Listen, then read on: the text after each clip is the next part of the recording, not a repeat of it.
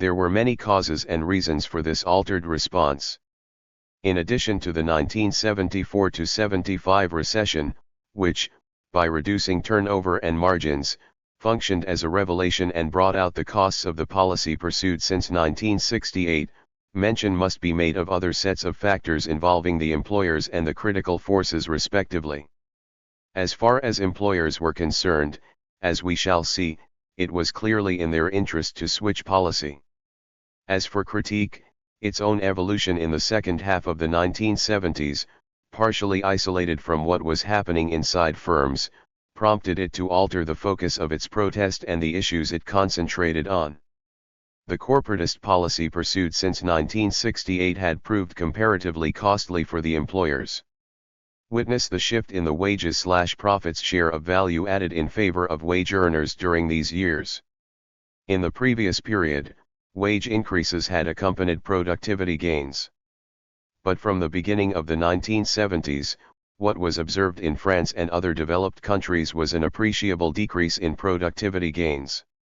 In the second half of the 1970s, the periodic reports of the CERC thus indicated that the purchasing power of wage earners was outstripping progress in productivity, and income distribution was hobbling returns to capital. 62 The gains in terms of job security also involved a significant cost, corresponding to greater socialization of risks and an enhancement of firms' responsibility for the consequences of job insecurity. But the main problem facing employers was that, despite its cost, the corporatist policy had not produced the anticipated results. It had neither restored social peace, nor, above all, halted the process of disruption of production. On the one hand, the major union federations, while negotiating important national agreements, were reluctant to help establish the new contractual forms of professional relations at which the social policy of the new society was aimed, and retained the achievement of socialism as their objective, even though the term had very different meanings for the CGT and the CFDT. On the other hand, on the ground spontaneous strikes proliferated, over which the unions could no longer guarantee control. As a result, Jean-Marie Clerc wrote, on the basis of the daily reports by factory inspectors, we can speak of a new type of dispute, whose main characteristic is that it is unexpected, disconcerting throughout its duration and hence unpredictable. The same author referred to a hardening in employers' responses, increasingly tough reactions involving frequent recourse to lockouts. 63 Something else was needed to reassert the control over firms that appeared doubly imperative, on the one hand because work was constantly disrupted, on the other because the costs of such disruption were very high, doubtless even higher than the costs of the new gains that had been secured. We find in Olivier Pasteur's article an attempt to calculate, on the basis of disparate indicators, the costs entailed by absenteeism, delays, turnover, obstruction, defective work, below average productivity, strikes and criticisms, protests, or temporary stoppages in the workplace. 64 Drawing on various sources, Pasteur concludes that factoring in these costs requires doubling or tripling the wages bill, or, according to other estimates, that they represent between 8.5 and 10.6% of firms' turnover, or around 60 billion francs, corresponding to more than 4% of GDP. To the costs attributable to the disruption of work must be added the increase in costs of control, which are difficult to quantify but no doubt appreciable. Employers' interest in working conditions also derived from a simple, realistic analysis. Repetitive tasks, bereft of responsibility or autonomy, timesheets, and the scientific organization of work were no longer accepted to a young, highly educated workforce. In addition to a rebellion by the young, already mentioned, employers feared a manpower shortage in these years of full employment, with young French people refusing to do the hardest, most thankless jobs, and having to resort to immigrant labor. Like political officials, employers operated on the assumption of a reduction in or halt to immigration. 65 We find this issue clearly set out in a CNPF report of November 1971 on the problem of semi- and unskilled workers. The author's starting point is the idea that it is not unreasonable to suppose that in a few years there will be jobs which it will be impossible to find anyone to do. Certainly, it is possible to call on women, whose natural adaptation to repetitive, simple tasks is superior to that of men. But with women one encounters a prejudice on the part of managerial staff, who reckon that female employment is too expensive, particularly on account of absenteeism. Has thought ever been given to the possibility, retorts the author of the report, that a fuller economic calculation would doubtless demonstrate that when the problems of adaptation, the alterations necessitated by the poor quality of the work, and the irregularity of output are factored in, employing a sometimes highly uneducated foreign workforce is infinitely more costly. 66.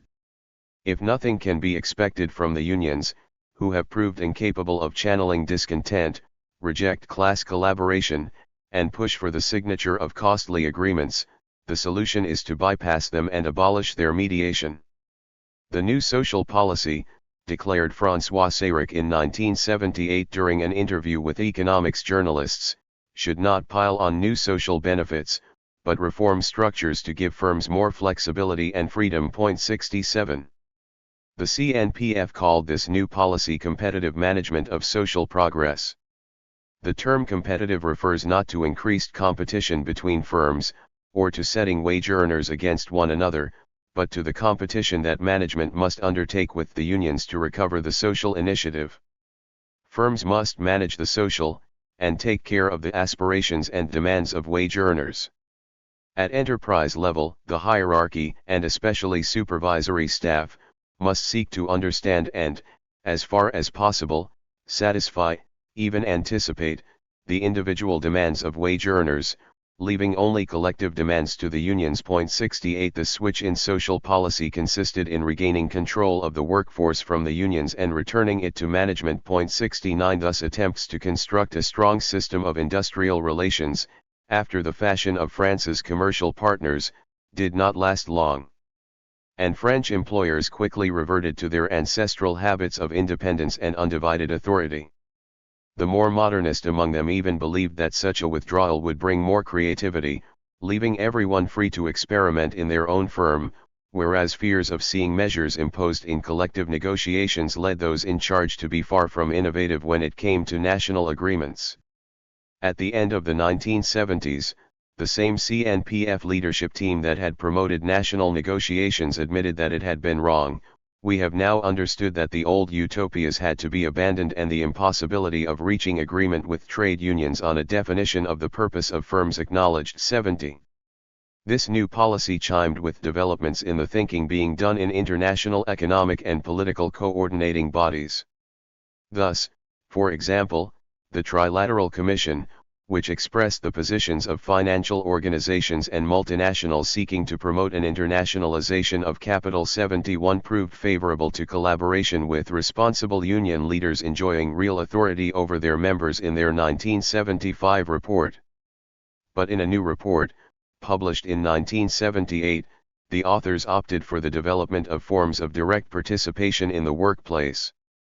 Recognition of the deficiencies of authoritarian management on the one hand and the limitations of representative systems on the other has led to the development of what Professor Trist calls work-linked democracy. The focus of this approach is on replacing authoritarian management with semi-autonomous work groups, which have the responsibility to manage the jobs carried out by the group. The manager at all levels becomes much more of an exemplar and supplier of technical expertise, more of a democratic leader than a dictator.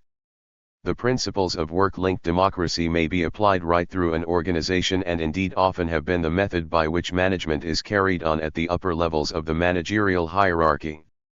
They are a central element in the Japanese Ring-Isaido method of decision-making. 72. Such a switch in strategy would not, however, have been possible without a concomitant alteration in the critical forces themselves, albeit for largely independent reasons. In particular, the weakening of the CGT in the second half of the 1970s, with the closure of a number of industrial sites where it was the most strongly established union, a development that was not offset by equivalent progress in new occupations in the tertiary sector, reduced the intensity of the critical pressure of quantitative demands, to which the CGT was more committed than the CFDT. and it freed up a space for discussion of qualitative demands at the very moment when the employers themselves began to think that their interests lay in displacing the social question onto the problem of working conditions.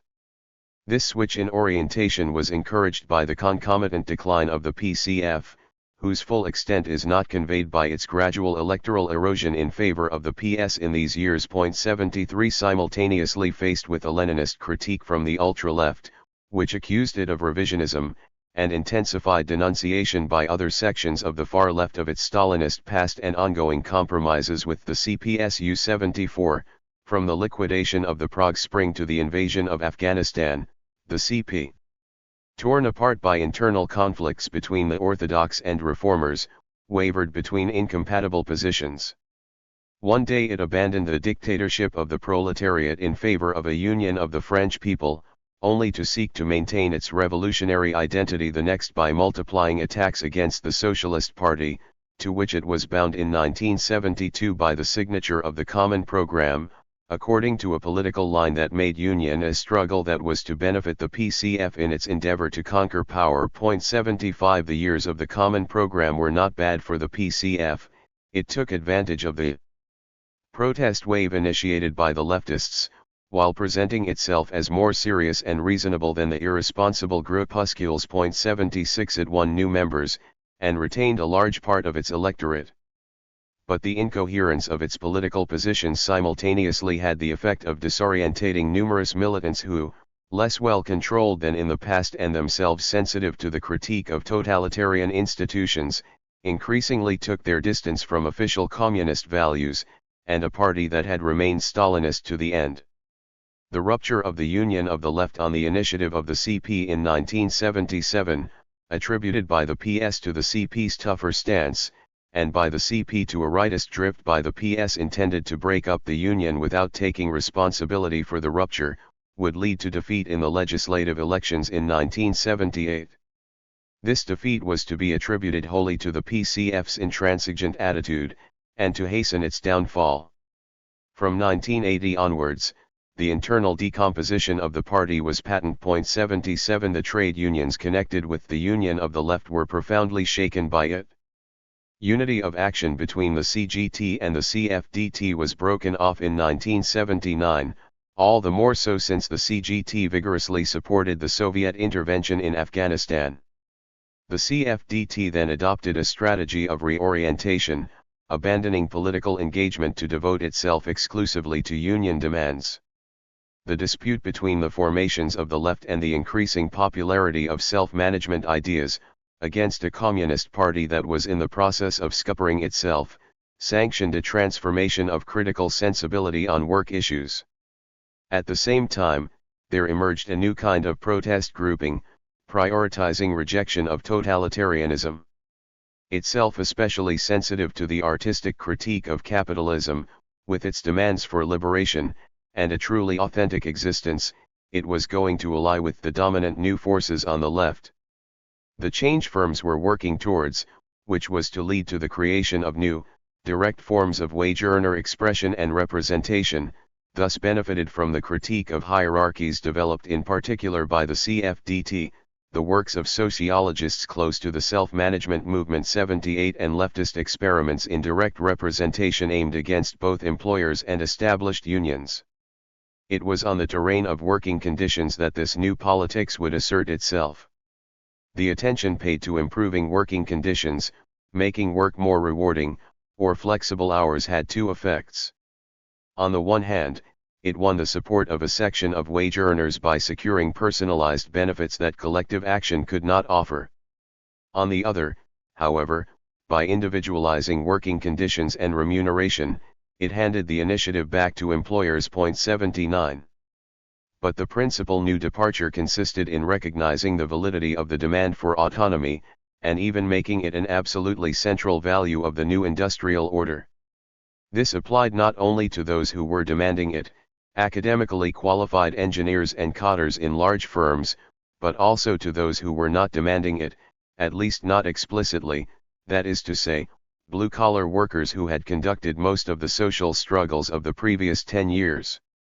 Measures aimed at giving wage earners greater security were replaced by measures directed towards relaxing hierarchical control and taking account of individual potential. In a political reversal, autonomy was, as it were, exchanged for security. The struggle against the unions, and the concession of more autonomy and individualized benefits, were pursued with the same methods, that is, by changing work organization and altering productive processes. This affected the very structure of firms and, in particular, had the effect of dismantling organizational units and categories of persons, that is to say, the set of collectives on which critical bodies, particularly the unions, were based. As with the interpretation of the demand for student autonomy by Edgar IV, autonomy was construed here in the sense both of autonomy of persons and autonomy of organizations. 80 The world of work now contained only individual instances connected in a network. Restoring control over firms, employers' key objective in this period, was not achieved by increasing the power of the hierarchy, the length of hierarchical lines, and the number of accounting tools or bureaucratic directives. It was secured thanks to a break with previous modes of control and an assimilation of demands for autonomy and responsibility hitherto regarded as subversive. To oversimplify, we can say that this change consisted in substituting self-control for control and, consequently, in externalizing the very high costs of control by shifting the burden from organizations onto wage earners.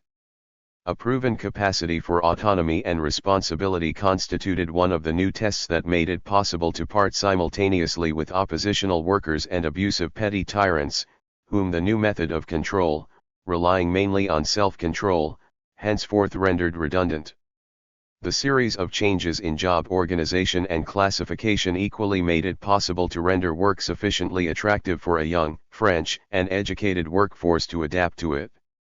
We find an inventory of the changes effected in a series of writings that attest to the intense intellectual effort undertaken by employer experts, and to the vast number of experiments in firms. The 4es Assises Nationales d'Entreprise d'October 1977, which presented in the form of index cards several hundred innovations introduced over the course of the decade in firms, medium or large, marked the first large-scale public manifestation of the spirit of '68 in the world of the employers. In his preface, François Sayric sketched a liberal interpretation 81 of the leftist criticisms directed at both the rigidity of industrial-style planning and the hierarchical forms of the domestic world. The reality of firms was diverse, fluid, differentiated, refractory by its very nature to rigid, abstract organizational formulas, to pre-established schemas, and the firm was the privileged site of social innovation, creative imagination, free initiative. The two thick volumes were divided into 6 chapters. Thus, for example, in the chapter on improvement in working conditions we find an experiment conducted in a Rouen metallurgy firm from 1974 onwards, consisting in the abolition of assembly line work in the assembly of electronic terminals, in order to afford everyone greater autonomy, or again, the establishment of assembly units at Peugeot from 1973, accompanied by a modification of hierarchical structures in order to reduce the number of levels of command and enhance workshop autonomy. 82A firm making industrial fans explained how it had been able to restore a taste for technical progress, in an improved social climate, to a workshop that was in a bad technical condition and socially unstable, by constituting work groups led by an outside consultant. The chapter on reform of working hours is especially informative, indicating the strategically crucial character of hours both for winning over wage earners and for paving the way for greater flexibility, despite union reservations. In this chapter, we find numerous experiments in variable hours, part-time work, the flexible week, the staggering of holidays, adjusted retirement, and so on. An electronics firm employing 650 people describes an experiment in free time and autonomous teams.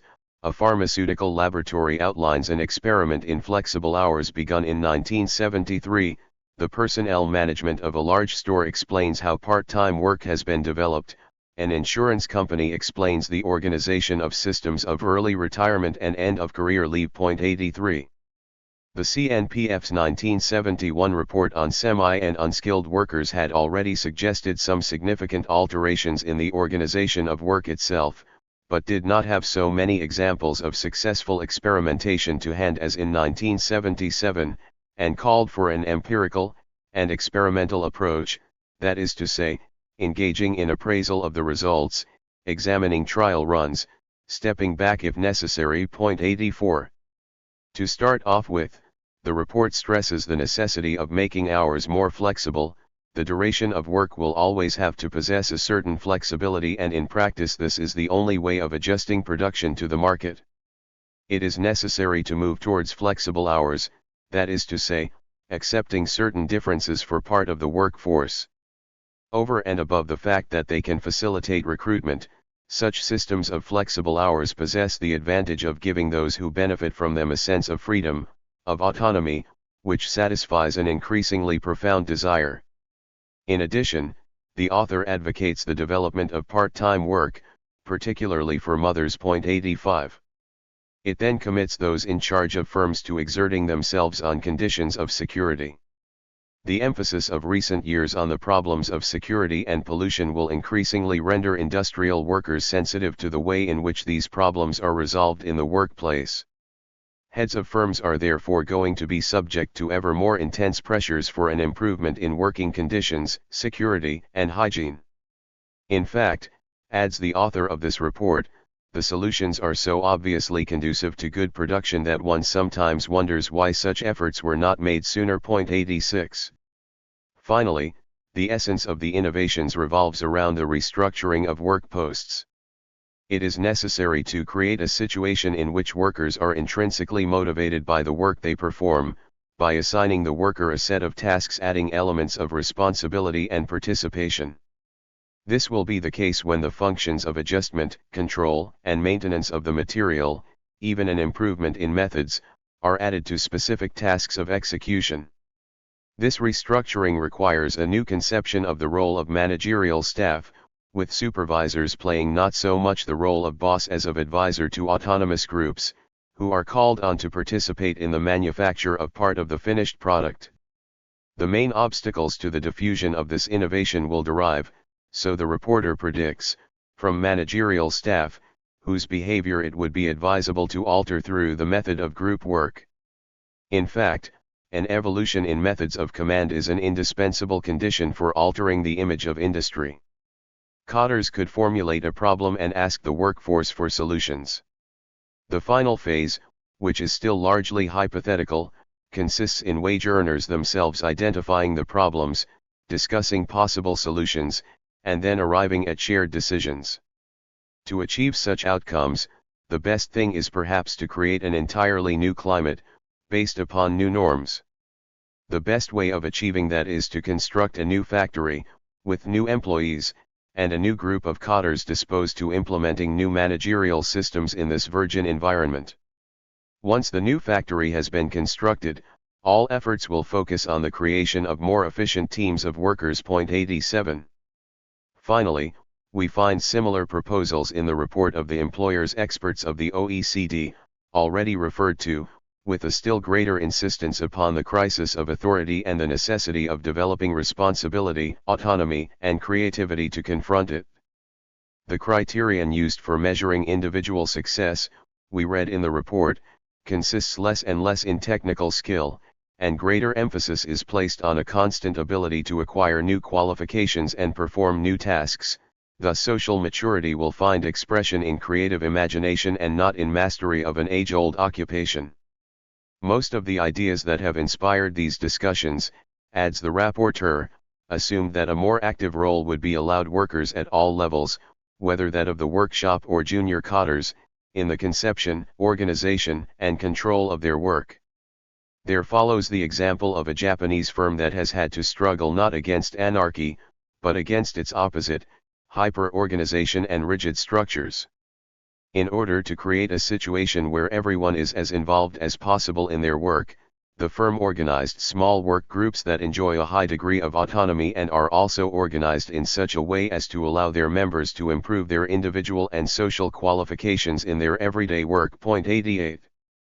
Thus, As early as 1971, on the occasion of this reflection on working conditions, most of the mechanisms whose diffusion was generalized during the second half of the 1980s were conceived, and then tested out.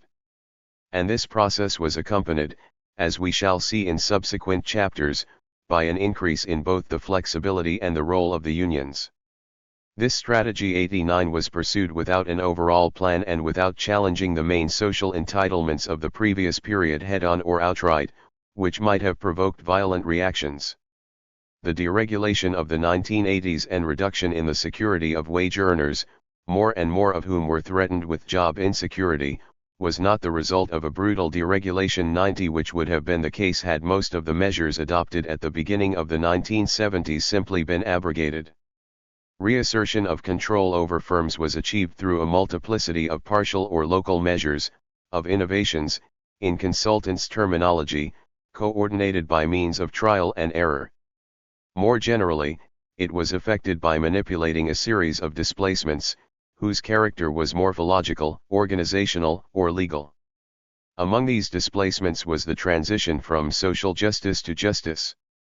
These multiple shifts changed the nature of the stakes, the terrain on which tests were staged, the characteristics of the persons confronting each other in them, and the forms of selection that resulted from them.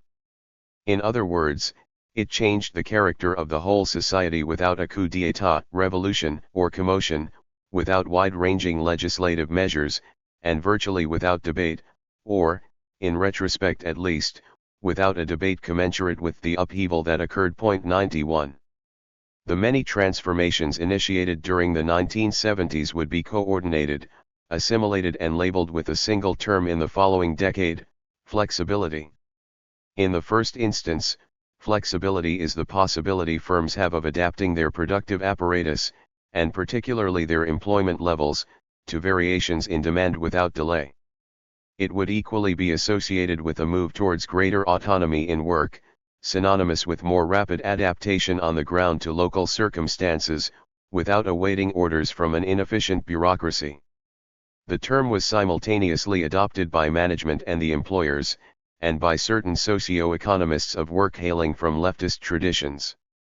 Abandoning their erstwhile critical stance, these socio-economists proceed as if the necessity of flexibility, characterized as dynamic, as a new form of totalization, imposed itself as self-evident. 92 For a decade, that is to say, until the re-emergence of a large-scale critical movement at the end of 1995, flexibility was pressed in a narrative that would ossify with time, conferring a simultaneously anonymous and inevitable character on the developments of the last 20 years, in accordance with an organicist or Darwinian vision of history. This process without a subject, willed by no one, was supposedly the product of a collective reflex of adaptation in a situation whose external causes imposed themselves on agents, or, rather, on structures, that were condemned to change or disappear. Oil shocks, globalization, the opening of markets, the growing strength of the newly industrializing countries, new technologies, changes in consumer habits, diversification of demand, increasing rapidity of the life cycle of products, these had brought about an exponential increase in uncertainties of all sorts. And they condemned the ponderous, rigid industrial systems inherited from the Taylorist era, with its concentrations of workers, its smoking, polluting factory chimneys, its unions and welfare states, to inevitable decline. What disappeared from general commentaries on the evolution of society was something that seemed obvious to a number of analysts in the second half of the 1970s. The way changes in work organization and the condition of wage labor made it possible to reverse a balance of power which was relatively unfavorable to the employers at the start of the period, and to increase control over work without a commensurate increase in supervision costs. 93. Paradoxically, the consensus on flexibility was furthered by the socialists' arrival in government and the integration of new economic experts into the state. On the one hand, these experts established a compromise between the demand for flexibility and themes derived from the left or the extreme left.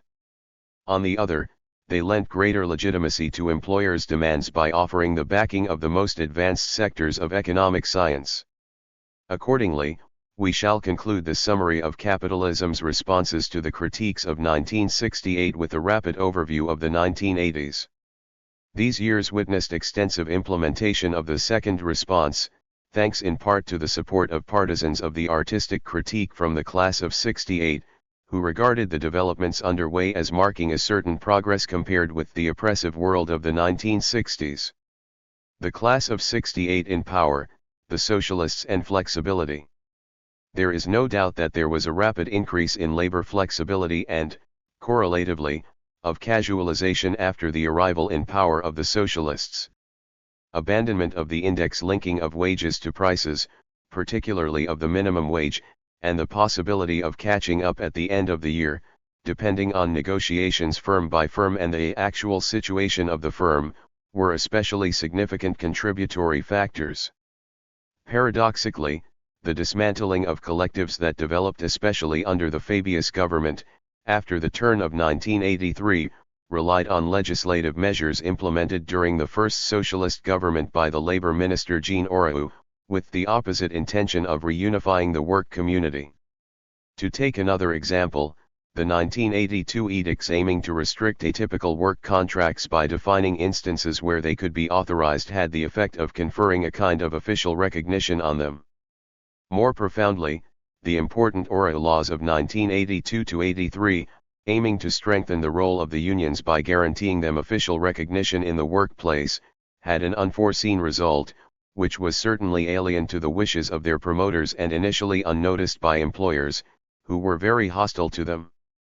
They favored casualization and individualization of working conditions, by displacing negotiations to enterprise level. By giving consultative powers to works councils and making the holding of annual negotiations at enterprise level obligatory, the Auroux laws had the unintended effect of wrecking the hitherto centralized character of the industrial relations system. Between 1982 and 1986, the number of agreements reached at branch level fell by half, while the number reached at enterprise level more than doubled. 94 However, the unions, relatively powerful in national negotiating bodies, were often very weak locally, and this was even truer as one moves from the public or nationalized sector to large firms and, above all, small and medium-sized firms.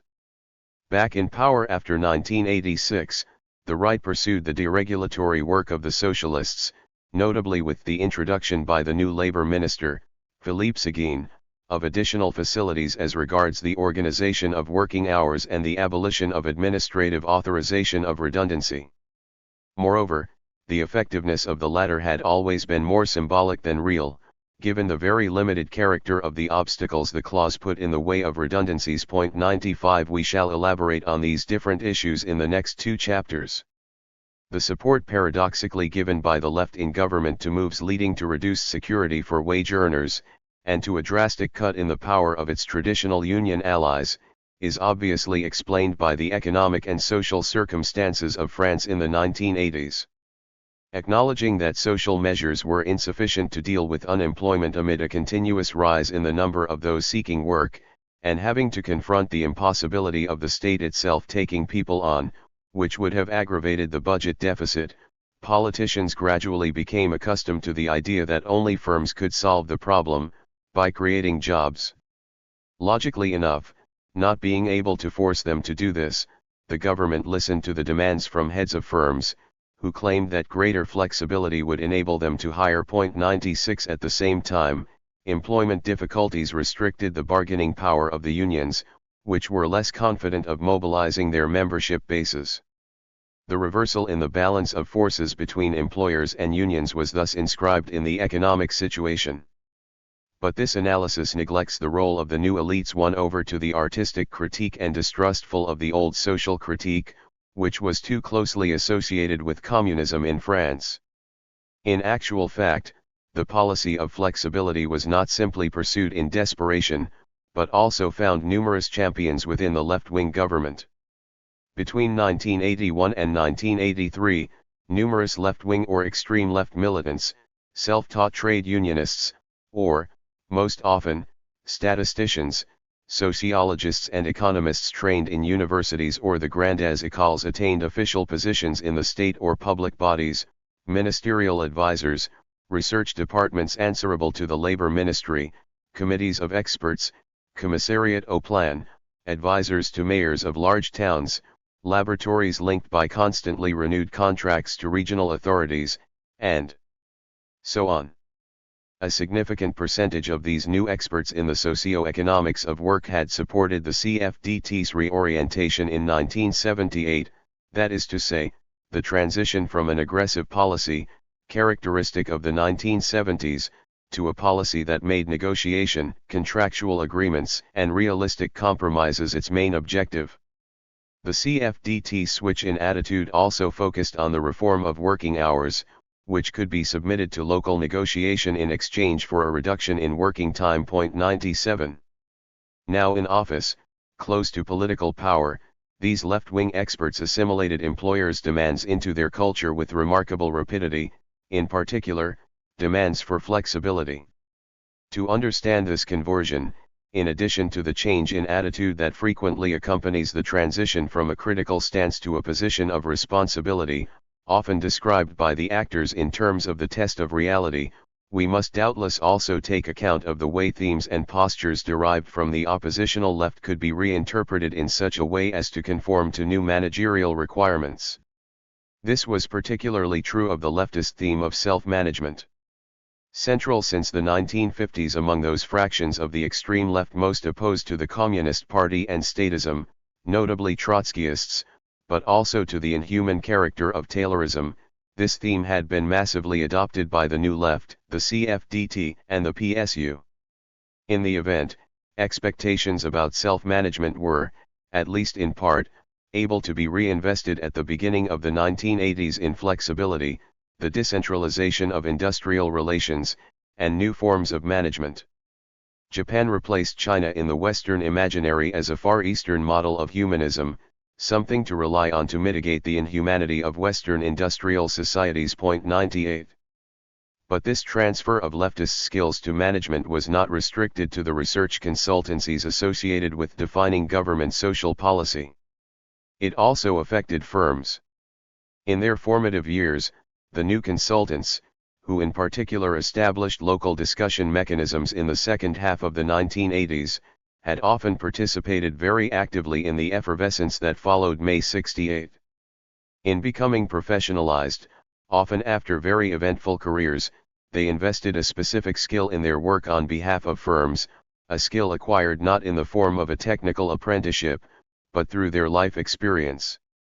Their professional value was now sustained by their very person, their experience in its most personal dimension, even, in the case of those for whom spiritual commitment had come to take precedence over political commitment, its most intimate dimension. 99 They had become experts in the Foucauldian critique of power, the denunciation of union usurpation, and the rejection of authoritarianism in all its forms, above all that of petty tyrants. Contrariwise, they specialized in humanist exaltation of the extraordinary potential secreted in each person, if only they were given consideration and allowed to express themselves, in the supreme value of direct encounters, personal relations, particular exchanges, and in the proselytizing adoption of an attitude of openness, optimism, and confidence in the face of life's ups and downs, which were invariably beneficial. Finally, we must mention the rise of another group of experts, whose profile differed from that of the former soixante-huitards, but whose entry into dominant positions in administration and circles close to political power facilitated the socialists' turn in 1983–84, and the institution of the policy of competitive deflation. As Bruno Joubert and Bernard Thérèt observe, the second half of the 1970s had been marked by the advent of a new politico-administrative elite, issued from the École Nationale d'Administration, the Polytechnique, and ENSI, ready to replace the old community of planners around Claude Groussin, which had dominated the Plan and the Institut National de la Statistique et d'études économiques, especially its forecasting department, during the 1950s and 1960s. This group, composed of top-level economists, rooted the legitimacy of its expertise in its acknowledged authority in the international field of econometrics and microeconomics, dominated by Anglo-American academics. Starting from the mid-1980s, marked by the decline of the plan, which was transformed into research departments with uncertain assignments.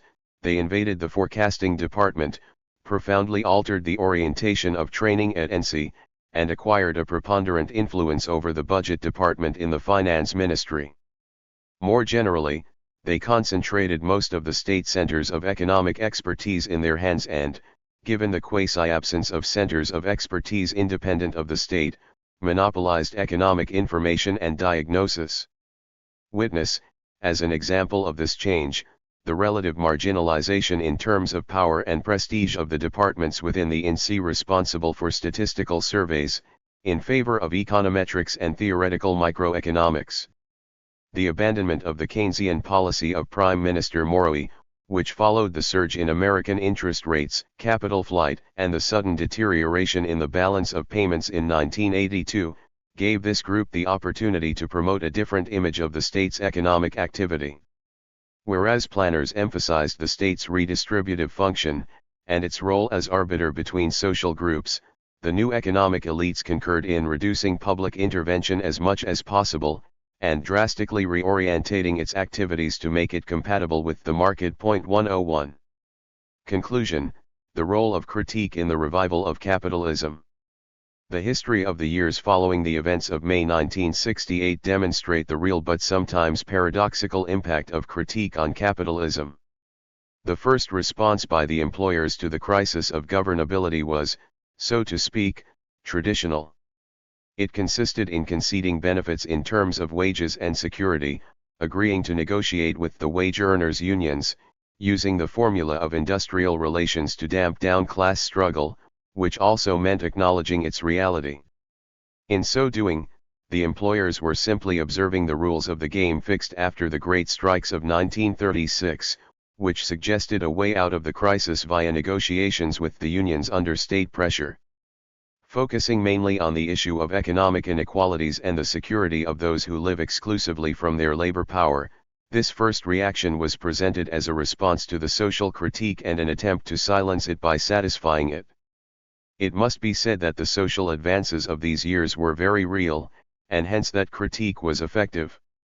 Even so, it is also clear that the additional costs entailed by these benefits, combined with a more difficult economic situation, prompted those in charge of firms to look for new solutions, all the more so in that the level of criticism they had to face did not seem to drop despite the concessions. They then gradually introduced a series of innovations in the organization of work, with the dual objective of meeting another series of demands and bypassing the unions, which were patently unable to channel such demands, and were often outflanked by them. The effect of these new operational methods, which took the form of a mass of micro-developments and micro-displacements, was to render many of the provisions of labor law null and void in practice, even though they had not been repealed. This process was widely encouraged by a significant number of the protesters of the era, who were especially sensitive to the themes of the artistic critique, that is to say, the everyday oppression and sterilization of each person's creative, unique powers produced by industrial, bourgeois society. The transformation in working methods was thus effected in large part to respond to their aspirations, and they themselves contributed to it, especially after the left's accession to government in the 1980s. Once again, one cannot fail to stress the fact that critique was effective. Correlatively, however, at the level of security and wages various gains of the previous period were clawed back, not directly, but via new mechanisms that were much less supervised and protective than the old full-time, permanent contract which was the standard norm in the 1960s. Autonomy was exchanged for security, opening the way for a new spirit of capitalism extolling the virtues of mobility and adaptability, whereas the previous spirit was unquestionably more concerned with security than with liberty.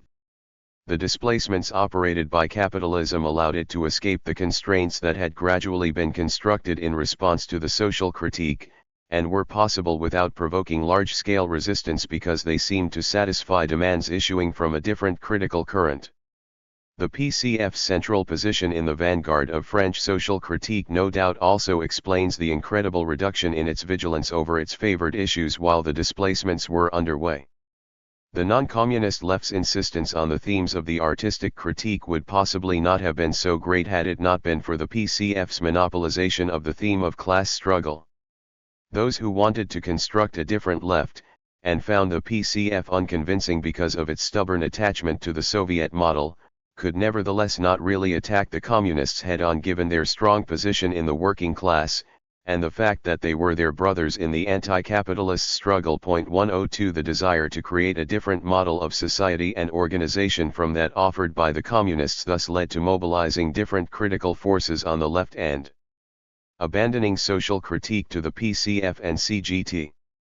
Social critique would thus accompany communism in its downfall, and no one would agitate in the short term to revive it, out of undue fear on the right, but also no doubt on the left, of seeming to want to give a new lease of life to a party that most people wanted to be shot of. This abandonment of the social terrain by a significant component of critique, and its occupation by a movement that was deemed more archaic with every passing day, and increasingly discredited, certainly facilitated recouping on this terrain what had been conceded on the front of the artistic critique. The fact that some successes were simultaneously achieved by the artistic critique, with the shift in the focus of protest onto questions of mores or ecological type problems, helped to conceal the growing disaffection with the bodies on which decades of conflicts had conferred a sort of legitimate authority, for the level of contestation generally remained high. The fact that critique focused on new areas did not seem to endanger the advances made on the old front. Thus there is another way of explaining the transformation of capitalism and the emergence of a new set of values intended to justify it besides discourses on the inexorability of adaptation to new competitive conditions. Just as likely to inform us about the springs of change is an analysis of the critiques capitalism faced, which are more or less vigorous depending on the period, more or less focused on certain themes while neglecting others, more or less internally constrained by their own history, combined with research into the solutions advanced to silence them, without formally quitting the rules of the democratic game. 103. What we have observed of the role of critique in the improvement, but also the displacements and transformations, of capitalism, which are not always conducive to greater social well-being, leads us to underscore the inadequacies of critical activity, as well as the incredible flexibility of the capitalist process. This process is capable of conforming to societies with aspirations that vary greatly over time, and of recuperating the ideas of those who were its enemies in a previous phase. 104. Thus the second spirit of capitalism, which emerged at the end of the 1930s crisis and was subject to the critique of mass communist and socialist parties, was constructed in response to critiques denouncing the egoism of private interests and the exploitation of workers.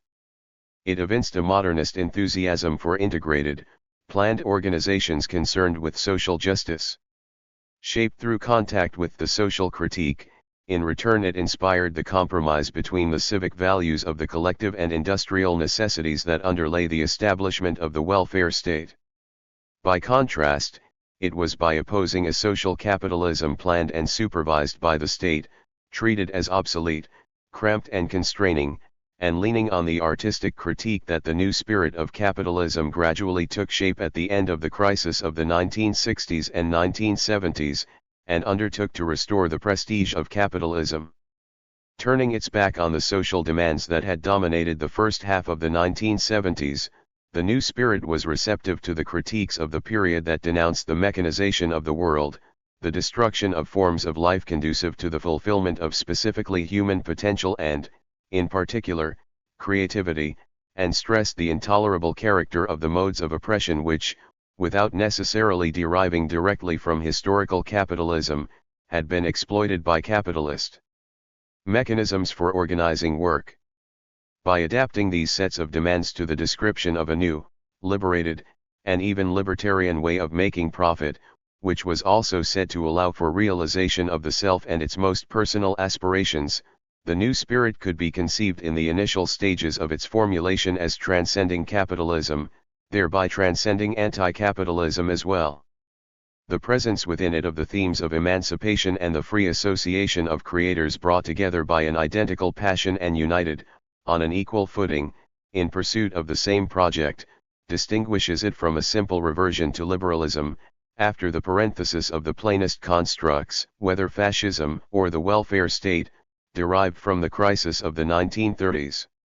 In fact, the new spirit of capitalism, at least in the initial years of its formation, did not lay stress on what constituted the core of historical economic liberalism, notably the requirement of competition in a self-sufficient market between separate individuals whose actions are coordinated exclusively by prices.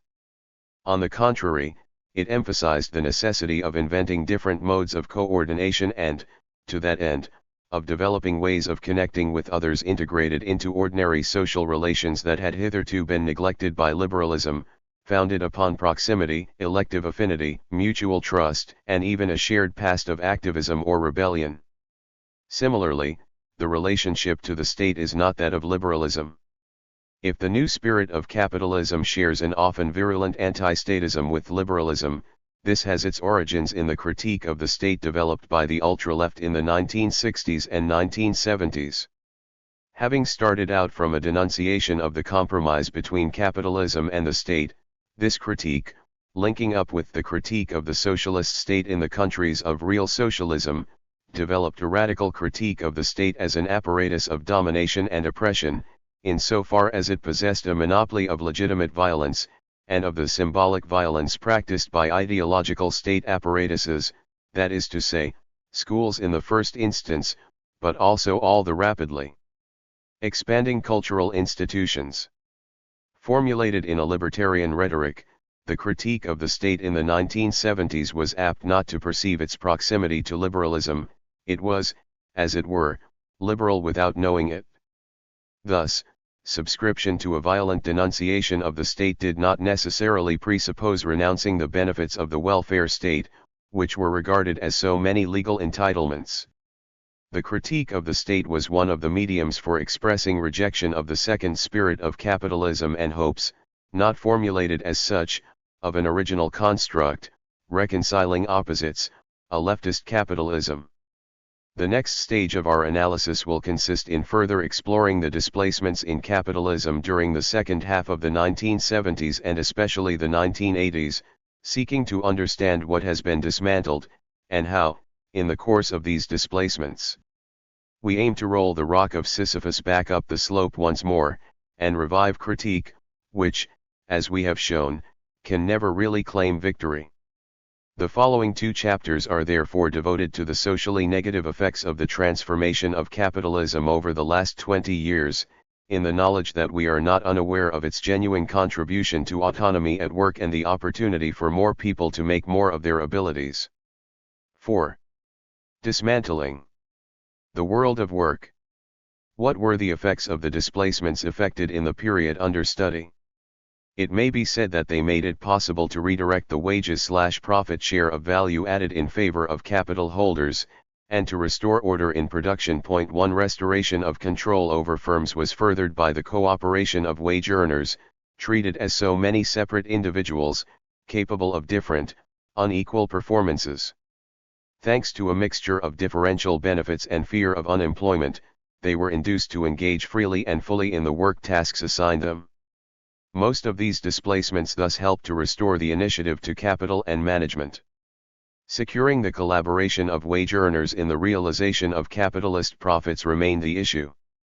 But whereas in the previous period, notably under pressure from the workers' movement, this had been sought through the collective, political integration of workers into the social order, and by a form of the spirit of capitalism that yoked economic and technological progress to the aim of social justice, it could now be achieved by developing a project of self-realization, linking the cult of individual performance and extolment of mobility to reticular conceptions of the social bond.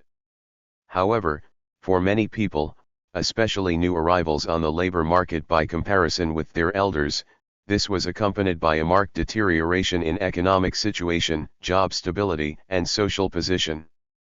That is why, after trying to identify the scale of the changes that occurred in firms, in this chapter we shall examine the different ways in which these changes acted on the world of work, creating the problems we are familiar with today. As for effects that may be deemed positive, If we take the critique of the Taylorism and mass production of 1930 to 70 as our reference point, for example, these have been brought out during our analysis of the arguments developed to elicit workers' mobilization in the new spirit of capitalism. 1. On the range of the transformations involved. One of the main targets of firms' new strategy was, as we have seen, a significant increase in what from the 1980s onwards was called flexibility. In particular, this makes it possible to transfer the burden of market uncertainty onto wage earners, but also subcontractors and other service providers. It breaks down into internal flexibility, based upon a profound transformation in the organization of work and the techniques employed, and external flexibility. The latter presupposes a so-called network organization of work, wherein lean firms seek the resources they lack from among a profusion of subcontractors, as well as a labor force that is malleable in terms of employment, working hours, or the duration of work. Point 2. Changes in the internal organization of work. As we have seen, interpretation of the crisis of capitalism as a crisis of Taylorism had, since the beginning of the 1970s, prompted a number of initiatives by employers to change the organization of work. These changes continued and accelerated during the 1980s. If it is more than likely that dispositions and practices did not evolve as rapidly as the management works featuring in our corpus assume, particularly when it comes to the importance of the principle of hierarchy and the ability to introduce wage earner participation and discussion, experiments and initiatives nevertheless abounded. Point 3. But as with the introduction of Taylorism into France and the spread of assembly line work, the moment and pace of which are still the subject of debate among historians of work, it is not very easy to assess the scale of these changes, which affected firms very unevenly, depending upon their size and their sector of activity.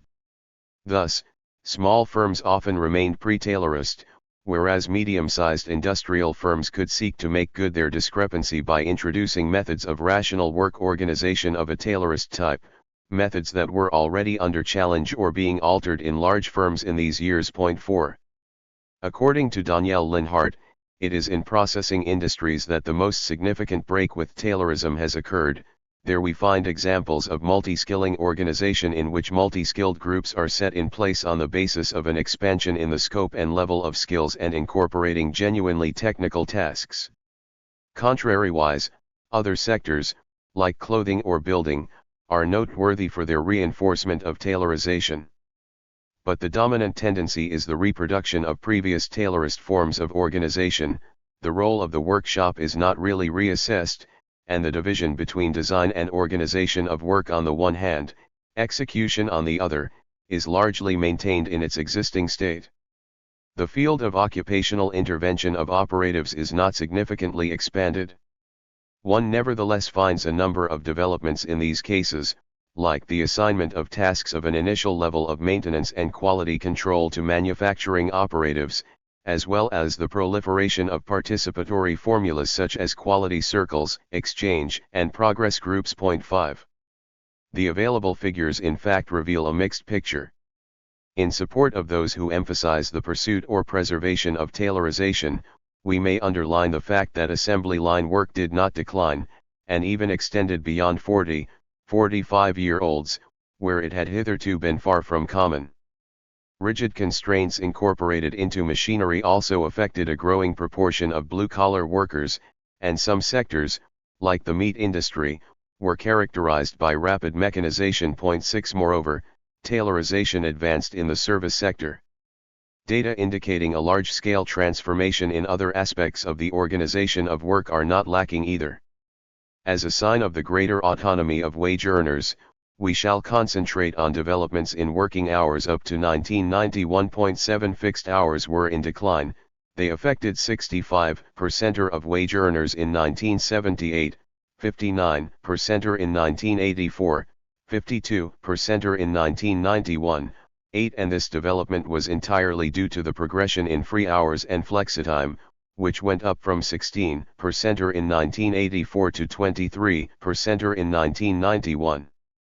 This freeing up of hours affected all socio-professional categories, but was more wide-ranging the more highly placed in the hierarchy people were. Free or flexible hours progressed by only 4 points for blue-collar workers between 1984 and 1991, whereas 13% or more cotters benefited from them, 8% or more of those in intermediate professions, and 6% or more white-collar workers. As for the development of workers multitasking, the proportion of workers undertaking tasks of maintenance and quality control progressed, respectively, from 56 to 66% and from 41 to 58% between 1987 and 1993. Continuous training also increased. In 1989, 1 firm in 2 sent a wage earner on a training course, compared with 1 in 3 in 1977.10. The survey conducted by Thomas Kutrot 11 enables us to estimate that in 1992, around 20% of plants had largely implemented the organizational innovations associated with the third spirit of capitalism, which means that it was already a far from marginal phenomenon. 23% were organized in just-in-time mode, 12.34% used quality circles, 27% had abolished a level of hierarchy, 11% employed quality norms of an international standardization organization variety, 13 and as many had autonomous groups.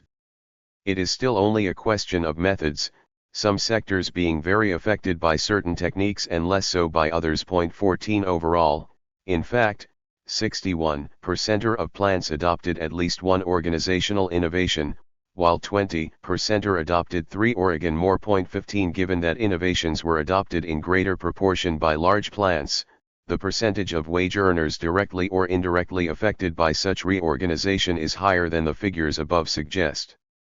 We may also assume that since 1992 the rate of penetration and impact on firms of these innovations has further increased. 16.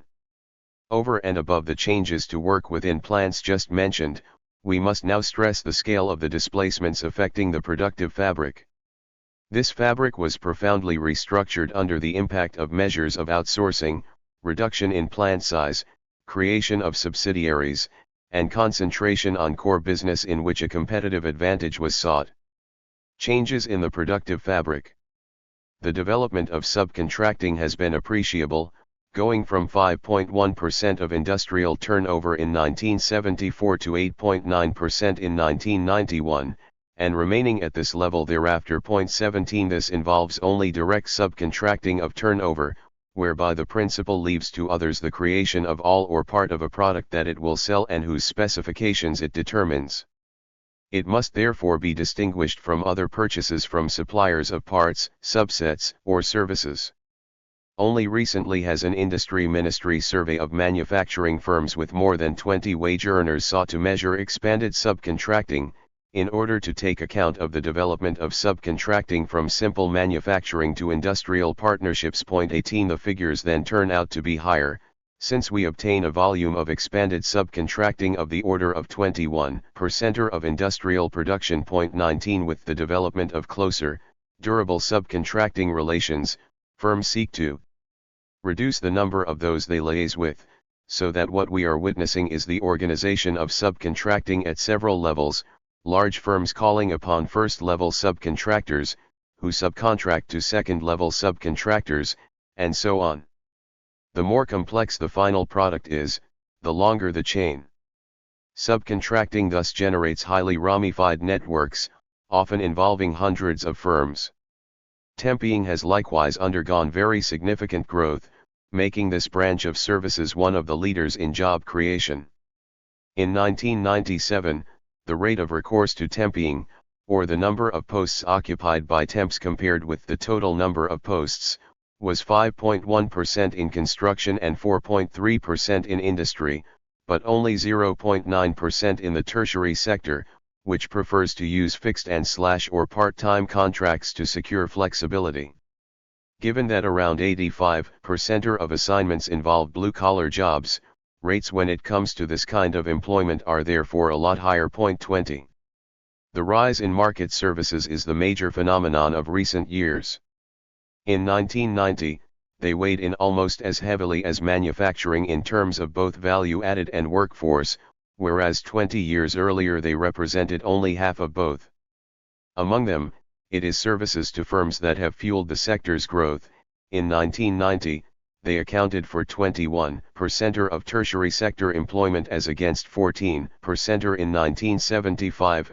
In 1970, households were consuming approximately as many services as firms, whereas the latter consumed 50% or more in 1990. In addition to the case of temporary work already referred to, another significant section of expanding services results from the outsourcing of functions of execution, and hence constitutes a shift of activities from industry towards services rather than genuinely new activities, with the possible exception of some workplace catering, whose requirements have developed. 21 The occupation of cleaner is thus one of the rare jobs for unqualified workers to have experienced sustained growth. 22 In 1978, cleaning firms had 25% of the market, the remainder going to in-house cleaning. In 1988, they held 40%, and this share has gone on increasing since. 23 Two other categories of services profit from the move to outsourcing. On the one hand, conceptual services, partially replacing in-house teams and allowing the customers to benefit from high concentrations of expertise. On the other hand, services for rental goods, freeing firms of the burden of owning fixed assets or forming a new source of financing. 24 This general move to outsourcing helps to explain the growing share of small establishments in employment. Breaking, in fact, with the time-honored tendency towards a growth in the size of firms, the share of small and medium-sized enterprises in employment has expanded since the mid-1970s. Establishments with more than 500 wage earners accounted for 21% of the workforce at the end of 1975, against 11% in 1996. Those with fewer than 10 wage earners, on the other hand, went up from 18% to 26% in the same period. 25 Many firms without wage earners, that is to say, involving no one but the head of the firm, have been set up, accounting for a large proportion of the increase in the number of firms. This is especially true of the building industry, where the trend was effectively to transform wage earners into subcontractors. 26 Industrial employment, which lost 1 million people overall between 1980 and 1989, has above all declined in firms with more than 500 wage earners, whereas in firms with between 20 and 499 people it only fell by 10%.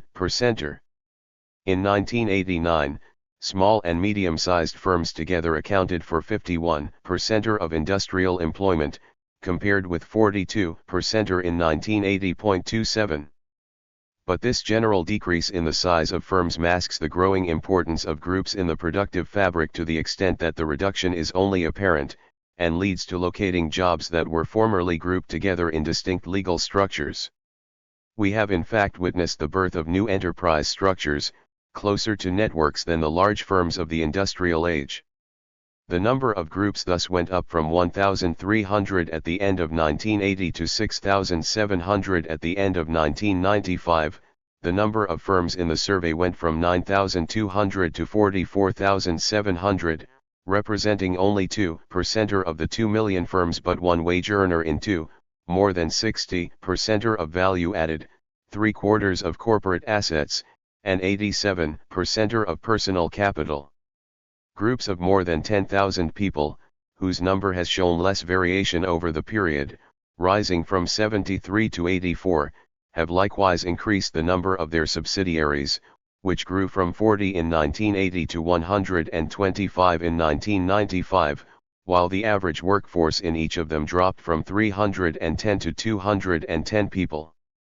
These large groups alone account for 1/4 of the labor force, half of fixed capital, and half of gross operating profits. In fact, 1 in 3 jobs in small and medium-sized firms depends upon a group. 28 The lesser concentration of the productive fabric is thus only apparent, in the sense that it disappears when the issue is formulated in terms of groups. 29 Moreover, the market share of the leader has grown in all sectors, rising on average from 16 to 22% between 1980 and 1987.30. This general restructuring was accompanied by an alteration in business portfolios, with each group concentrating on a few Activities where it seeks a position of strength on the market and purchasing from new service groups whatever does not pertain to its core business. Thus, between 1980 and 1987, groups lost 13% of their workforce in activities that disappeared or were abandoned and 11% in activities that they retained, while they increased their workforce by 17% viaduct activities that were new to them. 31. The share of groups varies from sector to sector. It appears notably weak in construction, services to private individuals, and stores, contributing to only 30% of value added. 32. These sectors, however, have undergone significant concentration in recent years.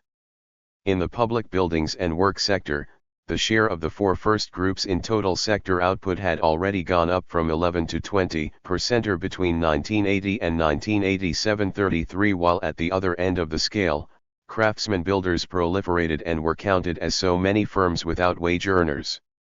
In the case of the retail sector, the development of hypermarkets is a major phenomenon, affecting independent small shopkeepers. 34. Who organized their own form of resistance by grouping in networks, in the manner of certain networks of hypermarkets like Leclerc and Intermarché. In particular, they share a central buying office, a shop sign and intangible investments of the advertising variety. Such creations of networks have something in common with a form of concentration, but they are virtually impossible to identify in the national statistics, except by conducting sectoral studies specifically designed to reconstruct them. 35. The pioneering study conducted in 1995 by the Retailing Department of the INSEE on the clothing trade allows us to calculate that genuinely independent retailing specializing in clothing accounts for only 31% of volume sales, which calls into question the idea of low concentration in the sector. This is even more the case given that the functions performed by the heads of networks of specialist shops are often so extensive that the networks can actually be regarded as quasi-firms. 36. The market share of the independents, as well as of trade fairs and markets, is in decline in a stagnant market, the advance of networks being the strongest of the different channels of distribution. 37. Networks are also common in the services for private individual sector, laundrettes, dry cleaning, hairdressing salons, property sales, hotels, car rentals, fast food, and so on. In the event of a specific study, this would lead us to adjudge the sector rather more concentrated than it appears from the size of firms alone, or the professed presence of groups. The convergence between these various pieces of evidence makes it possible to assess the influence of large-scale, coordinated economic bodies as being greater than ever in the French productive fabric, despite the seemingly increasing importance of medium-sized and small firms. This is why describing neo-capitalism as a development of the market economy misses the major phenomenon of a strengthening in the power of large or allied firms, with all markets gradually conforming to oligopolies, the largest units fighting each other at a global level and extending their implantation and network of partners beyond national borders. A market economy in the sense of partisans of liberalism, who make it the very model of efficient functioning, would presuppose a genuine proliferation of average-sized independent firms. The network image used by management authors seems better suited to the new situation: more numerous groups, composed of a large number of small units, resorting to subcontractors that are not necessarily more numerous in each instance, but are more integrated into the running of the head firm, and in more diversified sectors, with the development of network forms making it possible to combine a position of market strength with flexibility. The impact of these new practices of work and enterprise organization on the condition of wage earners is rarely studied. The most accessible figures concerning, for example, casual jobs are related to the number of jobs, 38, or to socio-professional category. But the sectors, the size of establishment involved, and the development of practices are less often indicated, which comes down to saying that analysts who work on the national statistics do not systematically connect job insecurity with the practices of firms, and that it then becomes fairly easy to present it as an inevitable consequence of occupation, age, class, or education. In particular, this is attributable to the fact that in the INSEE, as in the ministries, firms and work are not studied by the same departments, and also that statisticians experience the utmost difficulty obtaining representative images of the new structures of firms and markets. 39 By contrast, our intention in the rest of this exposition is going to be to try to make the link between the displacements introduced into organizations since the 1970s and developments in the condition of wage labor. 2. The changes in work. Implementation of the displacements described above has led first and foremost to job insecurity. The casualization of employment. We owe to Thomas Coutrot's article cited above an attempt to link organizational innovations to the employment policy of the organizations concerned. Thus he notes that the adoption of innovations goes together with greater selectivity in personnel management.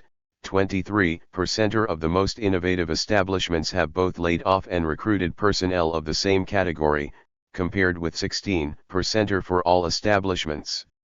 Even so, the turnover rate that measures the renewal of personnel as a percentage of total workforce, which Coutrot analyses as the result of a more or less strong desire on the part of employers to create loyalty, appears to be lower in innovative establishments, with the exception of those that practice just-in-time, than in the sum total of establishments.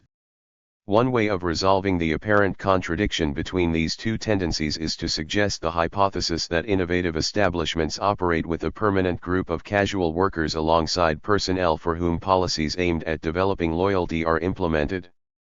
Displacements aimed at giving firms more flexibility have in fact had the consequence of producing job insecurity at the margins of the working population.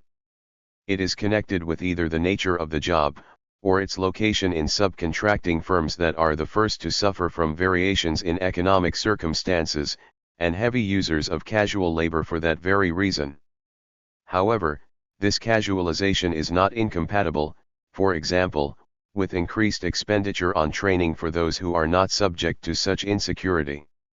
The current practice of employing the meticulously calculated minimum number of people to occupy permanent jobs, and using outside labor to fill the rest, has made possible, at the same time as a development of subcontracting, the development of temporary work. The number of temping establishments went up from 600 in 1968 to 1,500 in 1980, and then 4,883 in 1996.40 in 1997, a year when the volume of temping activity increased by 23%, or 1,438,000 people were reckoned to have performed at least one temping assignment. This represents the equivalent of 359,000 full-time jobs. 41 The temporary work enterprise Adecco thus became the premier private employer in France in 1997. Generally speaking, forms of temporary work developed appreciably in the second half of the 1980s. The total of temps, trainees, and fixed-term contracts increased from approximately 500,000 in 1978 to around 1,200,000 in 1989.42. In March 1995, they stood at more than 1,600,000, or a little under 9% of wage earners. 43 In 1997, their number increased still further. By mainly hiring staff for limited periods, employers establish a mobile manpower reserve. In 1992, temporary contracts represented nearly 8% of the waged workforce. Oregon almost twice as many as in 1985. In the event of a changed economic climate, firms can henceforth rely on this greater external flexibility. As early as 1991, they replaced nearly 20% of their personnel, compared with 12% in the mid-1980s. 44.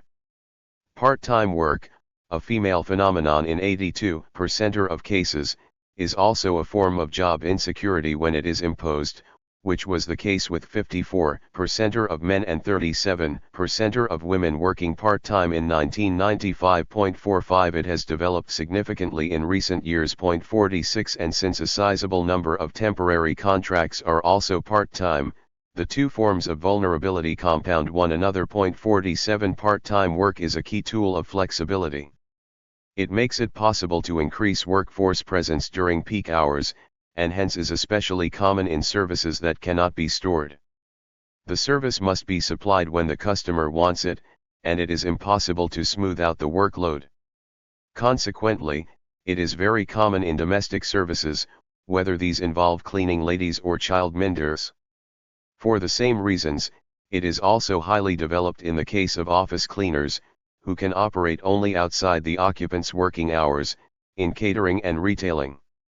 The search for greater flexibility and increased productivity have prompted firms to generalize short-term work contracts, inferior to half-time. This is the best way for them to adjust the volume of hours worked to variations in the workload. In peak periods, firms resort to extra hours which, unlike overtime, are not paid at a higher rate. 48. The use of working hours to create flexibility does not necessarily take the form of part-time work. The mechanism can equally operate in the opposite direction, and take the form of an increase in workloads beyond the legal schedule. Thus, while the working day was becoming shorter for some, it increased for others. 49. Similarly, the proportion of those working 5 days a week was in decline, in favor of those who worked fewer, or more, than 5 days. As early as 1980, Gerard Leoncon demonstrated that the proliferation of casual workers was the result of new strategies on the part of firms. These strategies were structured around 2 points: a new employment policy, making it possible for the employer to maintain a free hand, and a new policy of enterprise structures, such that employers, by outsourcing manpower, for example, could shield themselves as employer. In addition to the proliferation of job transfers and subcontracting, these strategies involve using the possibilities offered by company law in order to circumvent the constraints of labor law. 50. These new ways of operating were thus established by avoiding the normal job form. He analyzes in detail the series of processes that make it possible to achieve such a result. The employer endeavors to restrict his commitments in advance, the advantage of this being that it exempts him from offering severance pay.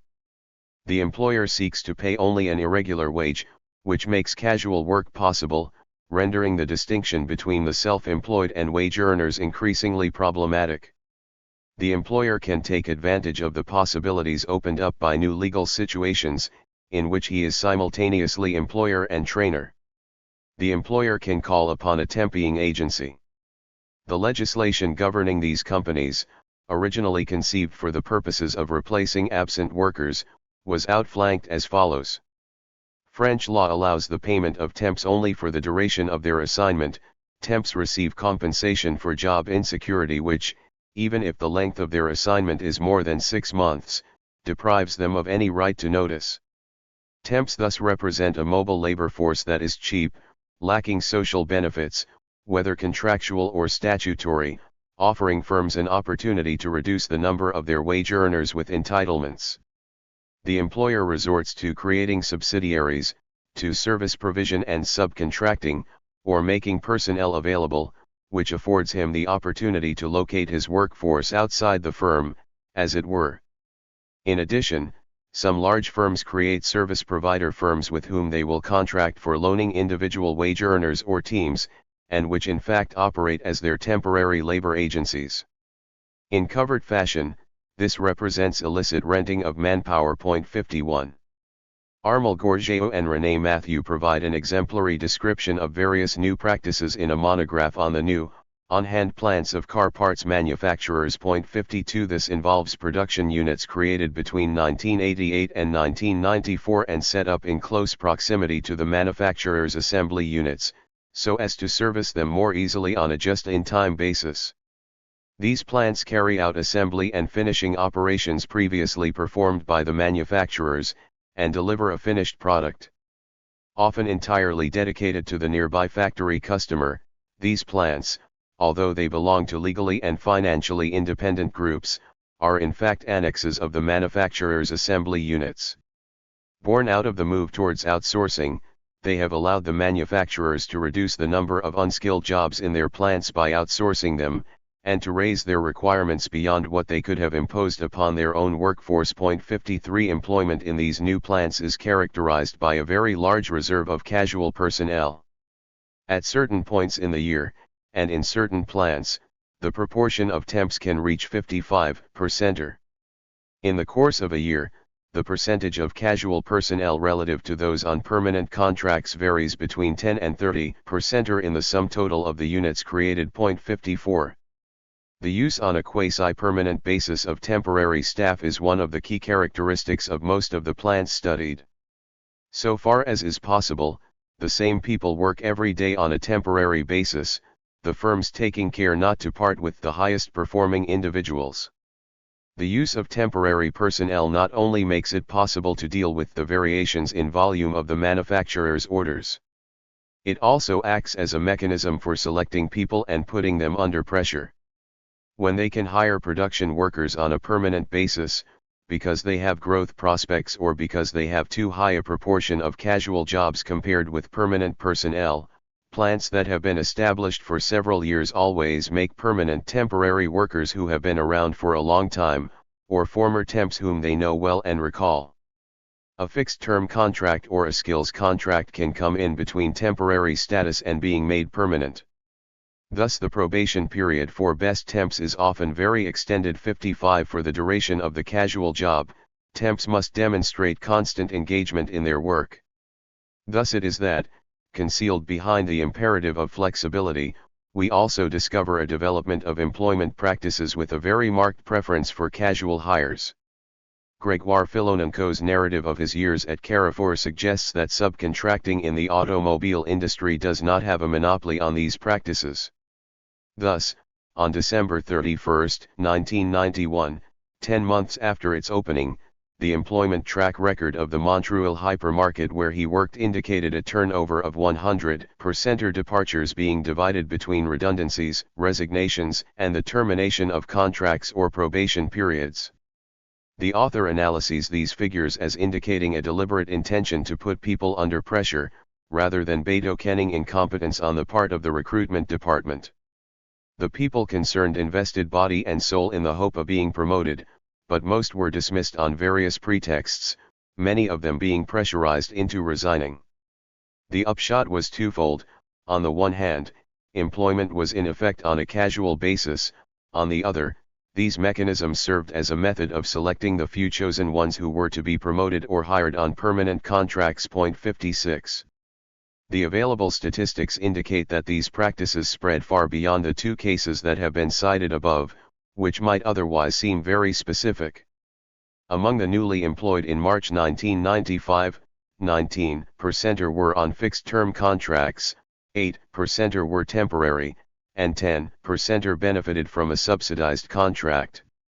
Between 1990 and 1994, the share of permanent contracts had fallen by 9 points, and that of part-time contracts had increased by 10 points. 57. In the context of employment policies justified by the pursuit of lower unemployment, the public authorities, while distancing themselves from the most radical forms of deregulation advocated in some quarters, embarked on the path of creating labor flexibility from the end of the 1970s. Abolition of administrative control of employment, withdrawal of the law in favor of negotiated agreements, facilitation of a revision in wage earners' individual and collective rights, reduction in workforce representation, proliferation of derogations from the principle of permanent employment, encouragement of part-time or occasional work. 58 Presumption of non-wage earning status. 59. In 1982, the reforms introduced into regulations concerning permanent contracts and temporary jobs aimed to reduce recourse to forms that were legitimately accused of marginalizing those who held them, and were scarcely compatible with the democratizing project contained in the ORA laws. But government policy gradually reverted to a doctrine less hostile to temporary hiring. In the unchanged legislative framework of 1982, various regulatory texts first of all extended the possibility of recourse to fixed-term contracts, and then the law of July 25, 1985 deliberately increased instances of resort to this form of casual employment as well as to temporary work. 60. In addition to these developments, inspired by the liberal critique that regards labor law as the main obstacle to respect for the right to work, came measures of a very different inspiration, aiming to intervene in the labor market, measures for subsidizing employment, which in part helped make labor more flexible, Since subsidized jobs represent the archetype of low-cost labor enjoying weak protection, 61 measures for reducing the demand for jobs through early retirement, which in return facilitated making older workers redundant. The social treatment of unemployment and measures in support of restructuring likewise had the unforeseen effect of putting firms in the clear. They opened the way to effective tactics from the moment that they guaranteed a kind of immunity to decisions to axe jobs. 62 There is no question here of us deploying the reactionary argument of the perverse effect, subjected to critical analysis by A.O. Hirschman. 63, according to which reformism is pointless, since reforms will have unanticipated, perverse effects that lead to a worse situation than obtained before the measures were taken. The sincerity of lawmakers' concerns about jobs is evident and, unless we engage in political fiction, we cannot know what would have happened had these interventions not occurred. Nevertheless, it must be said that in one respect they sanctioned and facilitated certain practices of exclusion and casualization implemented by firms, and that in another respect they registered the changed balance of forces on the job market. But if we consider their impact on the social structure as a whole, the casualization of certain jobs was not the only consequence of the displacements effected. Casualization also led to a segmentation of the wage-earning class and a fragmentation of the labor market, with the formation of a dual market, on one side, a stable, qualified workforce, enjoying a relatively high wage level and invariably unionized in large firms, on the other, an unstable, minimally qualified, underpaid and weakly protected labor force in small firms, dispensing subsidiary services. 64 In addition, the fact that the enduring handicaps produced by this casualization were concentrated on certain sections of the population accelerated the process of exclusion. The segmentation of the wage-earning class. The combined effects of the new entrepreneurial practices produced extreme diversity in the condition of wage labor, including among personnel employed on the same site, whose members may have a large number of employers and be managed according to different rules as regards wages, hours, and so on. The first work to bring out the divisive effects bound up with the development of subcontracting and casual jobs was the historic article by Jacques Magaud. 65 He takes the example of an establishment whose 500 wage earners come under 10 different employers. The office personnel depended directly on an economic interest group, the maintenance staff on a service company, the wage earners on the production line on the company itself, the canteen staff on a specialist catering company, the caretakers on a security company. The cleaning was carried out by a specialist company. 35 people came from 2 temping agencies, 6 cotters were waged employees of a sizable group with which the firm had made financial agreements. The author shows that such a situation was recent. 10 years earlier, the firm's 400 wage workers were employed by a single employer, and the transition had occurred imperceptibly, without anyone noticing anything. Drawing on J. Broda's work on the FOS-sur-Mer zone in the mid-1970s, Guycare makes the following distinctions as regards the nature of the employee link and the character of the employer: workers assigned on a permanent basis by service provision firms, workers assigned on a temporary basis by a subcontracting establishment in a principal establishment, temporary workers assigned by temping agencies, workers on fixed-term contracts directly hired by the establishment. J. Freycinet demonstrates that on this same site of Salmer at FOS, no fewer than 223 different firms could be identified at the end of the 1970s. 66. The outsourcing of employment thus leads to the coexistence within one and the same establishment of a mosaic of workforces, to which as many statutes apply as there are companies represented in the workplace, and this despite identical working conditions, despite the similarity of professional qualifications and the tasks performed, and despite unified real managerial power. 67. The most favorable statutes seem to be reserved increasingly for wage earners with a comparatively rare qualification, or with particular responsibilities. For other categories of wage earners, a more casual statute is appropriate, or a less favorable one. 68. Thus, in Gorgeo and Matthews' study 69, a certain number of blue-collar workers' jobs are deemed strategic, since customer satisfaction as regards quality and delivery depends on them. These jobs are held by personnel on permanent contracts, and the firm always has replacements. Those who hold them enjoy better grades and pay than the others, who must make do with the legal minimum wage and temporary contracts that are at best regularly renewed. State policies targeting categories eligible for subsidized employment, which attempt to manipulate cues to aid the categories in greatest difficulty, contribute to this phenomenon of labor market fragmentation. For they discriminate between job seekers who find themselves more or less highly valued depending upon their age, sex, qualifications, or the length of their unemployment. 70 More broadly, because policies geared to flexibility and intervention in the labor market have proceeded in tandem with continual reinforcement of the rights attaching to the typical work contract, the development of labor law has led to a profound segmentation within the wage-earning class between those who have a real job and those who are relegated to hire and fire and Social Security. 71 According to Alain Supiat's analysis, the new employment law establishes several job markets, that of managerial cadres, who combine the benefits of the wage-earning class and those of employers, that of ordinary wage earners, who in principle benefit from the wage-earning status in full, that of casual jobs, which are de jure or de facto deprived of the rights attached to long-standing presence in the firm, and finally that of subsidized jobs.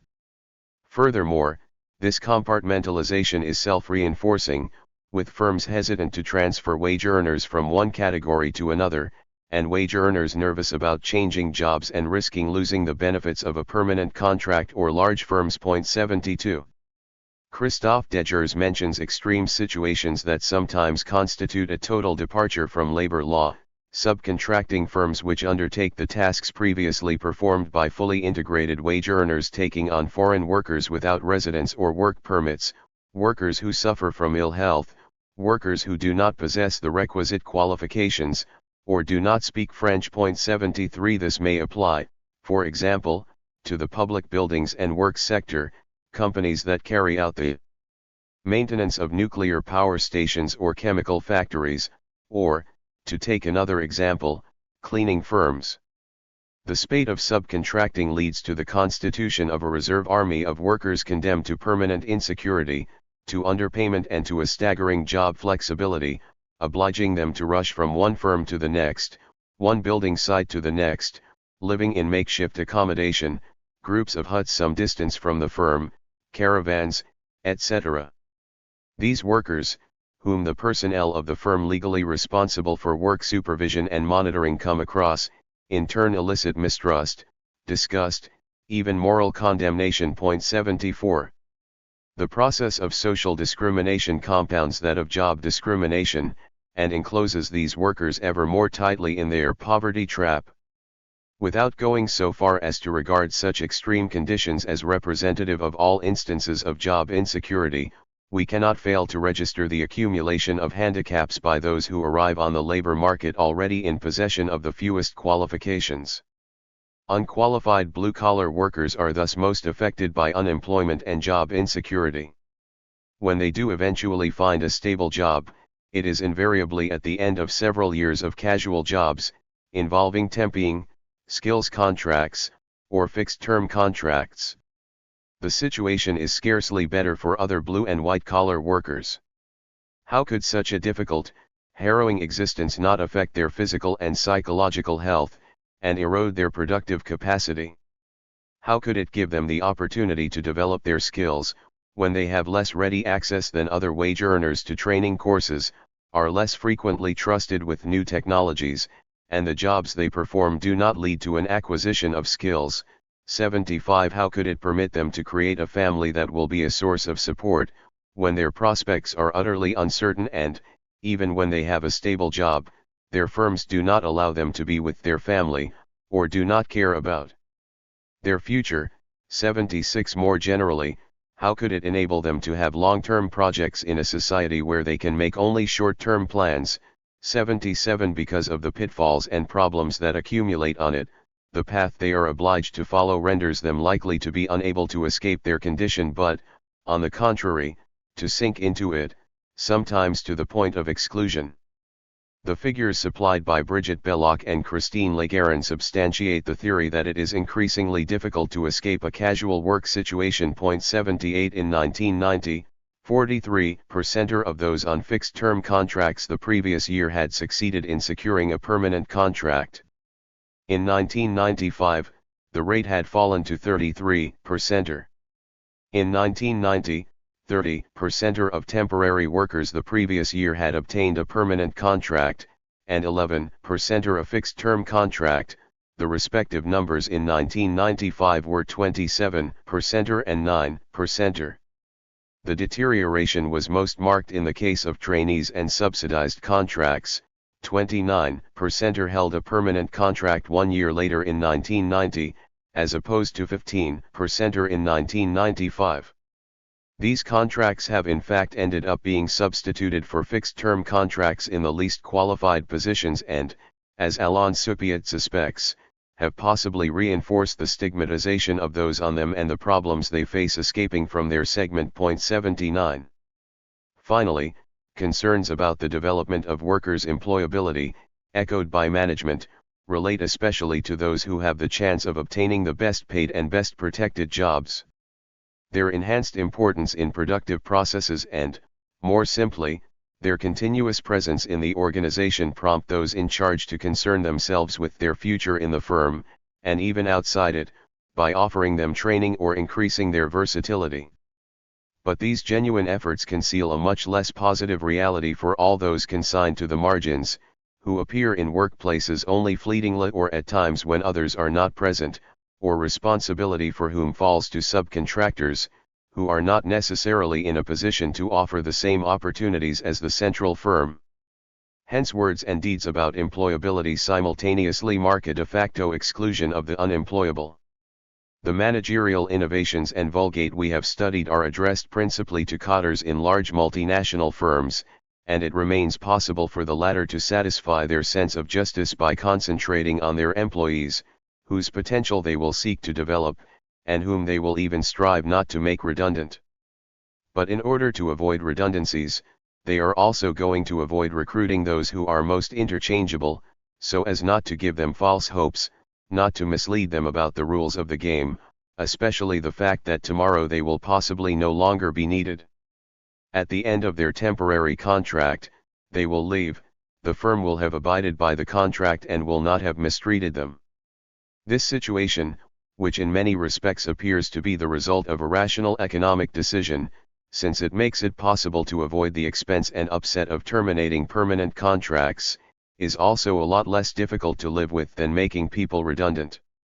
We may therefore consider the development of casual jobs as constituting psychological protection for cadres, who would otherwise have to undertake tasks that are much more traumatic, as they know from previous experience. The fact that access to more stable situations and training has become significantly difficult is thus the result of a dual ethical imperative, that of continuing to offer opportunities to those one is responsible for, and who are on the inside, and that of not arousing false expectations in those whom one needs only from time to time, and who are on the outside. As with public initiatives to help certain categories of the unemployed, cadres' desire to offer employability can thus also help to reinforce the segmentation of the wage-earning class. Nevertheless, our hypothesis about the current behavior of those in charge of firms, which contributes to segmenting the wage-earning class, assumes that firms have been emptied of their least productive and adaptable personnel, following more than 20 years of reforms and restructuring. These people find themselves consigned to casual labor markets, and kept there. This is what we now wish to demonstrate. The result of a process of selection/exclusion. The curse that seems to have descended upon the least qualified population groups, and been compounded over time, is the result of a process of selection/exclusion that has been going on for more than 20 years, and has its roots in the new practices of personnel management in firms. Gradually, the least competent, the weakest physically or psychologically, and the least malleable have been externalized and casualized, something that, in a familiar cumulative process, could only add to their handicaps in the competition for employment. We know that those on the outside can participate only sporadically, but it remains for us to show that barring them from entry was not enough. In the first instance, they were actually cast out. At this point in the analysis, we must clarify our position on the question of who is responsible for this phenomenon. Querying the practices of firms rapidly leads, in effect, to pointing the finger at those who implement them, first and foremost, the cotters and managers. 80 Yet it cannot be argued that the outcome was planned, thought through and deliberated, in order to exclude from stable employment, and even from access to employability, a certain number of people who were already the least well equipped. Rather, it would appear that the processes of exclusion we are about to describe emerged at the end of an accumulation of micro-alterations, micro-displacements, involving an abundance of goodwill, with people who often believed that what they were doing was for the best. Obviously, one can accuse those who organized redundancy plans, but these plans were frequently drawn up in a context of considerable economic difficulty for their firms. By sacrificing some jobs, they could entertain the belief that they were safeguarding others, and despite the personal dramas, it was less obvious than it is today, in a period of rising unemployment, that those redundancies meant consignment to almost certain job insecurity. 81 But we must also take into account those in the state who encouraged the departure of older workers or created subsidized underemployment, those who did not re-employ people, or did so only on a casual contract, in order to escape the constraints of permanent contracts when different, more flexible mechanisms were available, to create the illusion that unskilled jobs were no longer threatened, or in order not to have to create more redundancies. Those who offered the 2 training courses that they were able to allocate in the year to the wage earners who would get the most out of them, those who preferred to call upon less costly, more efficient subcontracting firms to improve the performance of their companies. Those who exchanged a reduction in working time for greatly flexibility in the hours and days worked, those employed in recruitment agencies who dealt with the flood of CVs by making a rapid initial selection according to age or university degree, or who, wishing to satisfy their customers, presented only white-skinned people for the available post, thus contravening anti-discrimination legislation. 82 Although it is not possible to impute some perverse desire to them, in their various ways, they all contributed to the growth in unemployment and job insecurity, under duress from forces that presented themselves as if from without. And this is the result: through their cumulative effects over more than 20 years, the new enterprise practices have indeed fragmented the wage-earning class, and created a 2-tier French society. Facilitated by new organizational mechanisms, a massive selection of wage earners occurred, without ever having been conceived, still less planned, as such. Developments in this direction were, however, foreseeable from the beginning of the 1970s. In the article already cited on the social conflicts of 1970–71, based on reports from the Factory Inspectorate, Jean-Marie Clerc writes, "Some observers have simply forecast that firms would compensate for this effort by increasing profitability and being more exacting in the selection of their workforce, thereby increasing the number of those rejected, unemployed, because they are too old or very slightly handicapped. Only a few years ago, and in greater numbers than is generally believed, firms kept on workers whose productivity was mediocre, and sometimes hired them. Humanitarian concerns could often be found among heads of personnel. It is likely that firms will be less and less able to afford such considerations, which they will happily offload onto the state. Certain factories employ young girls or young women exclusively between the ages of 16 and 30, their sharpness of vision or manual dexterity declining thereafter. Are we not moving towards a future situation of more rejects, categorized as handicapped simply because their productivity is inferior to that of young people?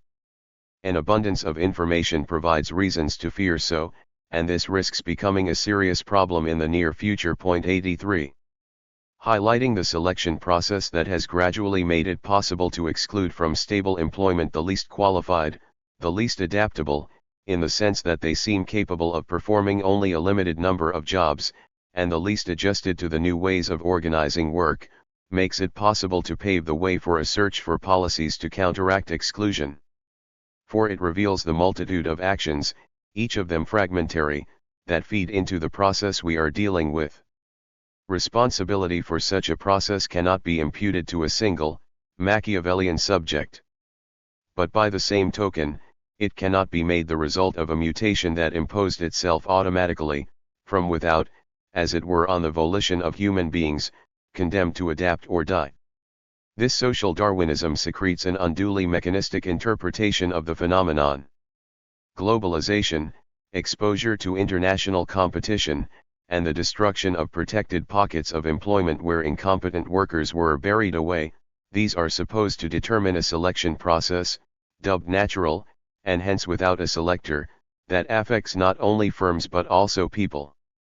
According to such Darwinian interpretations, the fittest seize their opportunities, whereas the least fit, the weakest, find themselves excluded from the economic universe.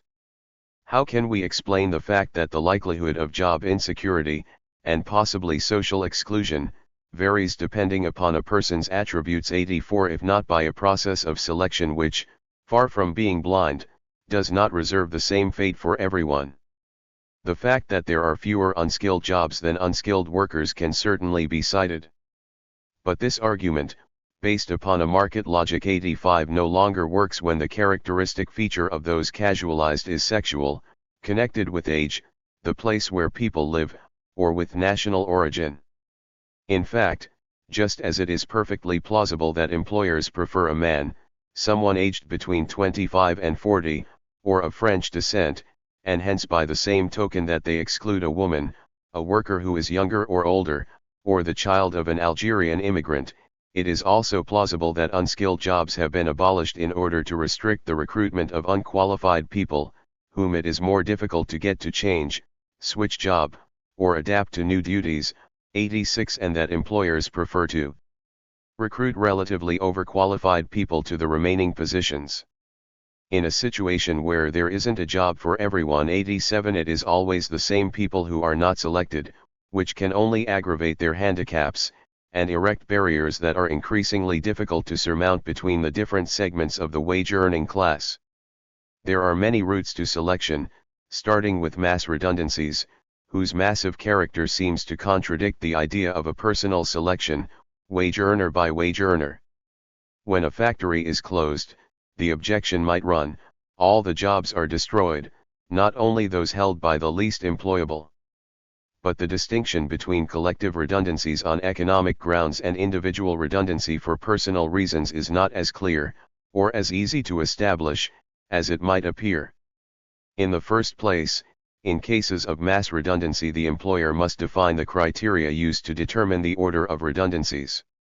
Yet these criteria refer to the individual as a person, not merely as a wage earner. Furthermore, when a job is subject to alteration or abolition for technical reasons, while being replaced by another job, access to training and appraisal during training constitute filters for personal selection, and discussion will revolve around the abilities of the person concerned. It is then very difficult for the judge to give the grounds in hearing, and those not in hearing, in the person of the wage earner their respective due. 88 Despite the non-discrimination provisions to which they are supposed to conform, mass redundancies have thus in practice been equivalent to a sum of redundancies on personal grounds. Moreover, it remains the case that differences in people's lot, which are slight enough at the outset, have entailed a very marked diversification in subsequent destinies. The first to leave threatened firms, prior to mass redundancies but when rumors began to evoke their possibility, were those with the best chances of finding work elsewhere, either by dint of specific skills, or because they could access socially and spatially more extensive networks, or simply because they were less rooted locally, and hence the cost of changing location was less risky and less high. We know, moreover, that the chances of those involved in mass redundancies finding new work are highly unequal. For a second exclusion, from being taken on this time, supervenes to sift people on a criterial basis, and according to their ability to engage and make the most of the many mechanisms offered them, which operate as so many detailed selection mechanisms. The process of redesigning the firm's contours and outsourcing certain tasks has also turned out to be an opportunity to push unskilled jobs into less advantageous statutes, into subcontractors and/or insecure contracts. Fine-grained analysis of the changes in blue-collar work indicates that they are not in fact reducible to the loss of 1 million jobs since 1975, and to massive job reductions in sectors that were traditionally heavy employers. 89 Certainly, we observe advances in automation leading to a marked reduction in certain kinds of job, like those of metalworkers, fitters, or panel beaters, while at the same time creating occupations for mechanics specializing in machine maintenance. 90 But technical progress, which for the sake of medium-term national competitiveness it would scarcely be reasonable to seek to fetter seriously, is not the only cause of these changes. The transfer of unskilled jobs to lower-wage countries has likewise played a role of the first importance. In fact, from the end of the 1960s large firms initiated a process of relocating segments of production, and a search for subcontracting, in countries where wage levels and the capacity for collective defense of wage earners were lower than in the major developed countries.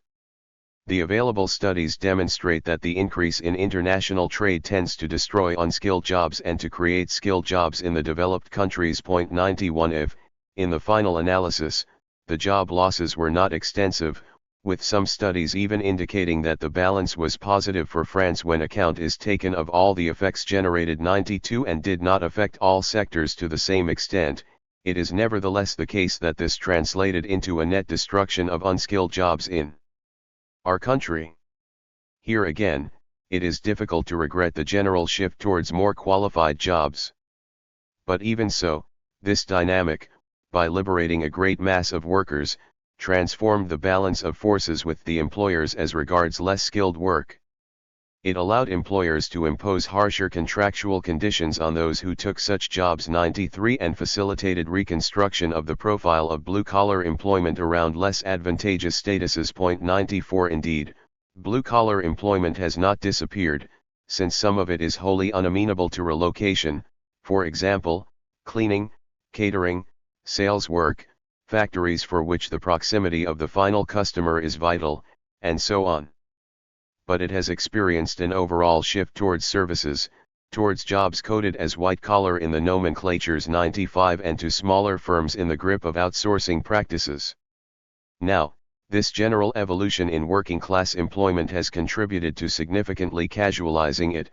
Blue-collar workers, like employees in the service sector and/or small structures, are in fact more insecure than those in industry and/or large concerns. 96 Moreover, in addition to instances of outsourcing of various entire tasks, frequent recourse to subcontracting or temping was aimed at eliminating the hardest, least skilled tasks from large firms, tasks that were proving to be sources of disputes and problems in managing the workforce. Thus, Francis Ginsburger cites the example of the Salmer factory in Fos-sur-Mer, which systematically entrusted dangerous tasks to Somoffer, often characterized locally as a meat dealer. Similarly, during a strike in November 1974, workers on the blast furnace floor, who were demanding a revision of their grades, and the abolition of the category of laborer in particular, obtained satisfaction, but the corresponding duties were simply handed over to outside firms. 97. Selection also operates through access to training, which is initially offered to those whose disposition is deemed sufficiently promising to justify the investment. 98 We encounter the same inequalities in access to new technologies.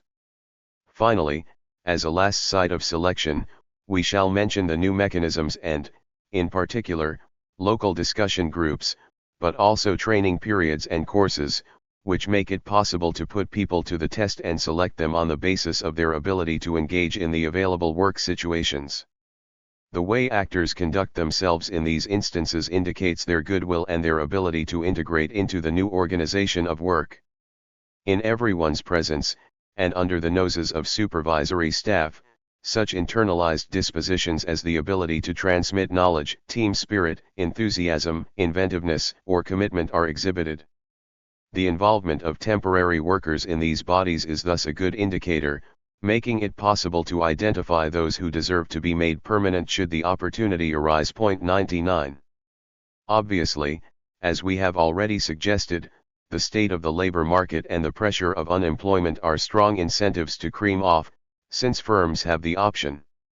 Thus, in Gorgio and Matthews' study, the factories are established in job pools, allowing them to sift, to be exacting about job experience, and to achieve selection rates of 3 to 5% relative to the number of candidates. 100. In addition, the general increase in the level of education has made access to a qualified, competent workforce easier. From the second half of the 1970s onwards, for example, large firms, even in advanced sectors, no longer had to stock up on young cotters, engineers, or qualified technicians, and promise them a career, as was still the case in the mid-1960s, in order to have them on hand, and deprive the competition of their services. Now abundant, young cotters offer their services on a vast market where they can be called upon, or are occupied in smaller firms offering less protection, while the quality of this category of personnel is superior to what it was. 101. In addition, insofar as the number of skilled jobs did not increase as rapidly as the number of university graduates, the latter have tended to cut in on less skilled jobs, thus aggravating the situation of those most lacking in qualifications and adversely affecting their position in the balance of forces with the employers accordingly. The question of the criteria governing selection is thus sharply posed. Selection according to age, national origin and sex is the best documented. Historically, the selection of the employable in the context of redundancy schemes or economic redundancies affected wage earners over 50 in the first instance, and was facilitated by the establishment of early retirement schemes and bonuses for leaving during the 1970s and 1980s. 102. Contrary to the rules that prevailed in the type of capitalism associated with the second spirit, seniority has become a factor less of security than of insecurity. Transformation of the practices of remuneration according to stages of life has helped to set up competition between the generations, which did not exist in the previous period. It is characterized, on the one hand, by enhanced remuneration throughout one's career, marked at the outset and slowing down thereafter, and, on the other, by the hiring of new, more educated generations on wages higher than those of their elders, so that wage earners aged 40 found themselves better paid than those of 50, while the latter found themselves better paid than they had ever been. Today, in contrast, if remuneration still increases throughout the course of a career, starting salaries have declined, while the level of academic qualification among the young continues to increase, so that the wage earner becomes exorbitant at 50 and the young person cheaper than ever. Hence the temptation to part with older workers, in the absence of downgrading them, a practice that is current in Japan, but not in France. In addition, these practices fuel strong hostility between the generations, the young increasing the vigor of their age with the energy that comes from the will to prove that they are more successful, and rectify the injustices that have been done to them. 103. This development is in part explained by a reduction in the relative share distributed to wage earners, which means that it is no longer possible to offer both increases in the course of a career and increases for younger generations. The line of least resistance is to privilege those who are already inside the economic system, even if this means rejecting them at the age of 50 and reducing wages for newcomers.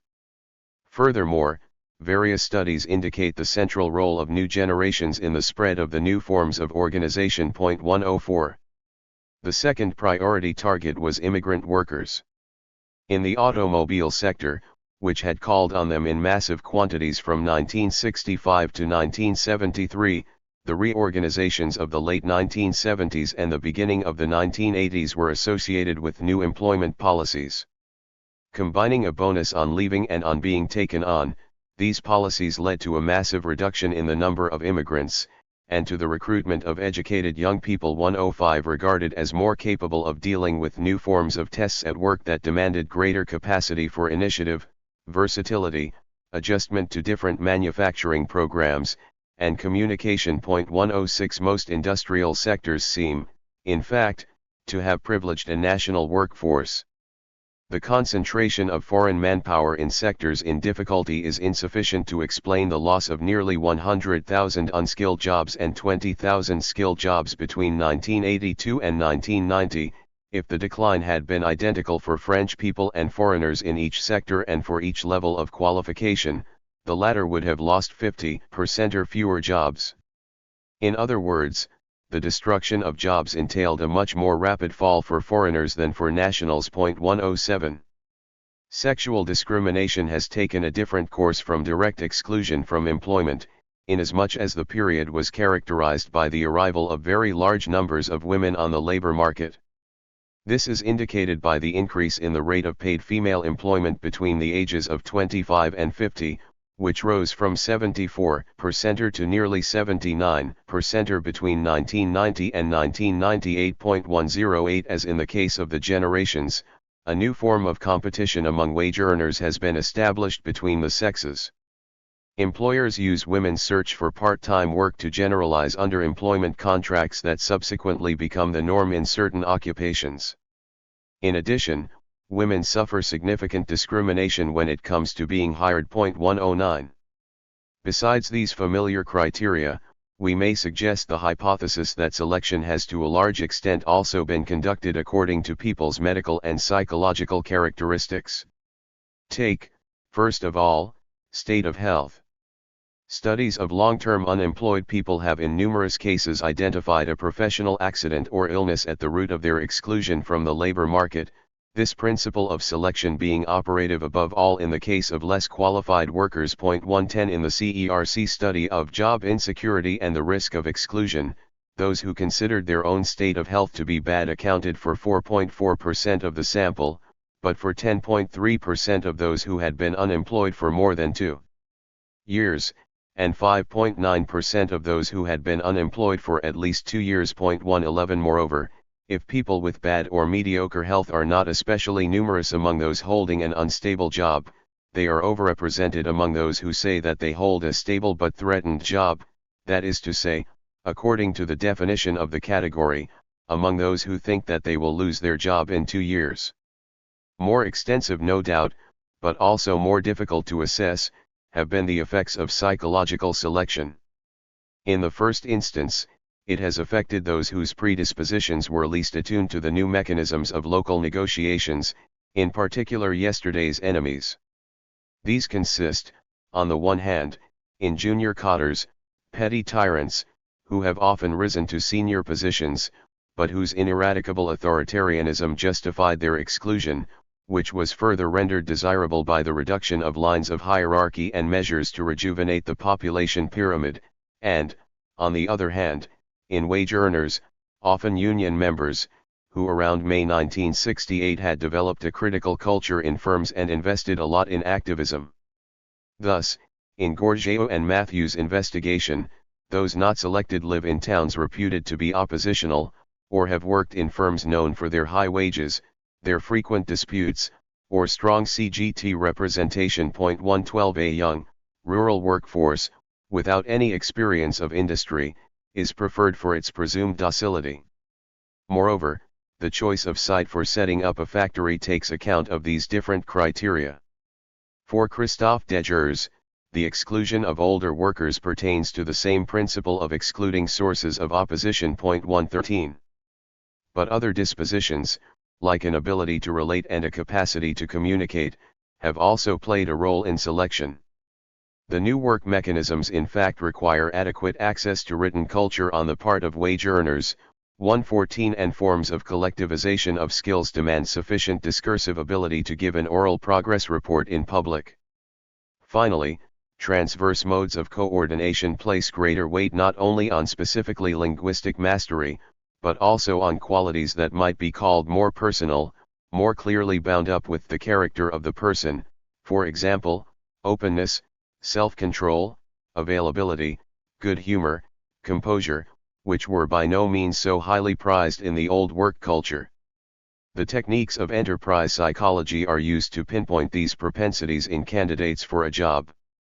And this applies to applicants not only for jobs as cotters, but equally for blue-collar jobs. 115 An ability to adjust to face-to-face situations in the course of a psychological interview in fact already represents a form of self-testing. Capacities for commitment and adaptation, which can be assessed according to the same mechanisms, have also served as selection criteria. These capacities, which are essential in a logic of flexibility presupposing a series of engagements in, and disengagements from, various tasks and different jobs, require the selection of people who can prove themselves capable of flexibility. One of Gorgio and Matthews' interlocutors details the qualities of a good recruit as follows: there is sharing and communication, you don't cover up a defect, you do not let a customer down, you take on an even less skilled post in the immediate interests of the site. You do extra work even if the working day is over, you agree to come in on Saturday morning if required, you are mentally adaptable. 116 Thus, for example, in a firm that makes soldering instruments studied by Christian Bessie, economic redundancies, numerous in the second half of the 1980s, were made on the basis of a selection whose main criteria were wage earners' personal commitment and versatility. 117 The role accorded to the possession of academic qualifications has, it seems, never been so important. 118 For example, certificates of general education are demanded for blue-collar jobs. Over and above the technical skills they sometimes certify, this is explained by the fact that such qualifications presuppose a minimum capacity to engage in a task, to see a project through to a successful conclusion over a period of time, that is to say, to pursue studies to the point of obtaining a qualification, and to prove oneself sufficiently malleable to conform to the examiner's assessment standards. 119 Wage earners with restricted mobility, especially women with children, are especially vulnerable. They can be forced to resign following compulsory transfers, or changes in hours, or simply as a result of the abolition of the school bus. 120 In a work devoted to the reorganization of an arms factory, Thomas Perillarix conducts a very precise analysis of the forms of selection accompanying the transition from the old manufacturing workshop, a hall in which 800 female machine operators worked, to the new workshop, comprising a pool of versatile, digitally controlled machines. 121 This process, which was spread over 5 years, saw the firm's workforce go down from 10,000 to 1,400 wage earners. The female workers were made redundant, and the operatives who work in the new workshop are all former adjusters. The levels of hierarchy have been reduced from 9 to 4. The new organization is supposed to allow for involvement and the development of a sense of responsibility on the part of the operatives. Tests that personalize selection have been established for access to the new workshop. Selection is made on the basis of a technical exam and a test in an assessment center in the firm's employment department. The technical exam focuses on mathematical knowledge, draftsmanship, and machinery. The psychological test focuses on people placed in group situations. Its role is to confirm an aptitude for working in a team, an ability to transmit knowledge, possession of an analytical mind, a capacity to assimilate new knowledge. These tests aim to assess the malleability of the operatives, their capacity for enthusiastic engagement, but also for intervening without getting emotional, being open to others, and avoiding irritability. Previous criteria of selection and promotion, such as seniority, are denounced and formally abandoned. New criteria emerge: autonomy, communication skills, malleability, openness to others.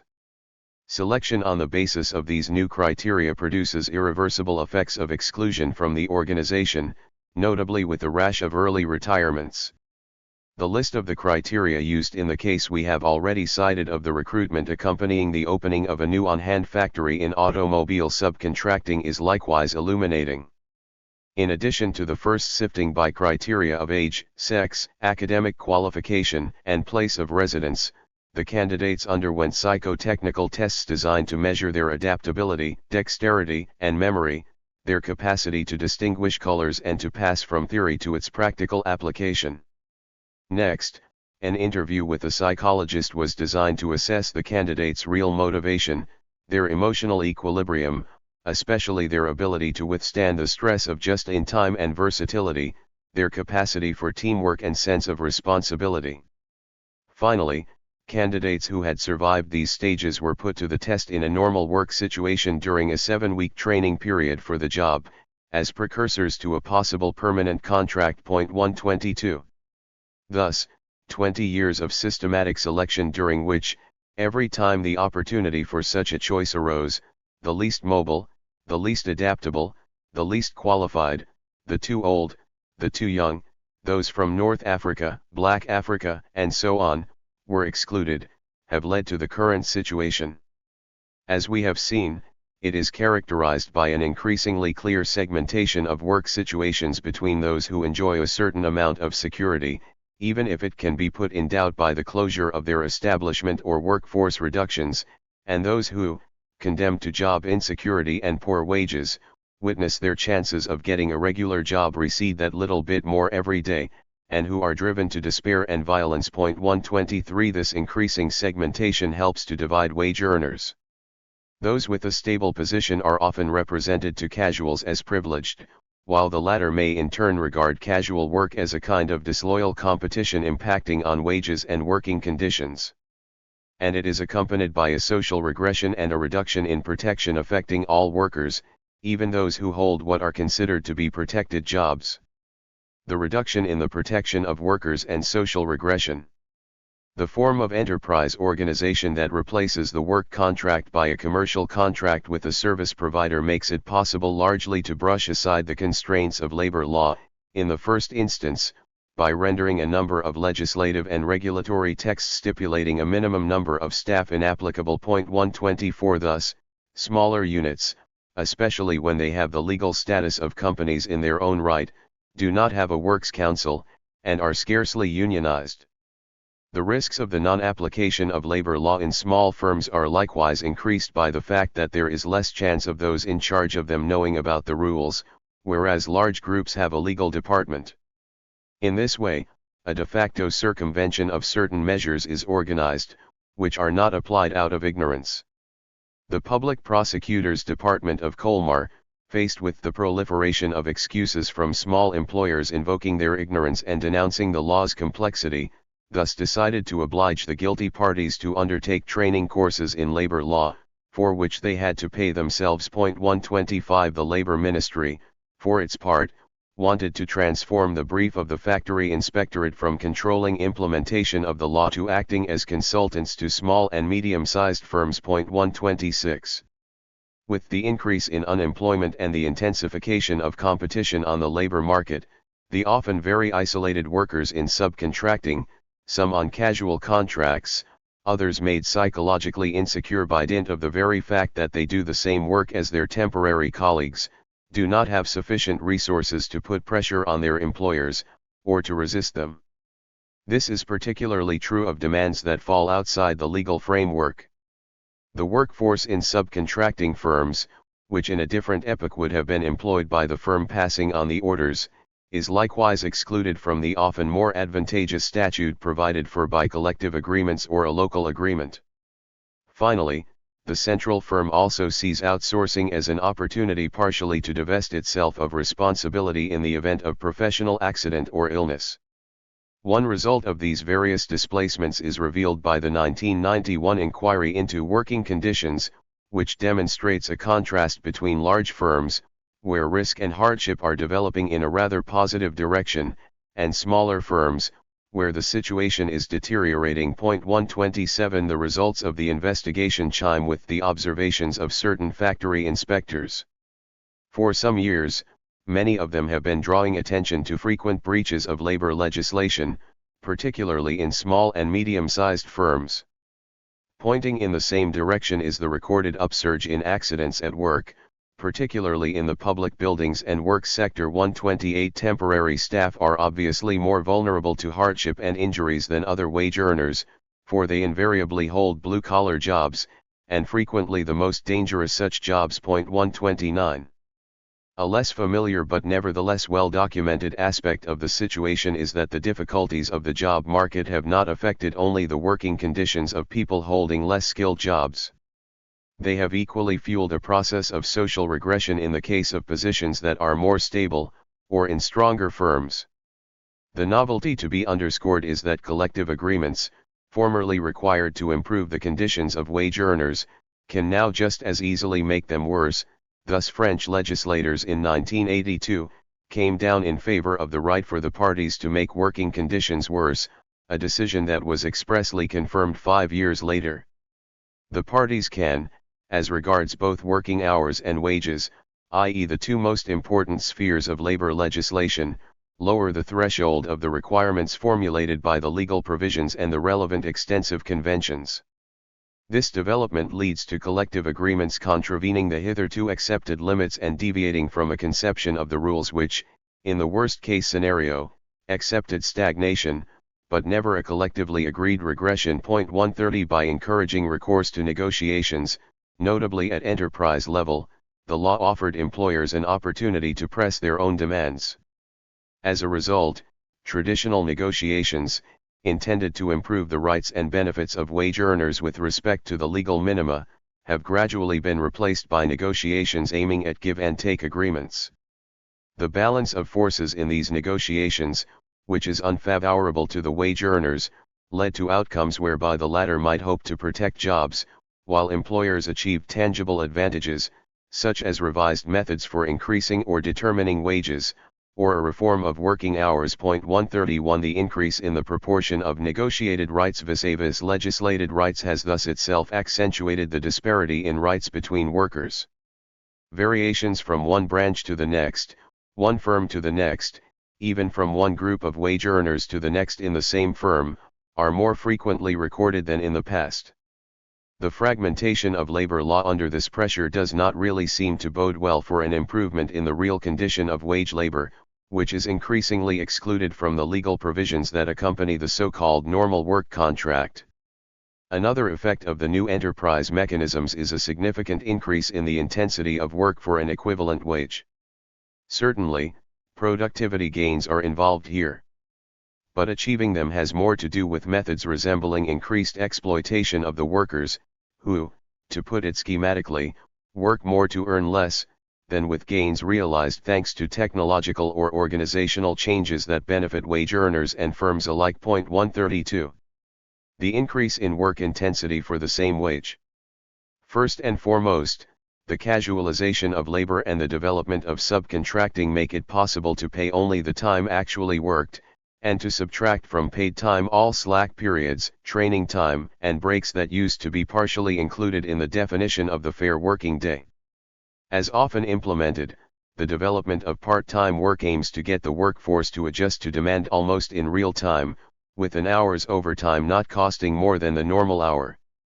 In Damien Cartran's narrative of his job at McDonald's 133, the firm gives him an indicative schedule of the hours at which he is obliged to present himself for work. But the clocking in and clocking off hours are administered by the person in charge of the branch, who, depending on the day, can urge him to work less, but especially more, the schedule being planned to a minimum. 134 The hours actually provided for are in fact respected only to the tune of about 50%, or the compensation being that the wage earner occasionally has opportunities to deviate from the stipulated schedule for personal reasons, which, in this particular case, accounts for roughly 1/4 of departures from the schedule. The shortest working week of the 11 concerned was 11.5 hours, the longest 27.3, with an average of 20.2 hours for a part-time contract providing for 10 hours.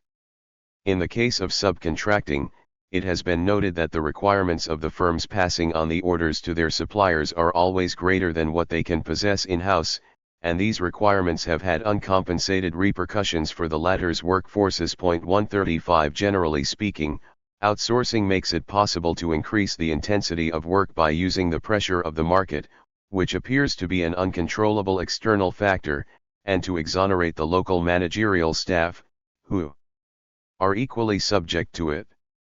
This mode of external control is more potent and more legitimate than that which the principals could exercise over their own workforce. Equally conducive to it are the availability clauses that have proliferated in recent years, whereby the employer ensures the continuous availability of wage earners while being obliged to pay only for periods that have actually been worked.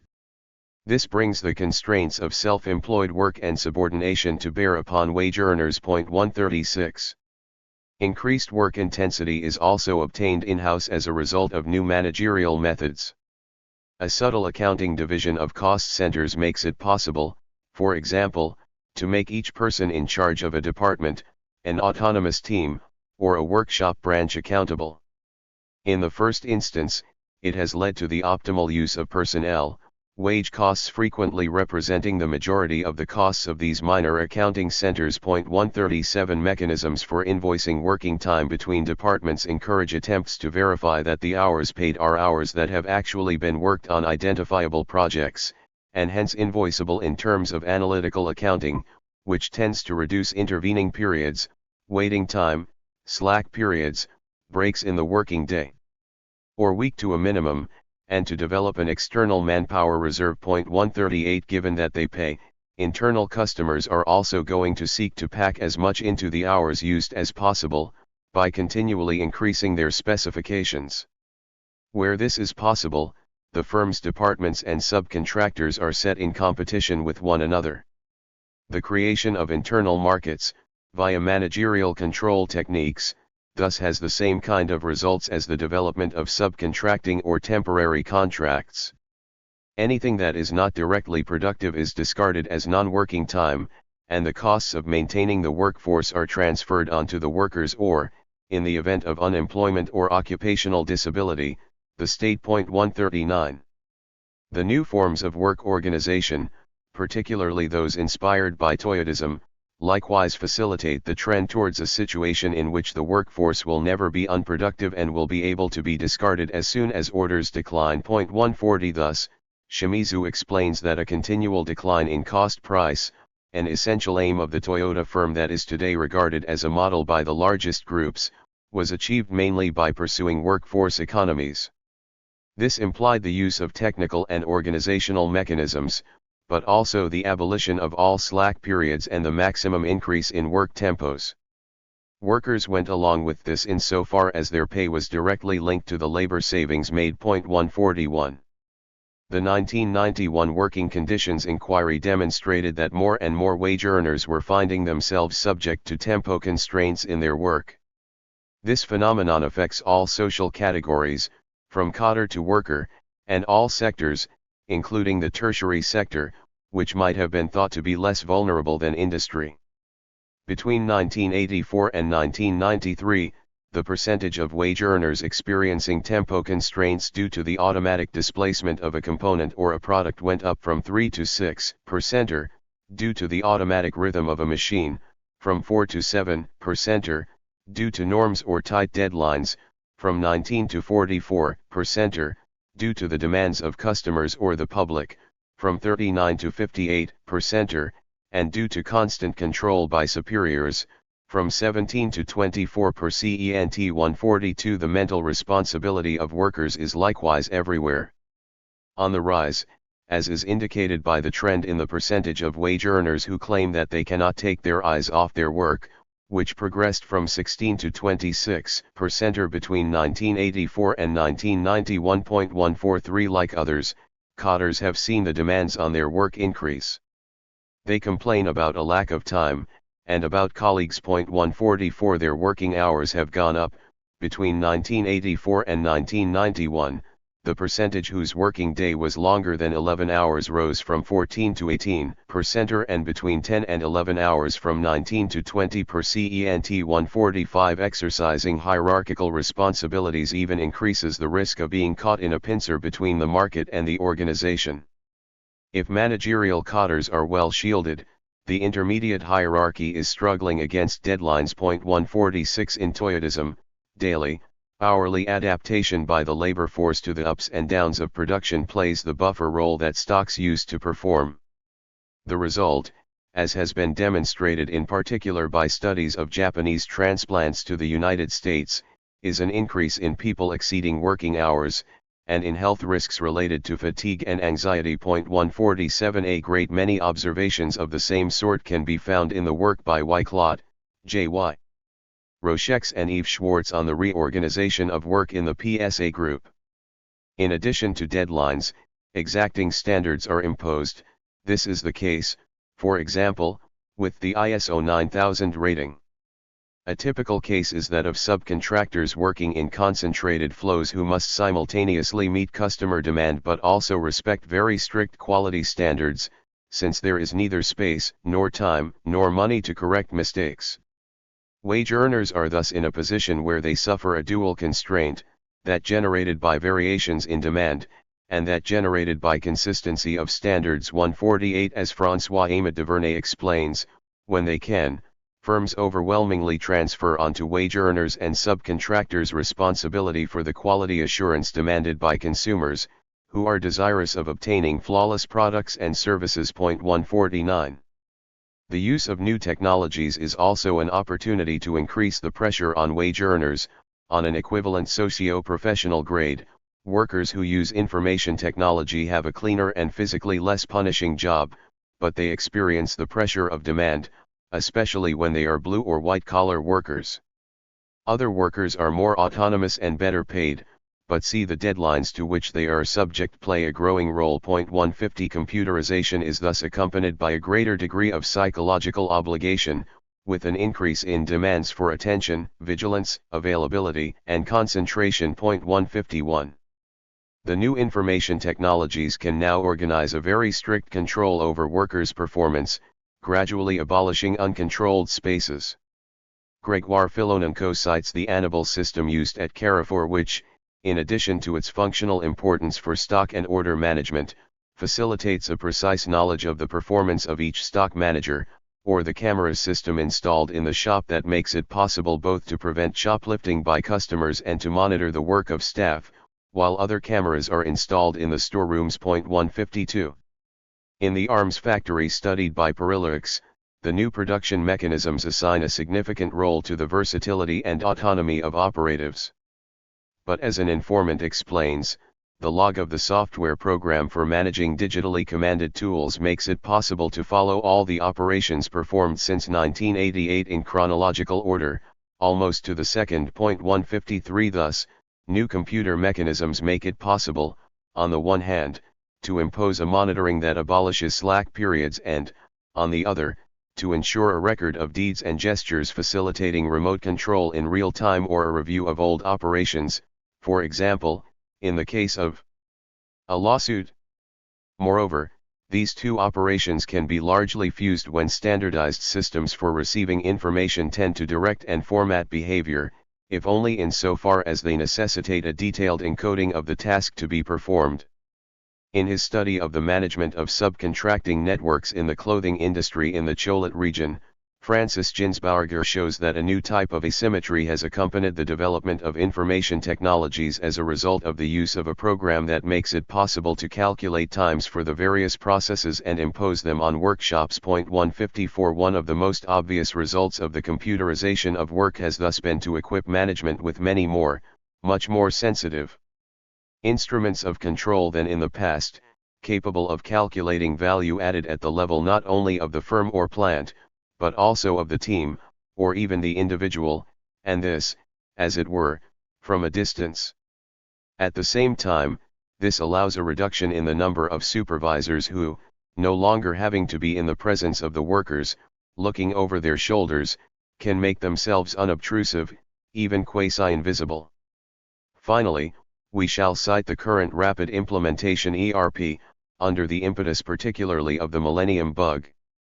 Presenting itself as an opportunity to renew computer systems, this leads to considerably reinforcing remote control, by making it possible, for example, for headquarters to know the exact performance of each employee in real time, and to assemble in record time all the available information on that employee held on the firm's previously disconnected databases.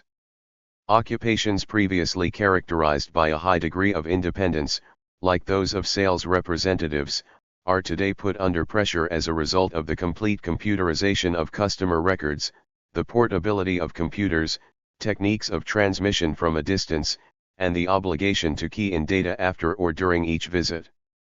Cotters are beginning to be asked to make their diaries freely accessible on networks so that available slots for meetings involving numerous people can rapidly be found, by compiling information on the various ways in which they use their time.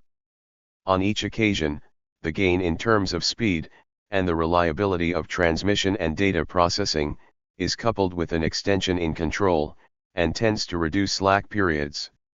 Another way of increasing work intensity, which is less conspicuous than upping tempos, is the development of multitasking on the same wage. Gorgio and Matthews show that the qualities looked for in candidates during recruitment are never aligned with qualification scales and hence are not paid. Semi and unskilled workers are recruited on the guaranteed minimum wage even when they perform tasks of quality control, adjustment, maintenance, production management, which were all considered skilled when they fell to staff not directly involved in production, but are no longer deemed so when performed by an agent of production. 155 The new ways of organizing work have made it possible to expand the tasks and develop the autonomy of blue-collar workers, who can show more initiative than in the most tailorized organizations. The career profiles of operatives are different, they are more qualified, more competent, but wages have remained at the same level. So in order to earn a minimum wage, one must do more, and be better qualified, than in the past. Whereas at the beginning of the 1970s employers' attempts to restructure jobs had come up against strong unions demanding compensation in the form of wages, the low combativeness of recent years has made it possible to push through changes in work without having to pay more for a workforce that has, however, seen its work intensified. 156. The wish to use new layers of skills among workers hitherto subject to fragmented work, by encouraging their engagement, likewise leads to greater exploitation. Exploitation is in fact intensified by setting to work human abilities, which Taylorism, precisely because it treated human beings like machines, did not seek and was not able to reach. Yet this subjection of human qualities challenges the separation, inscribed in law, between work and the worker. What the worker brings to the job depends increasingly upon generic capacities or skills developed outside the firm, and is thus less and less measurable in terms of working hours, and this applies to an ever higher number of wage earners.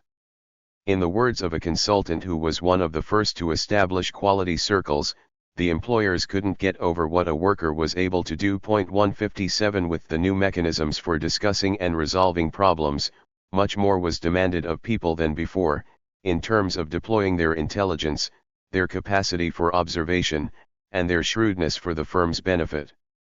If this development is not in itself negative, no one could wish work to be restricted to a series of mechanical gestures.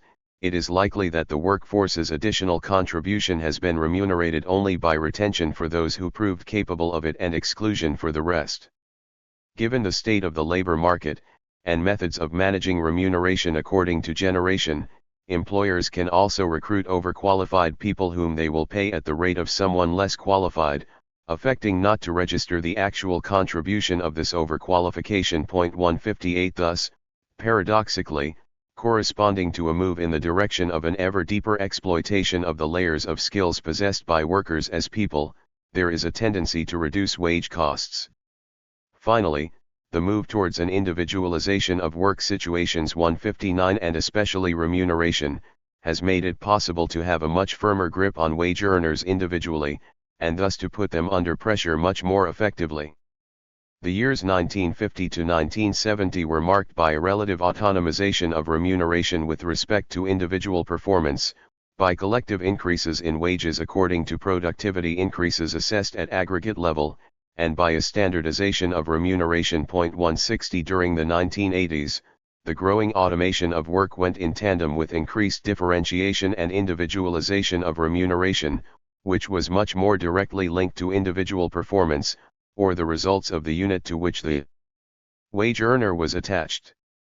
Hitherto fixed to posts, remuneration was now increasingly linked to the personal properties of those holding them, and to appraisal of their results by managerial authority. 161 In 1985, of the firms that had implemented wage increases, 2 out of 10 practiced the individualization of basic wages.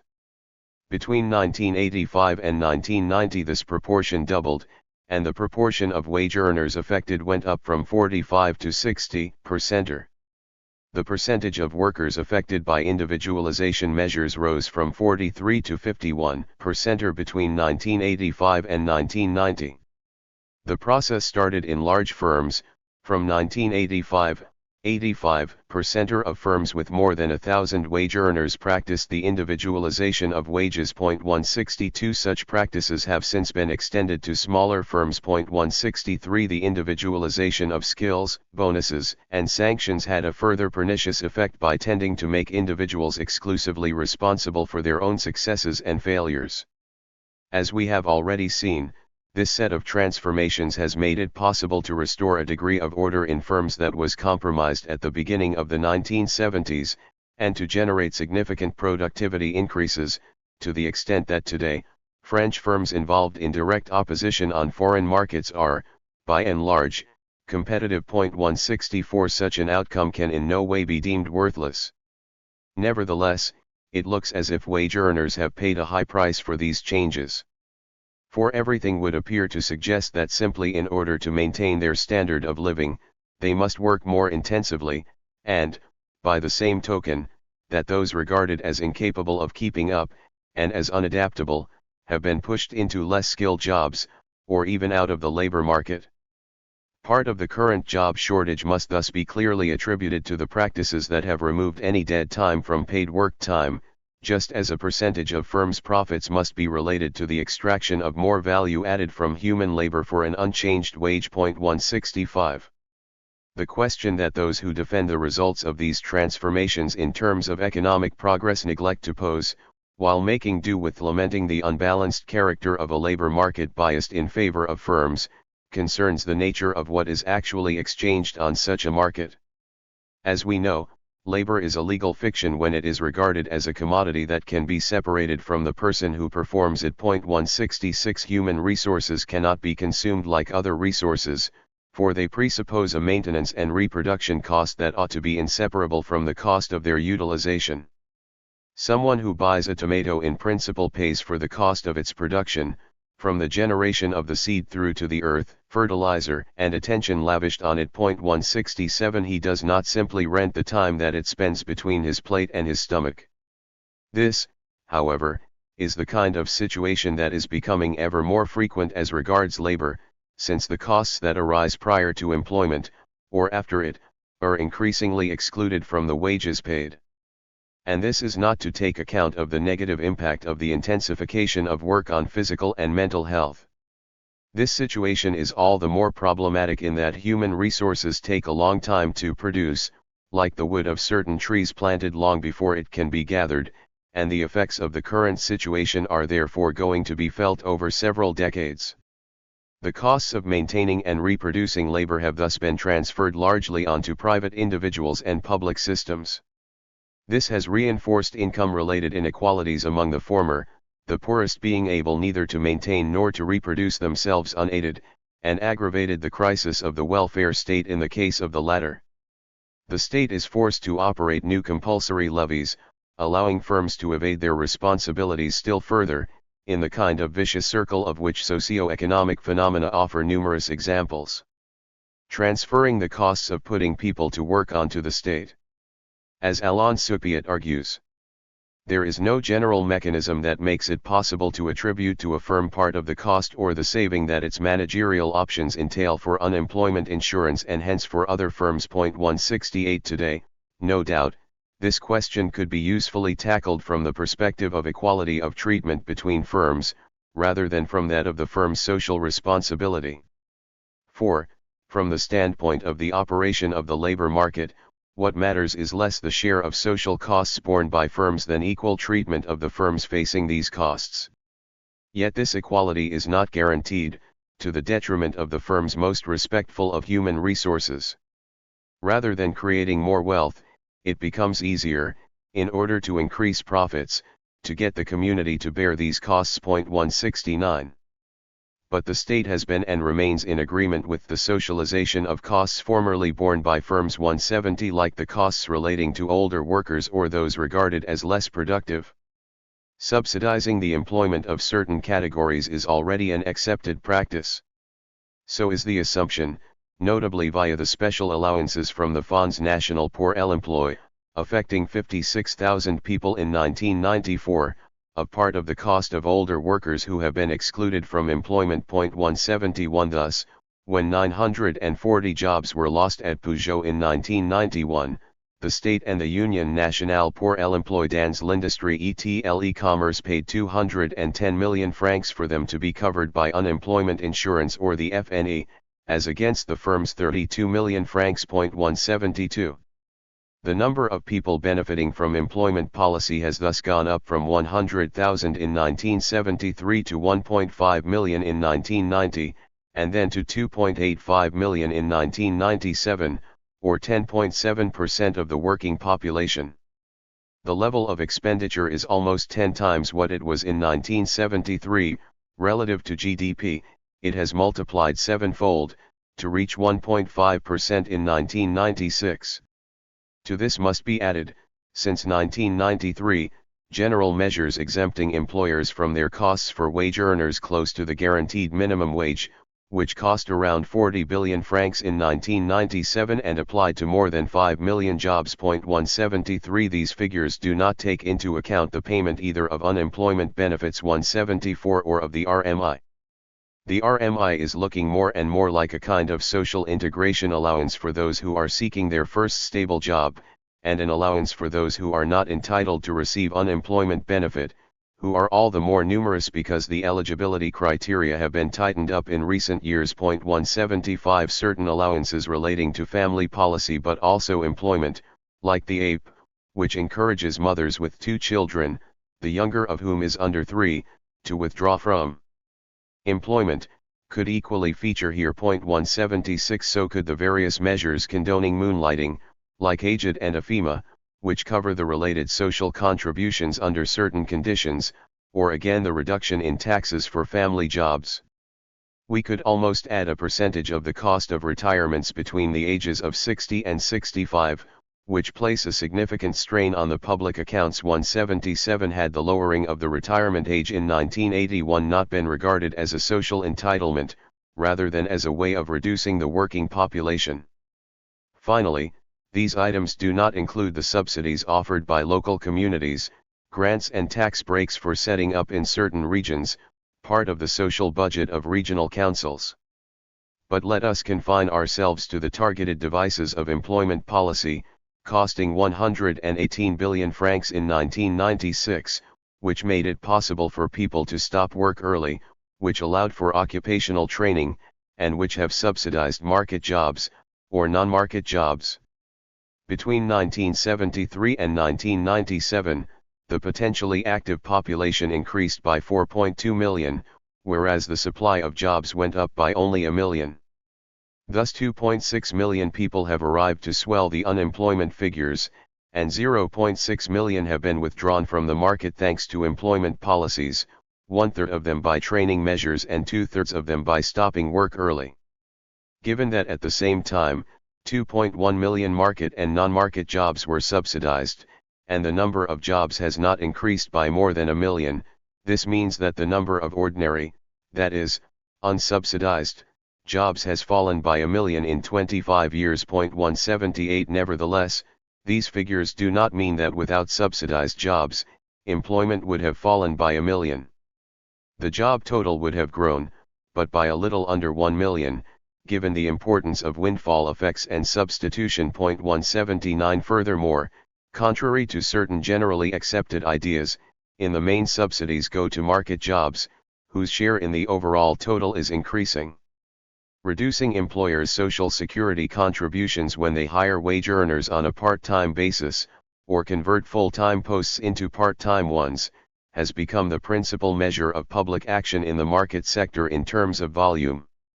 Thus, between 1992 and 1994, the number of jobs partially exempted from social costs went up from 32,000 to 200,000. 180 What has been organized in this fashion is a general subsidy to the private sector. Over the period 1973 to 1995, industry and market services have each received 37% of the beneficiaries. Industry is thus overrepresented relative to its weight in employment. It has predominantly resorted to early retirement, whereas market services, on the whole, used employment subsidies. Similarly, early retirement has been overwhelmingly used by large establishments, whereas establishments with fewer than 10 wage earners received 63% of those with subsidized jobs. 181. So this means that the transfer of employment towards smaller units, most often belonging to the service sector, part of which, we should remember, derives from the development of enterprise strategies, has occurred with grants from the community at both ends, both during the elimination of jobs in the large industrial concerns and during their creation in a small tertiary structure. Similarly, analysis of the agreements signed following the Robien Law of June 11, 1996, which allowed for a reduction of social contributions in the event of a reduction in working time in exchange either for recruitment, or for avoidance of redundancies, indicates that the positive agreements tend to involve small service firms, while the defensive ones relate to larger units that tend to be industrial. 182. These figures draw our attention to a phenomenon that is familiar to those who follow redundancy schemes. Subsidies are given to support restructuring and, simultaneously, others are given to subcontractors to create jobs. If the overall result cannot be regarded as the product of a systematic intent to exploit the welfare state, and if the coordination of the subsidies at the two ends of the chain is not always as simultaneous and tailored as the example used indicates, it is nevertheless the fact that the costs of the change in strategy by firms have been paid for largely by the community, something which those in revolt against the rates of compulsory tax levies fail to mention. At the very least, it might be argued, progress is real when it comes to the behavior of the hierarchies whose petty tyrants have been abolished, and attempts to enrich the work experience and enhance autonomy in work have borne fruit. People are freer in their working hours, and the development of part-time work has satisfied numerous aspirations. None of this is untrue. Yet greater autonomy also conceals more constraints. As far as work is concerned, the balance sheet of the changes in capitalism over recent decades cannot, by any stretch of the imagination, be called gloriously favorable. There is no doubt that young wage earners, who have no experience of previous methods of organizing work, would not tolerate the hierarchies of the 1960s, with their authoritarianism and moralism, any better than their elders, who rebelled against such mechanisms in 1968, and that in numerous instances job enrichment, the development of responsibilities at work, and merit-based remuneration have satisfied some important aspirations on the part of wage earners. At the same time, however, we can only underline the many reverses that have marked the evolution in the condition of wage labor over the last 20 years. It is obvious that regression on such a scale would not have been possible had it not been for a difficult labor market fueling a widespread fear of unemployment and favoring the docility of wage earners, so much so that the latter have partially participated in what might be described as their self-exploitation. Likewise, it would certainly have been checked by strong social critique and unions. Yet the displacements of capitalism have also contributed to deunionization and the quelling of social critique. The next chapter is devoted to these issues. 5. Undermining the defenses of the world of work. The weakening of trade unionism and the reduction in the level of critique directed at capitalist firms, particularly from the beginning of the 1980s to the mid-1990s, are clear indications of the difficulties social critique encountered in checking a process that was especially damaging for those with the fewest resources of all kinds. Changes in the world of work during this period continued to prompt complaints or indignation. But the institutions traditionally responsible for transforming complaint, a way of expressing discontent that remains attached to persons in their particularity, into a general condemnation and public protest were widely discredited and or paralysed at the time. We shall confine ourselves to examining the position of the unions, which are very close to problems at work, the phenomenon of deunionization emerging as both symptom and cause of the crisis of the social critique. 1. An analysis of the development of political parties of the left, but also of the right, since they, too, supported the construction of the post-war social state, and served as a reformist relay for a social critique of capitalism given more radical expression by left-wing movements, would be required to complete the analysis. The difficulties experienced by unions and political parties must also be related to the lack of analytical models and solid, oppositional arguments that was one consequence of the decomposition of hitherto accepted ideological schemas, which relied largely on a representation of society in terms of social classes. Now, as we shall see in the second part of this chapter, the mechanisms of representation, which help to give substance to social classes and endow them with an objective existence, tended to disintegrate, particularly under the impact of capitalism's displacements. This led many analysts to regard this principle of division as obsolete. If, in a sense, such challenges ultimately serve the reconstruction of critique, because they encourage attention to the features of the new world such as it is, their immediate effect was to delegitimate its traditional ideological organizations, and thus accentuate the crisis of critique. 1. Deunionization. The weaker establishment of unions in firms and the decline in their audience among workers played a decisive role in the reduction in the level of critique to which the capitalist process was subject from the start of the 1980s. It is in fact difficult to counterbalance firms' own analyses of business developments, whose content is geared towards concerns about profits, without advancing an alternative, equally well-supported representation from the workers' standpoint.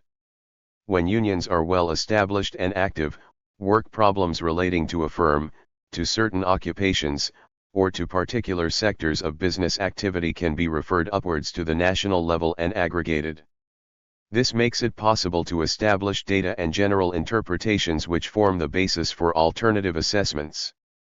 But the imbalance in information greatly redounds today to the benefit of those who manage firms, who invest significant sums in information systems, whereas unions can only organize sketchy and partially clandestine data collection. Greater access to the information on the firm system would constitute a first step towards greater equality between the parties. 2 Yet it would not completely alter the situation, inasmuch as the system is basically formatted to answer questions about profitability, leaving in the shade problems that a wage earner's representative would be bound to raise. Without the relay of the union group at the base, the groups of affiliated unions representing wage earners in national or branch negotiations, whose existence appears necessary both to firms and to employers who want interlocutors on certain subjects, are vulnerable to criticism for lack of realism, incompetence, or narrow-mindedness. They have found it difficult to raise fundamental questions, and curb the most destructive developments before they have gone too far. The factory inspectorate, to which wage earners do not report because they do not know how to, or because they do not dare, is likewise largely powerless. Without an internal union relay exercising control on a daily basis, the likelihood that workers' rights will not be respected is strongly on the increase. 3 How are people to know what the employer is entitled to request by way of effort? Are they obliged to accept it? What is the employer obliged to offer in exchange? Does he respect collective agreements? Training in labor law is not a requirement of employment. Who will inform wage earners? Here again, as far as knowledge of workers' rights is concerned, as with access to the realities of work, the playing field is not level. From the standpoint we are concerned with, the union also has the advantage of providing points of support outside the firm, places for meeting, pooling information, and reflecting, for the development of beliefs different from those put forward by the employers, work methods, a socialization of means of resistance, training in negotiating, to which an isolated union representative does not have access. Through the blunting of critical tools and capacities it produces, the deunionization we have witnessed over the last 20 years, in a country where unions were already very weakly established and divided, has thus contributed significantly to the change in the balance of forces between employers and employees in a direction unfavorable to the latter, and facilitated the task of restructuring capitalism. But it would be incorrect to regard deunionization as a development independent of alterations in the process of realizing profit. Quite the reverse, the displacements of capitalism have had the effect of greatly weakening unions, in part deliberately and premeditatedly, and in part through a combination of unintended consequences and the unions' poor handling of the new conditions they faced. The supposed rise of individualism and a culture of everyone for themselves, the crisis of confidence in political action, or the fear of unemployment, which are usually advanced to explain, for example, difficulties in establishing resistance to the growth in exclusion, thus cannot be disconnected from the dynamic of capitalism and its critiques. The extent of deunionization. The first symptom of the crisis of unionism was the drop in membership levels. According to Pierre Rosanvallon, we may estimate that French trade unions saw the number of their members fall overall by more than 50% between 1976 and 1988. The rate of unionization, which was 20% in 1976, is thus currently in the order of 9%. The collapse is sometimes spectacular. The CGT Metal Federation, the historic, symbolic core of this confederation, which claimed 420,000 members in 1974, now has no more than 80,000 working dues payers, for as was the case 20 years earlier, France in 1990 had the least well-established unions of all the European countries. It was also one of the countries where the decline in membership was most significant. 5 These data betoken the quasi-disappearance of trade unionism from workplaces. In a poll conducted by the Conseil supérieur de l'audiovisuel for the CGT in July 1993, 37% of wage earners in the private sector stated that they had never encountered a CGT trade unionist, and 25% that they had, but did not anymore, and this at a time when the CGT was the main wage earners union in numerical terms. 63% stated that they had never had any contact with trade unions. 6. Deunionization can also be observed at the level of the elections for wage earners representatives in various bodies. Thus, abstention in the Assures Socios College for Social Security elections rose from 28% in 1947 to 31% in 1962, reaching 47% in 1983. In the Industrial Tribunal elections, the abstention rate among wage earners was 65% in 1997.7. The same process is evident in the case of works councils.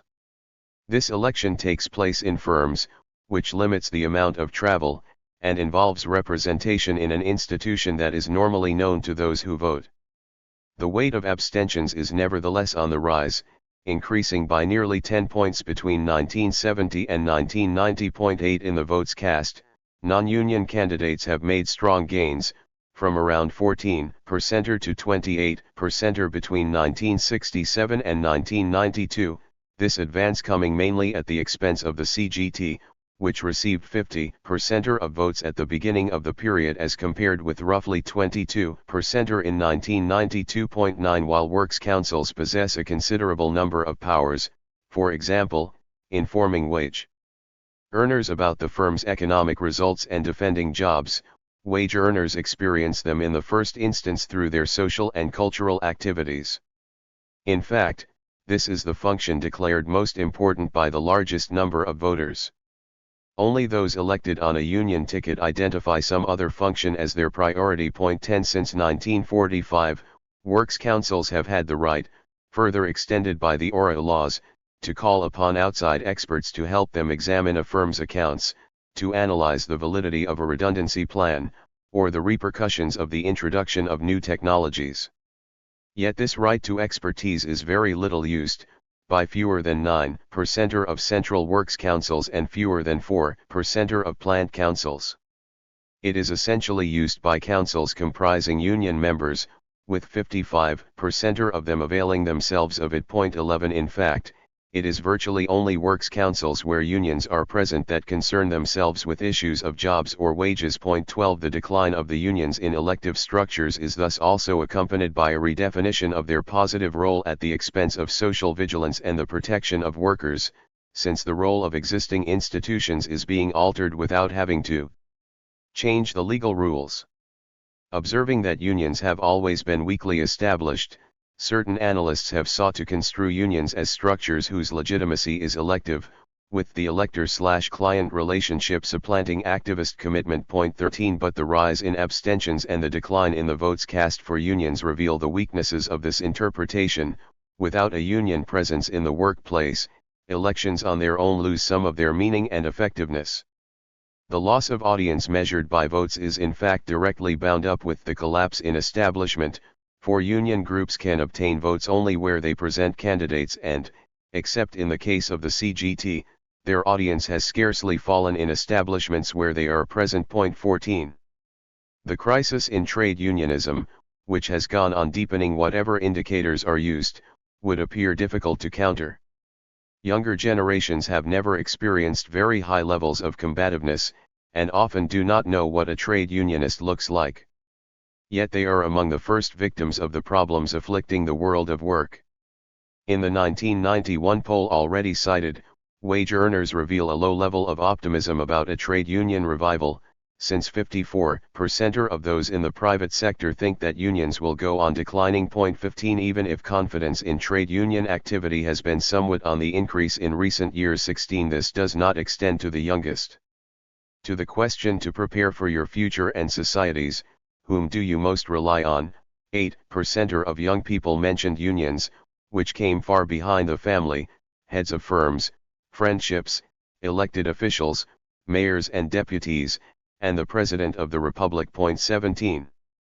Social conflicts have hit a historical low point against a background of growing social problems. Whereas the number of strike days averaged 4 million between 1971 and 1975, the figure fell to an annual average of 3 million between 1976 and 1980. The 1980s were marked by a much more significant ebb, an annual average of 1.5 million strike days between 1981 and 1985.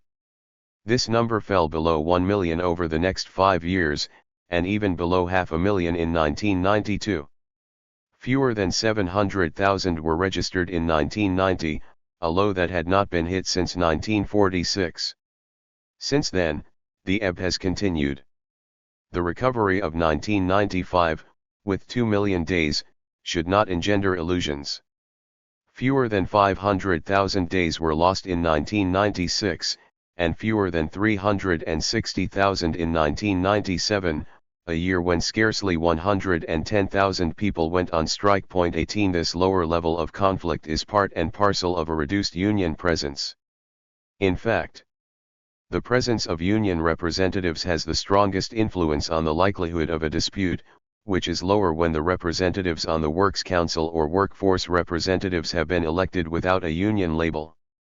The impact is especially clear in the case of a CGT branch where this confederation is in the majority, the impact of the CFDT being significantly less. It is more conspicuous when at least 2 unions are established, particularly if a CGT-CFDT duo is involved. 19. Refusal of overtime certainly constitutes a somewhat more frequent form of resistance in firms without a union presence. But this kind of protest is in any case not at all widespread and, even in non-unionized firms, less frequent than strikes and petitions. 20 The only ways of refusing to work that then remain are absenteeism and resignation, but interpreting these is difficult. The cumulative effect of these various phenomena is obvious. Weakly established unions see their role diminished and their ability to operate as a countervailing power greatly reduced. For these very reasons, their credit with wage earners declines. Becoming less and less representative of wage earners in elections as a result, they find themselves that little bit more discredited, accused of forming a new nomenclatura benefiting from perks in the Social Security funds and unjustified hours for union work, as well as no longer knowing anything about hardship at work because of their insufficient presence on the ground. Lacking recruits, branches also tend to put more pressure on the rare union members to be active, increasing the insider-outsider divide. 21 Union representatives thus find themselves ever more isolated in performing tasks that have been expanded by lawmakers in this period. They have less and less contact with wage earners and no longer have the time to develop membership, or even to concern themselves with members, which further aggravates deunionization. Analysis of the many causes of this cumulative process faces two questions about the evolution of French trade unionism since 1968. How is it that France is one of the countries where the decline in unions has been most marked, when their powers and protection have been enhanced? In 1968, significant weaknesses in French unionism were corrected, with a considerable strengthening of legal rights and protections in favor of local branches. The law of December 1968 thus offered offices and additional hours off for union duties, and increased the possibilities of action within plants. In 1982, the ORA laws marked a second significant advance for union rights. For example, they required management to submit internal regulations to workforce representatives, strengthened the protections and powers of union branches, made the election of workforce representatives in all establishments mandatory, established an obligation to negotiate, and so on. The second question concerns a certain tacit consensus between wage earner confederations, the employers, and the state to mask the scale of the erosion and not to take account of its real implications. 22.4 People continue to characterize the unions as representative and to believe that a social dialogue exists in France, because they discuss with government and employers representatives whose actual representativeness is no longer clear. 23 Does the existence of unions one can confer within high places, which are laden with powers and prerogatives in theory, but have largely lost contact with workers of whose hardships and concerns they are not really aware, satisfy those in charge of firms and the state? For the latter are anxious to achieve a social peace that has every appearance of being agreed, not imposed. And for their part, are the confederations giving in to the fear of losing what they have if they reveal how difficult they find it to carry out their functions? The analysis of the factors behind deunionization we are now going to undertake is all the more tricky in that the information to hand is by no means satisfactory. If we have a certain amount of information on the two unions that are best established in the private sector, the CGT and the CFDT, we are at a comparative loss when it comes to analyzing the workings or organization of the representative unions described as reformist, the CFTC, the CFE, CGC and FO, whose role, at least when it comes to employers' strategies for dividing unions or renegotiating collective agreements, is unquestionably crucial. Consequently, and reluctantly, we have taken our examples essentially from the two largest confederations in the private sector. Anti-union repression. Most works on deunionization do not make anti-union repression a basic cause of the phenomenon, no doubt because it has always existed without equivalent deunionization being recorded, but possibly also because we lack information as to the proportion of deunionization that should be attributed to such practices. For example, we do not know the precise scale of overrepresentation of unionized wage earners or former union representatives among wage earners who have been made redundant. 24. It is nevertheless appropriate to recall the demonstrable existence of anti-union policies in firms, and employers' fairly widespread hostility towards trade unionism, all the more so because trade unionism in France was dominated for a long time by an influential oppositional union, the CGT, to which the CFDT was in no way inferior in this respect, at least during the 1970s. The International Confederation of Free Trade Unions, which groups together the majority of European trade unions, has thus clearly identified a certain number of multinationals, often American, which follow a policy that is sharply hostile to unions, in particular, Kodak, United Fruit, IBM. At IBM, for example, anyone who seeks to set up a union branch is rated poorly, and often obliged to hand in their resignation. Even the French CGC experiences major problems with this type of multinational. When wage earners display too militant a temper, they are made redundant and new, more obedient applicants are recruited.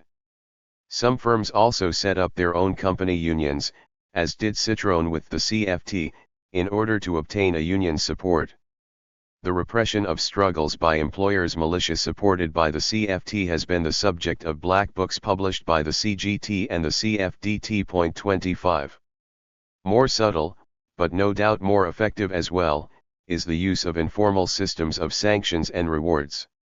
Hotheads see their careers blocked, and receive only the remuneration stipulated in collective agreements, whereas those who display a good attitude receive bonuses. 26 Michel Pialou, who knows the Peugeot site at Sochaux well, thus cites the case of a CFDT militant who has never secured professional promotion and remained P2, whereas his mates at the Peugeot school have become supervisory staff, technicians, even department managers. 27 He likewise mentions the case of a former unskilled worker, who was offered promotion in the following terms: either you continue to sound off in your corner, or you show more intelligence and come on board with us.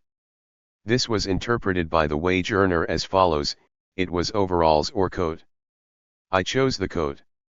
Another significant example is that of a former CGT militant who went over to the FO for career reasons. In fairly general fashion, the firm offers promotions, opens up a space for interaction and makes it understood, directly or otherwise, but often cynically, that at this point it is necessary to shelve one's political sympathies. 28. In Dominique Lab, Maurice Croiset, and Antoine Bevort's investigation into why union members have left the CFDT, several militants referred to managerial repression. Some left thinking that they had suffered enough. Half a dozen said they had been made redundant or compelled to resign. This kind of withdrawal from the union on account of recognized disciplinary elimination of the job is ultimately rare. Yet these cases serve employers in stressing another possible outcome to union members, leaving the union for the sake of promotion, something that is far more frequent. It is remarkable to observe that the skilled worker who becomes the head of a team, the foreman who becomes the head of a workshop, the cotter promoted to taking charge of a section, all these people feel morally obliged to quit the union and often do so reluctantly. In the French tradition it seems clear that disciplinary power is incompatible with union membership. Moreover, other union members, fearing compromises with the hierarchy, equally desire these resignations, thus doing management's work for it. 29. A method of intimidation that is likewise more or less consciously used by management consists in evincing contempt and irony for workers' interpersonal skills, so that stating their case in public proves especially difficult. This eventually leads to a shortage of candidates for certain elective duties. 30. How can an elected blue-collar representative, who does not enjoy the backing and support of a union, pass the test except by remaining silent or supporting the employer's line? When several unions are represented, we might also mention systematic endeavors to divide their representatives, or attempts, which sometimes succeed, to buy silence of representatives by manipulating the benefits attaching to their function, like hours for union work, or again, insinuations to wage earners about collaboration between their representatives and management because of the advantages enjoyed by the former. Florence Weber recounts that at Dam Brant, where she was investigating, a CGT representative worked overlapping hours, whereas nearly all the blue-collar posts were on 2x8. He experienced this as a punishment, which cut him off from other workers. The others accused him of having better hours, a foreman's hours. 31. The suspicion directed at activists who take their hours off for union work at the point of the rush to finish, leaving the responsibility for the work to their mates, or who systematically favor their comrades, are so many rumors creating a climate of distrust or hostility that is very unfavorable to unionization. 32. Such suspicions can also be inspired by management. Faced with the reduction in membership, unions themselves agree to accept anyone, the least competent, the lazy, those who want to benefit personally, and have thus given some purchase to these condemnations, and fueled the loss of confidence. The repertoire of anti-union practices is thus vast, from harassment to intimidation of all varieties, via an insidious process of undermining union status among the wage earners. The lesser visibility of these practices to today's observers no doubt stems largely from their lesser utility since the restructuring, which has had a more radical effect, with the establishment of new mechanisms in firms, restructuring has made it possible to be shot of unions. There are even cases where it is impossible to know what motivates the change of organization in the first instance, anti-union struggle. 33. Or the pursuit of productivity gains, given that the two are inseparable, since more docile workers are often also more productive. Factory closures by multinationals, which can be justified on grounds of overcapacity, thus tend in the first instance to hit unionized sites where strikes are more frequent. And the manufacturing that firms seek to subcontract or outsource is often predominantly that performed by the best organized workers. Not so long ago, temporary workers appeared to be strike breakers. 34 Now blue-collar workers see their children form part of that contingent, and be subjected to such difficult conditions at the start of their working lives that they even condone them carrying on working while they themselves are on strike. 35 Restructuring as a source of deunionization. The first consequence of restructuring that analysts of deunionization think of is the development of unemployment and casual jobs. The casualization of work status, and the fear of unemployment that accompanies it, have the effect of weakening workers' fighting spirit and their propensity to join a union. The rate of unionization of casual workers is below 3%. 36 And being made unemployed often translates into withdrawal from the union. Starting from a certain threshold of unemployment, we observe that contact with unions is less regular among workers. It is difficult to fix a threshold, but it seems that starting from 8% the rate of unemployment entails a fall in the rate of unionization. Employers exploit unemployment to be more demanding about the social references of job candidates. A non-trade unionist will be preferred to an activist. Even those who keep their job experience the pressure against trade unionism. A sizable number of wage earners seek to leave unions in order to keep their job. 37 We must also take into account the despondency effects induced by employment problems, particularly for those in the least skilled jobs, who see their future and often also that of their children blocked. 38 Thus, 5% of the ex-trade unionists studied by Lab, Croizat, and Bevort say that they left the union out of a sense of powerlessness, which the researchers analyze primarily as professional demoralization. 39 The closure of numerous great bastions of trade unionism, or their subjection to severe job cutbacks, and the exclusion in the first instance of older wage earners, that is to say, those most likely to have experience of unionized workplaces, are legitimately cited as related sources of the rise in unemployment and deunionization. 40 Nevertheless, the relation between unemployment rates and unionization levels is not one-to-one. On the contrary, analysis of the comparative situation of European countries in 1981 reveals the diversity of cases. 41 It is wrong to think that the higher the rate of unemployment, the weaker trade unionism is. It is equally mistaken to believe that the unemployment rate is low when unions are powerful. To reason in this fashion is to ignore a middle term, which is the political instance. It is not simply a question of the political complexion of the governing group, but of the political, or rather political-social, structures inherited from the more distant past. 42 On its own, the rise in the unemployment rate, which now affects 12% of the working population, seems equally insufficient to explain a halving of union membership, a decline whose magnitude has, as we have seen, been especially pronounced in France. This is why, over and above the mere statistics for job insecurity and unemployment, it seems to us that it is necessary to take the measure of the impact on unionization of the reconstruction of the economic fabric.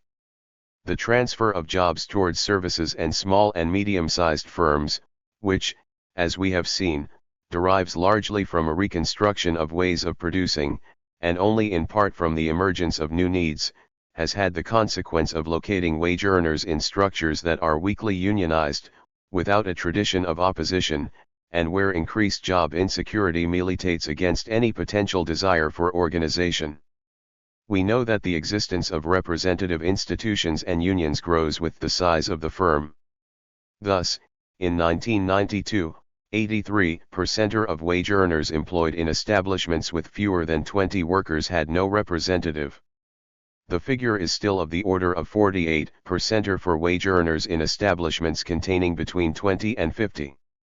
These people had neither a union representative, nor a workforce representative, nor obviously a works council, Since these are only mandatory above 50 personnel. 43 The level of conflict is likewise largely correlated with business sector and size of firm. 44 Which explains the motive firms may have for splitting up large structures into a flotilla of small and medium-sized firms and outsourcing previously industrial functions to services.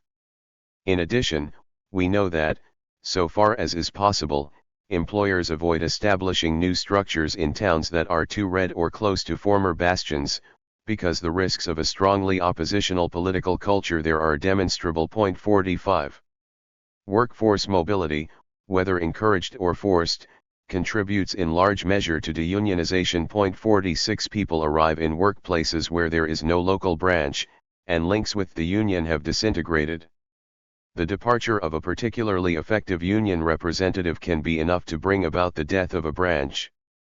Dominique Lab's writings have revealed the importance of the trade union fabric for unionization, which is the result of an intense presence of representatives among union members and the creation of an atmosphere conducive to joining. Thus, in large firms we note that membership occurs in bunches. One sector is heavily unionized, while another is not unionized at all, or affiliated to a different federation. Each weakening of the branch through the mobility of union members results in the disappearance of the network it helped to maintain. It can be shown that new union members lead a professional existence characterized by mobility. Only 40% of them have not changed jobs, whereas the rate was double for members of the previous trade union generation. Consequently, the time they spend in the union is shorter and professional problems constitute part of the explanation for their departure. The evolution of the wage-earning class thus involves greater difficulties for unions when it comes to consolidating branch activity and developing the loyalty of new members. The mobility of enterprise structures is a similar issue. In all large firms, quasi-constant concentrations, takeovers, transfers, and rationalizations tend regularly to alter the organizational structure, to move the union's interlocutors around frequently, and to make access to the real decision-makers difficult. 47 They prevent the establishment of settled professional relations, and thus hamper trade union development. Breaking up the work community, by employing people with different job statuses belonging to different firms on the same site, also helps to disarm and disorientate collective action. In an article devoted to the jurisprudential success of formulas for making personnel available, Antoine Leoncon and Jean de Maillard write: "We shall presuppose related companies, whose activities are complementary. They proceed to exchange personnel with one another. But their establishments are clearly distinct, as is the collective status of their workforce. Thus, wage earners attached to different companies and, consequently, subject to different statutes will work on the same site. How can organized representation of the workforce be established? If the practice making personnel available is simply routinized, it is a strong bet that the judge will decline to accept the existence of an economic and social unit. Possibly he will accept the presence of an economic group, but it is hard, notwithstanding pressing intuition, to imagine him accepting the existence of a community of workers constituting a social unit. 48.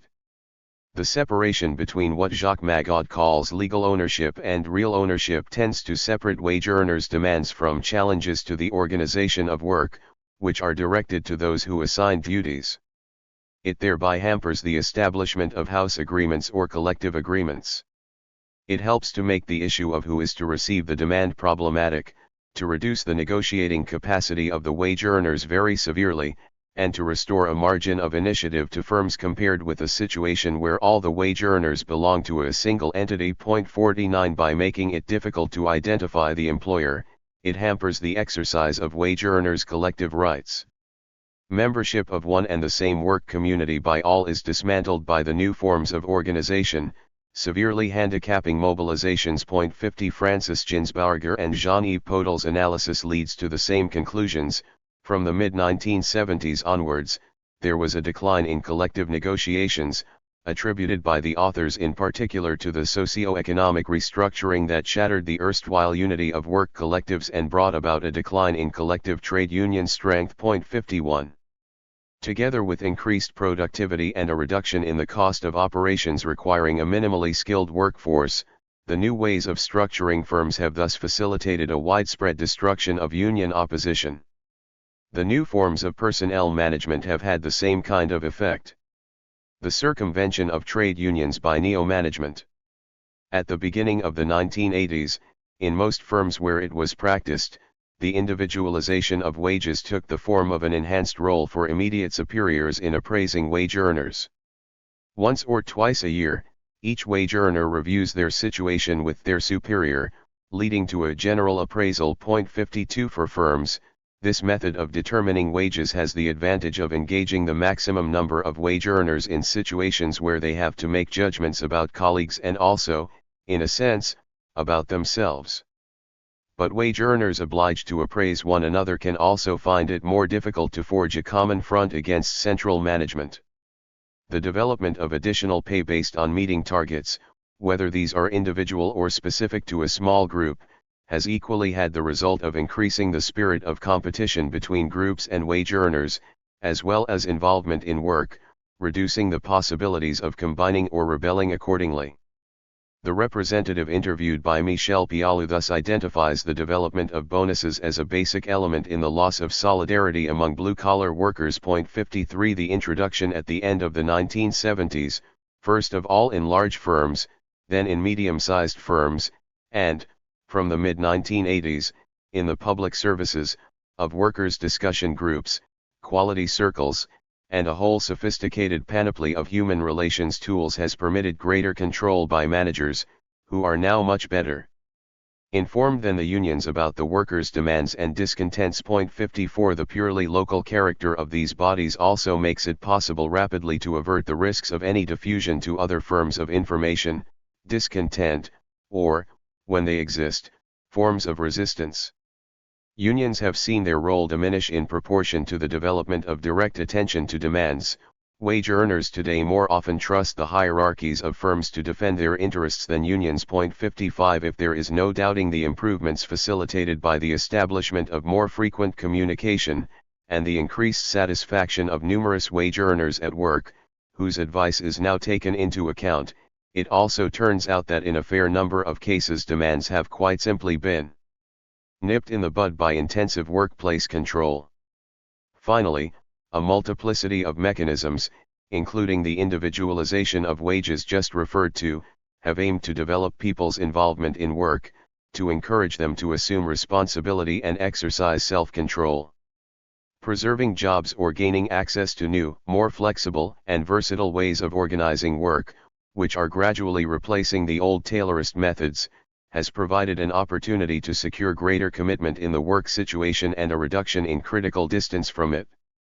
A particularly striking example is the opening of the new Peugeot bodywork factory at Sochaux, called HC1. The blue-collar workers intended for the new factory were sent on a training course for 3 weeks in a chateau usually reserved for training cotters. And they were obliged on this occasion to make a formal commitment, in front of witnesses, to observe the new organization's 10 commandments. 56 During one of these training periods, a worker who refused was requested to leave the course and sent back to his old job, despite the illegal character of the commitment demanded. 57 The new ways of managing human relations have had the effect of sharply reducing the level of conflict in firms, and circumventing trade unions. However, for those who argue in favor of professional relations of a new, less hostile kind, with a trade unionism that is more involved in business, as in countries with a strong social democratic tradition, these developments were not necessarily negative. Similarly, numerous innovations by employers have met with wage earners' approval. Here it is the ambiguity of the mechanisms, whose validity and risks are equally evident, which has tended to paralyze or defuse the critique formulated by trade unionists, and to accelerate a loss of confidence in them. The paralyzing ambiguity of the new mechanisms. The new enterprise mechanisms caught the unions on the hop, as it were. They often had no idea what to make of them. 58 Sometimes they took refuge in an oppositional attitude in principle to any initiative by the employers, deemed bad a priori. Sometimes they regarded such initiatives as echoing their own proposals, as was especially the case with the adoption of ideas about self-management initially developed by the CFDT. Similarly, the reorientation of the CFDT, whereby in 1978 to 79 it retreated to concrete issues, local problems, and negotiation at enterprise level, privileging working conditions, innovation, and lived experience can, in retrospect, be seen as in harmony with the evolution of employers' attitudes from the late 1970s. 59. For example, the unions did not know what position to adopt when they were faced with quality circles. Thus, the CFDT branch in a large firm noted that there was no common view among its members. Some were hostile, believing that the organization of work isn't the job of the workers, others wanted to wait and see. A final group internalized the firm's problems and wanted to achieve productivity increases to safeguard jobs. Nor were union labels decisive when it came to predicting people's attitudes, which ranged randomly within each union from violent denunciation to active support. 60. On other subjects, such as reduction and reform of working hours as well as flexibility, the positions of the various confederations were clearer cut but different, shattering the possibility of a united front among wage earners. 61. If French trade unionism had always been characterized by pluralism, and never more so than at the end of the 1970s, with the CFDT's reorientation, quarrels had not been as frequent or, above all, so demobilizing for trade unionists, who found themselves hostage to them. Previously, despite their ideological differences, agreements for unified action had obtained between the CFDT and the CGT, and it was rare for the confederations to compete for the same members, since in firms where several branches existed a certain allocation was evident. 62. Conflict between the confederations, much of it attributable to the CGT's dependence on the PCF, was also exacerbated by the issue of how to interpret the crisis. The CFDT in particular did not share the CGT's purely economic viewpoint, believing that the crisis was as much cultural and political as social and economic. It was not enough, according to its leaders, to go on about the need for jobs in order to revive growth. It was important to take advantage of the crisis, as it were, to envisage another kind of growth, which would be of a different kind from that which made the success of the Trente Glorieuses possible. 63. In the first half of the 1970s, the conflict between the CGT and the CFDT thus revolved around the hierarchical or egalitarian character of wage increases. The CGT was in favor of increases proportional to level of seniority, respecting classifications and qualifications, against the capitalist tendency to deskill workers. In contrast, the CFDT regarded wage hierarchies as signs of the ascendancy of capitalism within the world of work, which ought therefore not to be taken into consideration. 64. The impossibility of reaching a straightforward decision about workers' interests in the new mechanisms made the unions uncertain about their position. It also divided them from one another, generating a process of politicization that their members overwhelmingly rejected. More or less active participation in restructuring almost systematically discredited the action of branch membership. According to Lab, Croziat and Bevort, none of the union branches they studied emerged unscathed from a confrontation with redundancy plans, regardless of the attitude they adopted, for this varied considerably from one place to the next, from quasi-co-management of the question to rejection of redundancies in principle. 65. In the French tradition, the unions qualified as representative in fact have the ability to commit wage earners, but this becomes a source of self-disqualification when it no longer involves negotiating improvements and distributing them, but instead arbitrating in the distribution of sacrifices. 66. On their side, the Confederation's official positions sometimes seemed to contradict the convictions of their members, or what they were experiencing in their firms. 67. The CFDT's attitude during the 1984 negotiations on flexibility, when it accepted the principle alongside organizations traditionally held in low esteem by its militants like FO or the CGC, thus appeared to be a veritable betrayal and, it seems, lay behind numerous resignations. 68. Contrariwise, it might be that wage earners were favorable to certain provisions, and that union opposition to them risked becoming a further source of loss of confidence. Thus it was, in the first half of the 1980s, that agreements containing individualized increases were signed by unions in many firms, despite their fundamental opposition to this formula. But these agreements too obviously satisfied the expectations of many wage earners for the unions to risk weakening themselves still further by opposing them. In the 1970s, a whole generation of new graduates rejected the forms of personal dependence characteristic of the domestic world, which were deemed humiliating, and, in the case of young cotters, refused to exercise this kind of close authority. It equally rejected bureaucratic forms of impersonal control, which were regarded as inefficient and inhuman. They no longer wanted to be treated either as domestics or as machines.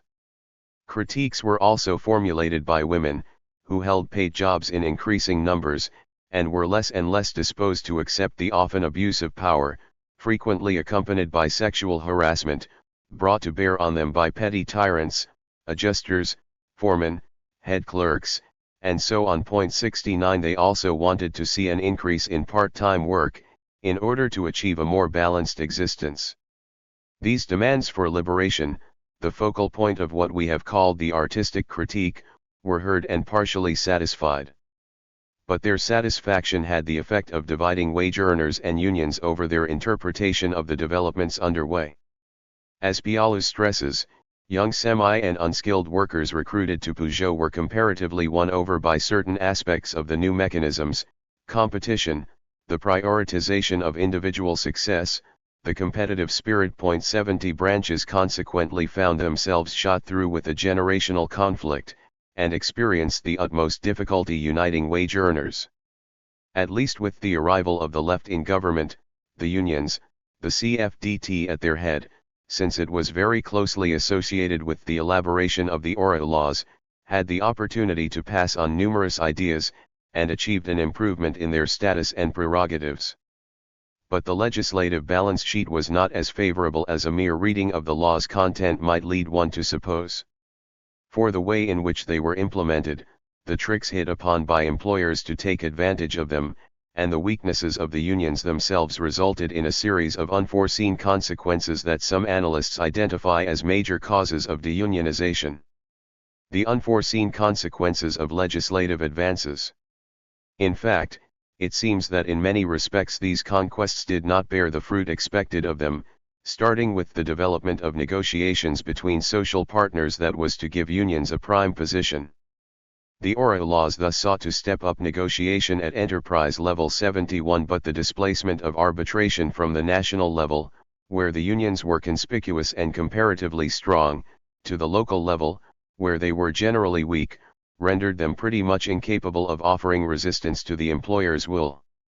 This deficiency in effectiveness worked in favor of deunionization.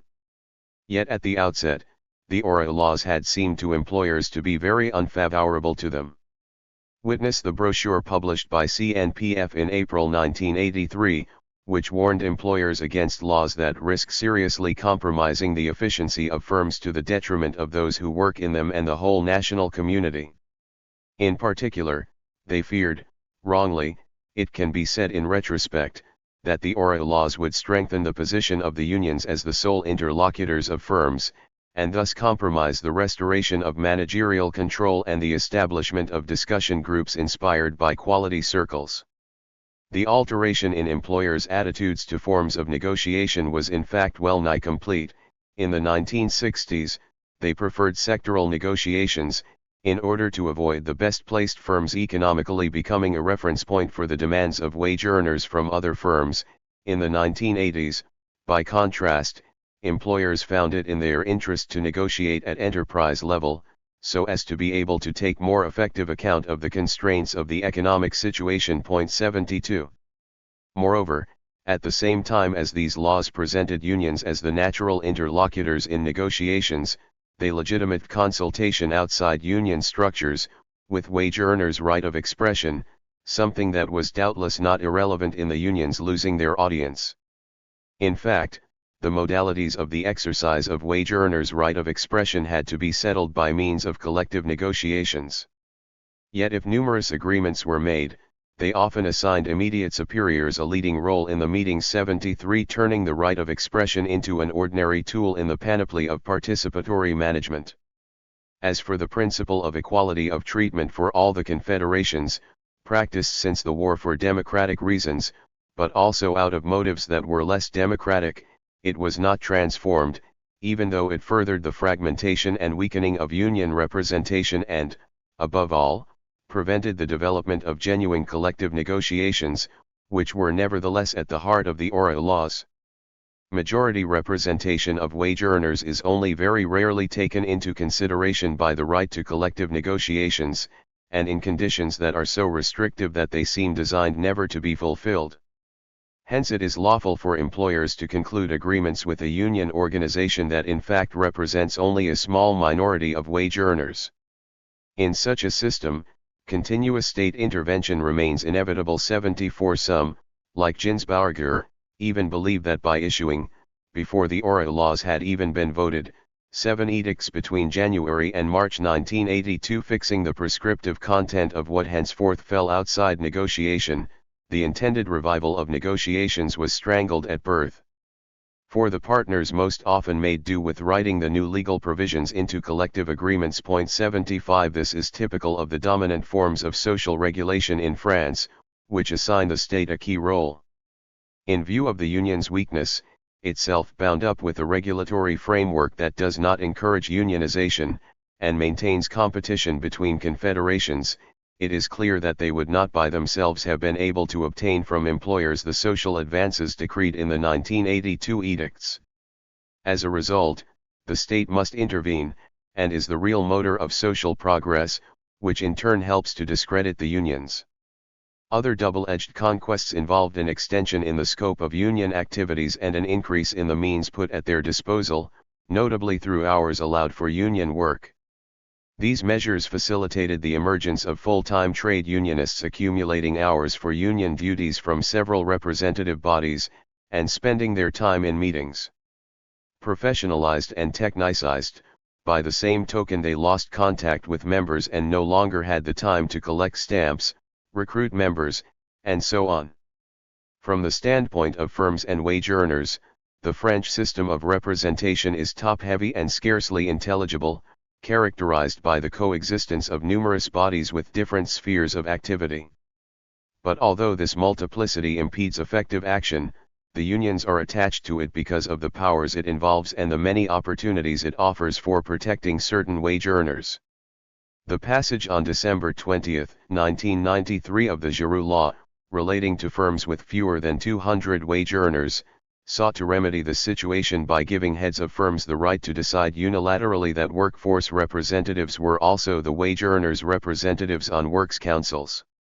If these provisions did indeed simplify things somewhat, it is to be feared that they were primarily used to reduce the union presence in the small and medium-sized firms that had a union, not to create hitherto non-existent representative bodies. 76 From this example it is perfectly clear that, in order to be effective, a simplification of the mechanism would have to be combined with incentives to unionization, and it is easy to understand why, in the absence of such a political project, unions cling on to what some denounce as established benefits and perks. Unions have thus become a matter for professionals, rather than activists. It even seems as if members have in some ways become a burden, they must be listened and attended to, while the law has entrusted numerous duties to trade unionists that can be fulfilled without any need for members. Moreover, since various powers are bound up with the electoral success of the different confederations, and elections follow one another in rapid succession, most of the effort vis-a-vis the workforce was invested in electoral campaigns. The focus on elections contributed to members being neglected that little bit more, until the realization dawned that too extensive a loss of union presence was leading to electoral regression and the staging of elections which were pointless given abstentions, once again fueling the process of discrediting the unions. 77. Thus, the conquests made possible by the 1970s movement, many of whose ideas were implemented with the left's arrival in government, generated numerous perverse effects that it would have been the role of critique to block, for the employers did not take the risk of rebelling against the loss of influence on the part of the unions, which they were fighting with other weapons. But for a long time, the sense of conquest and satisfaction prevented people perceiving the weakness of the new mechanisms. These factors are further indication that satisfying critiques, which is always desirable if their demands are deemed valid, represents a danger for critique itself, which is then slow to put the world to the test once more. By another rebound effect of critique against itself, the artistic critique not only encouraged the dismantling of bureaucracies in firms, but also berated the state, political parties and, in terms of what interests us here, trade unions. Moreover, the latter, albeit to different extents, depending upon the confederation, the sector, and so on, assimilated it, and thus fueled forces that had no hesitation in targeting them for reform. Trade unionism as a semi-willing victim of the artistic critique. The critique of trade unions reached a peak towards the mid-1980s, but it did not come only from employers. It was also rooted in leftist opposition to the union bureaucracies, and to the union power which, in some sectors, was often conflated with that of petty tyrants. 78 At the same time, the very violent attacks to which unions were subject, and which, as in the works of François de Closet published at the beginning of the 1980s, inverted their image, from defenders of the oppressed into defenders of the categorical privileges of protected minorities, met with conditions conducive to their diffusion. 79 This was all the more true in that unions, which had never been well established in small firms, maintained an active presence predominantly in the public sector, nationalized firms, and the core concerns of large firms that had escaped the wave of outsourcing of the least specific tasks. Trade union bodies belonged to the hierarchical and bureaucratic world the class of 1968 had wanted to destroy, and which they finally saw in retreat. Failing to renew their own forms of opposition with sufficient speed to adjust to the new aspirations, a task that capitalism seemed to acquit better than them, the parties and unions on which critique was based attracted fewer and fewer activists, when they were not accused of having become retrograde and sectarian, falling back on serving various unfairly privileged corporative minorities. For example, the CGT was very hesitant about self-management, which it rightly regarded as a critique of the traditional forms of representation and trade unionism it had adopted. The ambiguity of this critique of trade unions stemmed from the fact that the accusation of corporatism had purchase on the inside, among activists who dreamt of a union of the whole working class, transcending all particularistic interests, and hence especially those associated with occupations and firms. It had purchase among another section of activists inspired by radical egalitarianism that rejected all hierarchies, including those of occupation or skill, denounced as sources of oppression. Thus, it is astonishing to observe that even before reaching a broad public at the beginning of the 1980s, the accusation of corporatism had been wielded within, prompting numerous organizational changes that may retrospectively be reckoned to have been one source of deunionization. For a long time the confederations had long been organized by sector and geographical subdivision, rather than by occupation or firm. But the structures remained loose. Subsequently, this form of organization was imposed on all the federated unions, starting from the 1960s, in the name of broad solidarity and the unity of wage earners in the face of their employer. The confederations abolished categorical divisions and proceeded to dismantle the national unions that were the natural extension of the corporative principle. In a 1974 circular, the CFDT thus recalled that a nurse or social worker in a factory could not be attached to the Health Services Federation but must, for example, belong to the Hakui Tex Federation if a textile factory was involved.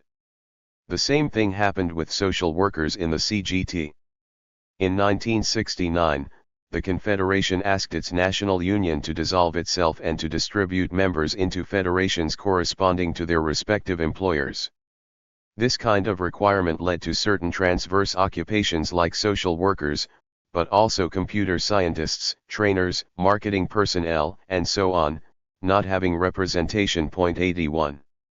Accordingly, a tendency set in to suppress the different social categories coexisting in firms. Thus, the CFDT set up single union sections that were supposed to combine all categories of the workforce.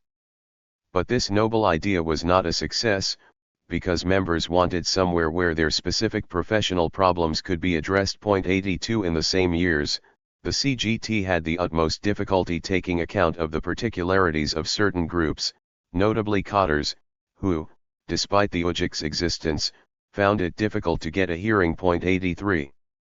Finally, the union leaderships also wanted to transcend occupational divisions between sectors by strengthening geographical, local, and departmental combines, which led to a proliferation of organs, committees, and decision-making sites at a time when activist numbers were in decline. This had the result of absorbing them still further into the union machinery, and reinforcing their distance from the base and the membership. In the past, French trade unionism derived its strength from its corporative dimension and its ability to deal with individuals' problems in the workplace itself. Consequently, in claiming to transcend corporatism and organize broad solidarity, were the unions not destroying the bases on which they were constructed? In many cases, restructuring resulted in the disappearance plain and simple of union members and the Union Branch 84 at the beginning of the 1980s. There unquestionably remained various bastions of corporatism that had not been dismantled by internal union efforts. But if they were so conspicuous and so strong, it was also because their corporative form had enabled them to shed fewer members. Here the artistic critique, articulated in the name of freedom that is deemed unduly restricted in a categorical framework assuming rights and duties relative to the group people belong to, formed an alliance with the egalitarian dream of the social critique. Together they worked on union structures in an attempt to eliminate sites where members could have constructed unity of action on the basis of sharing a more concrete common lot than the mere fact of being a wage earner. The artistic critique also attacked all institutions deemed oppressive. Their prescriptive, controlling character was challenged and ways of rendering them more flexible had to be found. But the freedom wrested also led union recruitment to dry up. The critique of religion as an ally of bourgeois morality helped exacerbate the crisis of activism with a religious origin and of the Catholic movements, whereas these had been a significant source of recruitment for the CFDT up until the 1970s. 85 The critique of the dirigiste methods of the Communist Party and countries of real socialism contributed to the drying up of recruitment to the CGT. French trade unionism was a unionism of activists, whose numbers were very small, but who were inspired by strong convictions, whether the Christian faith or socialism. The drying up of traditional sources of recruitment at precisely the time when, for the reasons referred to above, the creation of a more professional, less ideological mass trade unionism proved especially difficult, likewise contributed to deunionization.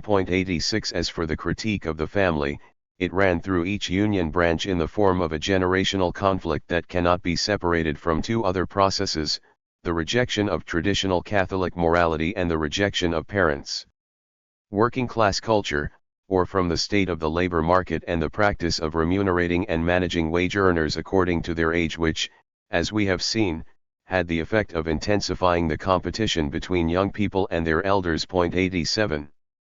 Among the factors involved in deunionization, it remains for us to enumerate those for which union bodies are almost totally responsible.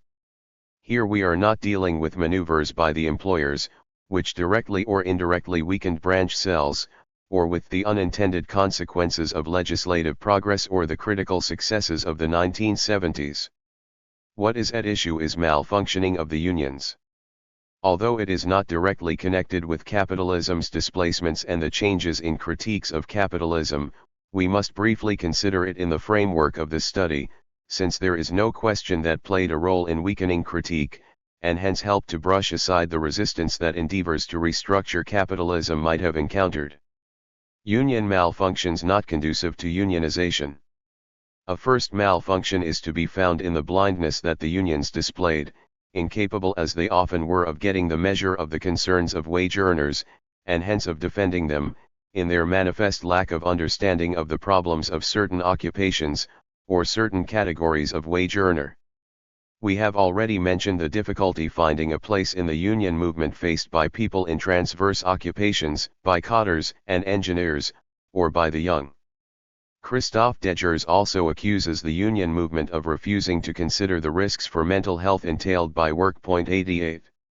A second accusation that is frequently made, and is linked to the first, is that of having abandoned members.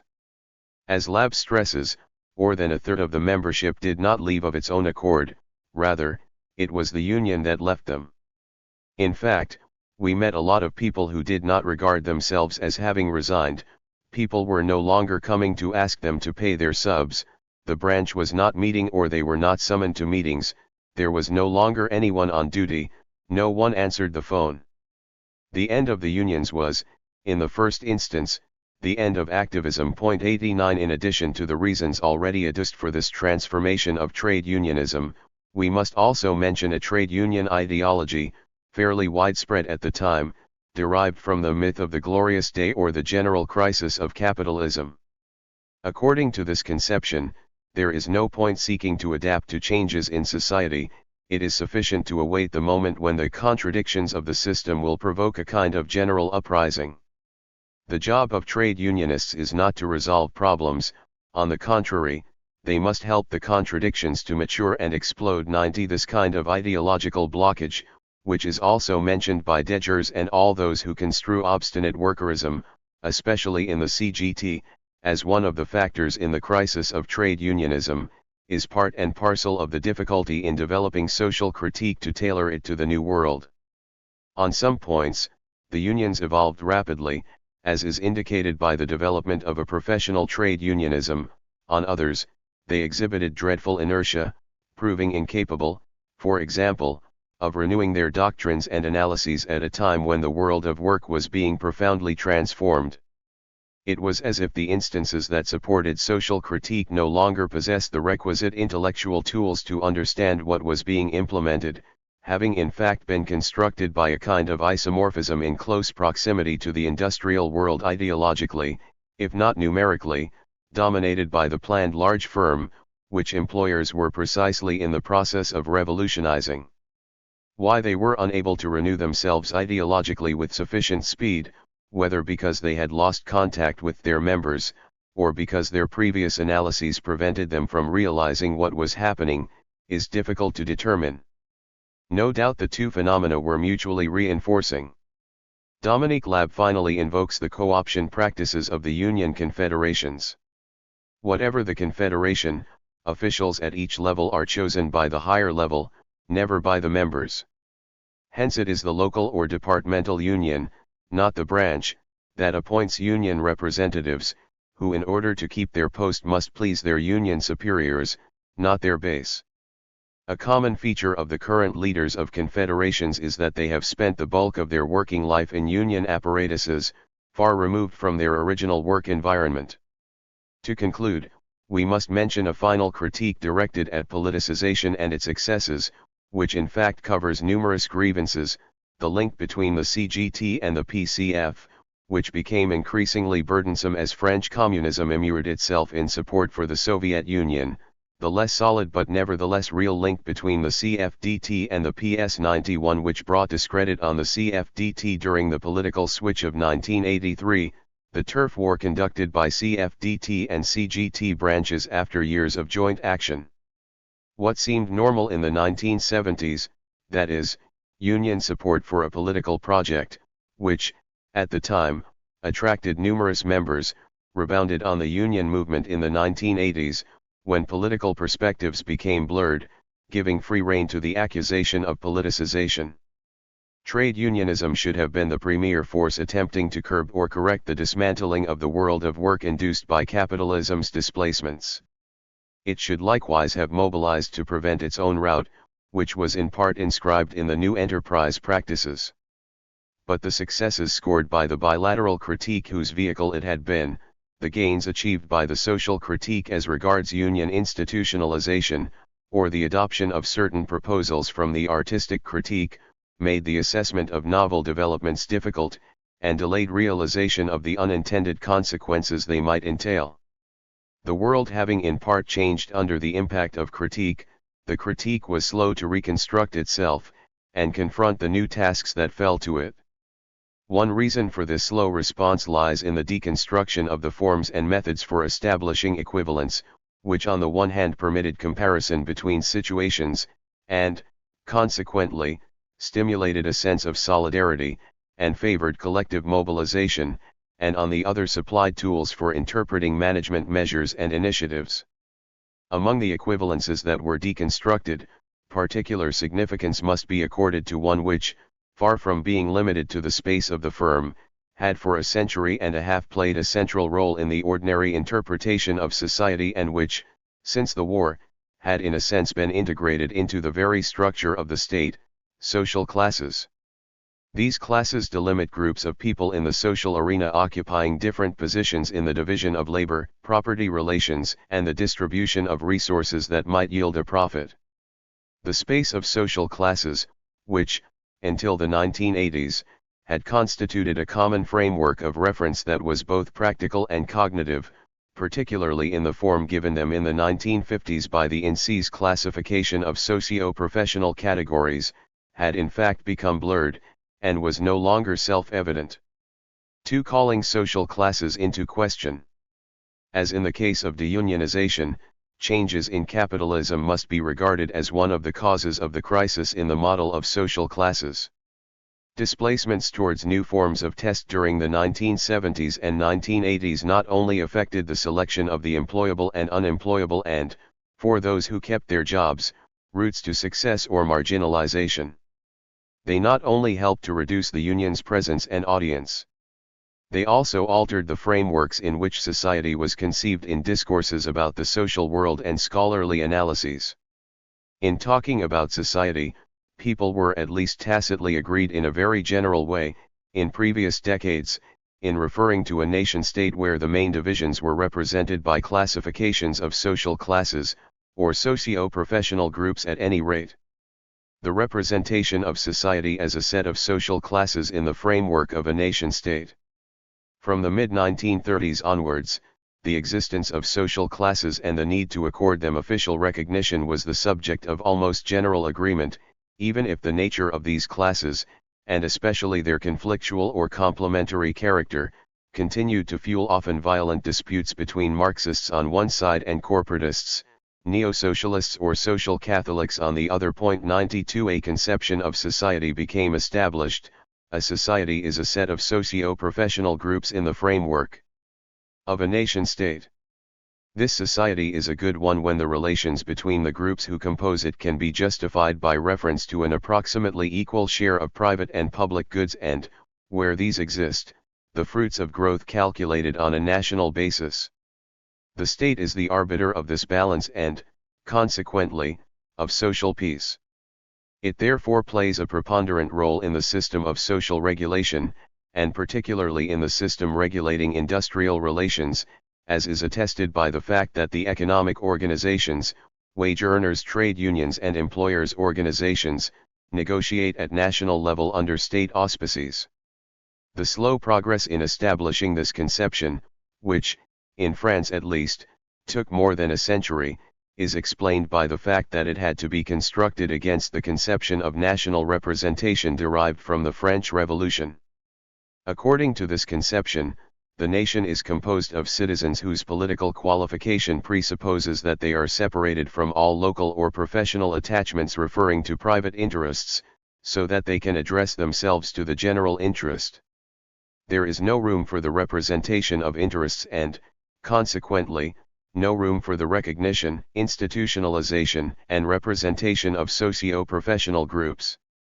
In this political design, the citizen is a man without properties, qualified solely by dint of belonging to the nation. We must look elsewhere for the political origins of the conception of society as a whole divided into social classes. As Jean-Philippe Perret has shown, the gradual introduction from the mid-1930s and post-war years of a representation of professional interests in the state through institutions like the Plan, the Conseil économique et social, the National Accounts Office, and the INSEE's socio-professional categories, and also of a system of professional relations where the state is the guarantor of the negotiations between employers and unions, derived from the conjunction of three currents of political ideas. Corporatism, one of whose main components was social Catholicism, the trade union movement, and a technocratic, planning current that was Saint-Simonian in origin. 93. From the 1950s onwards, the classification of socio-professional categories was to represent a powerful tool for unifying and representing social classes, in the different senses of political or administrative representation, statistical representation, social representation, and mental representation. 94 Created for the 1954 census and revised in 1982, this nomenclature rapidly emerged as a remarkable instrument for gathering knowledge about the social structure, as is attested by the large number of studies conducted over 40 years using its classification system, both in public research centers and in private polling institutes. Once this became available, it was a particularly useful tool for systematic analysis of the correlations between social position, academic qualification, income, and social origin, which had been at the center of the meritocratic conception of society since the war, and also at the heart of the second spirit of capitalism. Now, this nomenclature did not spring fully equipped from the head of its creator. It was the product of a social history of the definition of relevant classificatory criteria.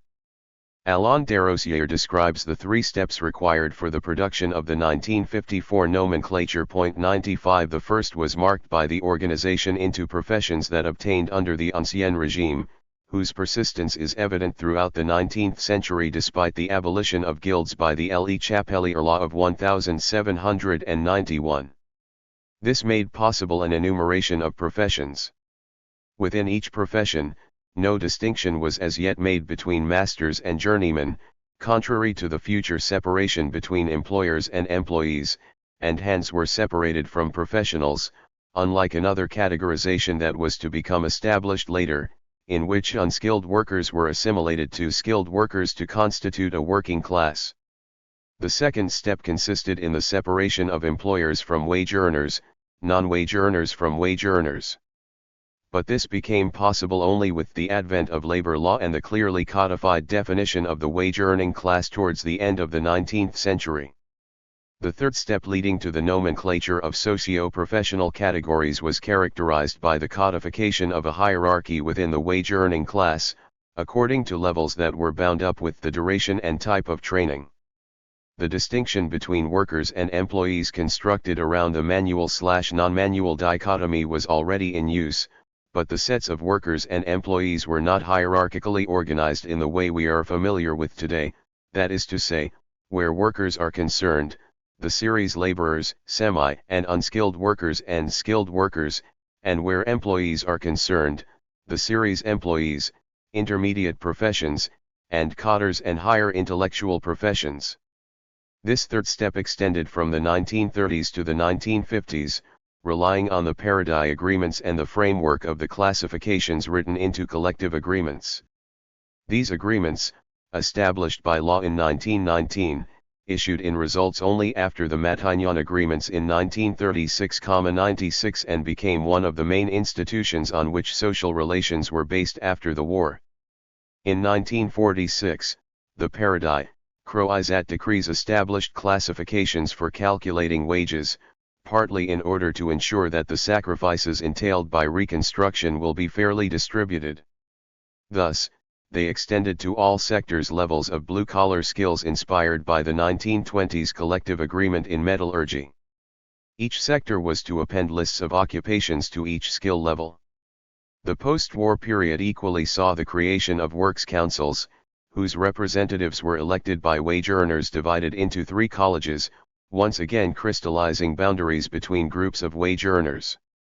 The Public Services Statute was established in the same years, introducing a distinction between A and B categories of cotters that was to serve as a model for separating middle cotters and senior cotters. The nomenclature of socio-professional categories was thus directly bound up with the appearance over the course of history of rules of job segmentation used by firms, but largely established by the state. This unique history explains the original form assumed by French socio-professional categories compared with stratifications elsewhere. It also accounts for their robustness for analyzing data. The classifications carried out with the aid of the nomenclature are all the more reliable in that the professions are well represented by professional groups, and established by laws and regulations.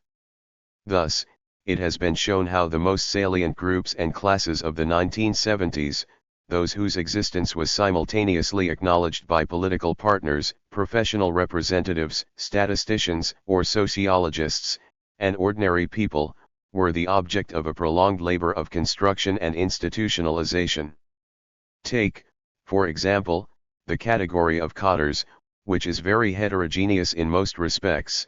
Its existence is due in the first instance to the creation of representative institutions, which obtain the definition of an official status and the implementation of regulatory mechanisms 97 whose legislative character guaranteed their enforcement in each firm and over the whole national territory. 98 By analyzing the coding operations carried out within the INSEE, it has also been demonstrated, for example, that errors of classification regarding doctors in the nomenclature are extremely rare, despite the wide variety of professional titles they may use.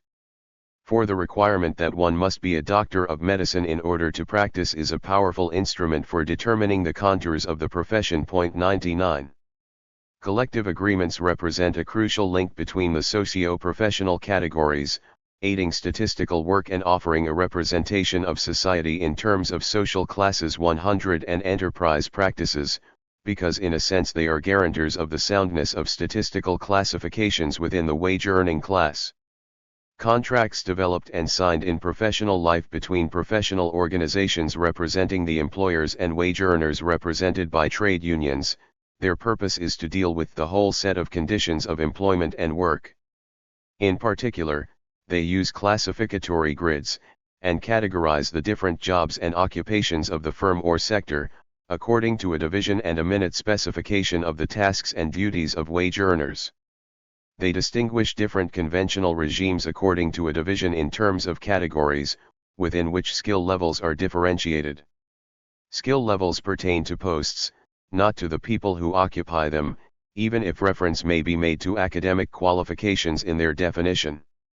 Collective agreements mention a wage coefficient that corresponds to a minimum wage depending on the wage earner's position in the scale. They thus establish categorical divisions in firms correlated with types of training and wage levels. Collective agreements do not quite cover the whole wage-earning class in the private sector, despite repeated attempts by the public authorities to encourage their extension.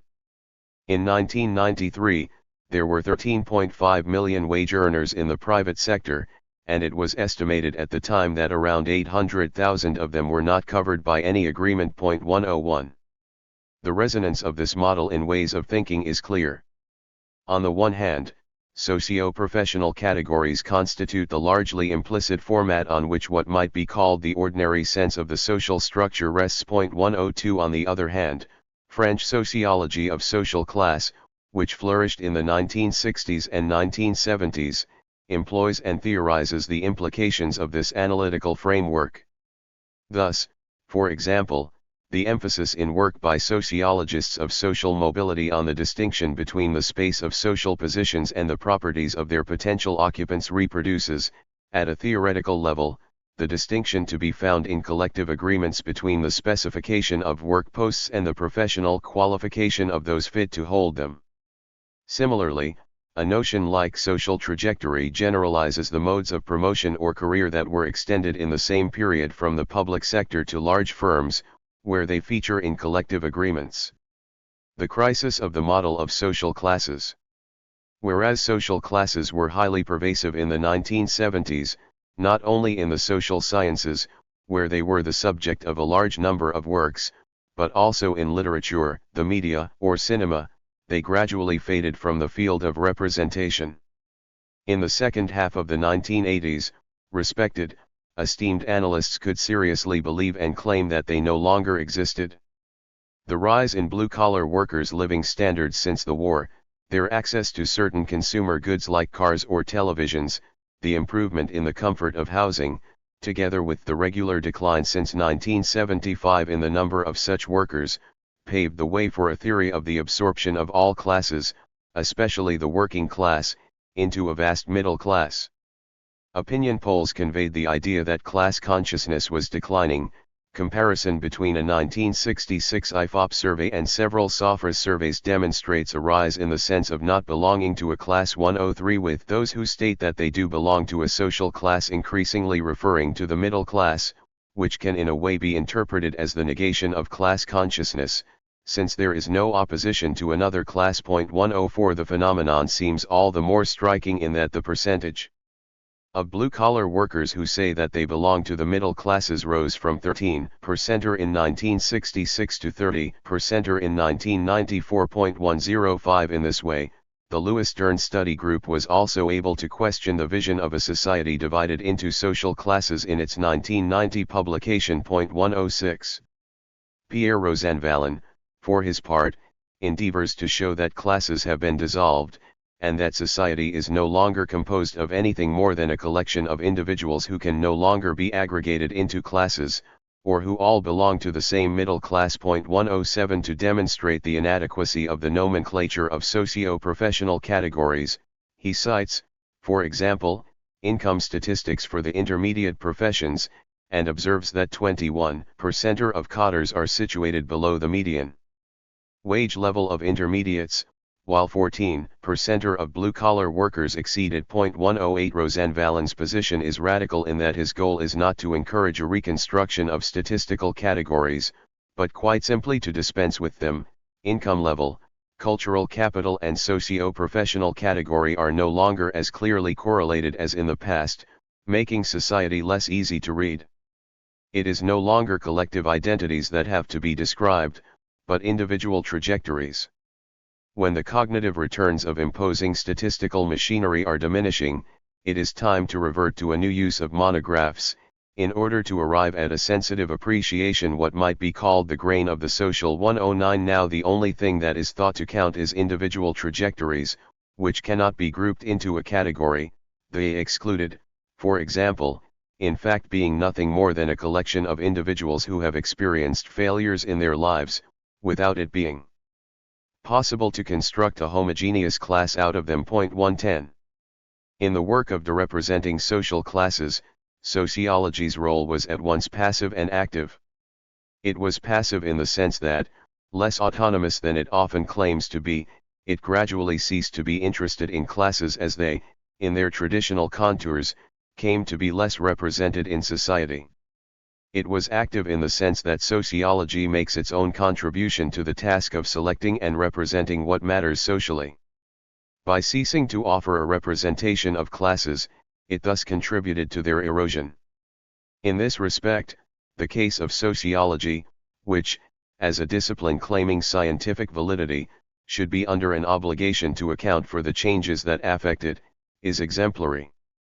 In the years 1960 to 1980, analyses in terms of classes, categories, socio-professional groups, and so on, played a key role in the rapid development of French sociology. The nomenclature of socio-professional categories formed the framework onto which were grafted masses of data accumulated by public or private research bodies that fed into sociological interpretations. Yet analyses in class terms have become much rarer since the early or mid-1980s, that is to say, paradoxically, during a period when the highly significant changes affecting economic activity posed the issue of their impact on classes and class relations. 111 The abundant literature that has accumulated over the last 10 years on organizations, work and, to a lesser extent, poverty, unemployment, and employment, invariably ignore this issue. We have in fact witnessed a transformation in social debate, structured around the theme of inequalities. Up until the end of the 1970s, it has gradually shifted to exclusion. Yet whereas the first approach leaves room for antagonism between social groups, the second establishes the idea of a broad consensus, a vast standardization which is scarcely impeded by a few extreme situations. 112.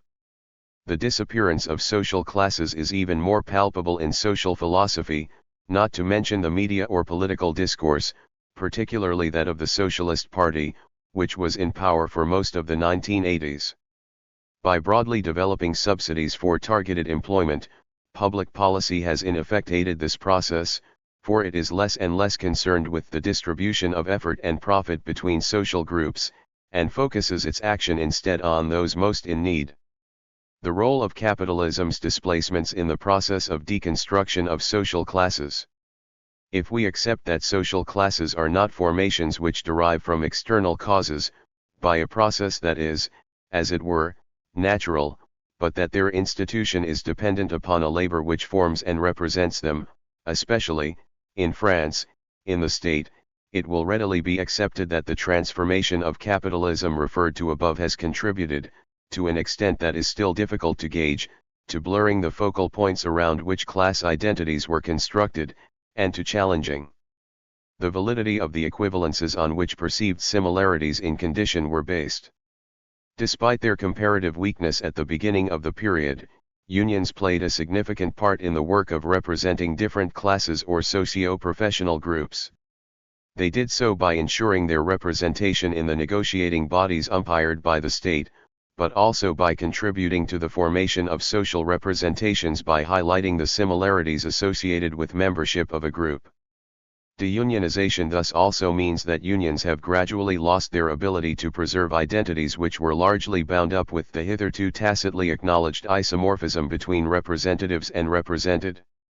As for the individualization of employment conditions associated in many firms with the reconstruction of work situations, this has had the effect of suddenly rendering obsolete the unspoken equivalences on which perception of social identities rested.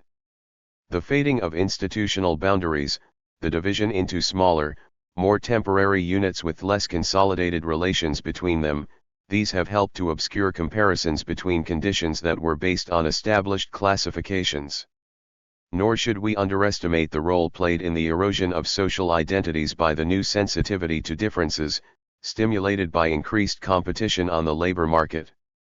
But the effects of capitalism's displacements on social classes do not operate only by increasing the difficulties that unions experience representing classes, or by an evolution in work situations such that class consciousness dwindles. A large number of employer initiatives have equally contributed to directly transforming the analytical framework. To start with, let us mention the work done by those in charge of firms on the terminology used. Has not the recent transformation of the CNPF into the Mouvement d'Entreprise de France resulted in eliminating employers from the legitimate field of representation, since it no longer recognizes itself in this term, so that use of it will increasingly be associated with critique, and its connotation will become yet more negative? The CNPF now presents itself as the representative of firms, and hence, why not? Also of their wage earners, erasing the conflict of interests between shareholders and wage earners. Thus the previously established separation is denied, and only critique can revive it. The substitution of the term operative for manual worker, recommended as early as 1971 in the employer's report on semi- and unskilled workers, represents another symbolic sleight of hand, one of whose results is to make the working class disappear by insisting on the novelty of working class posts, and erasing a significant continuity in conditions. These kinds of practices make it easier to break up the typical examples with which each category was traditionally associated. In fact, when they are read in the margin of a diagonal table, for example, or heard in radio commentary on a poll, the categories of the nomenclature speak to people, as they say, only insofar as it is possible to fill each of the items with representations whose origin has nothing statistical about it. 113 How is it now possible to place a representation under the category of worker when heads of firms, indicating the number of workers employed in their firm, hasten to add workers in the sense of the in-see, and abandon the use of the term in-house, replacing it with operative, which is absent from the nomenclature? Action on the classifications used in collective agreements, whose crucial importance in the representation of social classes in France we have noted, has also been very sustained since the mid-1970s, gradually breaking down the hierarchies and categories used previously. From the mid-1970s and in the 1980s, various initiatives helped to circumvent these classifications, regarded by a section of the employers as one of the main obstacles to flexibility. 114. From the beginning of the 1970s, the usual classification grids, which prompted a series of demands and, consequently, collective increases, were regarded as an obstacle to the individualization of pay, and hence as an obstacle to justice. but practices of individualized management of the workforce would in turn bring about large wage disparities between comparable posts and qualifications within a group of firms governed by the same sectoral collective agreement. 115 The flagging of collective bargaining with the implementation of the employer's second response to the crisis of governability gradually facilitated a separation of remuneration practices from the minima written into the agreements, by simultaneously exploiting agreed minima inferior to the guaranteed minimum wage 116 and a bonus mechanism making it possible to minimize the role of official grids. Thus, in the 1971 CNPF report on semi and unskilled workers, there is a recommendation to make the law of supply and demand operate by raising their wages relative to employees and certain professionals, on condition, obviously, that pay increases for these categories are not automatically applied to other jobs. But the classifications derived from the Paradise agreements represent an obstacle to this project, because they entail excessive rigidity in the relations between pay and membership of a category. It must indeed be observed that in our country, above all since the application of the 1945 Paradise classifications, we confront a certain tendency to assimilation to the state sector. It is extremely difficult to alter the conditions of remuneration of a job without affecting the whole scale. The rigidity of the system extends to the national level. To escape this rigidity, as a first step the author advises separating the notion of wage from that of classification by means of allowances and additional pay, and then reconstructing the classification by introducing new criteria, responsibility, for example, or nervous tension. Action on the actual grading of posts in the classifications is another way of bypassing the regulatory framework laid down by them. Thus, according to François Jéger-Madiot, the distinction between skilled workers and unskilled workers reflects not so much a difference in skills as a categorization in the collective agreements which may, with an equivalent skill level, depend upon the state of the labor market. 117 This is particularly clear for young people with a CAP or BEP, who are now systematically hired for the posts of unskilled workers, whereas the CAP remains widely associated in agreements with skilled workers' jobs. 118. François Hérod et al.'s study of the relations between the classifications and the wages actually paid on the basis of 27 establishments in 4 industrial sectors shows that the correlation between classifications and wages remains strong. On the other hand, the way the grids are used varies with firms, which combine pay policy and classification policy differently. 119 They identify 3 types of practice: the type mentioned here, which consists in actively neutralizing the grid, the type which takes the grid as a management tool, simply adapting it at the margins, and finally the type which assigns classifications an active role in a desired organizational change, involving a significant renegotiation of criteria and hierarchies. 120. Let us touch on precisely those practices that consist in working to transform the grids, rather than trying to bypass them. The history of the classificatory grids is marked by the signature in the metallurgy sector in 1975 of a new kind of grid, called weighted criteria. Agreements of this kind have multiplied since, to the point where such grids are well on the way to gradually replacing the Paradise grids. They contribute significantly to blurring the division into social classes since, although they represent approximately half of the collective agreements in force today, they no longer allow the direct coding of socio-professional categories. 121. The grids negotiated during the post-war years in accordance with the Paradise decrees were characterized by an exhaustive enumeration of hierarchized tasks and work posts within the career paths of distinct jobs. Thus the road haulage agreement, for example, indicates that Group 1 of employees contains cleaning personnel, caretakers who do not undertake rounds, and night watchmen who do not do rounds. In Group 2, we find cleaning staff, concierges, caretakers with rounds, night watchmen with rounds, guards on the gates, messengers, cyclists, and office assistants.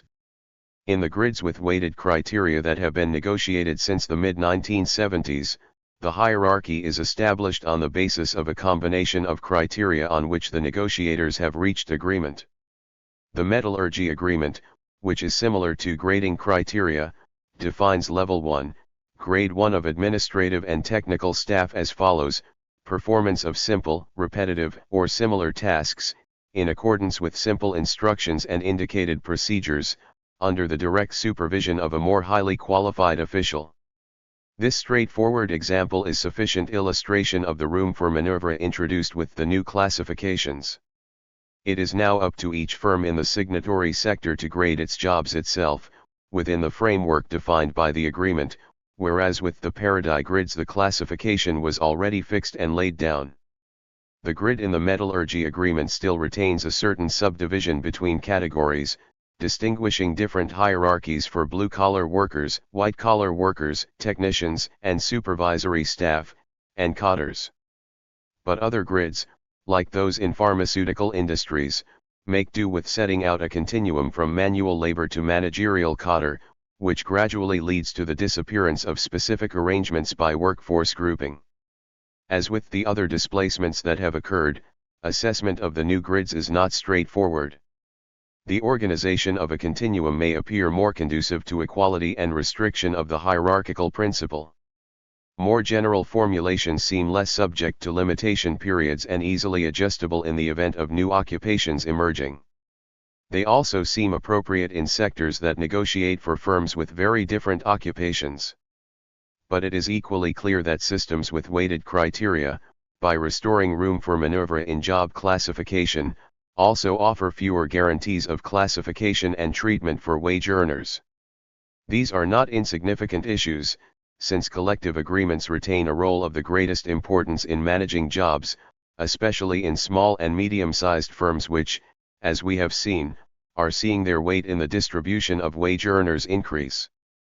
The INSEE's 1992 survey structure de Sala Ayers indicated that virtually 1 firm in 3 with between 20 and 200 wage earners had assigned paramount importance to the recommendations of sectors when it came to adjusting wages in the period 1988 to 1992.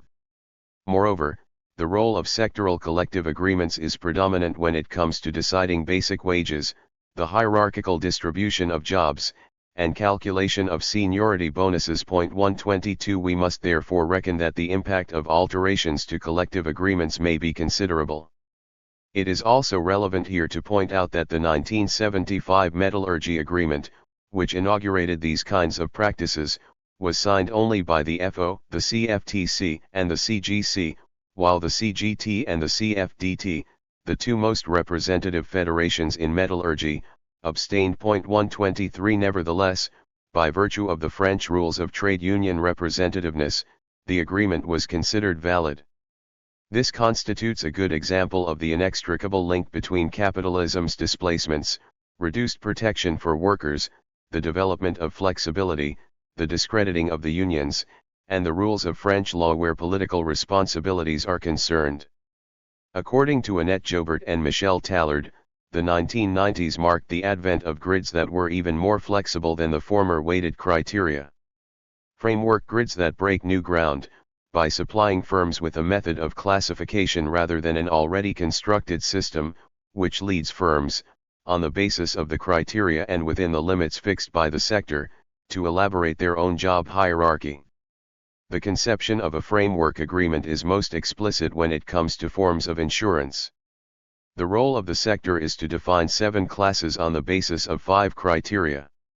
Its role virtually ends there, since it is then up to the firm to fill the classes with the duties that it has inventoried and appraised on the basis of a weighting of the criteria.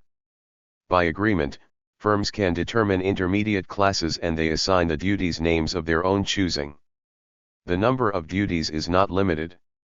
Indeed, at the end of the 2-year period for implementing the new system, one will be dealing with very different classificatory grids depending on the firm, according to the number of duties identified and their mode of appraisal. 124.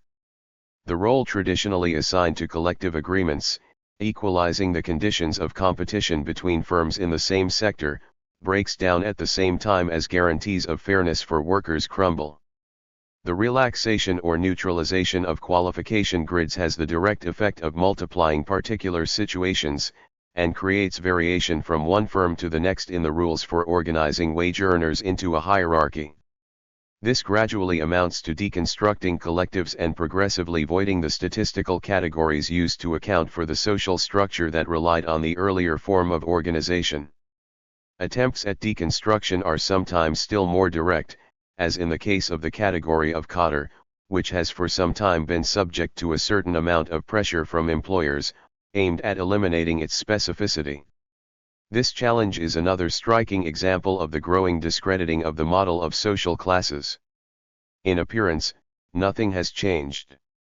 The statute of cotter, with the benefits and constraints attached to it, is still in place and, as in the past, transition to the status of cotter represents a desirable crossing of a social boundary.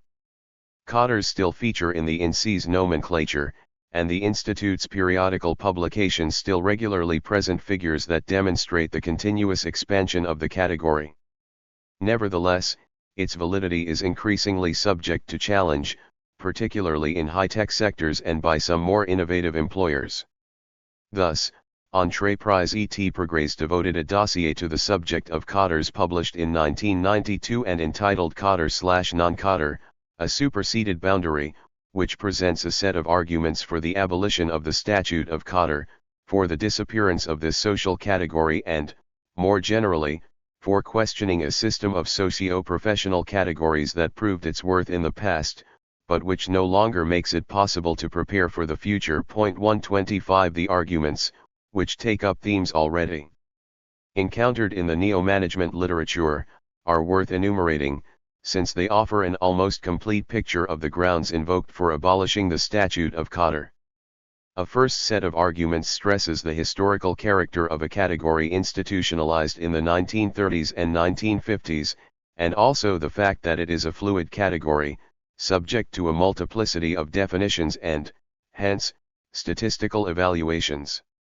Useful and motivating as late as the 1970s, today its existence plays a harmful role for the following reasons: because social environments have become homogeneous and there are no longer, as formerly, notable differences in lifestyles and social attitudes between cotters and non-cotters; because, with the development of the service sector, the number of cotters has increased significantly, whereas the number of blue-collar workers has declined, because the number of students has likewise considerably increased, and it is dangerous to encourage the hope that they will all become cotters, because the title of cotter is specifically French and hence an impediment to the internationalization of French firms. Other arguments refer to changes in modes of organization and the transition from Taylorism to flexible, modular, or projective organization. Cotters no longer perform a supervisory function and the volume of the category increased considerably at a time when the number of hierarchical levels was diminishing. The title of cotter emphasizes hierarchy, centralization, compartmentalization, vertical communication, features of superseded modes of pyramidal organization to which inflexible collective agreements correspond. The title of cotter assumes a clear division between the tasks of conception and execution, yet this Taylorist distinction no longer exists. Differentiating cotters from non-cotters impedes autonomy, individual initiative, and creativity at all levels. The title of cotter assigns too much importance to academic qualifications, and is a brake on the prioritization of experience and skills. It runs counter to the recognition of real skills and responsibilities, so that, where once it was motivating, it is now perceived as a factor of exclusion. The last argument is especially relevant for our purposes. It revolves around the issue of working hours and manner of remuneration.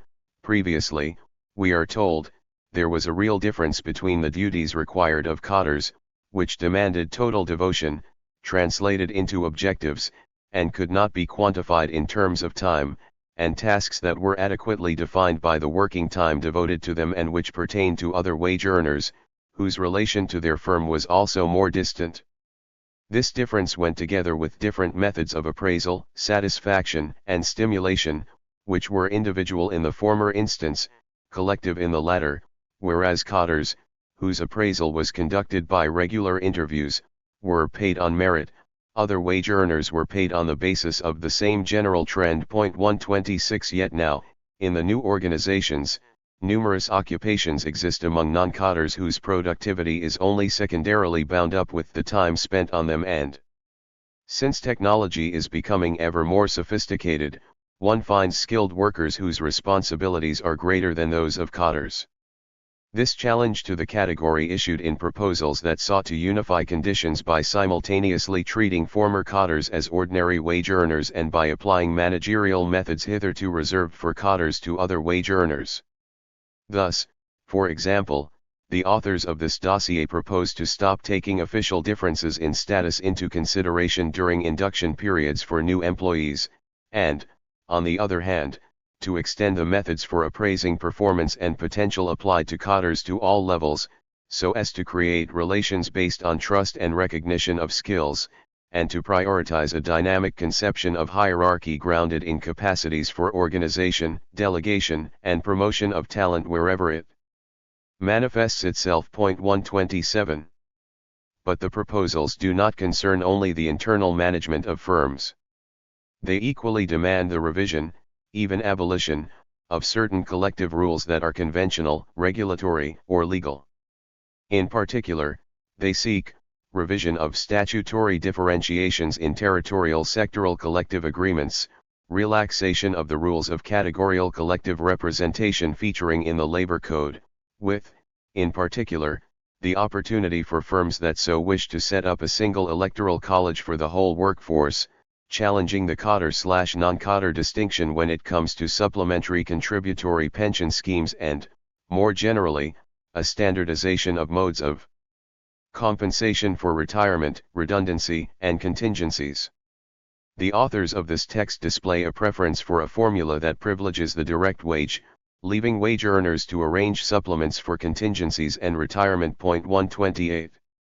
These proposals are not utopian. They have begun to be implemented, and there is manifest pressure on state institutions to alter the regulations and procedures currently in force. Witness, for example, a letter sent in October 1996 to the INSEE by the Syndicate National de l'Industrie Pharmaceutique, informing it that the pharmaceutical industry would not in future be able to respond to the mandatory surveys and declarations based upon socio-professional categories. It based its argument on the fact that the industry had revised its system for classifying jobs in June 1994, and now no longer referred to the socio-professional categories, estimating that these notions no longer reflect current realities and prepare firms and wage earners poorly for the economic developments that are underway. In the note accompanying this letter, the existence of the official status is presented as not only detrimental to firms, but also as dangerous for wage earners themselves, whose chances of finding another job in an unstable world depend upon the value added the wage earner has been able to acquire with the aid of his firm, not on their former job title and socio-professional category, however flattering. The report of a subsequent meeting on the issue explained that the SNP's initiative aimed to promote in the sector new modes of managing and recognizing qualifications more in tune with the new realities. In sum, it is a question of moving from collective modes of management basically centered on status to collective and individual modes of management basically centered on managing skills. And it concluded that administrative contingencies must not constitute an obstacle to the emergence of the new values desired by the sector. Thus, reconstructing the previous logic of statuses solely for the purposes of statistical or administrative processing is something to be avoided. The importance of the battle emerges in these last phrases, for the INSEE's experts were able to establish that the job nomenclature established by the Federation made it easy enough to code the jobs in the industry according to the nomenclature of socio-professional categories. Accordingly, the technical difficulty involved in presenting the statistics in the format expected by public bodies emerges as a pretext for carrying through an ideological reform. The documents we have just examined indicate that the possibility of an imminent fragmentation of the category of cadres must be taken seriously. 20 years ago, efforts were made to deconstruct the category, by showing that far from possessing the unicity and natural character imputed to it at the time, it was heterogeneous, shot through with relations of interests and power, and the product of an economic and political history. Today, employers are endeavoring to demolish it, on the basis of arguments often drawn from the critically inspired sociological literature whose relevance they previously contested. Thus, maintaining a high degree of solidarity, of unity, between managers and cadres charged with tasks of execution, which seemed crucial in large, integrated firms with their heavy concentrations of workers and combative trade unions, is no longer a priority. The validity of the categories employed by the nomenclature of socio-professional categories, which the image of French society as a set of social classes largely rested on, was heavily dependent upon their adequacy to the divisions operative in the social world. But the sharpness of these divisions itself resulted in large measure from the objectification of the regulatory mechanisms and modes of organization of work, of which the nomenclature was itself the product. Ultimately, it was the overlapping confirmation provided by the divisions of the nomenclature and the divisions observable in the world that gave the nomenclature its credibility. As in the case of the currency, however, the confidence people had in its soundness and, more profoundly, the integration of the nomenclature's categories into their own mental categories contributed in large measure to maintaining this adequacy and, consequently, to maintaining confidence in the nomenclature and the analyses in class terms based on it.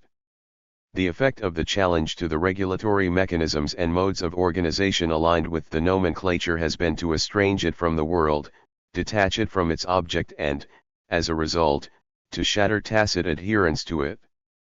Moreover, over and above the actual content of the nomenclature, credence in its validity was based on the possibility of crediting the social world with a minimum of stability. The nomenclature's details could be amended without invalidating the possibility of describing the socio-professional world by means of a taxonomy. Conversely, challenging the even comparatively stable character of the social world, in favor of a vision foregrounding uncertainty and complexity, had the effect of reducing confidence in the descriptions it made possible. 129. However, there is nothing more naive than contrasting the particularity of real conditions with the supposed uniformity of class membership.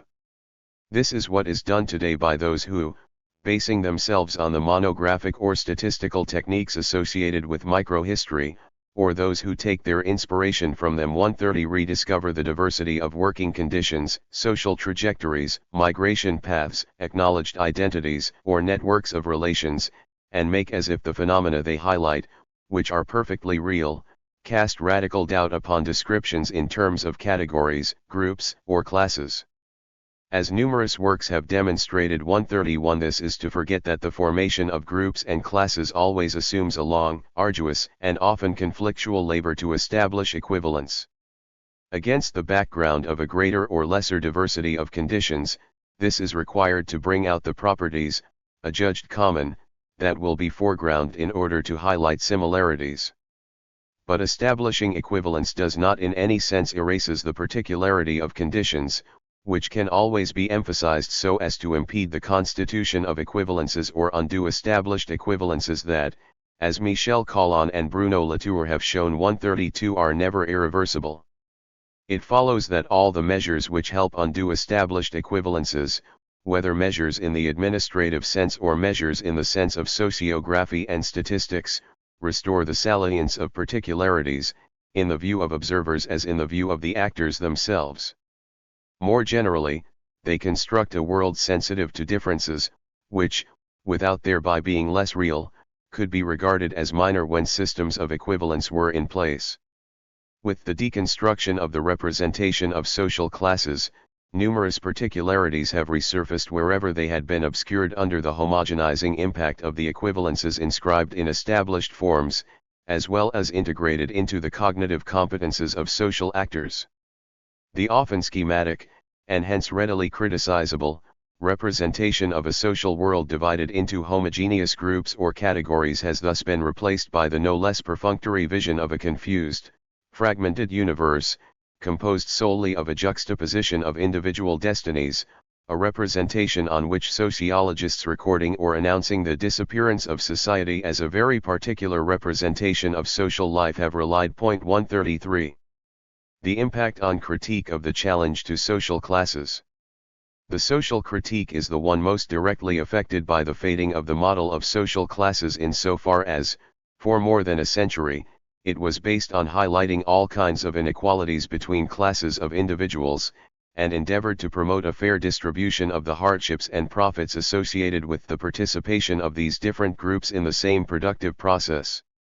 The negation of the existence of different classes, with interests that were construed as completely or partially contradictory, and the focus of analysis on an aggregate, the excluded, defined precisely by its lack of participation in the productive process, invalidate the discourse of traditional social critique virtually from the word go. For example, it would adduce increased inequalities among the included, whereas, according to the currently dominant analytical schemas, this characteristic makes them the new privileged. Or again, reconstructing the working class by adding an appreciable percentage of new employees to manual workers, it would show that it has by no means disappeared, and that its demographic weight is even quite imposing. The artistic critique is also affected by the deconstruction of social categories inasmuch as this likewise blurs another opposition that has played an altogether central role in France since the mid-19th century, the opposition between intellectuals and artists on one side, and economic elites on the other. Various indicators suggest that this is well on the way, if not to losing all relevance, then at least to fading rapidly. 134. The way in which the figure of the manager is today assuming the qualities of the artist and intellectual tends to blur the distance, established since Romanticism, between the realism of those in business and the idealism of cultured people. And this is all the more the case in that the changes affecting the system of cultural production lead artists and intellectuals, in order to bring their projects to fruition, to work very hard at making connections with the most diverse people and bodies, exploring networks, establishing partnerships, arranging, especially financially, projects. Thus, for example, artistic life, as described in Pierre-Michel Menger's recent writings on the entertainment professions 135, constitutes the limit, which is real, for all that, towards which the ideal of the manager, as outlined in the works of consultants, seems to be headed. Artists respond to a very changeable and uncertain professional world by spreading the risks and equipping themselves with portfolios of activities and resources containing different risks, which confers on the individual organization of artistic work certain properties of a mini-firm. For them, irregular work represents the most widespread form of employment, with a succession of short periods in work and more or less prolonged periods out of work. A career consists not in filling vacancies, but in engaging in a multitude of often very heterogeneous projects. The optimal strategy consists in accumulating relatively stable jobs and very short, diverse contracts that make it possible to explore new, rich working environments, to augment the number of non-recurrent contacts, to acquire new skills and information, and to benefit from the effects of reputation. These are so many factors that enhance employability, which is highly dependent upon the visible reputation and weight derived from earlier involvement in projects that have attracted attention. When the ideal of the manager without ties is substituted for the figure of the owner, possessed by his possessions, or that of the manager, weighed down with the planning and rational administration of production, the tension between the mobility of the artist and the obsessive fixity of those who prosper in the business world tends to diminish. Is not the neo-manager, like the artist, a creative figure, a person of intuition, invention, contacts, chance encounters, someone who is always on the move, passing from one project to the next, one world to another? Like the artist, is he not freed of the burdens of possession and the constraints of hierarchical attachments, of the signs of power, office or tie, and also, consequently, of the hypocrisies of bourgeois morality? Conversely, however, is not today's artist, even today's intellectual or researcher, likewise a network creature in search of producers, the realization of whose projects demands costly, heterogeneous, and complex arrangements, an ability to arrive at an understanding with distant, multiple actors who hold very different positions, from the local elected official, to the head of a firm, via an attaché from the ministry, and whom he must interest, persuade, win over. As a result, the whole conflictual balance within ruling elites is compromised, with the former antagonisms governed by the interplay of critical traditions making room for an alternation between fusion, where each of the partners risks losing their identity, and savage competition, practically on the same terrain. One effect of these changes has been to make the adoption of a critical stance, which since the mid-18th century and, more sharply still, since the Dreyfus affair, has helped to define the artist or intellectual as such, at once more necessary than ever and largely ineffectual. It is necessary for intellectuals, because it represents the last marker capable of preserving their specificity or identity in the face of businessmen and men of power.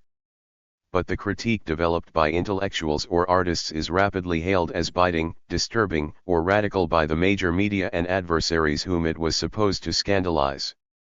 And the latter, turning out instead to be partners, even replicas, hasten to adopt the critique on their own account, so that critique loses its point of application, and is condemned to constant modification or vain overstatement. We can also relate this phenomenon of osmosis to the considerable development in the last 30 years of a public educated in secondary schools and universities, whose members are equipped with cultural schemas transmitted to them by the previous generation. In particular, this group comprises cultural instructors and mediators, journalists, presenters, theater people, and so on, who were themselves students around May 1968, and who today hold positions of cultural power in the academy, publishing, or the media. These intellectual guides have widely diffused the forms and expressions of the artistic critique that characterized the avant-gardes in the first half of the century, Cubist, Dadaist, Surrealist, and so on which they themselves were raised. They have thus contributed to a market demand for products labeled transgressive, even if the taboos now under challenge have only the remotest connection with the real content of the censorship, the unspoken or prohibited things which today hang over the power to think and speak. Inasmuch as it is connected with the relaxation of statistical formats for registering workers and the classifications used by firms, the deconstruction of social categories has also helped to disrupt work relations, and particularly the tests governing access to employment, promotion, certain levels of remuneration, and so on. The impact of decategorization on work tests. When we set up the concept of test in the introduction to this work, we maintain that a society may be defined by the nature of the tests it sets, tests through which social selection is performed, and by disputes over the more or less just character of these tests. Now, in this respect, the transformation that this book seeks to explain is radical.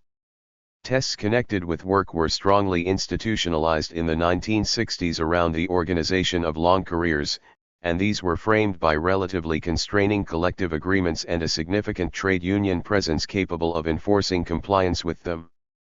The distribution of income between wage earners was administered within large collectives where only wage earners attached to the same employer worked.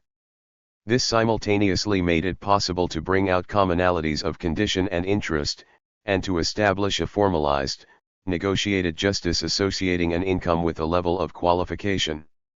The only employment contract possible was the permanent contract, the others being subject to very tight restrictions. 30 years on, this edifice has been dismantled.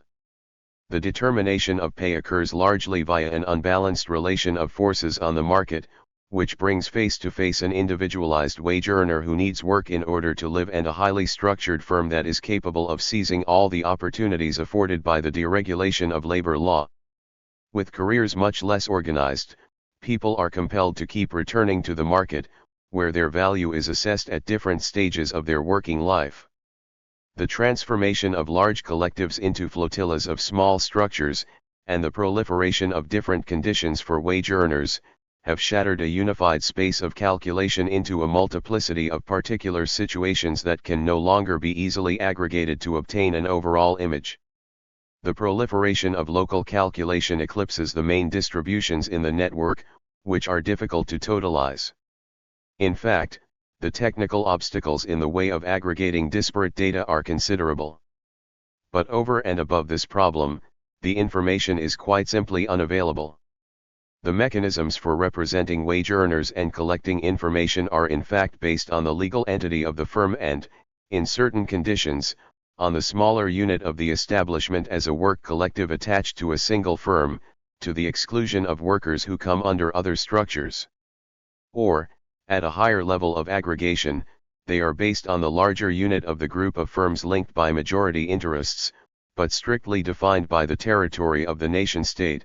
Despite recent progress towards the creation of European group committees in some multinationals. 136 As a result, they do not permit access to data that are international in scope.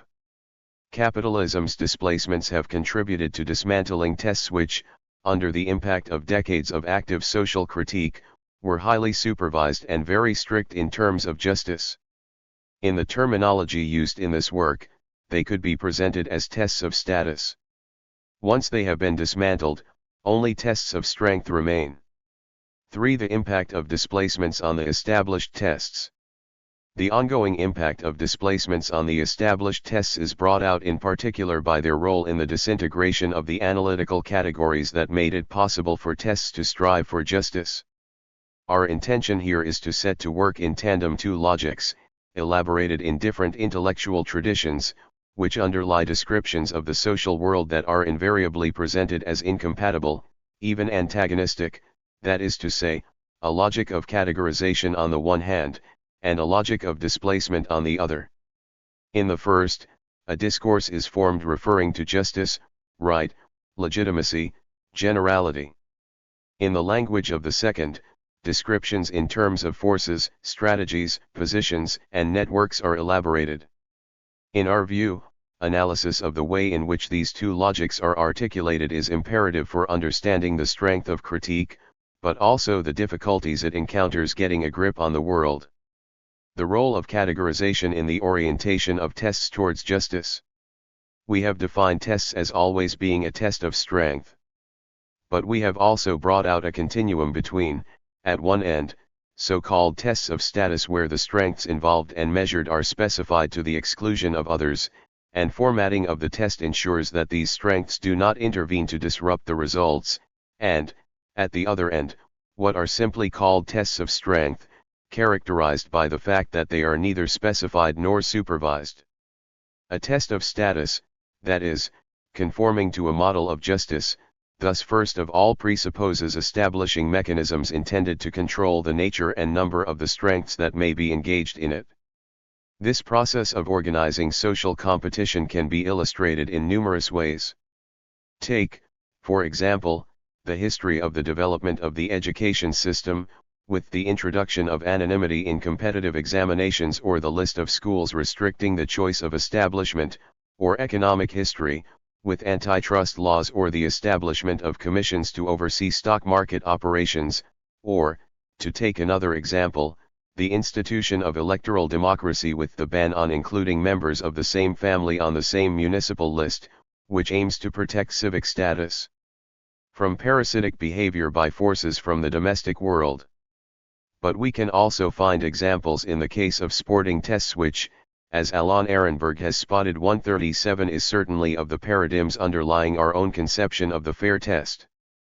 Georges Vigorello has outlined the process of regulation in the case of sporting tests. 138 It was initially bound up with the progressive autonomization of the different sports, or the achievement by a practice independently developed by amateurs, each with its own means and hence, in a variety of ways, involving diverse, weakly qualified strengths, of the status of an autonomous discipline that could participate as such in international competitions. The history of each sport is thus, basically, the history of a body of rules, which are increasingly detailed and precise, imposing a single code on ways of playing or competing that were previously strictly local or regional. 139 In this instance, the rules aim to specify the kind of strength that may be committed to the test, and the way the test is to be organized so that it is the strength which is exhibited, not some other kind. The aim is to prevent the competitors employing strengths of a different kind and thus to give the different parties an equal chance, so that success or failure is attributable solely to their merits. But the work of regulation does not cease once the sport is established in its specificity. The efforts made by sportsmen and women to win lead them to introduce modifications, often of a minor kind, into the techniques deployed, whether in the way they use their bodies, or the way in which the material instruments they employ are constructed. For a time, these modifications may pass unnoticed and favor victory. They may then be subject to regulation under the pressure of opponents who, not having had the benefit of them, have lost in a way that they consider unfair, in the sense that the conditions of the test have been unilaterally altered. Hence they can argue that they and their more fortunate opponents have not in fact been facing one another in the same test pertaining to the same sport. Let us take a few examples. In 1956, a Spanish athlete, Irosquin, introduced a new method of javelin throwing, the so-called rotating method, derived from a traditional Basque sport that consisted of throwing tree trunks. It was a resounding success. However, the technique was banned 15 days before the Melbourne Olympics on the grounds that it was dangerous, but also because it radically altered the physical qualities hitherto required of a thrower.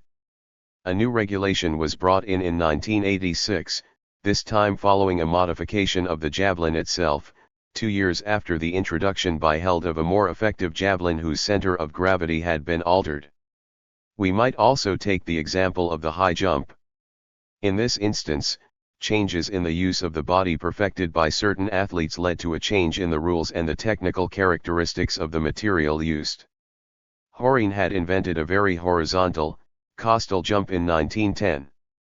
Osborne imitated him in 1922, but, in a new move, added a light supporting touch on the fixed post. After this modification, the rules were changed in order to alter the position of the supports so that the jump posts could not, in any circumstances, prevent the bar falling. As Vigorello quite correctly notes, the rule change, which, in the analytical framework proposed here, is of the order of categorization, was the more or less belated outcome of the modification effected. It thus involves a reactive mechanism. The development of sports regulation is thus largely the product of a meritocratic requirement for equality of opportunity. The conditions of the test must be arranged in such a way as to bring out the competitor's merit in its most personal dimension, by limiting, so far as is possible, inequalities attributable to chance or luck. This is also why the contestants must be of approximately equivalent strength prior to the test. In sports where unalterable physical characteristics, for example, size or weight, are a decisive factor, this is achieved by establishing categories and, more generally, through qualifying rounds, comprising an organized sequence of tests to which only those who were ranked highest in the preceding tests are admitted. As for the social selection process in general, the existence of an ordered course of tests likewise plays a central role, notably by limiting the number of candidates in each test so that the bodies required to exercise judgment are not overwhelmed by the presence of a multitude of candidates between whom it is not materially possible, whether for reasons of mental overload or sheer lack of time, to make a justifiable choice. For the test to be considered legitimate, it must therefore have been subject to a formalization that specifies its objective and aim. But its conduct must also be supervised in such a way as to avert infiltration by unknown or, at any rate, illegitimate forces. A test may formally be governed in such a way as to bring only the same kind of forces together, and yet in practice let in a mixture of forces. This is one of the reasons why no test, not even the most impeccable in formal terms, is immune from criticism. In addition to its more or less specified and supervised, that is to say, legitimate, character, the test can be characterized in two further respects. The first has to do with the extent of the expression of a change in condition that it discloses, and hence concerns the level of reflexivity of the beings engaged in the test. Any change in the condition of a being in the world leaves a trace, but this trace can go virtually unnoticed or, alternatively, be displayed by someone who seizes upon it to reveal that something has changed. Demonstration of the change of condition can thus take diverse forms, of very uneven intensity. At one extreme, we have tests whose trace is weakly registered.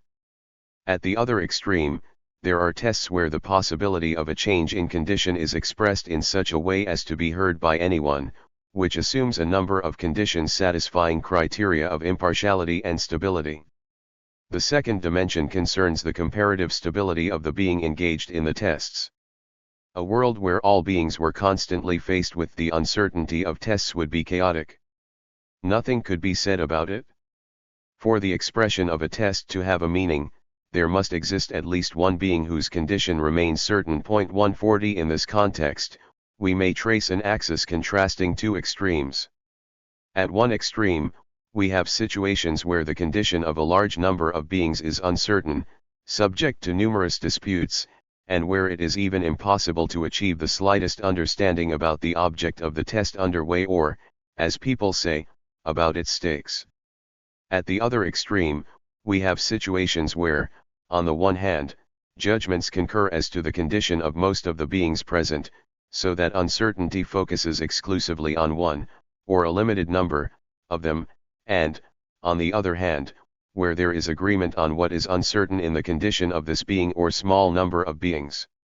These three continua in tests, according to the degree of legitimacy, reflexivity or relative stability of the beings involved, which it is useful to distinguish analytically, are not independent of one another. In effect, the stabilization of a large number of beings surrounding the test presupposes a fairly formalized expression of conditions. As for reference to a principle of legitimacy, it requires precise definition of the respect in which the beings engaged in a test are being compared with one another. In general, the greater the degree of conventionalization of a test, the more it is subject to regulatory or legal supervision, and the more these different parameters are specified. We may then talk about established tests, which are defined and recognized as such. Those involved in them, in one way or another, cannot ignore the fact that their judgments and actions in such situations will have enduring effects. This contrasts with situations where at least one of the participants has the sense of being put to the test and subject to judgment, but such situations, not having been subject to a collective labor of qualification, are not universally recognized. In this second instance, those who explain what has occurred by redefining it as a test situation may meet with skepticism from other participants, or even be disqualified as paranoid. By comparison with conflicts in everyday life, these highly formalized tests have advantages, but also costs. The advantage is that they facilitate the exclusion of violence, the end of conflict, and the restoration of agreement, by restricting the number of uncertain beings facing one another, and by obliging actors to reach agreement on the stakes and standpoint from which these beings may be assessed. But in consequence, they have the cost of obliging people to clarify and limit the grounds for their conflicts and, as a result, of requiring them to sacrifice ambiguity, vagueness, uncertainty, that which is displaced in favor of that which is stabilized through a process of categorization. For categorizing processes intervene at all levels in the transformation of a test into a test of status, the classes of beings who may participate in the test, and the classes of strengths that may be engaged and those that are excluded, are specified. Assessing the test's outcome itself assumes using categories of judgment. The change in the tests we observed where the world of work is concerned amounts to a general disruption of the former established tests and a deinstitutionalization along the three axes we have referred to. The nature of what is being judged in recruitment and promotion tests seems especially unclear and variable depending on the mechanism adopted. 141 selection rounds no longer seem to function, the number of candidates presenting themselves at tests being out of all proportion to the number of people capable of passing them. Thus, consultants charged with recruitment via small advertisements regularly find themselves faced with such quantities of CVs that they subject them to an initial sifting based on discriminatory demographic variables, such as age, sex, or place of residence. As is generally accepted, these have only limited relevance to people's skills and suitability for a given position, but on the other hand they do reinforce the exclusion of the too young, the too old, women or immigrants. 142 People find it more difficult than ever to decide which tests they may present themselves for example, to assess whether they have a reasonable chance of succeeding because the distance between the strengths of the various candidates does not seem too great, and to obtain a stable definition of the selection criteria that will be used, or, more generally, to get an idea of the qualifications and education that will make it possible to find work. The number of people who are uncertain of their value on the labor market or within their firm is very much on the increase, despite the proliferation of individual appraisals organized by firms which, far from stabilizing appraisal levels, help to diffuse a belief that the value of each person is patently changing, so that the test is a daily one. If everything is a test, if all tests are daily, if identification of the most important tests is non-existent, or changes from one day to the next, if the criteria of judgment are multiple, variable, and sometimes not formalized, then it is not at all clear how selections may be deemed just, and how judgments about access to work, quality of the contract offered or remuneration may be said to be a function of people's relative merit. A universe whose rules are not reliable for anyone is a universe that allows the strong, endowed with various, unspecified strengths, to take advantage of the weak, whose weakness is also difficult to define. For, in the absence of great men and little persons, what we have is indeed the strong and the weak, that is to say, winners and losers at the end of a series of tests which were largely invisible, barely specified, poorly supervised and far from stable. Displacements and decategorization, from tests of status to tests of strength. Categorization presupposes comparison between particular elements in a form that makes equivalence possible. Establishing equivalence makes it possible to absorb distinct elements, compared with one another in a certain predefined respect, into a common type. Categorization thus involves a two-tier space, that of the particular elements and that occupied by conventions of equivalence with the characteristic of generality. Relating these two levels is a reflexive kind of operation, requiring description and relying on language, which tends to inflect it towards legal constructions. In contrast to categorization, displacement dispenses with reference to conventions, and assumes neither exteriority nor generality.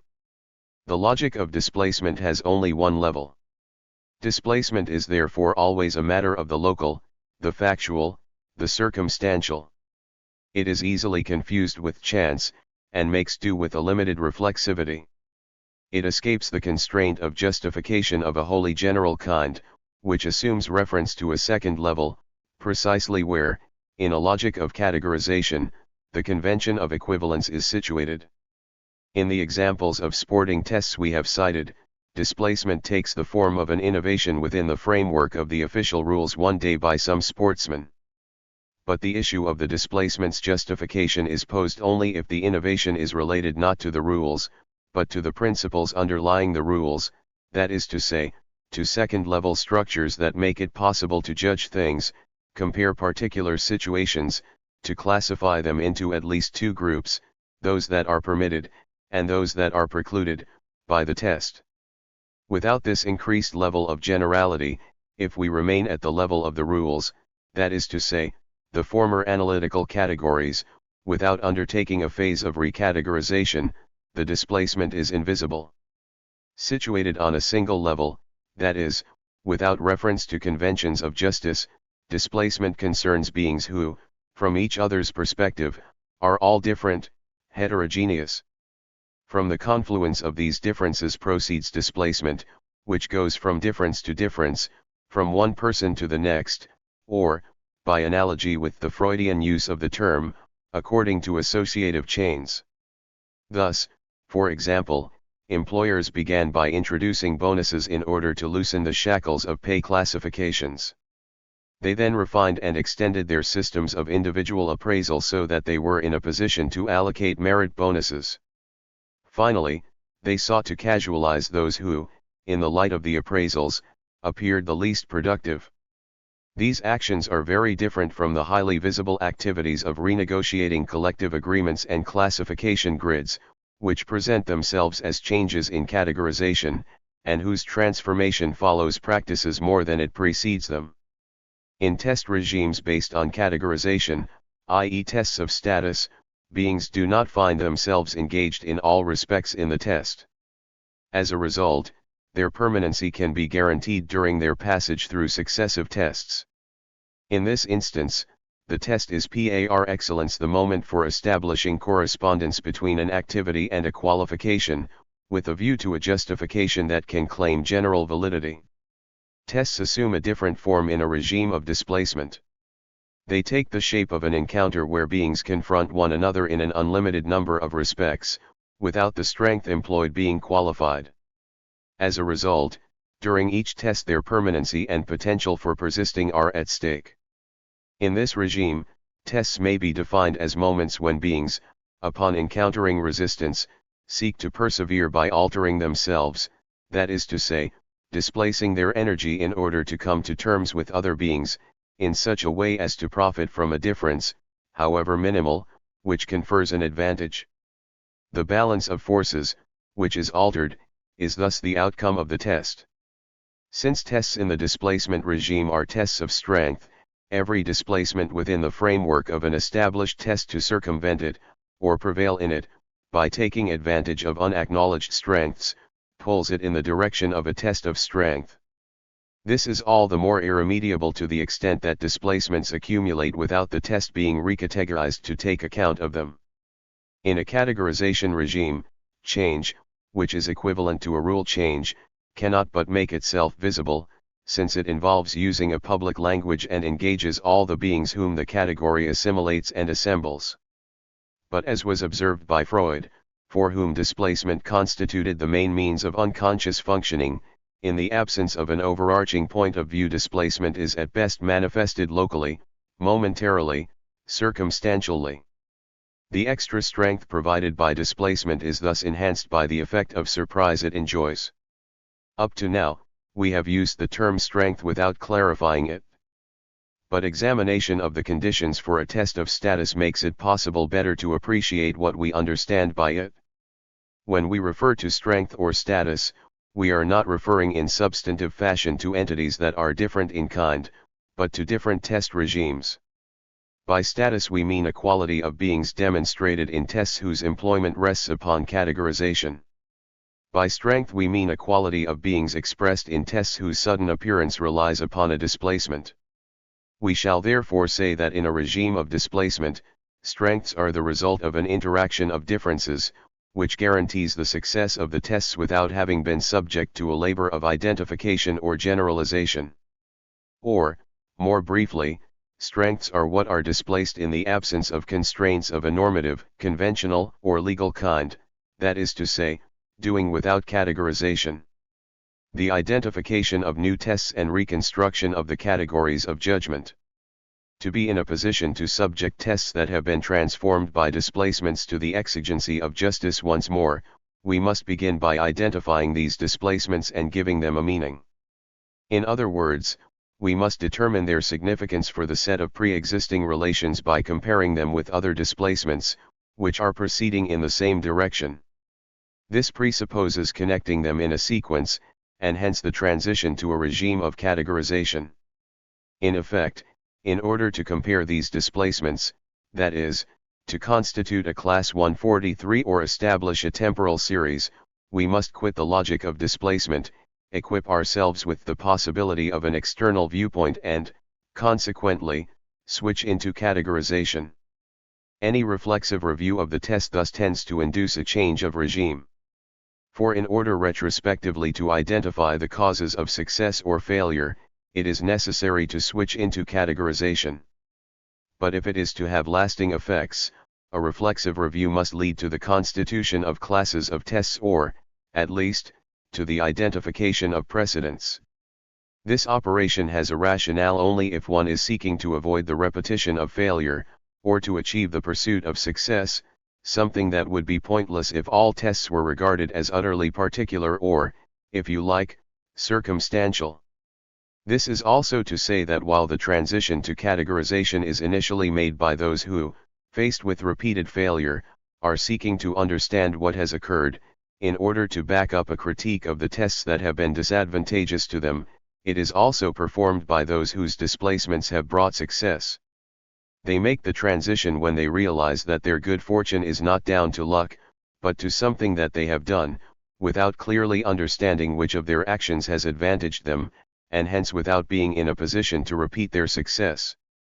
but in so doing, they lose the advantage of ignorance, which, in a displacement regime, formed part of their strength. The transition to categorization is one of the tasks incumbent upon critique insofar as it seeks to improve the justice of tests, which leads, as we have seen, to tightening them up.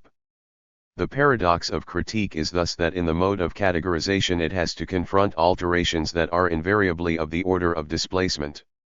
It speaks in the name of those who, in the logic of displacement, decline in strength with each test and, consequently, lose purchase on the world. Powerless to increase the strength of each of the losers taken separately, which would presuppose its inscription in the multiple mechanisms that make up the lived world, its main resource is to make suffering visible in a discursive form that orchestrates a single protest out of a multiplicity of complaints. It must therefore compare individual situations and, in order to constitute them as injustices, measure them by a general equivalence. This immediately situates it in a regime of categorization, orientated towards the legal aim of defining rules or even constructing rights that are universally valid and, consequently, open to all. For what purpose do rules and rights serve?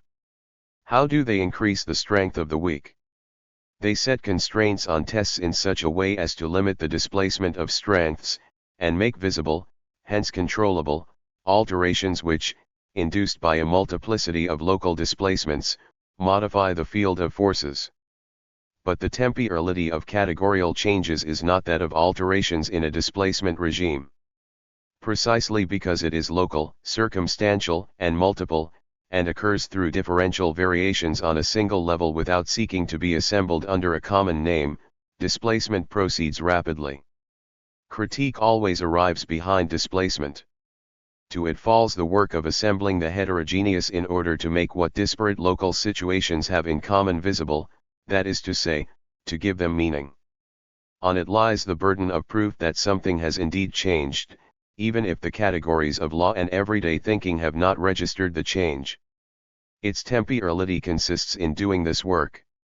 And the world has already changed to such an extent that critique, whose normative reference, because it relies on existing categories, is inscribed in the past, often finds itself, when it finally succeeds in making itself heard, without any purchase on a world that is already different. In Chapter 4, which sought to provide a synthetic picture of the reality of work today, we had on various occasions to note the difficulties of critique when its categories no longer apply to the world it has to interpret. Thus, we saw that it is very difficult to know the level of concentration of economic power in France, for the new network mechanisms are not easy to categorize. We likewise saw that it is no longer clear where the boundaries between employers are to be situated, or how to redraw the contours of the working class since it has partially been transferred to the service sector, or, once again, whether casual workers are to be regarded as the reincarnation of a class that was thought to be well on the way to disappearing during the Trente Glorieuses, the subproletariat. The separation between researchers who study firms and those who study work is another example of ineffective classification.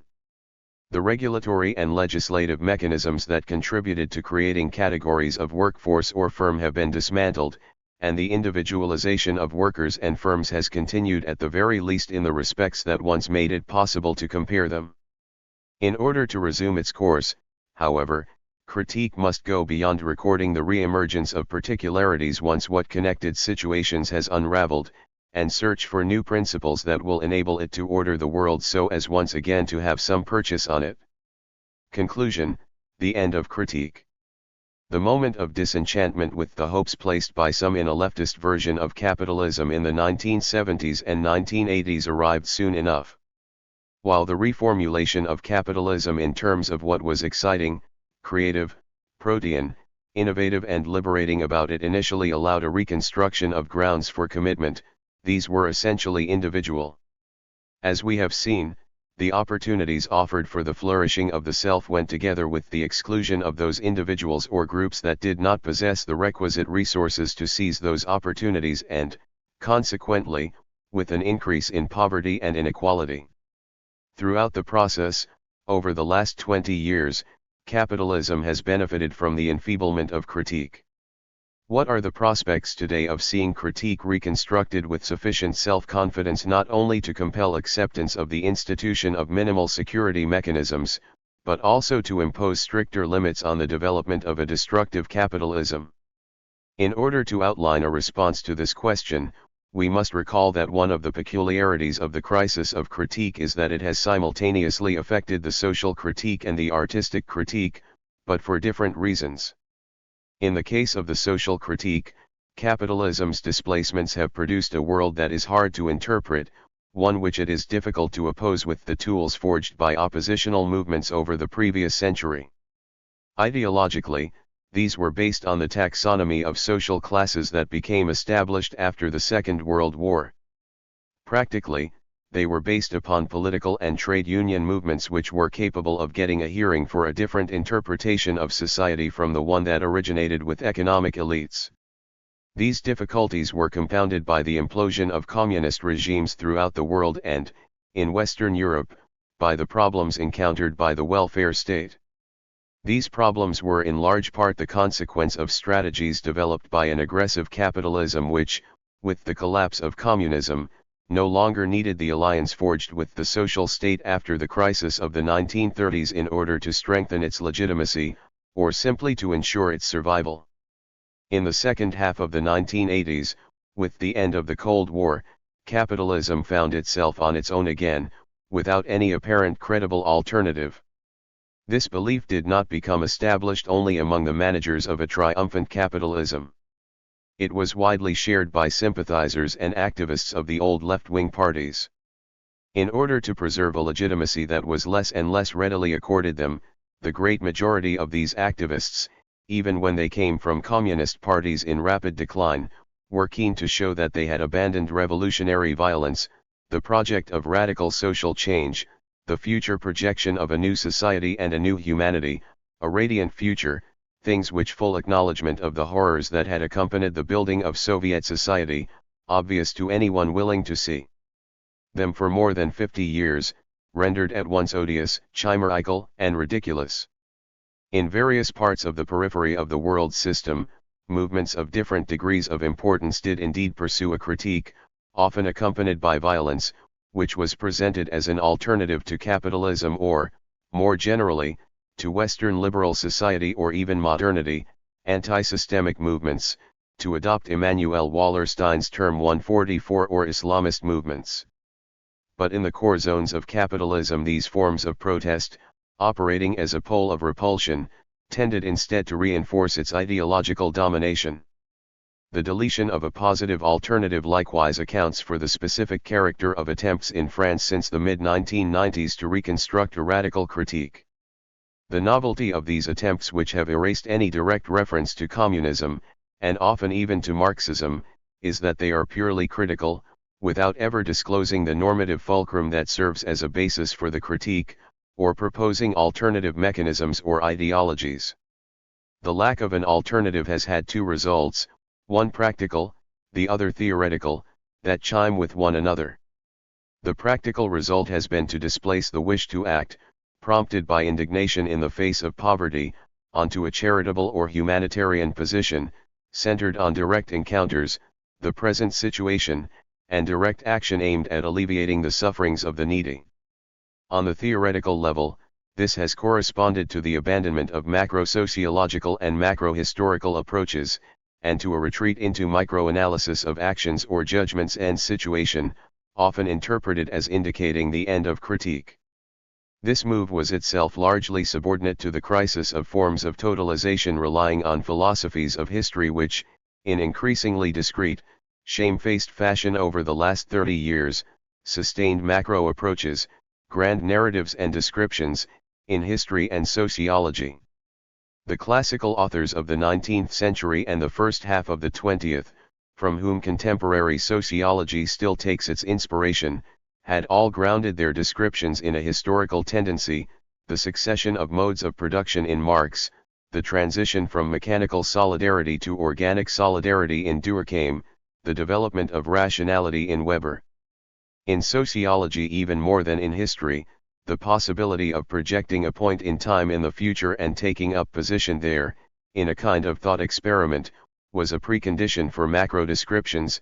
Sociology, a history of the present, needed to anticipate the future in order to select what was relevant in the present, that is to say, in this perspective, the vector of the future. The problems of the social critique, which have only worsened over recent decades, were already evident in the 1950s and 1960s, with the critique of communism that took the form of Gauchism on the left, that is to say, an alliance between the artistic critique and the social critique. The social character of the second spirit of capitalism, its tactical alliance with the welfare state, were thus subject to violent denunciation, especially from intellectuals. Radicalization of the social critique occurred largely through adopting and intensifying various themes from the artistic critique. The social state associated with capitalism and social democracy was accused of inducing the embourgeoisement of the working class, its integration, its curbing and, by obscuring the revolutionary horizon, ultimately serving the purposes of capitalism itself, an accusation that was by no means false, incidentally, since the role of the second spirit of capitalism in its alliance with the social state did indeed involve increasing legitimation by a self-limitation of the level of exploitation. As for the artistic critique, its crisis was, rather, the result of its seeming success and the ease with which it found itself recuperated and exploited by capitalism. This recuperation has taken several forms. The demand for autonomy, integrated into the new enterprise mechanisms, has made it possible to re-engage workers in productive processes and reduce supervision costs by substituting self-control, combining autonomy and a sense of responsibility vis-a-vis customer demands or tight deadlines. The demand for creativity, voiced primarily by highly qualified wage earners, engineers, or cotters, has received greater recognition than could have been hoped for 30 years earlier, when it became obvious that an ever-growing share of profits derived from the exploitation of resources of inventiveness, imagination, and innovation developed in the new technologies, and especially in the rapidly expanding sectors of services and cultural production. Among other effects, this has led to a fading of the opposition, on which the artistic critique had been based for a century, between intellectuals and businessmen and production, between artists and bourgeois. 145. The demand for authenticity, which was focused on the critique of the industrial universe, mass production, homogenization of lifestyles and standardization, has been placated by the proliferation and diversification of commodity goods. This has been made possible by flexible production in short series 146 in tandem with the development, especially in the fashion, leisure, and service sectors, of higher quality products, which the reduction in costs due to new forms of production 147 suddenly put within reach of social categories that, like the intellectuals, had hitherto displayed a certain contempt for luxury brands. Finally, the demand for liberation, which, particularly in the moral sphere, was constructed in opposition to bourgeois morality, and could present itself as going hand in glove with the critique of capitalism by reference to an earlier, already superseded spirit of capitalism centered on thrift, family virtues, and prudishness, found itself emptied of oppositional charge, when the lifting of former prohibitions proved conducive to opening up new markets. The expanding market in sex-related goods and services is a particularly striking example of this. The recuperation of the artistic critique by capitalism did not bring about a transfer to the social critique, which, as we have seen, was itself in crisis. A majority of intellectuals made as if it was nothing, and continued to display the hallmarks of an opposition to the business world and enterprise, and to regard as transgressive moral and aesthetic positions that were now incorporated into commodity goods, and offered without restrictions to the public at large. The kind of disquiet that this more or less conscious bad faith was bound to provoke found an outlet in the critique of the media and mediatization as the duralization and falsification of a world where they remain the exclusive guardians of authenticity. Among a minority it led to the adoption of the only course that was still available: public silence, aristocratic withdrawal, individual resistance, and an eschatological anticipation of the implosion of capitalism or the collapse of modernity upon itself. In this case, too, it was not unrealistic to diagnose the end of critique. Part 3. The New Spirit of Capitalism and the New Forms of Critique. 6. The Revival of the Social Critique. Capitalism's displacements during the second half of the 1970s and in the 1980s did not only end up dismantling an earlier world, notably by weakening the mechanisms associated with the second spirit of capitalism, on which the definition and supervision of social selection tests was based. They also contributed to the progressive installation of a multitude of new mechanisms and selection tests, pertaining to a different logic that we have dubbed connectionist. This state of the world, which at the outset could be viewed purely negatively, or assimilated in postmodernist fashion to a chaos unamenable to any general interpretation, has finally found an instrument of representation in the language of networks. But because the tests it contained were novel, barely established and, in the absence of a labor of unification and establishment of equivalence, rather heterogeneous, they were difficult to identify, not only by critical bodies, but by the people obliged to submit to them. Consequently, it could become the locus of new forms of injustice and exploitation, facilitated precisely by the fact that they were based on tests that had not been identified and categorized. The forms of social critique that accompanied the construction of the second spirit of capitalism, with its unions, its analyses in terms of social classes, and its national negotiations under state auspices, proved largely ineffective when it came to acting on the New World. Nevertheless, the growth in poverty and the increasing economic and social difficulties experienced by large numbers of people were bound to arouse indignation and act as a summons to action, even if those concerned with these changes, whether directly or out of altruism, did not always have a very clear idea of what was to be done. In these circumstances, a redeployment of social critique became possible. Its first task was a reformulation of critical categories to make it possible to get some purchase on the world again, in the hope of one day succeeding in reducing its injustice, that is to say, regulating and more effectively supervising the tests that people, especially the most deprived among them, now had to face. We believe that, following the disarray of the 1980s, we are currently witnessing a period of revival of critique of this sort. Of the two forms of critique that were constructed in the 19th century, the artistic critique, which elaborates demands for liberation and authenticity, and the social critique, which denounces poverty and exploitation, it is the latter that is showing a new lease of life, however hesitant and modest it may currently be. Moreover, there is nothing surprising about this if we remember that when the fallout of the 1960s protest wave came, from the mid-1970s onwards, the fate of the two critiques was very different, whereas themes from the artistic critique were integrated into the discourse of capitalism, so that this critique might seem to have been partially satisfied, the social critique found itself nonplussed, bereft of ideological props, and consigned to the dustbin of history. What we can expect of a renewal of the social critique is, in particular, an implantation in more robust mechanisms of forms and principles of justice specific to the projective city, a city we have hitherto registered at a theoretical level in management discourse. Without the formation of the city, the new spirit of capitalism would in fact lack the normative props it requires if the routes to profit in the new capitalist universe are to be justified.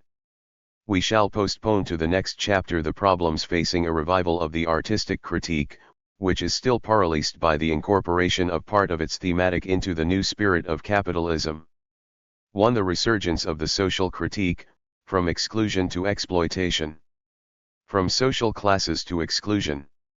The notion of exploitation, which has hitherto received a developed theoretical formulation only in Marxism, and which for more than a century constituted the mainspring of the social critique, became blurred in the course of the 1980s, at the same time as the general class framework it was located in was abandoned. 1. Renunciation of this thematic, which, in the second half of the 1980s seemed rather old hat, did not betoken unanimous support for the existing order and the abandonment of every species of critique.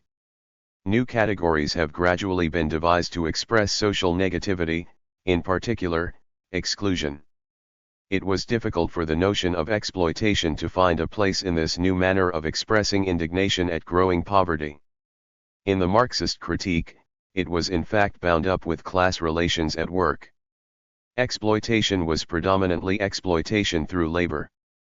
But exclusion refers in the main to various forms of expulsion from the sphere of work relations. The excluded are primarily the long-term unemployed. The first use of the term excluded to refer to people who did not enjoy the beneficial effects of growth and economic progress because of their handicaps is usually attributed to René Lenoir, in his 1974 book Les Exclus. The spirit in which Lenoir wrote remained the optimistic one of the 1960s. The consequence of inevitable growth was a general improvement and standardization in living conditions that would ultimately lead to the disappearance of social classes in their negative aspects, that is to say, as sources of exploitative relations, giving way to a division of labor whose only asymmetries would be functional. But there remained a dark zone in this radiant future, the handicapped. Incapable of contributing to the production of wealth, they could not share in the well-being it afforded either. In Lenoir, a handicap is primarily conceived as physical or mental, not as a social handicap.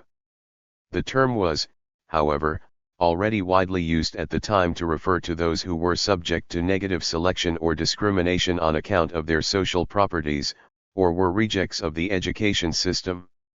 The sidelining of the excluded thus had reasons other than their own failure. It could be imputed to the self-interested action of others. Unlike the model of social classes, where explanation of the proletariat's poverty is based upon identifying a class responsible for its exploitation, the model of exclusion permits identification of something negative without proceeding to level accusations. The excluded are no one's victims, even if their membership of a common humanity requires that their sufferings be considered and that they be assisted, particularly by the state in the French political tradition. Accordingly, the theme of exclusion pertains to what we have elsewhere called a topic of sentiment, rather than a topic of denunciation. 3. Something that is conducive to its reappropriation by the humanitarian movement 10 years later. According to Emmanuel Dixtier, for the theme of exclusion, which was very marginal in the 10 years following publication of Lenoir's book, really boomed in the very different circumstances of the mid-1980s. These circumstances were marked by the growth of unemployment and what was initially identified under the term new poverty, rendered increasingly conspicuous by the reappearance in the streets of large towns of down and outs in the 19th century sense, people without means of subsistence or fixed abode, surviving courtesy of public or private charity. The term exclusion was henceforth used to bring not only the bearers of handicaps, but all victims of the new social poverty, under an umbrella term. In the meantime, it has passed in transit via humanitarian or charitable associations caring for the poorest, who were ignored by critical apparatuses and, in particular, trade unions. Among these associations, we must highlight the role played by Aide à toute détresse, created in 1957 in the homeless camp of Noisy-le-Grand by Father Ryczynski, who himself came from a very poor background. For Father Ryczynski, the term excluded designated not the handicapped, but precisely those who were left on the margins of society, without any representation, abandoned, even by the critical bodies derived from working-class struggles, and reduced to humiliating, ineffectual assistance. 5. Gradually integrated into state discourse via the Commissariat au Plan, notably through the discussions accompanying the establishment of the revenue minimum d'insertion, exclusion was to lose the orientation to protest it had in ADT Quardmon's texts. Coinciding with sociological and administrative discourse, it was to embody a new image of society of which we can identify two compatible expressions. The first still used the term class, but stripped it of any conflictual connotation. The second relied, often implicitly, on the metaphor of networks. According to the first interpretation, formulated in macro-sociological terms, the old class society had been submerged by the expansion of a more or less uniform middle class occupying the bulk of the social space. At one extreme was to be found a very small fringe with superior wealth and power, at the other were the excluded, who were more or less numerous depending on the method of calculation used, composed in the main of the long-term unemployed, but also of men or women with various social or natural handicaps. Social work then consists in reintegrating these excluded persons, that is to say, enabling their inclusion, so far as is possible, in the large middle class by helping them to overcome the handicaps which are responsible for their marginalization, but which their exclusion compounds. A second, more microsociological interpretation is of interest to us because it is more clearly based on a representation of society constructed around the network metaphor. In this version of the exclusion paradigm, the included are those who are connected, linked to others, people or higher-level bodies such as public services, families, firms, by a multiplicity and diversity of bonds. By contrast, the excluded are those who have seen the ties that bound them to others severed, and have thus been relegated to the fringes of the network, where beings lose all visibility, all rationale, and virtually all existence. Thus, for example, in Robert Castle's elaboration of the notion of disaffiliation, undoubtedly the most important recent contribution to the analysis of phenomena of social marginalization, exclusion, like its opposite, inclusion, indirectly refers to forms of the social bond in a world conceived in the manner of a network. 6 A disaffiliated individual is someone whose connections have been successively broken, who is no longer integrated into any network, who is no longer attached to any of the chains whose intricate complex constitutes the social fabric, and who is consequently no use to society.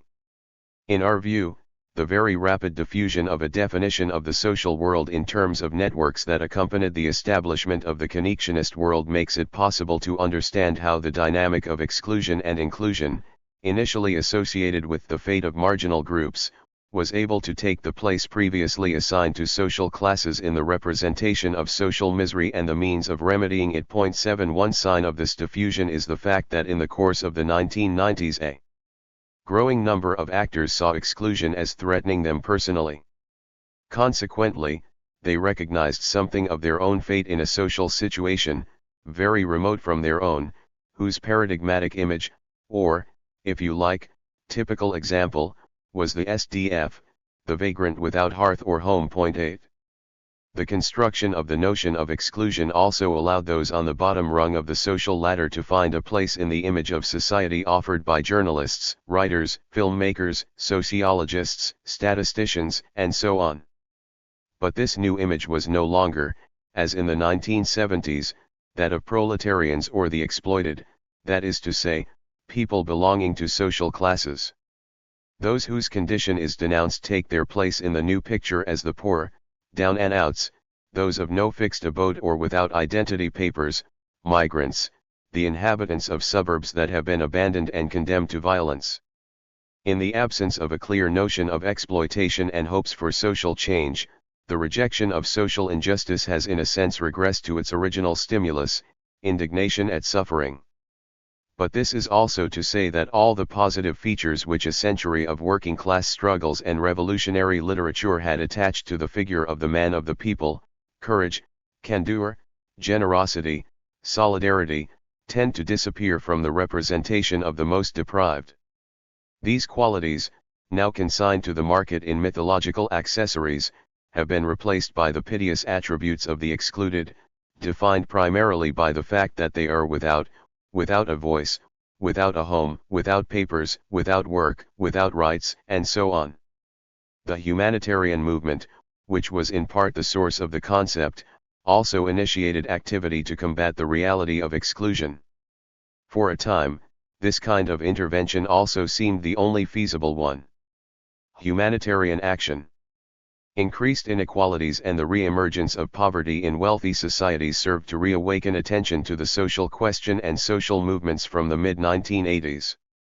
However, in a situation characterized by the defeat, dissolution, or discrediting of the critical bodies that had dominated the previous 2 decades, and in the absence of a critical theory that made it possible to transform indignation into argumentation or to ground rebellion rationally, such social concern and the movements accompanying it invariably adopted the form of humanitarian action. This kind of activity, which in principle was nothing new, had been given a new lease of life during the 1970s by associations of young doctors hailing from the left or the extreme left. They had abandoned the political struggle in France, deemed ineffectual and frivolous, to devote themselves to direct assistance to the victims of wars or natural catastrophes in the Third World, and also to seek to protect these populations by mediatizing their suffering and the aid delivered to them. 9 This form was a suitable one for embodying indignation about poverty in the conjuncture of the 1980s because it put all the emphasis on engaging in action and direct individual aid. It made it possible to dispense with going through the extensive chain required to point the finger at some far-off figure, or generalizing to the extent of incriminating a type of society. This retreat to humanitarian action was all the more surprising in that previously many critical bodies, while advocating solidarity with the victims of injustice, had roundly attacked charity and even social work, denounced as hypocritical, complacent, or perverse methods of diverting people from the only action that counted, political action. The most celebrated example of the new charitable associations, born of leftism, not of a confessional milieu, was the Restaurants du Cœur, founded by Collegy in the winter of 1985-86.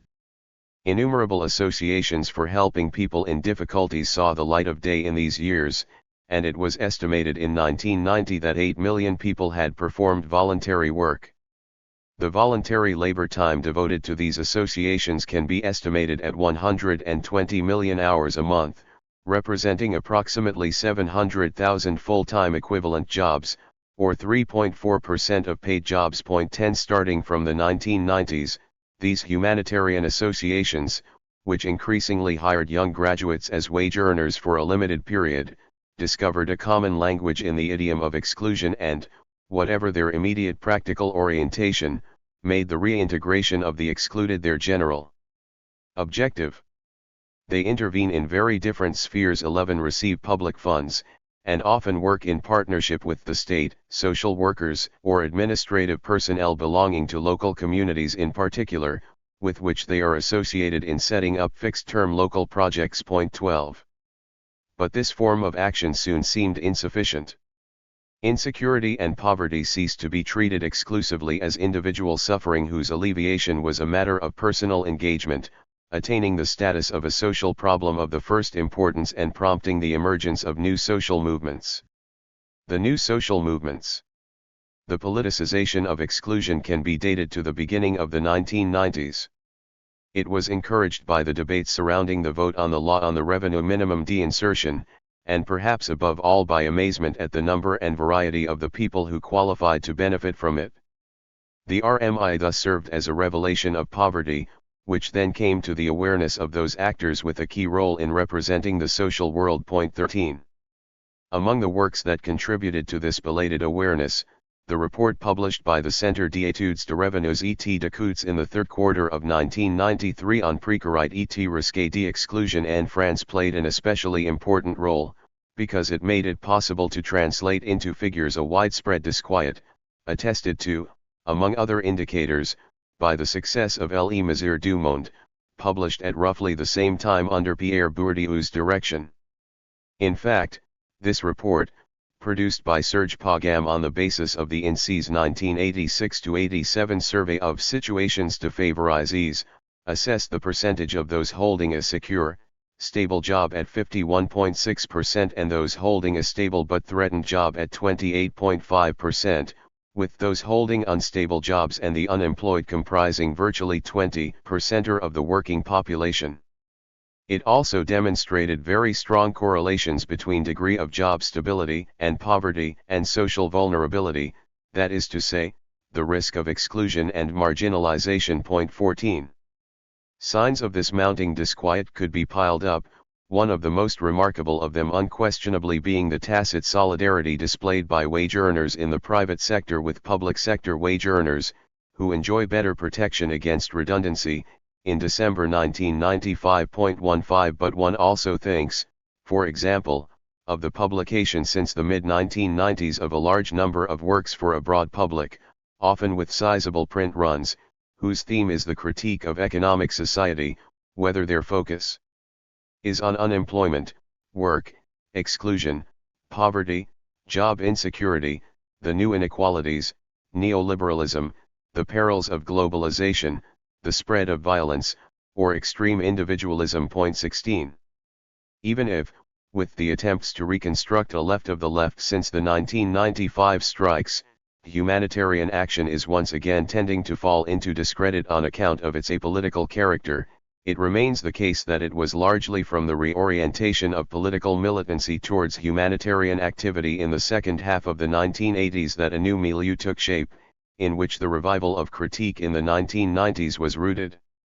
This milieu is very diverse, heterogeneous even, yet it forms a continuous web where contacts can be established, opposition developed, and partial agreements concluded for selective operations on specific points.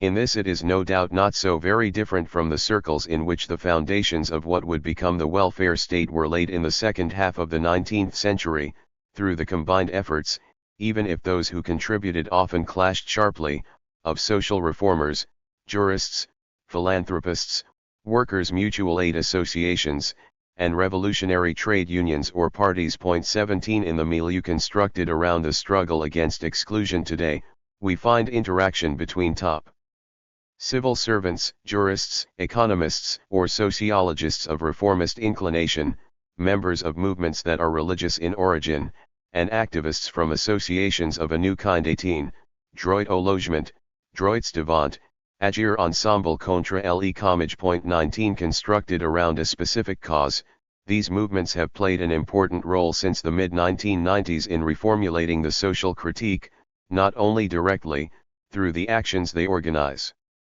but perhaps above all through the pressure that these actions and their mediatic visibility bring to bear on social reformers. The occupation of the building in the Rue du Dragon and the 1995 strikes were the occasion for a rapprochement between these movements and trade unionists, particularly SUD, which emerged at the end of the 1980s out of a rebellion by CFDT activists. 20. Without leading to the formation of a party, these rapprochements are sufficiently close and constant for the activist scene likewise to have come to recognize itself in the metaphor of the network. In this network circulate people who are very different in many respects, with divergent opinions in many cases, but are able to come together and aid one another in actions against exclusion based upon a minimal definition of rights, which are often demanded with reference to a citizenship whose definition remains fluid. It was in fact within these new movements that a conjunction was effected between the kinds of action and justification developed by the humanitarian movements in the 1980s, and an oppositional know-how, a sense of the transgressive gesture aimed at provoking the authorities and revealing their bad faith, inherited from the struggles of the early 1970s. 21 These movements, whose most active members are often former union or political activists. 22 Disappointed by the ineffectiveness of established organizations, even disgusted by the games of political maneuvering or personal interests they have witnessed in parties and unions, invented a repertoire of protest and forms of organization that contrast sharply with those which have dominated the workers' movement for a century. Thus, for example, they counterpose to delegation, which confers on spokesmen the power to operate from a distance, and exposes them to the accusation of usurping or abusing their authority, face-to-face action, direct aid to the oppressed, in a relation of proximity, which is understood as one of the conditions for authentic engagement, since it requires a sacrifice, particularly in terms of time, that is difficult to feign. Similarly, they contrast rigid organizations, whose bureaucratization risks passing off the organization's interests for those of the people it claims to be defending, with adaptable, flexible forms which, in connection with specific events, call upon people who are involved to very different degrees and in various ways. Those who take a hand in these events are not asked for their total support on every detail, but simply for agreement on the validity of the particular action being undertaken. In fact, as against the ideological homogenization undertaken by traditional organizations, which is denounced as totalitarian, the movements demand respect for the heterogeneity and pluralism of the modes and motives of engagement. 24 Christophe Guitton, one of the founders of SUD-PTT, defines this mode of action as follows: a form of organization symbolizes the situation, the network, a fluid system that people work together in, while retaining their own identity. 25 It is because they describe themselves in terms of the logic of networks that the new movements formed around the defense of rights are fairly indifferent to the question of the number of adherents, unlike traditional organizations, with their closed cells or branches, their membership cards, their rituals of renewing cards, and so on, where this issue became almost obsessive. For how can one know who is inside or outside when the issue of membership is replaced by joint action, which takes place only in conjunctural, local terms, on specific occasions? On the basis of this brief description, we can recognize the morphological homology between the new protest movements and the forms of capitalism that have been established over the last 20 years. This homology affords these highly mobile movements the opportunity to recover some purchase precisely where the traditional organizations have lost their footing. But it also means that they must come to terms with the kinds of tension characteristic of the emergent forms of capitalism, not the least of which is the tension between flexibility, mobility, and speed on the one hand, and the continuity of an engagement that is always vulnerable to becoming hazy if it is not continuously stimulated by events that can make it actual, that is, real, on the other. One of the difficulties encountered by the new movements is the transition from the notion of exclusion, whose compatibility with the representation of the world in terms of networks we have noted, together with the fact that it pertains to a politics of sentiment, to a theory of exploitation that would make it possible to relieve the excluded of the burden of unilateral individual responsibility or inexorable fatality, and thus establish a link between their lot and that of the better off, particularly those who occupy privileged social positions. Such an operation would make it possible to flesh out the responsibility of the latter, and constitute a better guarantee for the most deprived, than mere appeals to big-heartedness.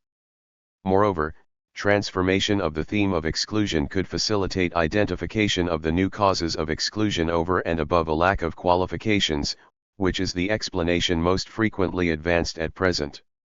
The problems with exclusion as a critical concept. If exclusion is indeed a critical notion, 26, like social class, which, in its principal meaning, is geared towards demanding the abolition of classes, these two thematics pave the way for very different critical forms. Even after its generalization to society as a whole, the category of exclusion has retained something of the manner in which it originally served to refer to those whose handicaps excluded them from a share in social well-being.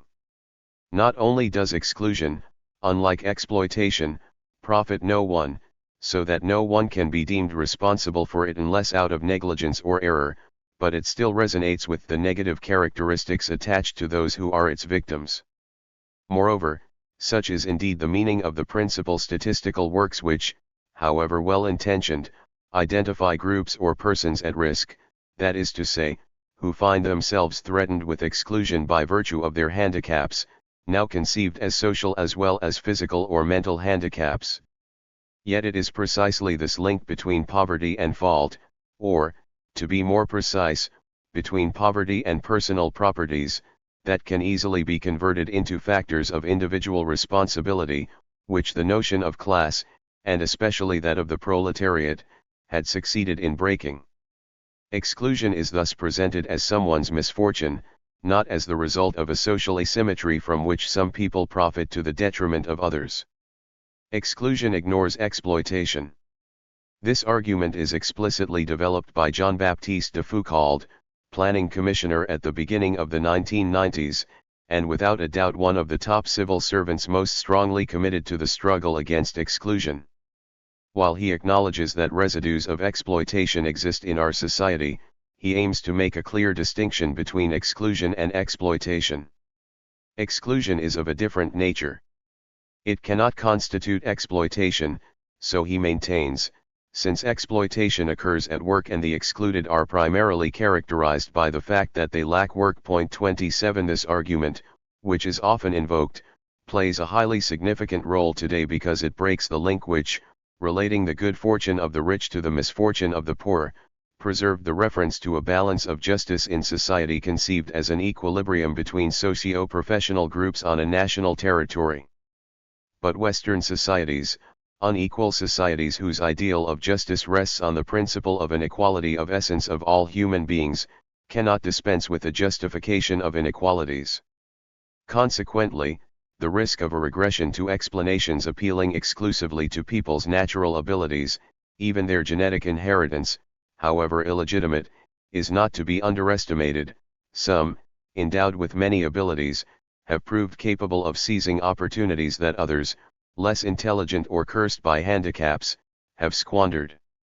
Must we conclude, for all that exclusion is a mere ideology, seeking to mask the persistence of a society based on class exploitation? On the contrary, we believe that the notion of exclusion should be taken seriously inasmuch as it points towards new forms of poverty corresponding to the capitalist forms that emerged in the 1980s. But we also think that it is appropriate to push the analysis further, in order to see how this notion is related to various contemporary mechanisms of profit creation. In Marxism, exploitation is conceived with reference to the industrial and commercial worlds in which 19th-century capitalism expanded rapidly. But different forms of exploitation, tailored to different worlds, can exist. In the rest of this analysis, we shall develop the idea that the notion of exclusion is pertinent primarily with respect to a form of exploitation that develops in a connectionist world, that is to say, a world where the realization of profit occurs through organizing economic operations in networks. But something is lacking when it comes to isolating this connectionist form of exploitation, for it is not enough to define all the poverty peculiar to the New World as exclusion. We must also define the specific form assumed by egoism in this world, since theories of exploitation systematize the intuition that a relationship obtains between the misery of the poor and the egoism of the wealthy. The exploitation of some actors, even when it is unintentional, in fact assumes that other actors circumvent the requirement of aiming for a common good, considering only their private interests. We shall thus seek to restore the link, loosened by the thematic of exclusion, between the two sources of indignation which, as we have seen, have sustained the social critique, indignation at poverty on the one hand, and indignation at egoism on the other. Egoistic behavior in a connectionist world. We are of the opinion that the new network mechanisms encourage the emergence and development of an original form of opportunism, which is different from market opportunism and more extensive, that is to say, able to find a place in a wide variety of situations, of which market transactions are only one possible scenario. Since opportunism presents itself in the first instance as an individual aptitude, we shall start from the properties that people must possess in order to be comfortable in a connectionist world, and conduct themselves in such a way as to enjoy personal success, notably by shrewd management of their relational capital. These properties are not unfamiliar to us. We have already come across them in part when, in defining the model of the projective city, we enumerated the qualities whose possession prompts characterization of someone as a great man in the city. They are, quintessentially, those of the manager or project head, who is mobile, streamlined, possessed of the art of establishing and maintaining numerous diverse, enriching connections, and of the ability to extend networks. In the logic of the city, these qualities are placed in the service of the common good. But this ideal also discloses, in a negative light, another possible form of behavior, whereby the people who succeed in this world use their qualities only to serve their own personal interests in a selfish, even cynical fashion. To distinguish him from the great man in the projective city, we shall call the opportunistic character who, while possessing all the requisite qualities in this world, makes a purely selfish use of them, the networker. The distinction between the network extender and the networker is based upon an analytical separation between the characteristics that make for high status in the logic of the city and the qualities and actions that guarantee success in a certain world, that is to say, access to better conditions. Thus, these two figures pertain to the same scale of values, and, in order to succeed, that is to say, in this instance, to develop links, they must make the same sacrifices. They therefore share the main thing, with this difference, fundamental in the logic of the city, that the success of the networker benefits him alone, whereas the network extender's attainment of better conditions benefits the whole city, and is thus a common good. Point 28. In order to sketch the portrait of the networker, we draw on sociological literature that presents action in a network world as guided exclusively by strategic considerations and interests, and, in particular, on Ronald Burt's work. What is interesting about the American research on networks that has developed over the last 20 years is that it puts the emphasis not on small groups, characterized by a dense set of reciprocal relations where choices are mutual, information is shared, and each person communicates with everyone else, but on spaces bereft of links, what Burt calls structural holes, and, more precisely, on the differential created by the contrast between masses of links and interstitial voids. Like Michel Collon's work 29 but with a different approach, Burt's work paves the way for an analysis of the manner in which asymmetries and, in particular, asymmetries of information, are constructed in a network logic. In effect, if everyone communicates with everyone else in the same group, knowledge is pooled and information shared, which tends to limit the development of asymmetries. For the same reasons, however, no actor accumulates more than the others or, above all, at the expense of the others. A network whose meshing puts each node in communication with all the others does not generate any asymmetry. But nor does it furnish a differential that makes it possible to discharge benefits at certain points of the network, which profit thus from the accumulated capital, particularly information and relational capital. This is the intuition developed by Ronald Burt in a series of writings 30 whose interest stems in particular from their mixed character, somewhere between formal theory and an ambitious guidebook for managers. His main argument can be succinctly summarized as follows. Distinguishing between three types of capital, which he calls economic capital, human capital and social capital, he assigns the last the most important role, because it conditions the possibility of accumulating capital in the other two forms. By social capital is meant the set of personal relations that an individual can totalize. But the accumulation of social capital fairly rapidly runs up against limits, inasmuch as, since it relies on personal commitment, it demands investments of time and energy that are difficult to delegate. That is why, counsels Burt, it must be used with discrimination, avoiding redundant investments. If Pierre and Jacques hold similar positions in the same department, it is pointless to squander time engaging in a sustained relationship with both of them. The most profitable investments are not those made within the clique, but long-distance ones.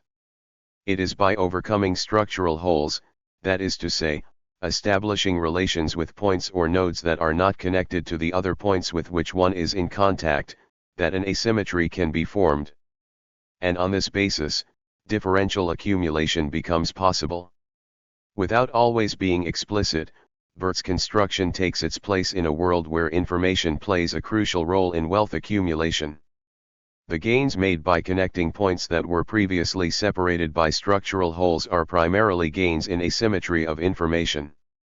In this way, says Burt, it is possible on the one hand to access information that is not possessed by the other members of the clique or, which amounts to the same thing, to access it before them, and thus acquire a temporal advantage, and, on the other hand, to achieve gains in terms of reputation in spaces that are difficult to access, since the actors with whom relations have been established are liable to talk about you, and get your name known. Finally, let us add that Burt's model is open to empirical confirmation. The author puts it to the test, notably through a survey of the members of the senior and middle-ranking personnel of a large, high-tech firm, which reveals a close link between success and the number of structural holes at the disposal of each player, to adopt his terminology. 31. What Burt does not say is that the profits accruing from strategies of surmounting structural holes would not be such if the actors were not separated by institutional boundaries. The existence of separate spaces, legal barriers, or entrance fees increases the costs attached to forming links, and also the differential profits that those who succeed in overcoming these barriers may expect. 32 It is because actors are very unequally placed when it comes to extricating themselves from institutional affiliations, depending on the extent of their loyalty 33 and also on the assets they possess, that the accumulation of a social capital rich in structural holes can be a source of profits for the opportunistic networker. Similarly, the networker seeks to exploit asymmetries of information to the hilt. From his experience he derives an image of useful connections, but he keeps it to himself and does everything in his power to prevent those close to him constructing an effective topology of the network. He shrouds himself in secrecy and, above all, does not put the different arenas he maneuvers in touch with one another. The object is to avoid these multiple contacts getting to know one another via him and, by linking up in durable fashion, having the chance to circulate useful information without going through him. Discretion is especially necessary with intimates. Because the latter already possess much of the information capital that the networker uses to operate, they can get the most out of transfers of new information or new connections. Discretion makes it possible to neutralize potential rivals, without thereby being regarded as a traitor, in such a way as not to lose the advantages conferred by the trust and devotion of old friends and close collaborators. In fact, it is advisable to avert any suspicion of duplicity or strategic action. Likewise, if it is to inspire trust and prove genuinely profitable, each new encounter must be presented as fortuitous and disinterested. The same discretion is therefore indicated with new contacts, in order to avoid them either using the connection to extend their own network without paying the requisite price, or taking fright. Because different milieux separated by more or less rigid boundaries still exist, or because the people involved have an often conflictual history, not all connections are immediately compatible, so that the reputation of certain links can hamper establishing other connections. So it is by maintaining a separation between the different sections of networks which he has managed to bridge that the networker can become a key holder. Consequently, his activity contributes to the creation of Mafia's 34 networks of corruption, privilege, buddies, and so on. In the neo-management literature, these are so many terms designating bad networks, appropriated in a purely selfish way which cannot, therefore, form the basis of a projective city. Not all positions are equally auspicious for developing networking activity.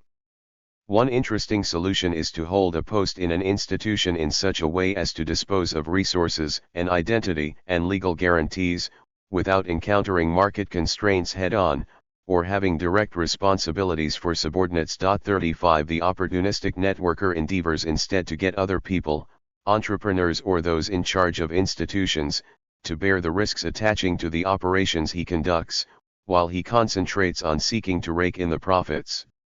The best starting point for developing operations as a networker thus seems to be that which provides access to the highest level of resources compatible with the lowest level of supervision, with a view to putting company property at the service of personal activity as a networker. Take a networker participating in a collective endeavor, with access to resources and comparatively exempt from bureaucratic forms of supervision. He has given up the idea of a career, knows that the mechanism he is participating in is temporary, and is consequently not unaware that he will have to switch activities in the not too distant future. For him, a good strategy consists not, as management recommends, in sharing information and links with his team and benefiting the center he depends on. Quite the reverse, it consists in exploiting the resources he has access to, and acquiring a social capital that will give him an advantage over the team's other members. Essentially, what is gained in the process is time. Thanks to his mobility, the networker steals a march on potential rivals, that is to say, collaborators and friends in many cases, and publicizes something original that is henceforth associated with his name and person. The networker has succeeded when, at the end of a project, something can be attributed to him and publicly associated with his name. This something does not necessarily possess the stability and objectivity that characterize an oeuvre. As with the performance artist, the important thing for the networker is to create a happening and to put his name to it. The shared skill and knowledge of the team are immediately devalued. This reduces the chances of the other members pursuing their activity or being employed on a different project. But even before this disastrous outcome, as a result of the relative isolation in which the networker tried to keep them, their skills were not being developed, they were learning nothing they did not already know, and were not being enriched through contact with others. The activity of networkers can be a source of major problems for those they have connections with. It also creates supervision problems in the firms or organizations they operate out of. Encouraged insofar as they show a profit, they also provoke disquiet because their propensity to steer these profits towards the firm depends solely on their loyalty, which is uncertain. In fact, just as, in the case of bureaucratized firms, managers can develop different interests from those of the owners or shareholders, so networkers can develop interests that diverge from those of managers, whose power is exercised over the things required for institutions to function. They do not have the same temporal horizon. The transient, fluid character of the networker's activities prompts him to derive the maximum personal profit from each operation, without worrying unduly about the consequences for the institution from which he derives his resources. In a world regarded as extremely uncertain and fluctuating, the self is the only element worth the effort of identifying and developing, since it is the only thing that presents itself as even minimally enduring. Each of the operations that he transports himself through is thus an opportunity for the networker to aggrandize his self, to inflate it. He is his own entrepreneur. For him, the value of the activity he participates in, of the mission entrusted to him by a firm, will thus depend predominantly on how far it allows him to aggrandize himself by expanding and diversifying the universe of things and persons that can be associated with him, which represent the assets he will commit in new displacements. But in this logic, conflicts may develop with the unit, firm or administration, that initiated the project or provided the resources. These conflicts may center on questions of property in particular, especially when the goods in dispute, being not objects but persons or immaterial goods, are difficult to protect, for example, customers, suppliers, ideas. As we have seen, the development of opportunistic behavior in a connectionist world harms the other members of work communities, whose employability diminishes, as well as the institutions that supplied the networker with resources he has not necessarily paid for. These observations indicate the possibility of forms of exploitation specific to a connectionist world. We must now construct a concept of exploitation tailored to a society in which, alongside the industrial and commercial worlds referred to by classical formulations of exploitation, the connectionist world assumes ever greater salience. This reformulation of exploitation will make it possible to bridge the gap currently separating this notion from that of exclusion. Exploitation in a network world. A theory of exploitation must demonstrate that the success and strength of some actors are in fact attributable, at least in part, to the intervention of others, whose activity is neither acknowledged nor valued. Creating this critical perspective first of all presupposes the existence of a shared world. To relate exclusion to exploitation, we must, as a minimum, be in a position to found a principle of solidarity between the good fortune of the strong and the misery of the weak. If, on one side, we have highly prosperous strong people and, on the other, little people in a miserable state, but there is no link between them and they move in completely different worlds, then the idea of exploitation has no meaning. They must at least share a common world. This common world can be identified here from an intuitive sense of the network. The network does indeed constitute the form which, revolving around relations, makes it possible to include within the same graph not only the strongest and the weakest but also, because the aggregates of relations can be more or less dense, the most connected and the least connected, the integrated and the unintegrated, the included, featuring at the center of the diagram, and the excluded, expelled to its margins. But can the strong and the weak not belong to a shared world without the good fortune of the one depending on the misfortune of the other, and vice versa? For us to be able to talk about exploitation, there must be an interdependence between them that is not merely structural, but also substantial. In a world where the ability to forge relations is a source of profit, this must enable us to identify the missing portion without which the good fortune of the great man remains a mystery, To clarify what this missing portion consists in, and demonstrate that it is, in reality, contributed by the little people, without the fraction of value added that should accrue to them being distributed accordingly. So what is the missing portion, extracted from the little people, that explains the strength of great men in a connectionist world? To claim that the little people have contributed to the value-creating process, we must be in a position to show that they are useful in the construction of profitable links. If this is not the case, they are poor in links, which is a pity for them, but they contribute nothing. What the weak contribute must at once possess limited visibility, not be acknowledged in the framework of this world, and have meager value, while contributing to its enrichment. The following response may be offered: the specific contribution of little people to enrichment in a connectionist world, and the source of their exploitation by great men, consists precisely in that which constitutes their weakness in this framework, that is to say, their immobility. In fact, in a connectionist world, mobility, the ability to move around autonomously not only in geographical space, but also between people, or in mental space, between ideas, is an essential quality of great men, such that the little people are characterized primarily by their fixity. Once again, we should not attach too much importance to the distinction between specifically geographical or spatial mobility and other forms of mobility. In effect, connections of any significance are highly liable to be translated at some stage into geographical rapprochement. Conversely, there is a strong likelihood that disconnections will result in a spatial distance.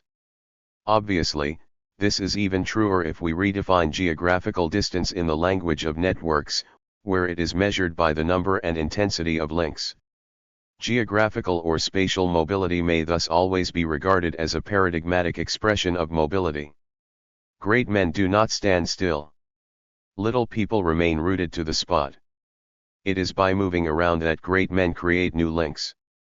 It is by remaining where they are that little people lose their potentially most profitable links. A person is situated somewhere along with others, the others move on, and she stays behind.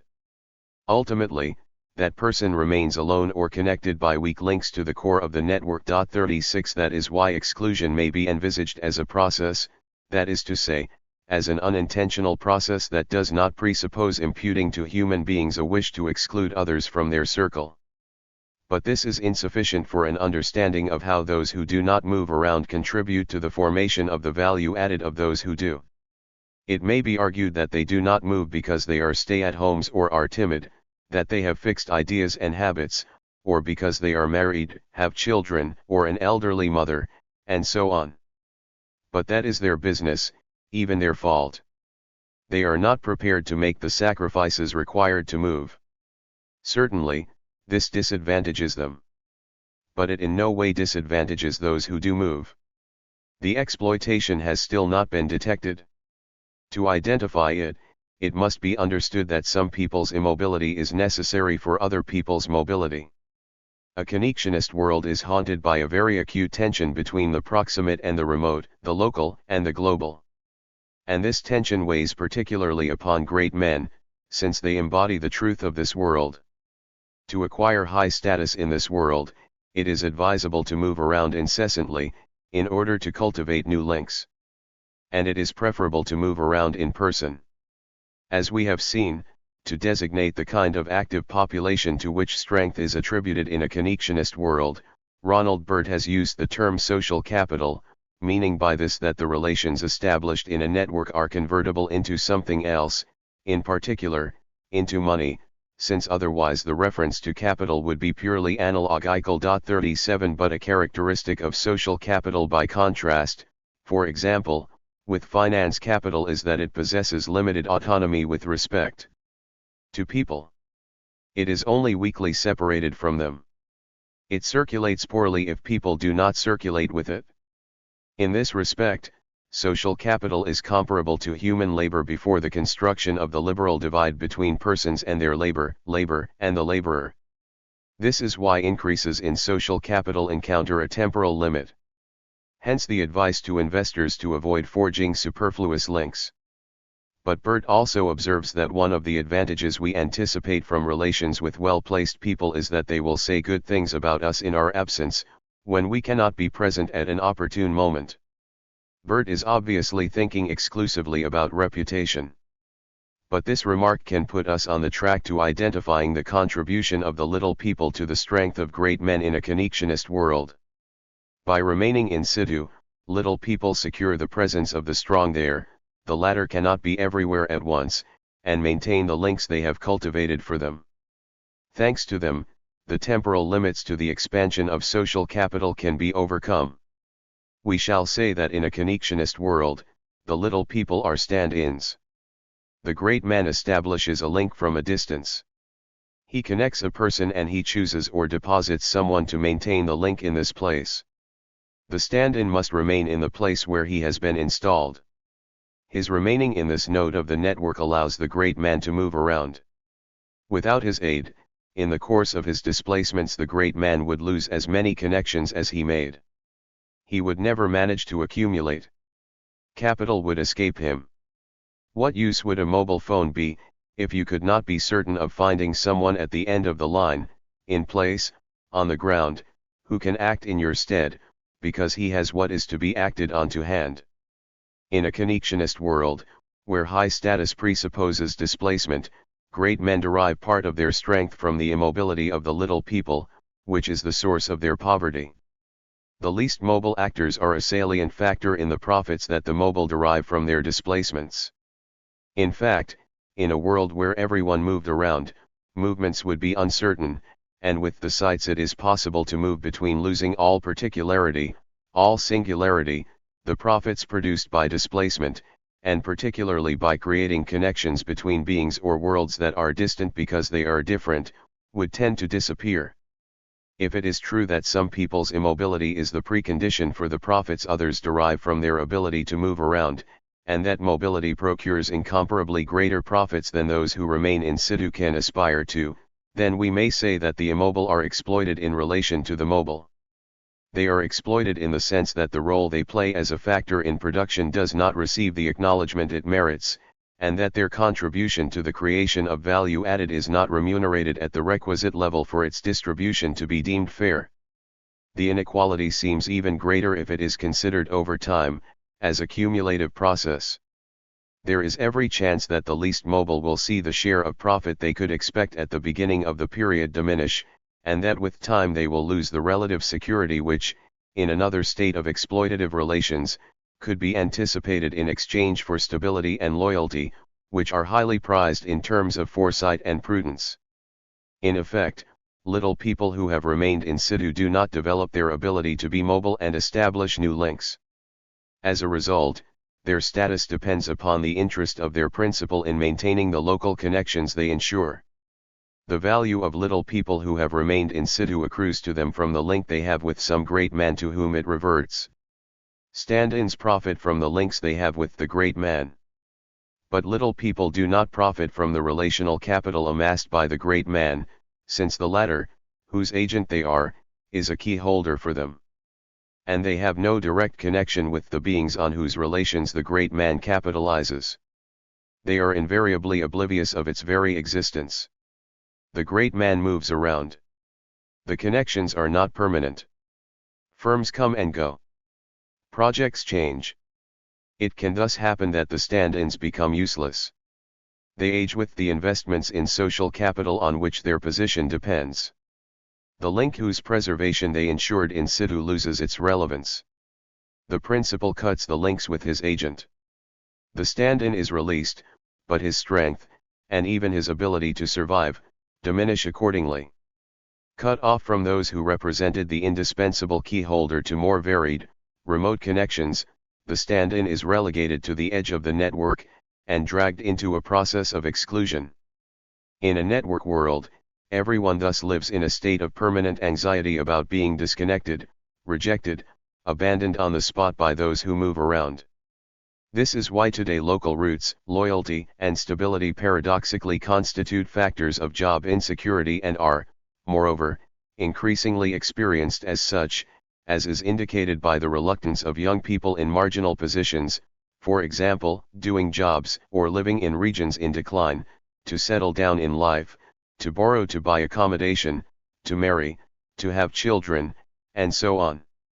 Thus, disaffiliation can be initiated by self-defensive behavior in a situation of job insecurity, the paradoxical result of which is to increase the insecurity. 38. One effect of the new enterprise mechanisms especially relevant for our subject is that they thus increase the weight of inequalities stemming from the extent and diversity of the networks over which people can circulate. In contrast to those whose survival depends upon local, dense, and compact networks, and who find themselves exposed to all manner of risks as soon as they stray from them, there are individuals and groups who, being able to circulate across extensive networks, owe their security not to the support of territorial protections, but to the preservation of the space on which the stability or, if you like, the interconnection of the circuits they move around depends on. The remarks above do not, however, exhaust the charge of indignation contained in the idea of exploitation. Alongside those forms of exploitation that might be characterized as weak, there exists exploitation in the strong sense, involving offense against the very dignity of human beings. 39 Critique relies here on the principle of dignity, in the sense of the impossibility of consigning people once and for all to a single form of status. Someone who is a little person in one respect must always have every opportunity to be great in another. To diminish a human person so that she is no longer in a position to demonstrate her worth in any sphere is thus to attack what constitutes her dignity as a human being. Now, the treatment meted out to people in one world, here that of work, can be so unjust as to prevent them from showing what they are capable of in other worlds. How can exploitation in one world lead to exploitation in the strong sense in all possible worlds? By assuming such an intense form that it affects vitality itself, that is to say, all the reproductive capacities possessed by an individual. In the industrial world, this borderline form of exploitation consists in exhaustion through work. What about a connectionist world? Extreme forms of exploitation are expressed in an increasingly drastic privation of links and the gradual emergence of an inability not only to create new links, but even to maintain existing links. Is it not this absence of links, this inability to create them, this complete jettisoning that constitute the condition of the excluded as frequently described today? We must nevertheless test this model of exploitation in a network world, in order properly to understand the world of work with its injustices as described in Chapter 4. To this end, we shall have to generalize the working diagram that has just been set out. For demonstration purposes, it was constructed exclusively on the basis of inter-individual relations, so that it was able to describe with the same schema, exploiting mobility differentials, both the exploitation of some people on an individual basis and people insofar as they belong to collectives such as firms, countries, and classes that are disadvantaged in respect of mobility. Testing the exploitation of the immobile by the mobile. What is habitually condemned as one of the current sources of inequalities, that is to say, either the power of financial markets or globalization, does indeed pertain to the mobile/immobile differential such as we have analyzed it above. As has frequently been observed, financial markets move their investments around at a pace that is out of all proportion to the commodity exchanges that not so long ago underlay the basics of international financial fluctuations. 40 If our model is accepted, they are the premier exploiters, for the most mobile, in a long chain of sequential exploitation. The logic of their action encourages those of their victims who can do so to become as flexible as capital is mobile, in order to retain a greater share of the value added. This in turn triggers other phenomena of exploitation, with everyone except those situated at the two ends of the chain being simultaneously exploiter and exploited. Financial markets may be regarded as exploiting countries or firms. They shift capital to a country, but can withdraw it at any moment. The country involved, for its part, does not possess such mobility. It needs this money for development purposes, and its sudden withdrawal plunges it into crisis. Rather than being the gauge of its economic vitality, its currency instead reflects the confidence markets have in it, and the nature of their strategy for profit-taking at a given moment. Moreover, If capital is withdrawn, the currency nosedives, thus linking, contrary to the theory, the economic health of the country affected to the rate of its currency. 42 In order for investors to agree not to withdraw their funds, interest rates then rise, with the result that immobile agents, the states financed by the taxation of taxpayers who cannot flee taxation, like the indebted inhabitants, find themselves crushed under the debt burden, the weight of interest charges. Those who can unilaterally decide to withdraw dictate their price, their interest rate, to those who are left on the spot, stuck, to use the very term employed by financial dealers. The extreme mobility of investors thus represents a constant threat to firms, whose capital is not, as they say, bolted down. If the firm does not yield the returns they expect, they possibly sell it to an asset stripper. If they sense that it could be run better, its lowest share price potentially makes it the victim of a takeover bid. 43 Industrialists who must invest long-term, who possess assets that are not mobile, factories, machines, are in constant fear of losing the support of their financial backers, of no longer being able to realize the capital expansion they are intent on, or paying very dearly for it. Since, in order to mobilize a certain sum, they will have to dilute their capital significantly. They fear losing the confidence of their lenders, who are often the very people who hold their shares now that markets have been decompartmentalized. 44 And will impose high interest rates. Moreover, following a logic largely independent of that of firms, market fluctuations are always liable, as a result of changes in exchange or interest rates, to wipe out the industrial profits that have been achieved with such difficulty. Indeed, not content to use their greater mobility to demand higher returns, they can also tap profits directly in the chain of value. The turbulence they create prompts firms to cover themselves and, to that end, to buy financial products sold by the markets themselves, who have thus hit upon the means of being behind the ills for which they then sell the remedies. 45. In response to this pressure, firms globalize themselves so that they become unavoidable. 46 Wherever investors go, they always come across the same actors, the same brands, the same products. There will soon be only 4 or 5 firms in each market. Their mobility is reduced accordingly. By becoming gigantic, firms liberate themselves from market tutelage, since above a certain size no candidate is large enough to buy them, so that the risk of a takeover bid recedes. For their part, shareholders, in line with market theory, demand that they be able to make the arbitrages themselves, to place their money where they wish, in trade and countries that are of financial interest to them. They desire, and sometimes obtain, this mobility. The chemicals giants, for example, are breaking up to give rise to 2 groups, one chemical, the other pharmaceutical. But the multinationals react in turn and, by globalizing, once again restrict the margins of arbitrage of the markets, which can no longer select their country of implantation. Firms seek to establish themselves in numerous countries, in order to make the arbitrages between regions themselves and secure the profit that the markets would otherwise wrest from them. And they also learn to play the markets directly, competing here with traditional actors for financial profits. 47. Although they are less mobile than the financial markets, multinationals are scarcely more loyal to a country, region, or site. In order to retain or attract them, it is now accepted that states or local communities will pay them, offer land, reduce taxes, and so on.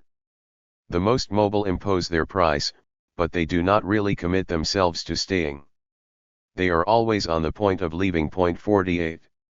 When the partner to exploit is a country, global firms, although they are themselves victims of financial markets, may ally with them, as we have seen with the recent draft of the Multilateral Agreement on Investment developed within the OECD. 49 This agreement was intended to ensure freedom of movement for direct foreign investment, which can be long-term industrial investment or the simple acquisition of financial holdings. 50 The draft was intended to complete the range of multilateral agreements on trade in goods and services.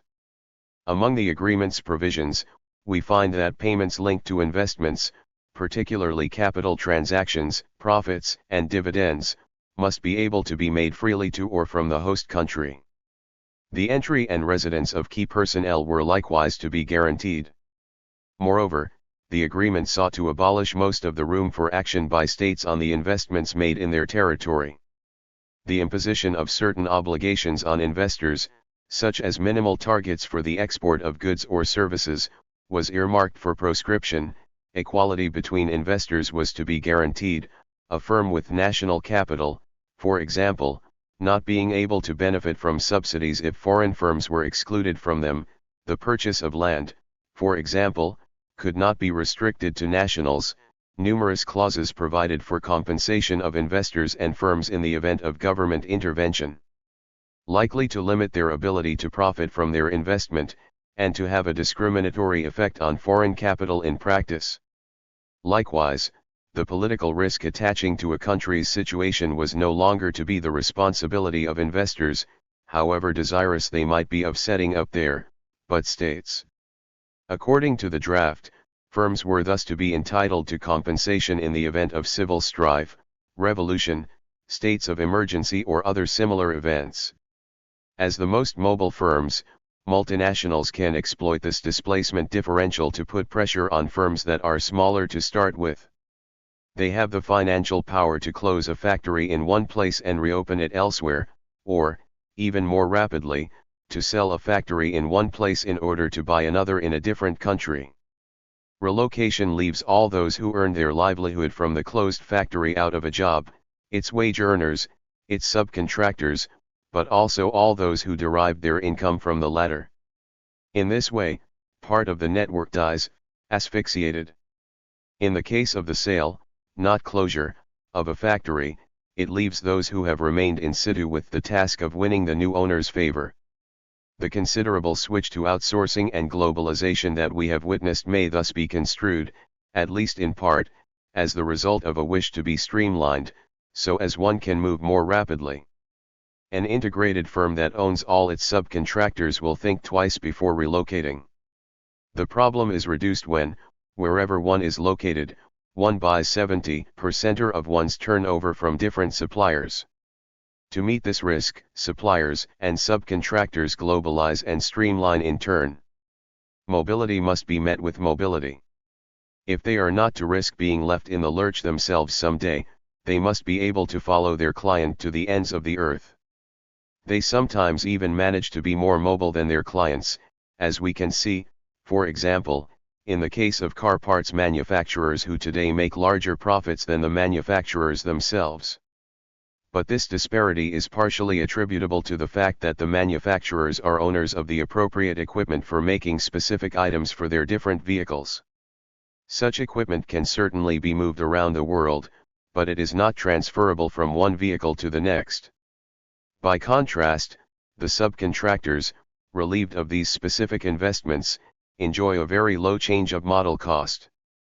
They are not penalized when market preferences alter, prompting the manufacturers to design other vehicles, since they continue to make the components without having paid the fixed costs for them. In an initial phase, the manufacturers succeeded in streamlining significantly by transferring production to the components suppliers. But they wanted to remain owners of the vehicles, without realizing that they were thereby still overburdening themselves.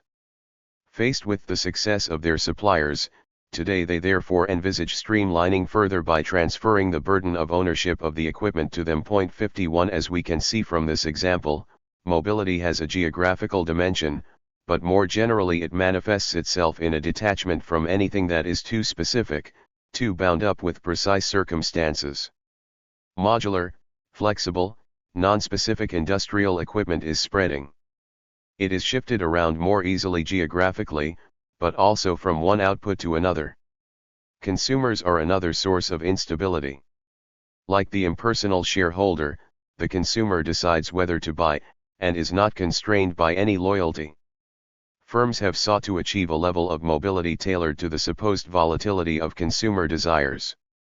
They work on a just-in-time basis so that they do not risk being left with unsold stock. They produce exactly what consumers want when they want it, a feat they can bring off only by bearing down on the mobility of subcontractors, who invariably have larger stocks than their customers 52 and use processes that are more labor-intensive. The subcontractors will themselves seek to streamline, that is to say, offload onto other actors the burden of minimum immobility required to conduct business. For it is clearly necessary to possess sites with a minimum of stability in which to set up factories for production, or marketing centers rooted in a territory, which the customer does not have to seek out every day, where they may have thought it good to move to. In these relatively stable sites, they must find a local workforce, at least while they are trading. But the less capacity for mobility this workforce has, the less it can go and find a job elsewhere, the easier it will be to impose casual status on it. Consequently, it is possible to reduce the plant's activity from one day to the next without resorting to redundancies and a redundancy scheme, simply by no longer using temporary workers from the country or region where it has been established, which makes it possible for other prior mechanisms to be as streamlined and mobile as possible. This is why it is a significant error to include in the same category the flexibility and job insecurity of the temp with the mobility of the consumer or multinational. In one instance, flexibility is chosen, is a source of strength, is assertive; in the other, it is imposed, and turns out to be the reverse of freedom. The mobility of the exploiter has as its counterpart the flexibility of the exploited. Consigned to an agonizing job insecurity that does not afford freedom of mobility and does not allow them to develop their capacity for it, when it does not destroy it, that is, flexible workers are candidates for exclusion with the next displacement by the strongest. So too are wage earners who, for health reasons, for example, can no longer keep up with the furious tempo imposed on them. Thus firms seek to reduce what might tie them to a territory or workforce that little bit more every day.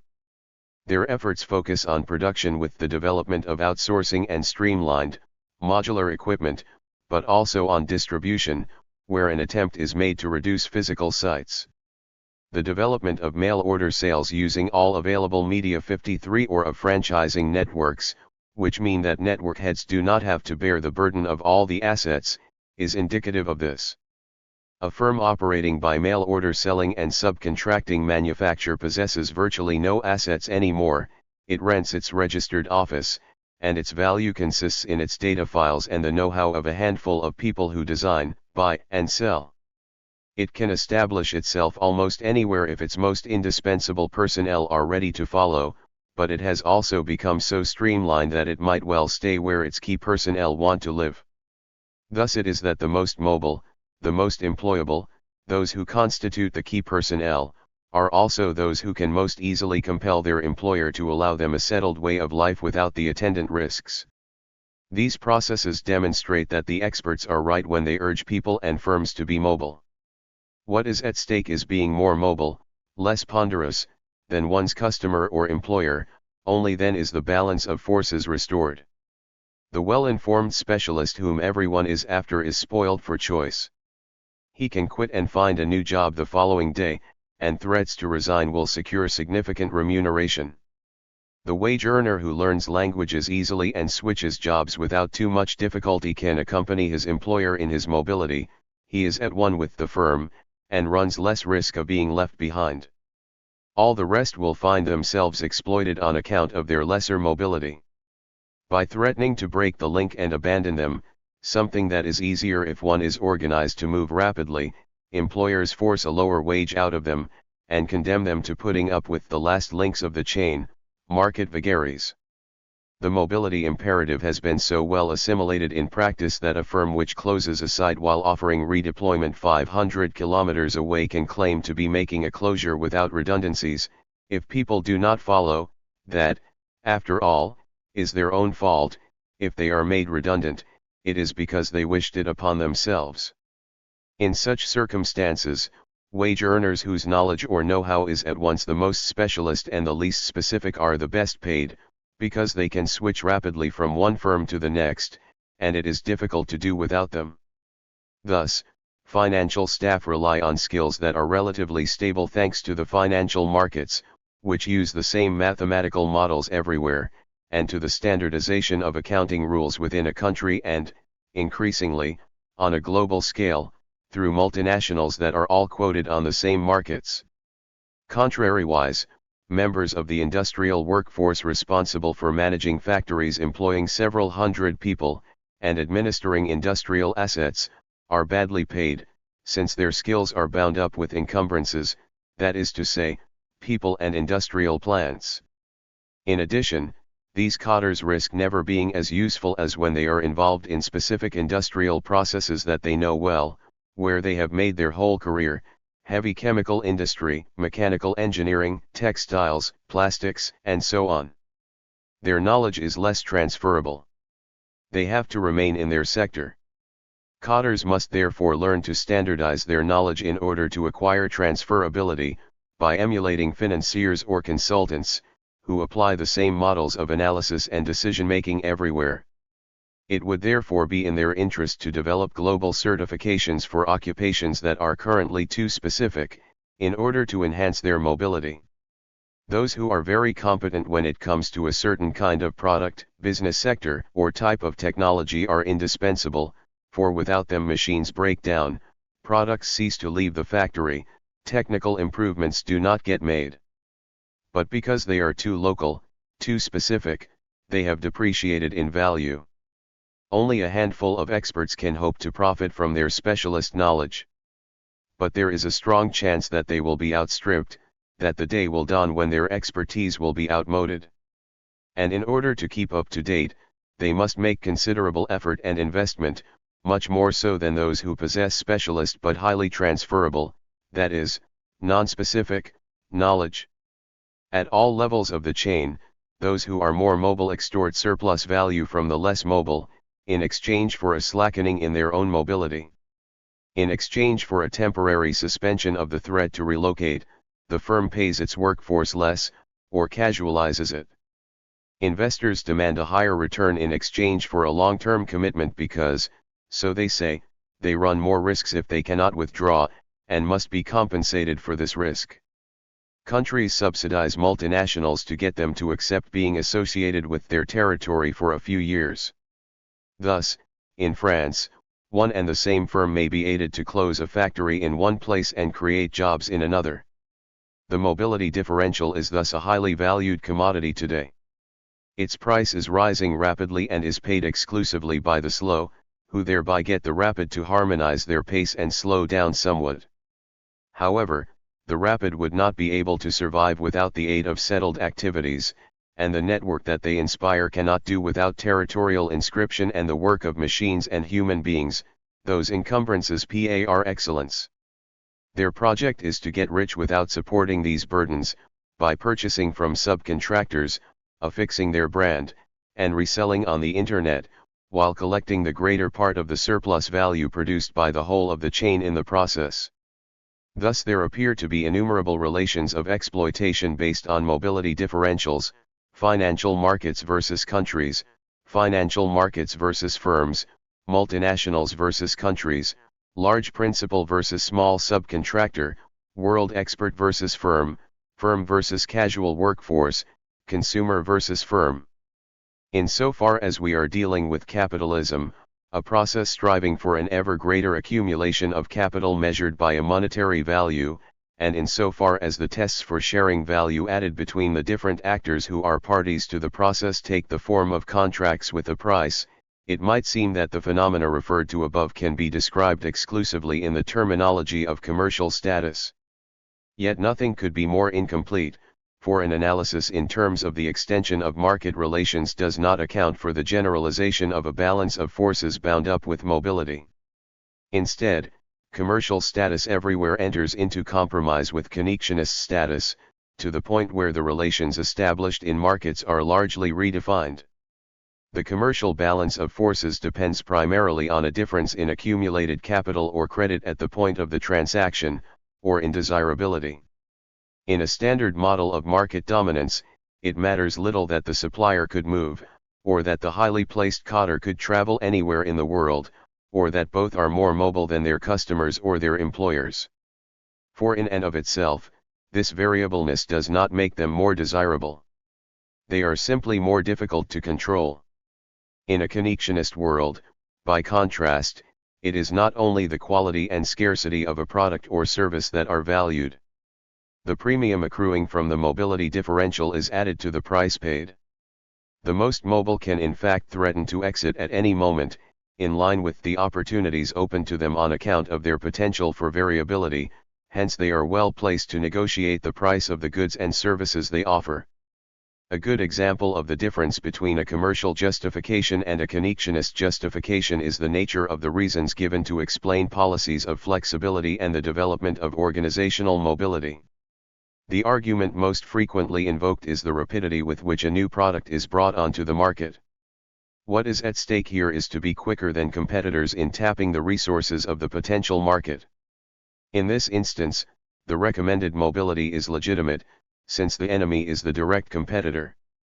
On the other hand, the idea that an advantage in terms of mobility constitutes a strength when it comes to bargaining with suppliers, wage earners, or customers is never mentioned. However, a firm that acquires the requisite mobility to bring a new product onto the market quickly has also gained in mobility on the other counts. For in order to achieve this, it has had to revise its organization thoroughly. More streamlined, it can then utilize this advantage in other situations. Legitimate market mobility is what makes it possible to move faster than competitors, not what makes it possible to blackmail job seekers. To justify a reduction in the pay of non-mobile wage earners, recourse to a different justification, of a connectionist nature, is required, depreciating everything about them that is inflexible. This kind of justification is currently gaining in legitimacy. 2. Towards connectionist mechanisms of justice. In this section, we shall examine some mechanisms currently being proposed, notably by jurists, which are at the heart of debates about work. What they have in common, we think, is that their implementation would make it possible to realize the projective city by combining it with tests that allow us, in the name of the very principles the city is based on, to denounce unjust ways of profiting from mobility, and thus restrict the level of exploitation in a connectionist world. But in order to consolidate the link between the problematic of exploitation and that of the cities, we must first of all show how this very specific form of exploitation, based on a mobility differential to which the paragraphs above have been devoted, is only one particular instance of a more general model, a model that can describe asymmetrical situations taking advantage of a multiplicity of differentials, including, obviously, the property differential or the market differential of scarcity on which classical theories of exploitation are based. Elements of a general grammar of exploitation. In the context of capitalism that is of particular interest to us here, the idea of exploitation can be formulated as follows. The test of strength typical of capitalism, which is converted into a multitude of local tests, concerns the remuneration of contributions to profit creation. Condemning exploitation means that certain contributions have not received their just remuneration. This operation, which is always open to challenge, presupposes establishing a vast mechanism of accounting equivalences, extending the range of calculation in time and space. One characteristic of capitalism in comparison with other regimes is that exploitation under it does not necessarily assume a patent, visible form. The existence of exploitation always assumes some form of coercion. But whereas in pre-capitalist societies exploitation is invariably direct, in capitalism it passes through a series of deterrents that mask it.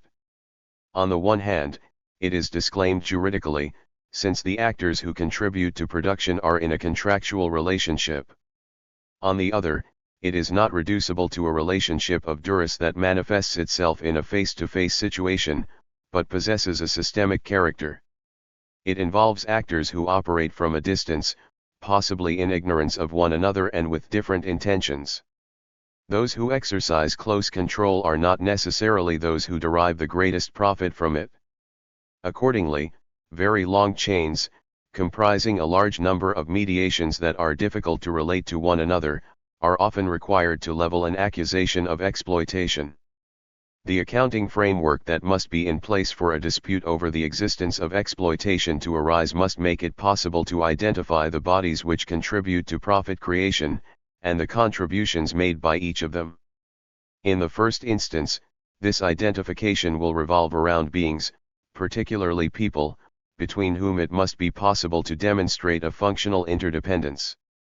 Next, it must state what each party has contributed and, finally, what the level of remuneration of each contribution should be if it is to count as just. The denunciation of exploitation, which can always be challenged from another accounting position and, as a result, issue in a dispute, can be based on each of these processes of identification. It may consist in demonstrating that beings contributing to the creation of the profit have been forgotten or neglected, or that their contributions have not been identified in full, or been underestimated.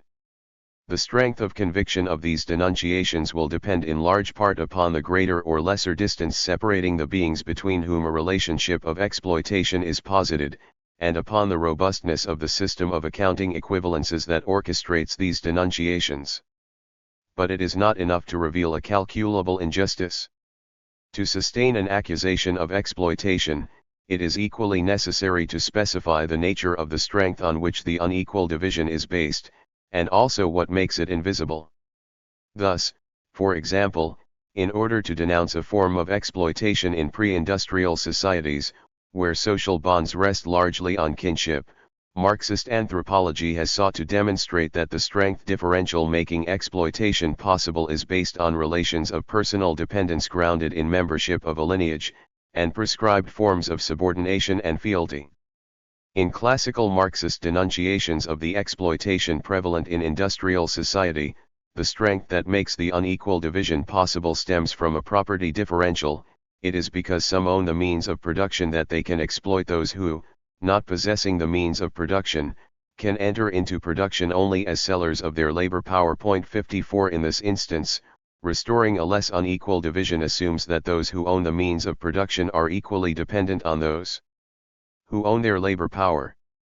Given that ownership of the means of production is concentrated, whereas the ownership of labor power is atomized, the route to greater social justice involves the workers combining in trade unionism.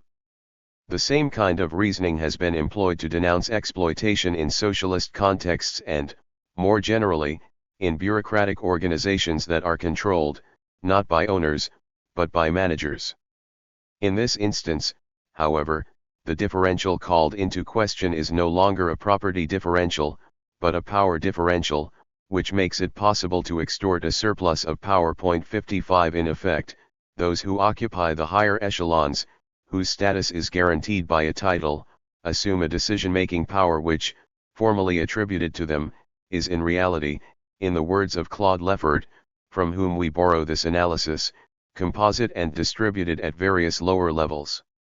This seizure of power is concealed by the identification of inferiors with the bureaucracy exploiting them. 56 In this second case, the return to parity occurs through a redistribution of official power corresponding to the distribution of real power, that is to say, through self-management. We can also use the framework of justifications of cities to identify differentials which, while they are sources of high status in theory, can constitute sources of strength in the context of unsupervised tests, allowing for an unequal division. As a critical idea, exploitation is in fact perfectly consistent with the norm of justice contained in the concept of city. Accordingly, there are not two logics, one directed towards dissension, the other towards consensus, but two viewpoints that can be brought to bear on the world as it is from one and the same normative position. 57 In effect, denunciation of exploitation effectively inverts the maxim that the good fortune of great men makes for the good fortune of the little people, which constitutes the keystone of the axiomatics of cities, by asserting, on the contrary, that the misfortune of the little people makes for the good fortune of great men. The mystery of their greatness is to be sought not in their personal merits, but in the fact that they profit from the misfortune of the little people. 58 Their high status is the result of a differential in good fortune. Therewith the maxim the good fortune of great men benefits the little people can be seen as an ideology in the Marxist sense, that is to say, an illusion serving interests, which inverts the representation of what occurs in reality, and thus masks it. Counterposed to a vision of the world from above, by those whom the tests invariably benefit, is thus a vision of the world as seen from below, by those who, measured in the same light, have experienced only repeated failure. 59 But these different viewpoints on reality coincide at the level of ethics. In effect, great men, who cannot be persistently cynical without imperiling their own greatness, subscribe to the idea that their prerogatives are legitimate by dint of their contribution to the common good. As for the little people, they can persist in believing in a formula of inverted greatness, without succumbing to nihilistic despair, only by sustaining themselves with the utopia of a possible world where the tests would be genuinely just. The inversion of the maxim that allows us to pass from cities to exploitation also indicates a way to fight exploitation. It consists in taking the norm of justice embodied by the city seriously, and organizing things so that the tests pertaining to this norm are actually geared towards justice. In terms of the form of exploitation specific to the connectionist world, which is rooted in the mobile/immobile differential, this involves clarifying tests of mobility as they currently are, and establishing mechanisms that aim to control their conduct, as well as cleaning up non-connectionist tests, for example, putative market tests that are in fact contaminated by unacknowledged, adjoining connectionist forces. Such a move assumes the construction of new mechanisms which, while they are isomorphic with the connectionist world, would make it possible to supervise it and limit its destructive effects, rather like classification grids in the industrial world. Although these grids accepted the principle of a hierarchy of qualifications, they nevertheless endeavored to restrict the abuses that might have occurred in its name by fixing what were deemed to be acceptable wage differentials. The establishment of new accounting frameworks, permitting an inventory of the different contributors and their contributions in a network logic, would form part of the requisite mechanisms. It would prevent networkers, that is, the exploiters in a connectionist world, abstaining from remunerating those who have a share in their success, or remunerating them inadequately. In the industrial world, this inventory was created by all wage earners belonging to one large integrated firm, a framework which, as we have seen, has lost much of its relevance today. The conditions for establishing the projective city. Establishing the mechanisms of a projective city legitimating, but also limiting, the relations of force peculiar to the connectionist world remains an optimistic scenario. There is no reason to suppose that it will be realized, or not in the near future, at any rate, and not without a major crisis. As was the case in the past with other regulatory frameworks, its realization will depend on a conjunction of various agents the logics of whose action are different. The first condition is the existence of a persistent, menacing, inventive critique. The new social movements, of which we have given a rapid description, and whose development has accompanied the formation and diffusion of the notion of exclusion over the last 20 years, might represent its embryo. Their adoption of the thematic of networks and projects, situating them very close to the New World, means that they are particularly well placed to invent the mechanisms of the projective city. Moreover, while remaining outside the political world in the strict sense, they have exerted constant pressure on political officials and experts, other actors indispensable to the orientation towards a projective city, who, without sharing their radicalism, have laid plans for mechanisms to struggle against exclusion. The upshot is a revival of activity in the domain of social reformism, some of whose proposals we shall examine a little later. Equally indispensable to any reformist action is the participation of senior civil servants, politicians, a fraction of management that is sufficiently autonomous of capitalist interests and shareholder tutelage, and even of capitalists who are sufficiently detached from the imperatives of capital accumulation to see the eventual dangers of an increase in inequalities and insecurity, and also to be open to the shared sense of justice. In fact, these different actors are capable of playing a leading role in trying out new mechanisms, giving their support to reforms of the regulatory framework, and putting their pragmatism and intimate knowledge of the machinery of capitalism at the service of the common good. The interests of senior civil servants may be regarded as the easiest to mobilize. Given that their task is administering the welfare state, they cannot watch unperturbed as firms maximize their profits by offloading onto the state, and to its detriment, costs bound up with maintaining the labor force.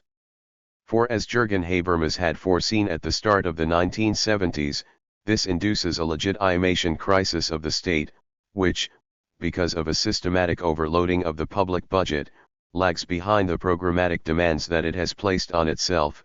The penalty for this failure is withdrawal of legitimation. 60 But businessmen, particularly those with power over large collections of things and people, likewise have an interest in restricting the activity of networkers, who are parasitic upon the entities they manage, as well as in equalizing the conditions of competition between each other and vis-a-vis financial markets.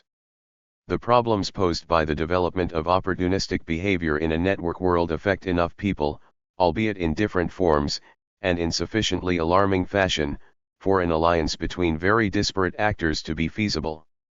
The opportunistic networker increases the personal profit he can derive from multiplying connections, but by damaging two types of actors: on the one hand, the entity he depends on, whence he derives some of the resources he needs, but to which he does not remit the returns from his activity expected by these instances, and, on the other hand, the less mobile actors whose exploitation he increases and whose exclusion he furthers. His victims, who have different interests, can nevertheless form an alliance on selected points to impose acceptance of a particular mechanism. More profoundly, it seems that the generalization of a connectionist world without checks of any sort upon exploitation is such as to destroy the social fabric, in a process some of whose main lines we are now going to present. To realize his dual exploitation, the networker takes advantage of a mobility differential relative to actors who, for various reasons, remain attached to a place, and whose trust he has earned. In this sense, the advantages he profits from are of the order of a breach of trust. It follows that the networker's opportunistic behavior cannot be generalized to a whole world. A world where everyone, or a large number of agents at least, not simply a few tricksters, sought to maximize their networks by selecting well-placed targets, and practicing a separation between spaces and relations, would tend to collapse in on itself. On the one hand, no one would any longer assume institutional responsibilities, which would have become too costly in immobilized workers and impossible to exercise on account of a lack of authority and the impossibility of controlling the members. Even remotely enduring institutions would collapse, when such institutions are required to maintain resources and, in particular, the stock of objects to which the networker needs access in order to operate. And this would eventually entail a destruction of the fixed capital without which a capitalist world, even in its connectionist form, cannot survive. On the other hand, trust would tend to disappear to such an extent that not only would breaching it, which constitutes the networker's strength, become very difficult, but, above all, the emergence of generalized mistrust. 61 would make the establishment of any arrangements between human beings extremely problematic. Such a phenomenon would be amplified by the emergence of reflexivity effects, of which Ronald Burt's book, already cited, gives an idea. In effect, if the utility of maximizing networks, and the techniques used to achieve this, were to become common knowledge, based on sociological research, manuals, training exercises, everyone would forever be on the lookout for signs of opportunism by their partners. In such a world, daily life would become difficult, and the social fabric would tend to unravel. It is likely that in a network world that is not subject to the control of a projective city, opportunistic behavior, even if it were adopted only by a few people to start off with, would tend to spread rapidly. We may define opportunism as consisting in not acknowledging debts contracted with other persons, either individual or collective. 62 Now, the mechanisms associated with each city have, in particular, the function of ensuring the honoring of debts that have been contracted. In a commercial world, for example, opportunism must come to terms with the mechanisms on which the validity of exchanges rests, such as those which preserve monetary equivalence or, when the exchange is not immediate, guarantee the honoring of contracts. It may thus be thought that the emergence of a connectionist logic, escaping the control mechanisms associated with already established cities, paves the way for a marked growth in opportunistic behavior, to the point where it will in turn be curbed by constraints which the projective city, if instituted, would make it possible to set. Connectionist opportunism cannot, for one thing, be checked by the commercial city. Profitable network links do not systematically abide by market forms and, when they are the subject of contracts, these are incomplete or describe only part of the exchange, the rest being of an unspecified character and varying with the development of the relationship. Part of the interest of connection stems in fact from the inspection of resources that were not regarded as commodifiable or amenable to contracts, ideas, and information about other people's relations or, for example, their state of health, their political, aesthetic, intellectual, etc., inclinations. It is this incompleteness that explains the relative inoperability of the constraints that the commercial order rests on and the frequent recourse, in the case of the connectionist world, to the theme of trust in personal relations, which seems to be borrowed from the instrumentation of a domestic world. But the domestic world does not make it possible to avoid opportunistic network behavior either.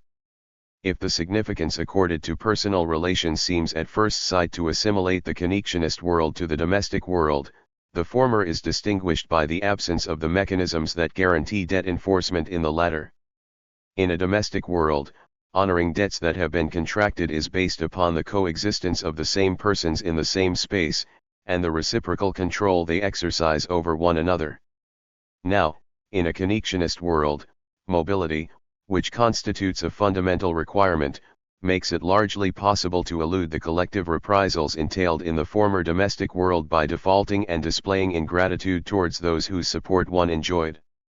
Similar remarks might be made about the inability of civic mechanisms to control connectionist opportunism. As Nathalie Sarthoulogis observes, the very notion of the social contract in Rousseau is based on the recognition of mutual debt 63, so that it constitutes the basis for mechanisms of assistance as a social debt, a debt of society to the poor inasmuch as they, simply by virtue of belonging to society, are possessors of rights claims. 64 But we must add that the actual realization of such mechanisms presupposes the definition of a framework in which a relationship between the misfortune of those who suffer and the good fortune of the prosperous can be established.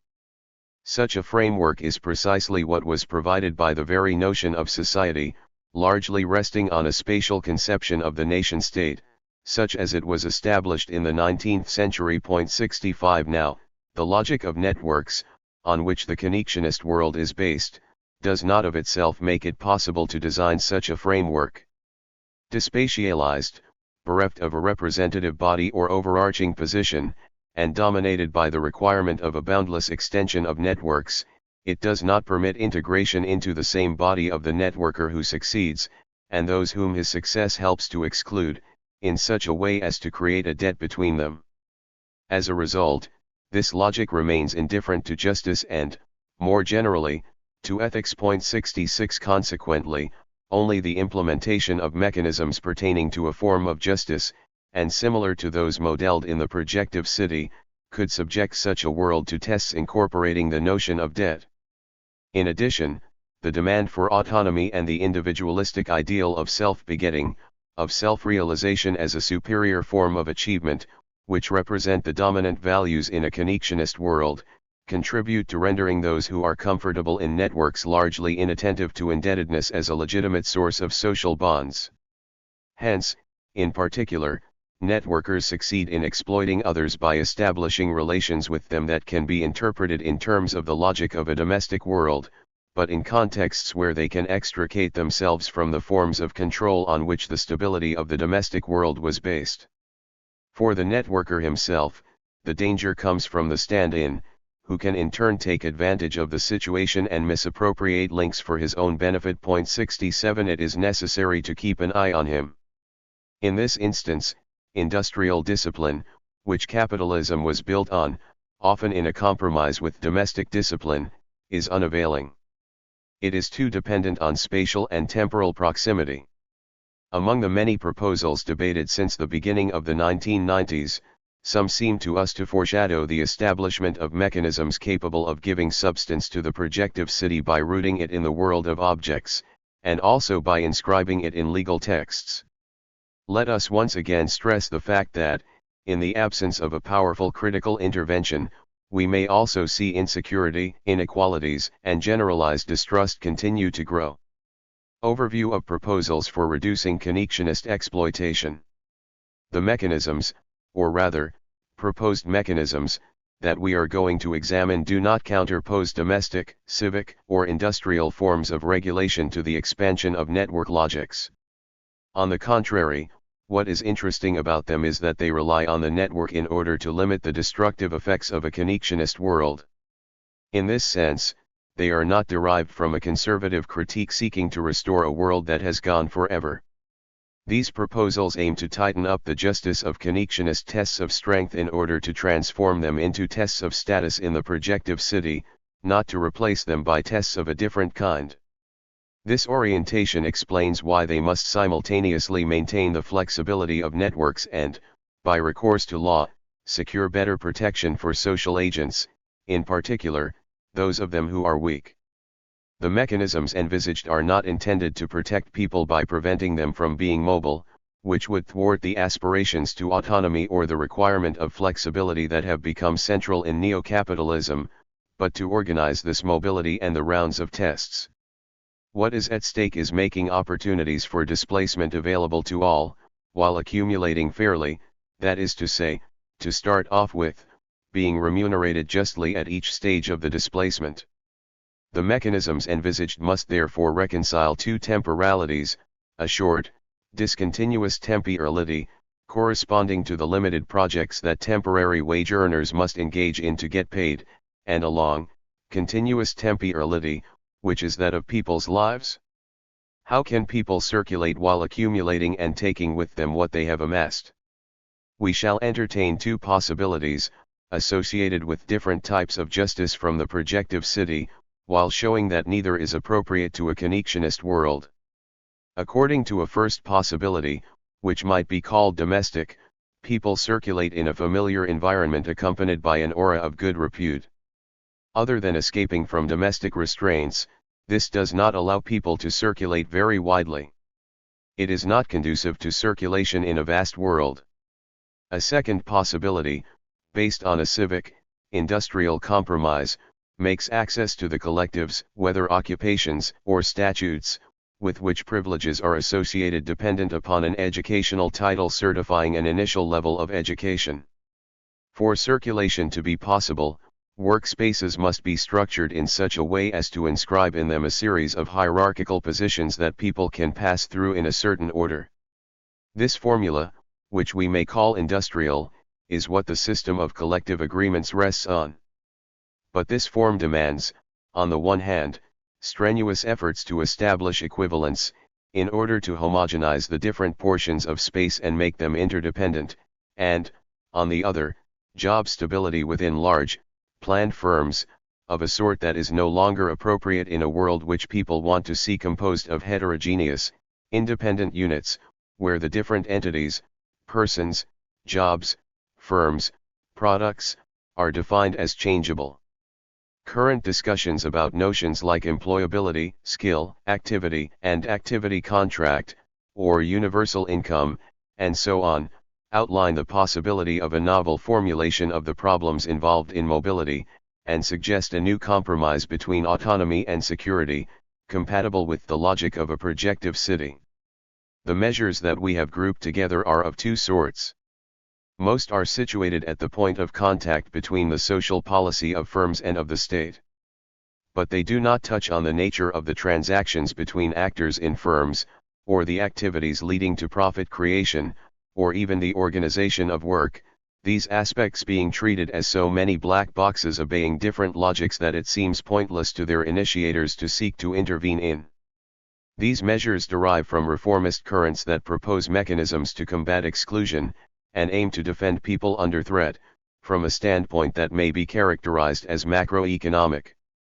These currents take as their starting point a situation that supposedly imposes the same constraints on everyone, as if no one had more or less willed it, and no one found it more or less in their interests. Unemployment and the casualization are treated as the outcome of impersonal forces acting at a global level and exercising a mechanical effect on enterprise strategy, whether the stress is laid on globalization or technological changes. Unemployment and casualization are regarded as externalities that can be dealt with socially. At the same time, however, what is going on inside firms, and the new types of social relations instituted there, are excluded from the field of inquiry. Thus, they invariably set aside analysis of the internal selection processes in firms that lead to the casualization of some actors, while others, subject to the same global constraints, see their advantages enhanced. A second source of proposals is none other than management itself. This time, what is at the forefront of concerns is the more or less acceptable character of relations in firms. Because its favorite subject is increasing productivity with a view to maximizing profits, management literature cannot but interest itself in the issue of whether the remuneration of different actors is really justified by their contribution to value added. Despite the significant streamlining of firms, those administering the new, slimmed-down collectives must find an answer to the question of the justice of the different remunerations that are distributed. The persistence of unduly stark imbalances would risk demoralizing wage earners, provoking disputes between them, thus reducing their productivity. Management literature thus possesses an ethical dimension that we relied on when we drew a picture of the projective city in Chapter 2.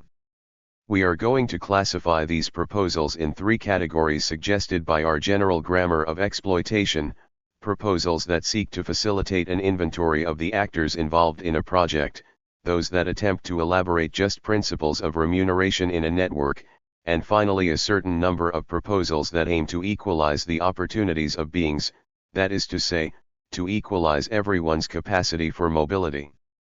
New frameworks for inventorying contributions. The formulas we examine in this section tend to put an end to exploitation that is bound up with the low visibility of certain contributors, who are badly paid or not paid at all because of their marginal position in the network. These proposals aim to transform accounting frameworks modeled on the firm as legal entity, even on the plant, in an attempt to encompass all the component parts of sections of highly active networks more fully. They thus seek to introduce mechanisms of representation and reflexivity into network logics.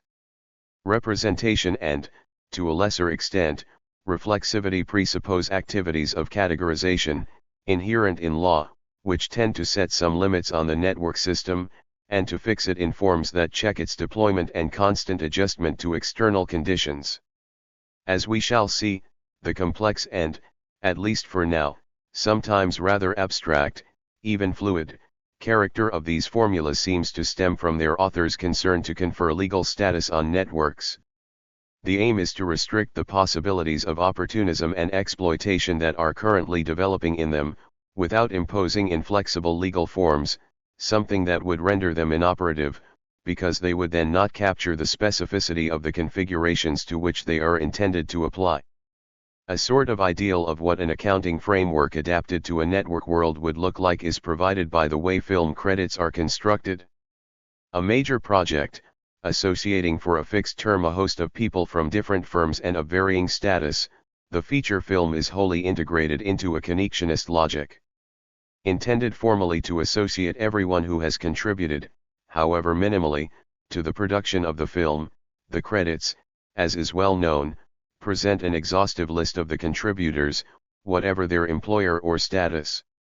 Every name, even that of the most minor and fleeting collaborator, appears.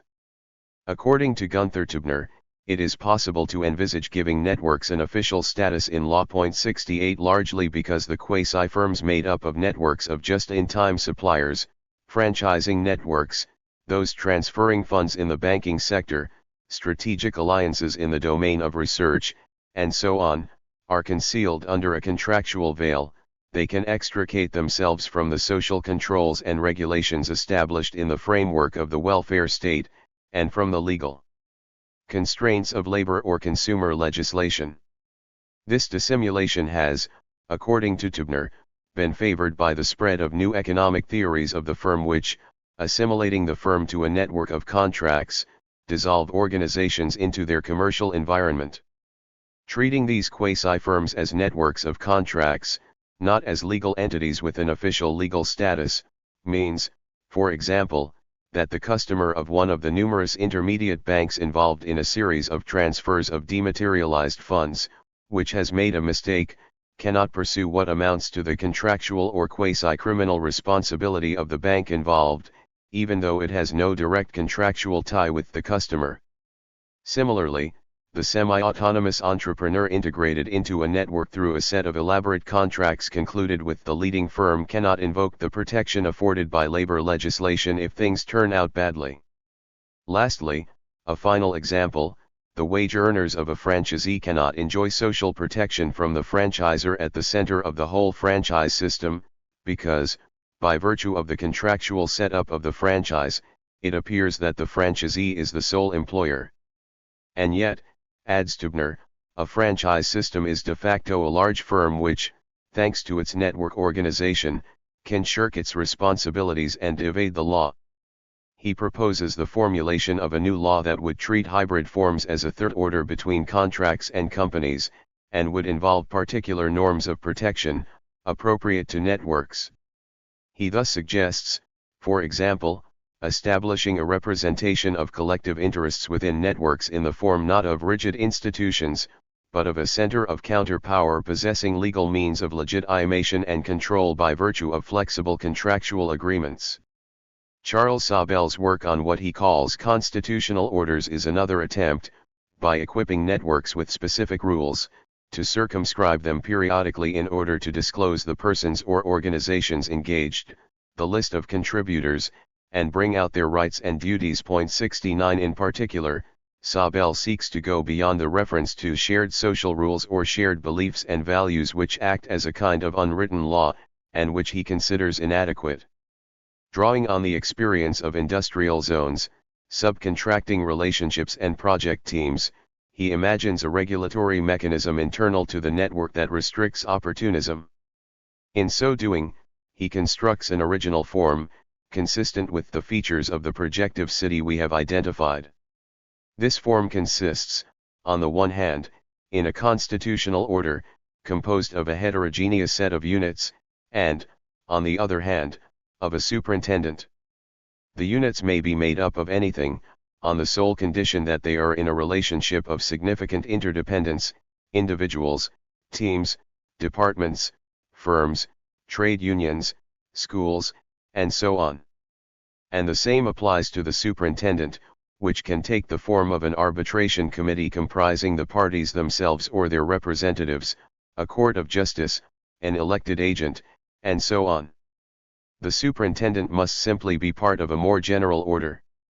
The superintendent's role is to define the role and responsibilities of the constituent units, to establish the rules by which they conduct their transactions, and to resolve their disputes in the event that the constituent units are unable to do so themselves.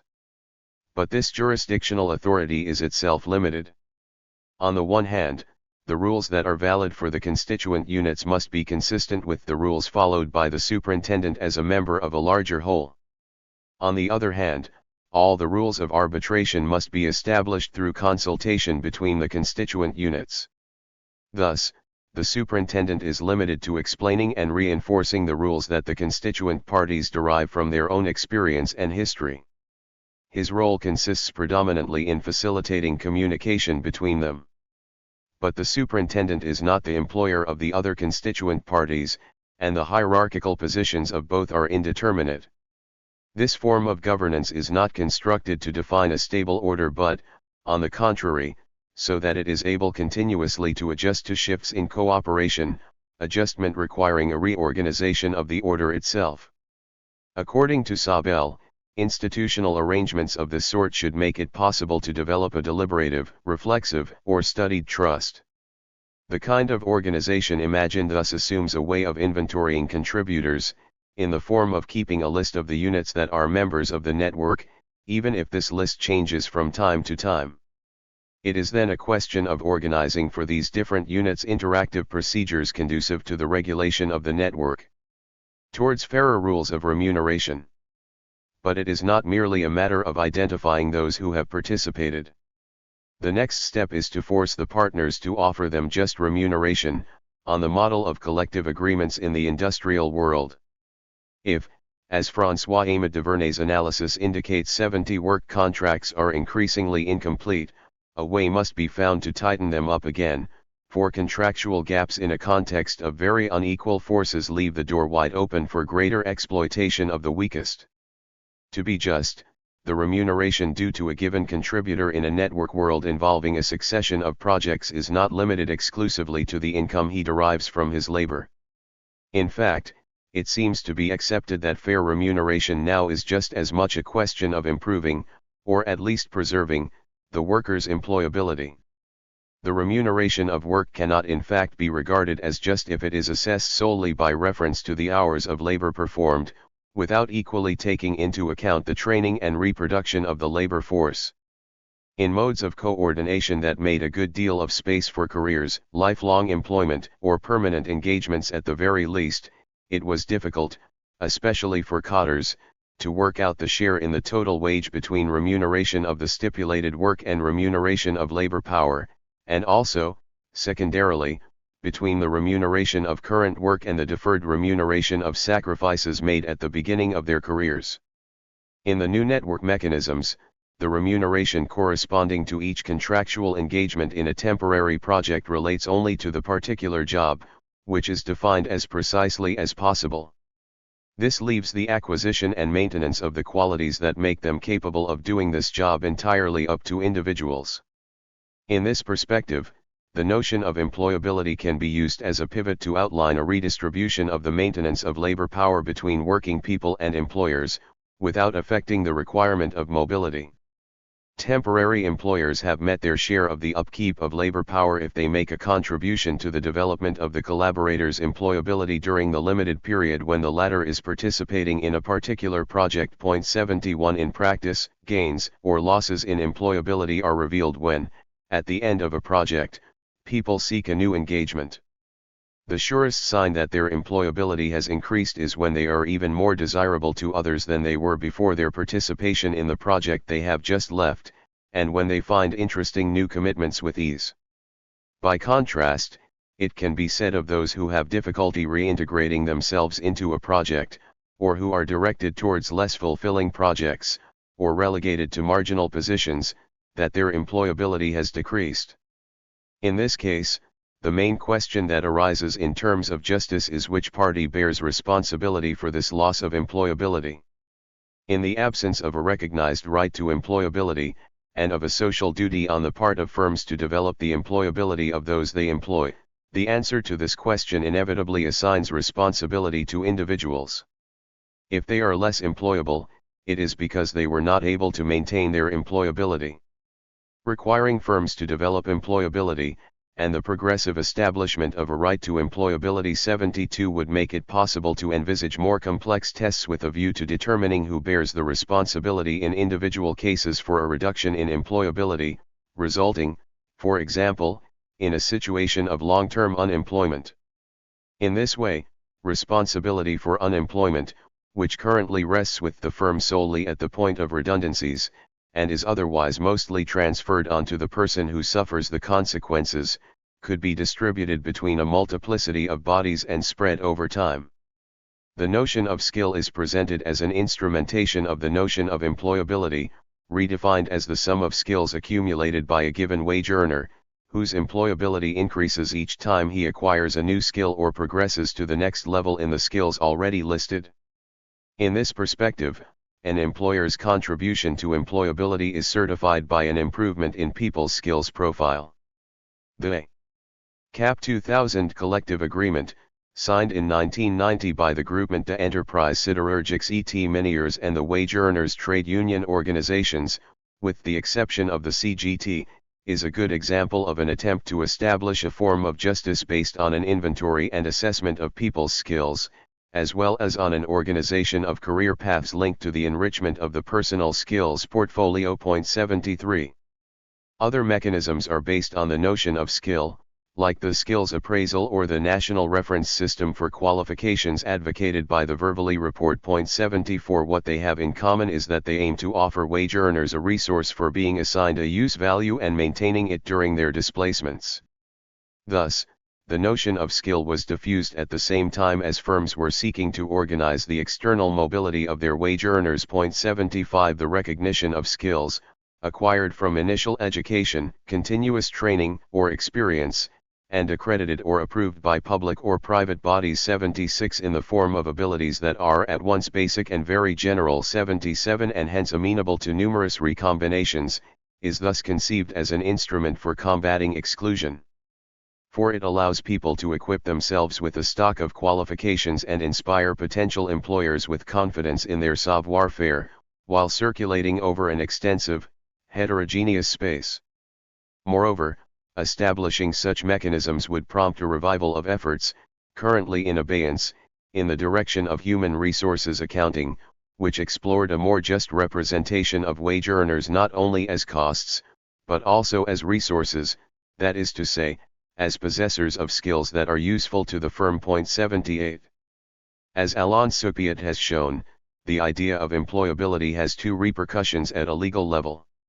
With respect to firms, it presupposes a new form of responsibility whose model might be mechanisms seeking to guarantee respect for environmental rights, just as in environmental issues the principle has been established that the polluter must pay.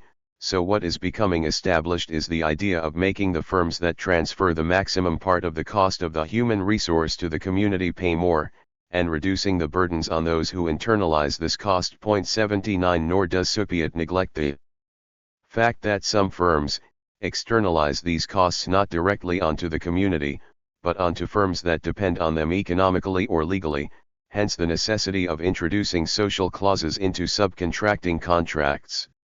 Where the workforce is concerned, it leads to separating the worker's official status from periods of contractual supply of work. In effect, the execution of the contract is no longer wholly identified with the performance of work, but includes a growing proportion of training, which has become inevitable in order to adapt wage earners to the changes in knowledge required to do the work. It is therefore necessary to stop reducing labor to its exchange value in the contract and to take account of the labor capacity embodied in the person of the worker, merging work in the wider notion of activity, which would acquire an official legal status. Soupiat sees these new legal forms emerging in various current developments in positive rights, giving workers the right to move from one work situation to another. The hourly credits attributed to wage earners in possession of a mandat d'intérêt collectif doubtless represent the first expression of such rights. In recent years, different types of special leave and rights of absence have been added to it, such as training credits, time-saving accounts, grants to unemployed people who start up firms, training vouchers, and so on. We are in fact witnessing, insists Soupiat, the appearance of a new type of social rights referring to work in general. He calls these new legal mechanisms, which facilitate the transition from one type of work to another and, more generally, bolster a new kind of compromise between autonomy and security, social drawing rights. In fact, these new rights, whose realization is a matter to be freely determined by the relevant parties, are exercised within the limits of a previously accumulated credit. They assume that sufficient provision has been built up. According to Soupiat, what must be developed on the basis of the mechanisms established in recent years is a coherent framework that would draw all the consequences from the principles of the continuity and mobility of people's occupational conditions, and which, in instituting these social drawing rights, would bring about a liberation of time, and make the financing of work outside the market possible. Widespread establishment of social drawing rights presupposes a change in the unit of time in which working hours are accounted and a transition from a short time unit to a long time unit covering the whole of someone's working life. Consequently, it is bound up with programs for reorganizing the life cycle, with the replacement of a linear, inflexible life plan by a flexible model of existence. This would be characterized by the possibility of flexibly distributing periods of work, education, or leisure over a whole lifetime and in accordance with individual wishes, and social transfers not specified according to stages of life would correspond to it. 80 Thus, for example, people might at any age take a prolonged leave of absence that would be counted as a down payment on retirement. Referring to this possibility, Gosteren likewise talks about a drawing right, that is to say, the right to exchange one form of existence for another during selected periods. 81. A new mechanism derived from the 5-year law of 1994, training time capital, prefigures these social drawing rights in the sphere of training. This mechanism aims to encourage the continuous development of skills, to ensure professional maintenance, by allowing wage earners to benefit from time for training that may be accumulated in the course of their working life. This capital is distinguished from individual leave for training in that it must be built up in the context of the firm's training plan, which derives from the employer's plan, not the individual wishes of the wage earner, and in that it does not suspend the work relation. Nevertheless, it constitutes an individual right attaching to the person of the wage earner and must be transferable from one firm to another, accompanying individuals in their moves. This would conduce to a mutualization of its financing. 82. Bernard Gerard integrates some forms of compensation for work, of the sort we have just referred to, into what he calls a new social pact. 83 In this framework, submission to the firm is no longer justified by job guarantees or hopes of social advancement, but by the opportunity firms offer wage earners, who know that they are bound to come back onto the labor market regularly, to build up a professional patrimony in order to acquire the requisite skills to find another job. He nevertheless observes that a pact legitimating a form of social justice based on the circulation of people between different projects in a heterogeneous space poses new legal problems. These involve the division of property rights between mobile people and the firms or projects they move between, especially when scarce, sought-after goods are in significant measure made up of connections with persons, savoir-faire or information. Without the establishment of such a pact, disputes are bound to proliferate between wage earners who, no longer finding sufficient security in the firm, will use their specific capital, that is to say, their skills, to develop opportunistic behavior, and firms, which will be tempted to take legal measures to prevent other companies poaching their cotters. 84 From these developments, it is apparent that the renegotiation of work contracts in terms of the rights and duties of the two parties, in a world redefined around the metaphor of the network, should be able to check both the exploitation of workers by their employers and its converse, that is to say, the risk of opportunistic profit-taking by a wage earner damaging the firm. By analogy with the procedures used to ensure the reliability of systems containing a large number of components of diverse technological and geographical origin, we might also say that the mechanisms referred to hitherto must permit people's traceability throughout their careers in a heterogeneous, open space. Structurally, a network world is deterritorialized, and no longer makes it possible to identify beings by reference to their position in a structured space.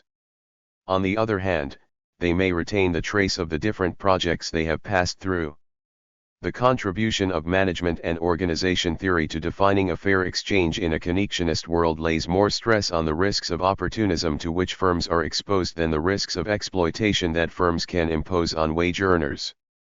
But in some cases it may turn out that dealing with one risk impacts on another and, in addition, that setting limits on connectionist abuses helps to advance the legitimacy of such regulations. This is why the mechanisms invented by firms form part of the projective city. Moreover, firms have more leeway imposing control mechanisms on their members than the public authorities have controlling the dynamics of firms, so much so that today it would seem that they are more successful in curbing the exploitation to which they are vulnerable than countries and people are. Reflection on the risks of opportunism has a long history in organizational economics. Thus the theory of agency basically seeks to account for the difficulties faced by the principal in controlling the schemes and loyalty of its agent.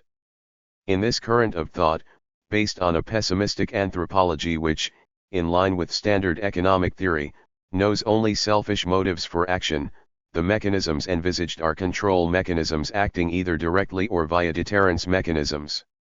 The formation of mechanisms inspired by this theory presupposes strengthening systems of punishment/reward in order to inflect the action of networkers towards the good of the principal, here the firm, and, in addition, setting up monitoring mechanisms. The development of individual or small group appraisal and remuneration, which developed in parallel with the relaxation of hierarchical constraints, can be interpreted in this perspective. Similarly, the generalization of various new communication and information technologies makes it possible to support people's mobility without relaxing monitoring. Organizational economics contains another current, however, based on an optimistic anthropology that endows human beings with the faculty of distancing themselves from their immediate interests for the purposes of joint action. In particular, this current seeks to overcome the drawbacks of theories centered on the paradigm of interests, which posit an absence of ethical preoccupations and exclude the possibility of altruistic behavior. 85 The central concept in these new approaches is trust, which, as we have seen, is frequently adopted by neo-management. Trust is what makes it possible to relax control while banking on a form of self-control that is cheap for organizations, and does not seem to hamper mobility in any way. In our view, renewed investigation of control, such as that formulated by the theory of transaction costs and the theory of agency 86 and the recent development of an enormous literature on trust 87 are thus among the signs of the problems entailed by the emergence of new forms of opportunism. Bound up with new network forms of organization, these problems can no longer be construed in the framework established to define the norms governing market relations or hierarchical relations. 88 Analyses of trust have thus developed predominantly in connection with reticular forms of organization that are reducible neither to the market nor to hierarchy. 89 Yet instrumentation of the notion of trust is not straightforward. If firms want to see relations of trust develop at a time when the world seems to offer premiums for opportunism each and every day, they must resort to mechanisms ensuring that the people they employ are trustworthy persons rather than potential networkers. The importance attributed to educational qualifications may be regarded as a relatively old mechanism used by firms to exercise tight control over access to positions that are ideal for networkers, where the degree of access to resources is considerable and the degree of control weak. Given that access to such positions depends more than ever today on the level of academic qualifications, the latter seems to act as a gauge of the good moral character of those who have attained it, especially inasmuch as it is thought to measure someone's ability to submit, in order to succeed, to external rules, those of the education system, which presupposes a certain obedience and contained opportunism. The managerial vulgate that seeks to offer managers existential models for them to base their own behavior on is another source of development of propensities for being trustworthy. As we have seen, this literature sketches the ideal type of the great man in the projective city, whom we have called the network extender. He shares with the networker all the qualities required to make useful connections and extend the network. But unlike the latter, he is deserving of trust, that is to say, he acts not on his own account but for the common good of all those engaged in a project. The morality of the network extender acts as the guarantee that neither his team nor his firm will be exploited in the course of the project that he is heading up. In seeking to limit the opportunistic temptations of the project head, which result in the firm being asset stripped, management authors have had to symmetrize his behavior towards the people who work with him. The importance attributed to business ethics in recent years points towards other attempts to develop people's loyalty, something from which both firms and their collaborators would benefit. Analysis of the charters of values and codes of ethics established at the beginning of the 1990s, mainly in multinational firms, indicates that two clauses crop up in all the documents. The first relates to the opportunistic use of the information to which wage earners in a firm might have access. The charters formally prohibit its communication to the outside world, to people who could use it against the firm or for their own benefit. In the merchant banks whose cadres work on highly confidential operations involving mergers or takeovers of firms, the key issue is to avoid profit-taking derived from insider trading. Wage earners' rights of self-expression on the subject of their firm outside it is guaranteed by law. 90 But organizations are well aware of the risks they run by allowing the diffusion of any information, and try to check such things by charters that sometimes involve ceremonies where pledges are made. The second constant of the codes of ethics is the prohibition of corruption, which is one of the networkers' operational modes. Corruption can in fact be defined as the act of deriving personal benefit from an institutional position. It is because this institutional position confers a certain power on the person occupying it that he can convert it into cash, and derive personal benefits at the expense of the organization that appointed him, which, unawares, will, for example, be induced to pay a supplier more or accept the invoicing of fictitious services. 91. The various mechanisms intended to organize just remuneration of contributions and format rules of fair exchange, by attempting on the one hand to establish additional remuneration in the form of a contribution to real employability or potential employability, and on the other to avoid the possibility of a partner evading obligations in the paradigmatic form of a breach of trust, are comparatively varied and numerous. Reformers seem more comfortable here than when it comes to developing accounting frameworks so as not to minimize or neglect certain people's contributions. This is because they take the value of mobility in the connectionist world seriously.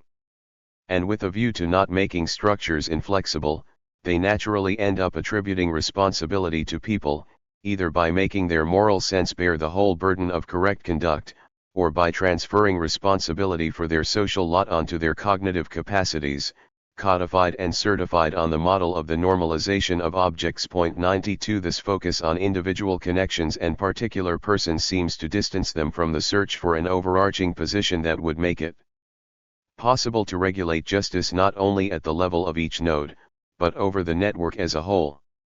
What is involved is a local approach to the network which, because it focuses on each of the connections taken individually, is blind to the specific forms generated out of the mass of connections, whose collective strength is superior to the sum of minor forces in play in each individual relation.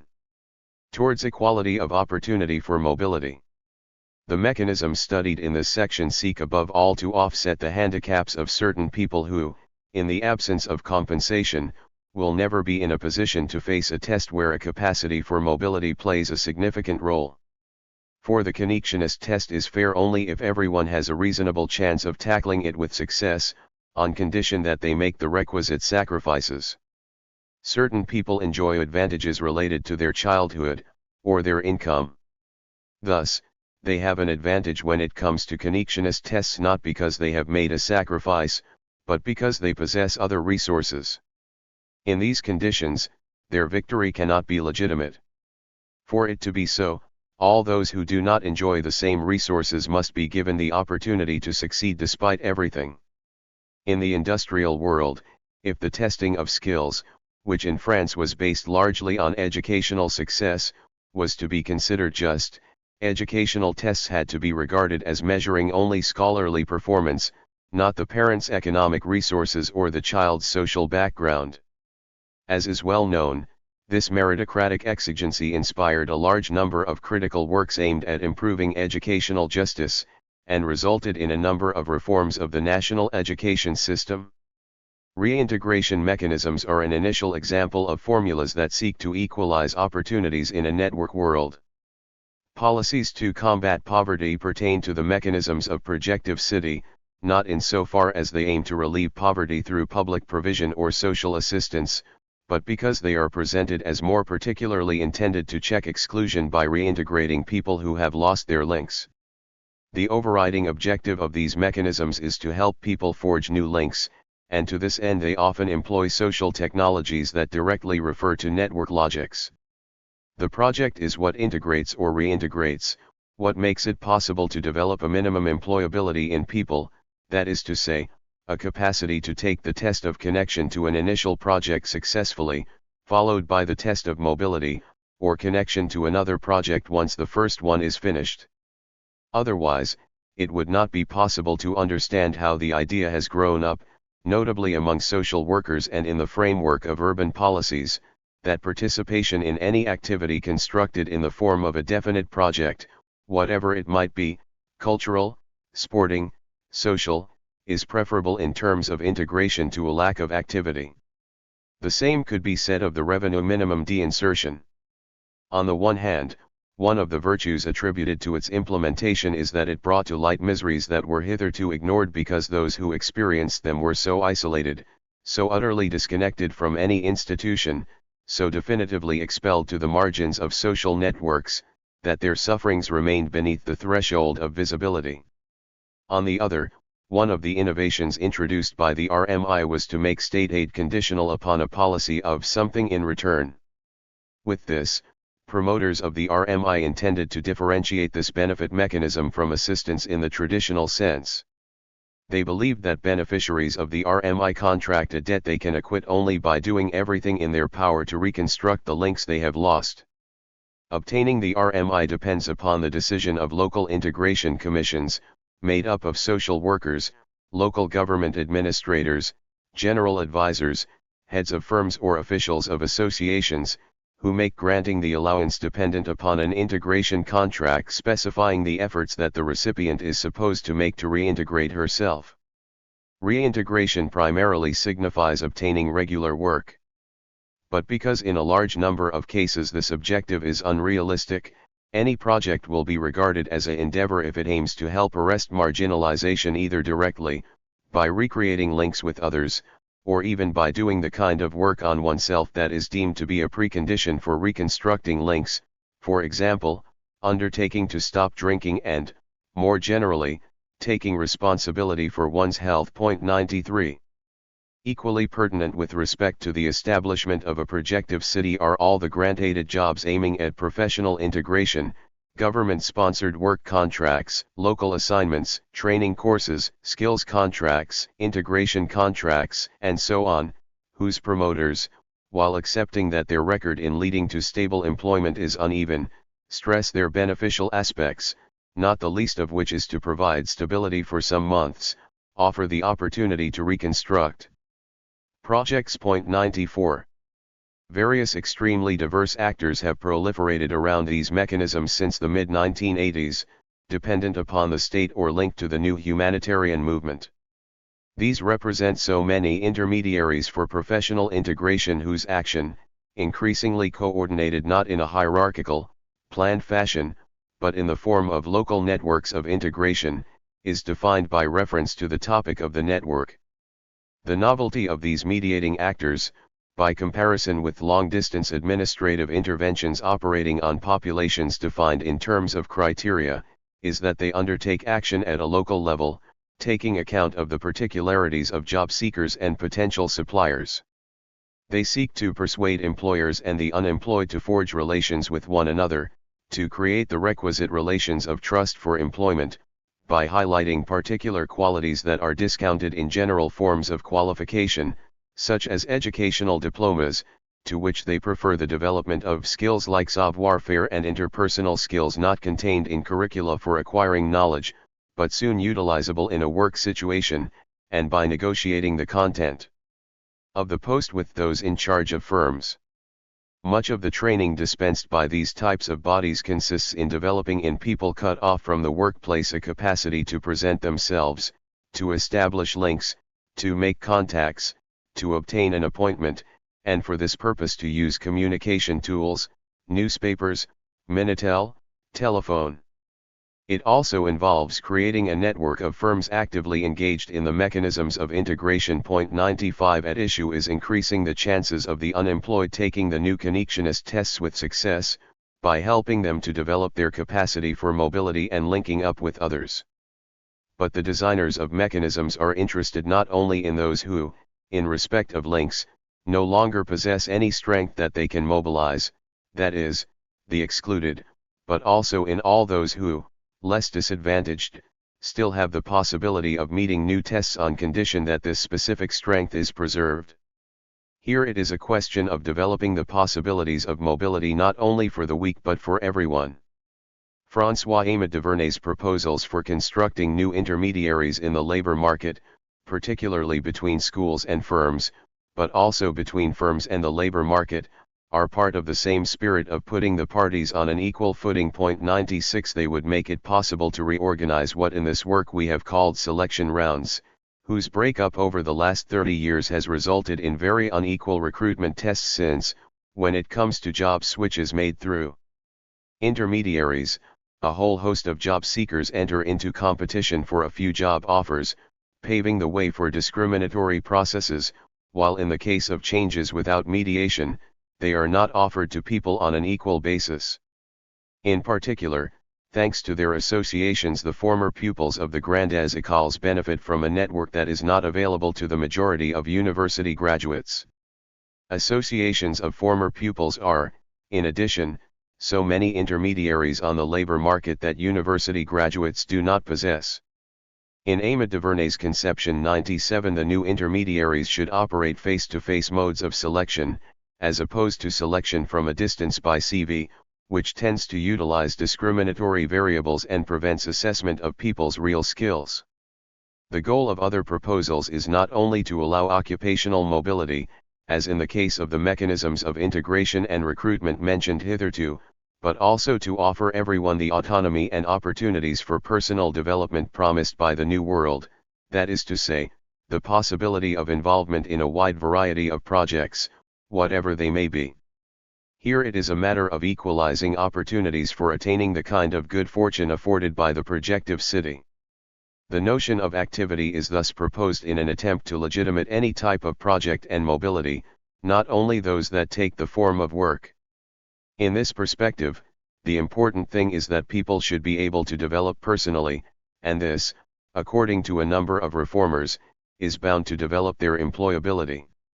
To labor time performed in a contractual framework, Alain Supiat thus counterposes human activities that can develop at other levels. Under this heading he includes training, consumption, and all forms of freely undertaken activity, encompassing disinterested work performed in the framework of family activities, but also public or community, cultural or training activities. The institution of an activity status must therefore guarantee the freedom to change work, but also a genuine freedom of choice between work and non-work. For what human beings experience as work includes a portion of what the law today characterizes as non-work, whether it involves the labor of self-education or disinterested work. For Supiat, legal consolidation of the notion of activity presupposes establishing a minimum work statute, which would guarantee anyone who has worked for a certain amount of time the chance during particular periods to devote themselves to activities they have freely chosen, thus overcoming the distinction between, on the one side, a social minimum guaranteed by the community and, on the other, remuneration of work confined to the framework of the contract. 98. But legal elaboration of the notion of activity poses not so much the issue of accumulation in the course of a career, as was the case with the mechanisms mentioned in the previous section, as that of the persistence of rights. It is this capacity to embrace the heterogeneous and attribute an official status to it that gives the notion of activity a greater scope than that of work. Whereas the notion of work is associated with subordination, the wage-earning class, and the legal form of the work contract, activity is, as François Godou stresses, neutral in terms of the legal form adopted, so that this notion makes it possible to cover a whole range of heterogeneous situations. 99 This is the framework in which the proposal of an activity contract, presented in the report of the Commission Les Travaux dans Vingtons chaired by Jean Boisonnet, is to be understood. Here we find the clearest current outline of the mechanisms of justice suited to a projective city.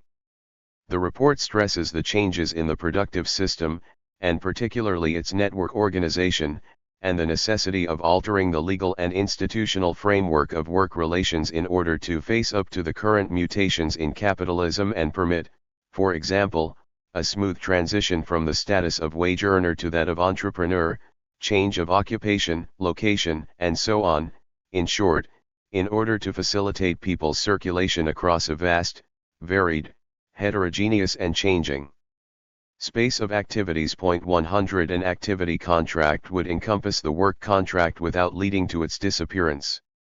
It would have a fairly long temporal horizon, covering periods of productive work in firms, work in training 101 and leave for social purposes, with the retention of social guarantees but a variability of modes and levels of remuneration. The remuneration and protection of workers during non-productive periods could be ensured by the development of mutualized income funds, allowing for a smoothing out of remuneration. 102 The contract would be signed with a collective comprising a freely constituted network of firms and public or private training bodies, public agencies, associations, professional organizations of wage earners and non-wage earners. 103 The activity contract thus clearly constitutes a compromise mechanism between, on the one hand, employers' demands for flexibility and mobility on the part of wage earners and, on the other, requirements of justice aiming to counteract a one-sided distribution of employment risks. 104 And allow people to acquire employability and skills, and to transport these assets with them while circulating in the heterogeneous space of a network world, and this without breaks in projects relegating them to the margins and into exclusion. 105 In fact, firms enjoy great flexibility in the framework of the activity contract. A firm temporarily lacking a certain volume of orders could lend wage earners to another firm, make them work part-time, place them in training, encourage them to undertake a self-employed activity for a period of time, or release them so that they have time for other social activities. In this sense, the activity contract extends the increasingly frequent introduction of provisions for mobility, geographical or occupational, in the work contract, which, in reticular organizations, can lead to a de facto change of employer. 106 But the activity contract is presented as both an institutionalization and a limitation of these practices. It must permit people impelled into mobility not to be thereby delivered over to the vagaries of the market. The wage earner would retain the guarantees of an activity contract throughout, in return for performing specific tasks. He would not be consigned to the dustbin of unemployment and, in the event of redundancy, could continue to be active within the terms of a new contract. 107 The activity contract mutualizes risks and periods of employment and non-employment taken up with training, even voluntary work. In this framework, activity encompasses socially useful activities. 108 Thus the activity contract is supposed to make it possible to reconstruct a security in the work relationship by making its objective the construction of a long-term professional career path and social status, instead of the professional and social itinerancy to which all those without a permanent contract are condemned to today. 109 In some respects, the various proposals for a universal income, an egalitarian income paid to the rich as well as the poor, 110 which distinguishes it from compensatory social benefits, may be regarded as the monetary equivalent of the notion of activity. Accordingly, these proposals are worthy of consideration among the projective cities mechanisms, despite the fact that justification of them often appeals to other principles, particularly of an industrial kind, or even pertains to a liberal framework. 111 In effect, universal income aims to offset the disconnection between the economic and the social by uncoupling income from work. The distribution of a basic income to everyone by social right, or political right, helps to attenuate the distinction between different types of work, and especially the boundary that has hitherto separated waged work from voluntary work. Universal income must give everyone the freedom to work or not to work. Or rather, it must give everyone the freedom to choose their activity, defining independent activities for themselves, and, in the case of waged work, the freedom to be better placed, given possession of a basic income, to negotiate conditions of work and pay. 112 Opponents of a universal income highlight the expense of an undifferentiated payment, the difficulty of recovering its payment to people who do not really need it through taxation, and the enormous bureaucracy required to administer it. They advocate less radical solutions such as the second check, a compensatory payment, funded by resources that are part public and part derived from firms, paid to people who accept, on an individual basis, a reduction in their working hours and wages so that they can develop a socially useful activity, or switch between different activities. 113 The mechanisms referred to above aim predominantly to encourage the mobility of the maximum number of people. They are complemented by others that seek, on the contrary, to curb excessive mobility. The mobility of capital markets, for example, may be adjudged excessive if it comes into play in a test where the other participants can engage only the mobility of their industrial assets. By dint of its dematerialized character and the installation of a global economic network, capital is bound to win every time. Thus, the Tobin tax, advocated by the recipient of the 1981 Nobel Prize for Economics, James Tobin, known for his works on the relations between the financial sector and the real sector of the economy, aims to tax international financial transactions basically in order to reduce speculative flows, that is, those that are not bound up with the commercial trade in goods or services, or the financing requirements of states or firms. These speculative flows, especially on the currency markets, account for the major part of exchanges. The essential relevance of the tax would be to make short-term speculative flows particularly expensive. In fact, at the rate of 0.2% a daily circuit on the currency markets would end up costing 48% a year. However, the same rate would have only a negligible impact upon real trade or long-term investments. 114 Such a tax would thus have the effect of slowing down financial mobility relative to other assets, and for this reason it forms part of the possible mechanisms of a projective city. 115. The creation of the euro has also reduced capital mobility throughout the zone by abolishing exchange risks between 11 European currencies. By also permitting a reduction in interest rates, which no longer have to cover certain exchange risks, it has had the direct effect of reducing the drain on the real economy and slightly relaxing constraint on firms, which are expected to pay a return on capital higher than the interest rates. 116. Recurrent appeals for the imposition of more intensive controls on markets also convey a desire for restrictions on potential mobility. At present only banks are subject to oversight, with the Cook ratio in particular. 117 But this does not cover the off-balance sheet commitments made with derivative products that have largely fueled the growth in transactions in recent years. Other participants are not subject to any prudential regulation, that is to say, regulation that obliges them to take precautions. 118. As for reductions in the mobility differentials between multinationals and wage earners in different countries, we must add to the set of mechanisms of the projective city the rapidly expanding practice of certifying firms. This makes it possible to restrict the inequalities in labor and environmental protection from one country to the next, whereas such inequalities constitute one of the motives for relocation. Certification results in the issue of a label certifying that a firm respects a certain number of criteria combined in a norm. This label is awarded following an examination or audit conducted by an independent body. Moreover, even if this only partially checks relocation, these certifications should in theory make it possible to restrain the exploitation of human beings and nature by the countries that receive the investments. Certification proves a fairly suitable formula for control in a network world.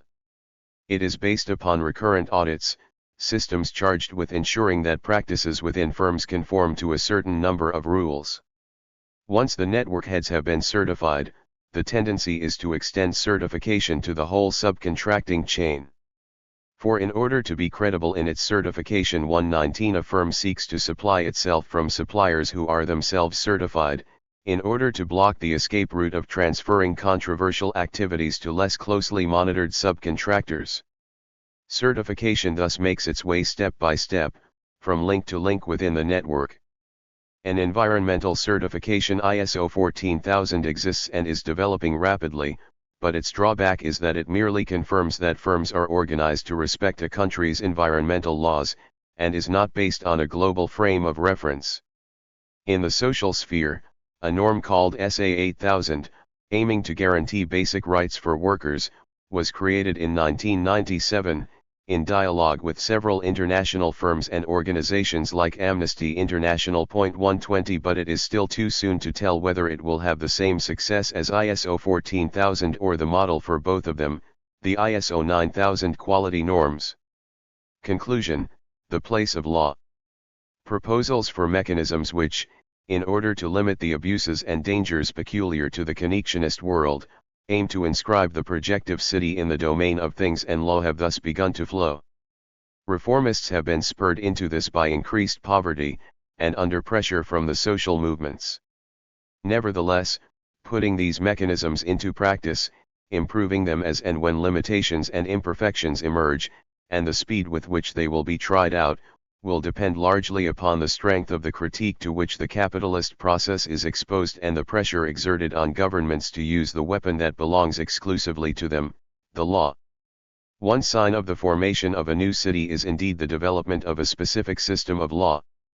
Law, in fact, represents a mechanism for controlling the validity of tests, and is a recourse in the event of disputes over their result. 121 One aspect of the juridical nature of a norm is, as Antoine Leoncon and Antoine Jamaud put it, its debatability, that is to say, the ability to challenge it, to debate its meaning, its scope, or its application to concrete situations in the context of a trial. 122 Laws can be opposed to the tacit forms of power. They make it possible to go beyond a purely formal usage of the pretension to justice, and put it to the test. In the logic we employ here, law may thus be regarded as the mode of public inscription, in the form of general rules, preserving the trace of the main regulations, that is to say, mechanisms of self-limitation in each of the worlds, pertaining to the different cities. 123 Law thus sets constraints on the way in which the resources specific to a world may be used, so as to limit excessively predatory conduct, which would imperil the logic on which this world is based. At the same time, it helps to ensure its legitimacy. 124. Law's combination with a coercive apparatus makes for its specificity. 125 and allows it to form the link between normative requirements whose foundation is extrajuridical and executive means of coercion and punishment, or, as Weber formulated it, violence. Without the need for an external sanction, in other words, policing to make people respect the just organization of tests and ensure that their verdicts are implemented, there would be no place for law in the architecture of cities. But that would assume that conventions are established by themselves, with sufficient force to guarantee the justice of the tests and agreement about the verdicts, which is far from being the case.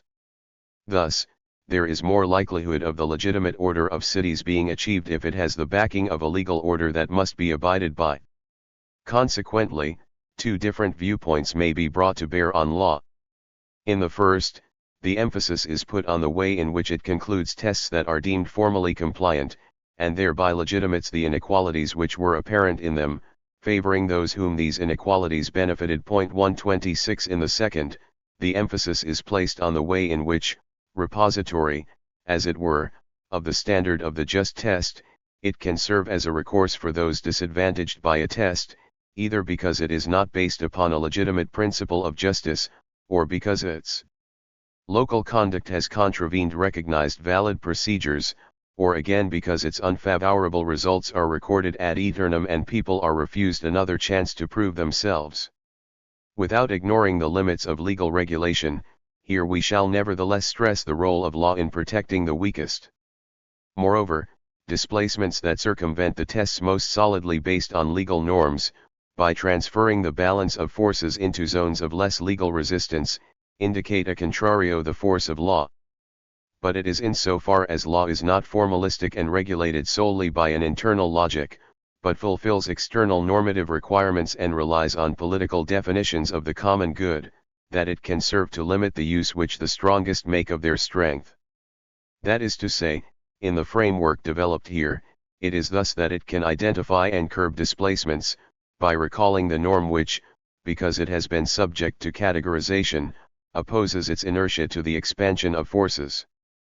Imposing norms could burden social existence with excessive inflexibility if law were not also the very site of compromise, because, not being inscribed in a particular city but retaining the trace of different legitimate definitions of the common good, it is led to work constantly, that is to say, to reduce the tensions between the heterogeneous requirements that make up its system. In the next chapter, we shall examine the current state of the artistic critique of capitalism, and also the paths that might be pursued with a view to reviving it. The need to get restarted on the artistic critique may appear less urgent today than the reconstruction of the social critique, and also especially difficult given that it contributed to the advent of neo-capitalism. but we shall nevertheless seek to show that the artistic critique is indispensable when it comes to rectifying various current tendencies of capitalism which we regard as harmful, and which the projective city risks reinforcing if it is established, for in the process of regulating the New World it has also legitimate numerous aspects of it. Now, more than ever perhaps, we should seek to combine the two critiques despite the contradictions that bring them into conflict. 7. The test of the artistic critique. In the 1990s, the resurgence of critique was especially evident in the social arena, where the deterioration in forms of existence associated with the growth of a capitalism freed from many of its constraints was patent. As we saw in Chapter 6, it is essentially in this sphere that palliatives have been explored in recent years to confront growing selfishness and poverty, as if reducing the economic insecurity of the most deprived sufficed to offer the members of developed countries, especially the young, stimulating forms of existence in a society that has become open, creative, and tolerant. It is true that because the new spirit of capitalism incorporated much of the artistic critique that flourished at the end of the 1960s, the accusations formerly leveled at capitalism out of a desire for liberation, autonomy, and authenticity no longer seem to be soundly based. In its historical forms, the artistic critique subordinated the demand for authenticity to the demand for liberation. The manifestation of human beings in their full authenticity was regarded as difficult to achieve unless they were emancipated from the constraints, limitations, even mutilations inflicted on them by capitalist accumulation in particular. In this context, we might wonder if the gains in liberation secured following May 1968 have not given many people the opportunity to attain to the kind of authentic life that characterized the artistic condition, precisely insofar as it was defined by the rejection of all forms of disciplinary regulation, especially those associated with the pursuit of profit.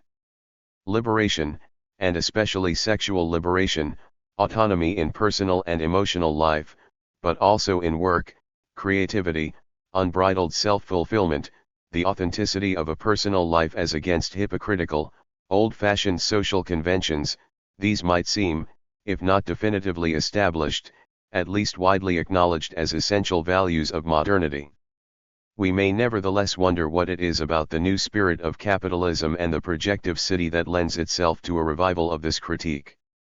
Is it enough today to continue, as if nothing had changed, with the critique of the bourgeois mentality and bourgeois morality closely associated with the critique of capitalism since the mid-19th century, in order to extend the project of emancipation inherent in it?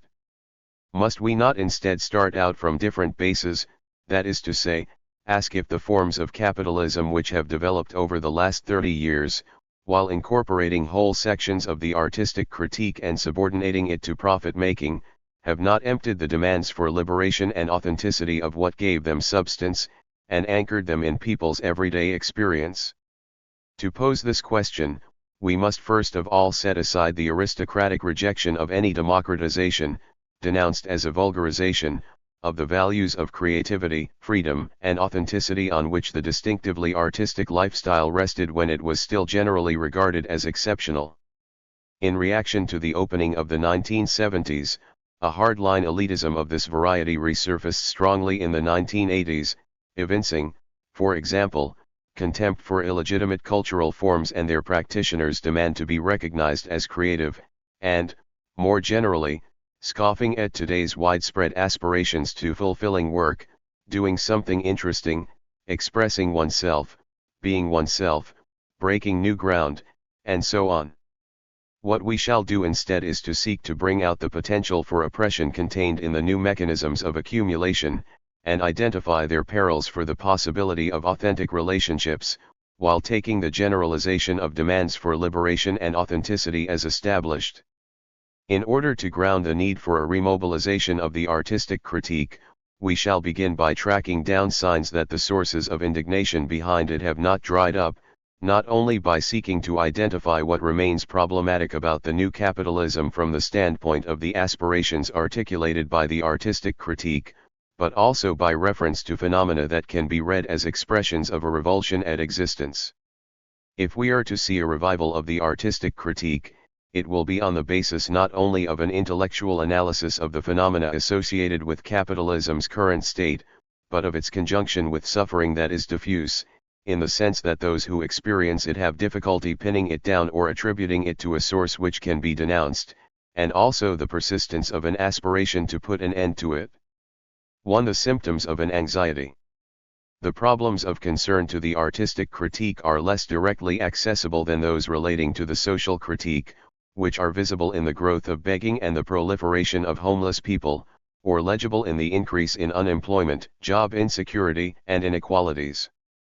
We can nevertheless detect signs of distress, expressed in literature or the figurative arts, which in the writings of social reformers emerge in the theme of a loss of meaning. 1. For our part, we shall use the term anxiety, which encapsulates an unease associated with the difficulty of identifying the origin of the threat and making plans to control it.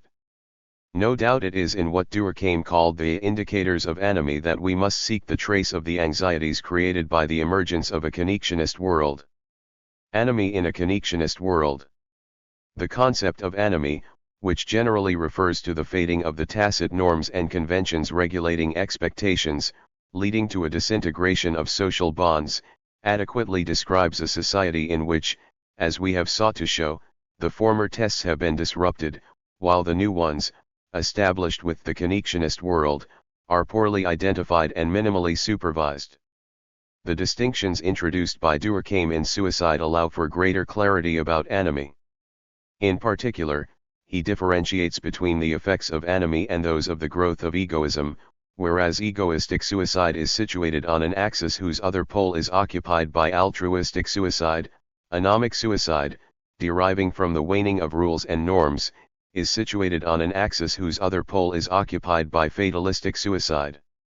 It results from an excess of regulation which Durkheim does not spend much time discussing, because he believes that it has become very rare in his society. 3. The usual indicators of anomie thus do not translate the increase in individualism, in the sense of egoism, into theory, but the increase in anomie in the strict sense, that is to say, anxiety about what to do, deriving not so much from a withering away of norms understood as mental givens, as from their effacement from the situations and contexts in which they were rooted.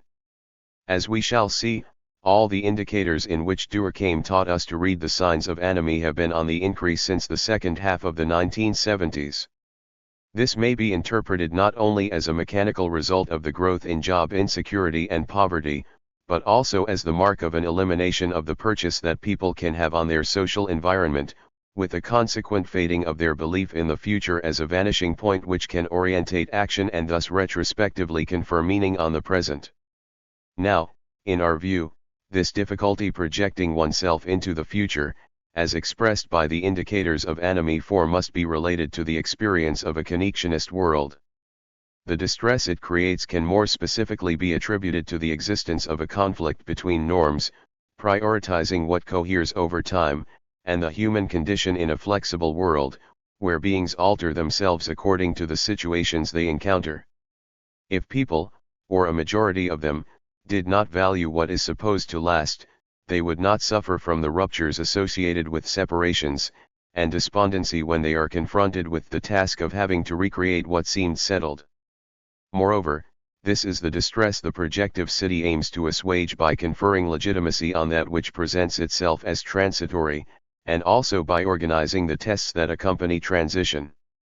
It remains the case that in many domains the value of a commitment, and the enthusiasm it elicits, continue to be associated, whether explicitly or implicitly, with its durability.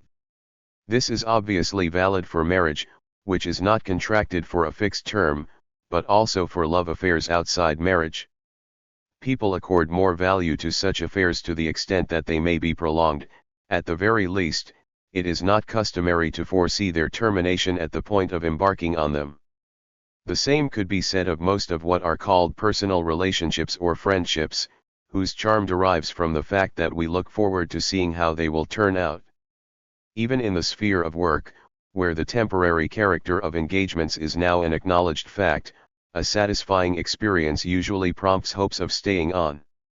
It follows that a rupture in relations, the interruption of a project, are liable to be experienced as a failure. The emphasis placed on the values of autonomy and self-fulfillment, and neglect of the very unevenly distributed character of the conditions for success in self-fulfillment, give this failure a personal character. Those who experience such failures bear the whole burden. What is called into question is their ability to fulfill themselves in accomplishing any task. By making the creation of new bonds more difficult, the ensuing self-depreciation helps to make isolation an enduring condition.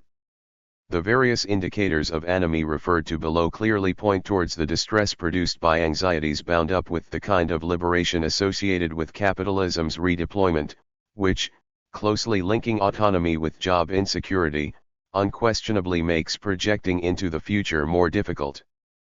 But we may also see them as a sign of uncertainty about the value to be placed on the mechanisms and conventions that regulated the old world. Because of the decategorization described in Chapter 5, in many situations it is becoming difficult to subscribe in the mode of that goes without saying to what must be believed or done. In particular, the extension to an ever greater number of wage earners of the lack of any distinction between time at work and time outside work, between personal friendships and professional relationships, between work and the person of those who perform it, so many features which, since the 19th century, had constituted typical characteristics of the artistic condition, particularly markers of the artist's authenticity. 5, and the introduction of this modus operandi into the capitalist universe, can only have contributed to disrupting reference points for ways of evaluating people, actions, or things. Indicators of anomie today. Without positing a direct cause and effect relation between the problem of establishing enduring professional links and phenomena marking a profound change in the sphere of private relations, we cannot but wonder about the concomitance of alterations in the life cycle at work and affective and familial life cycles.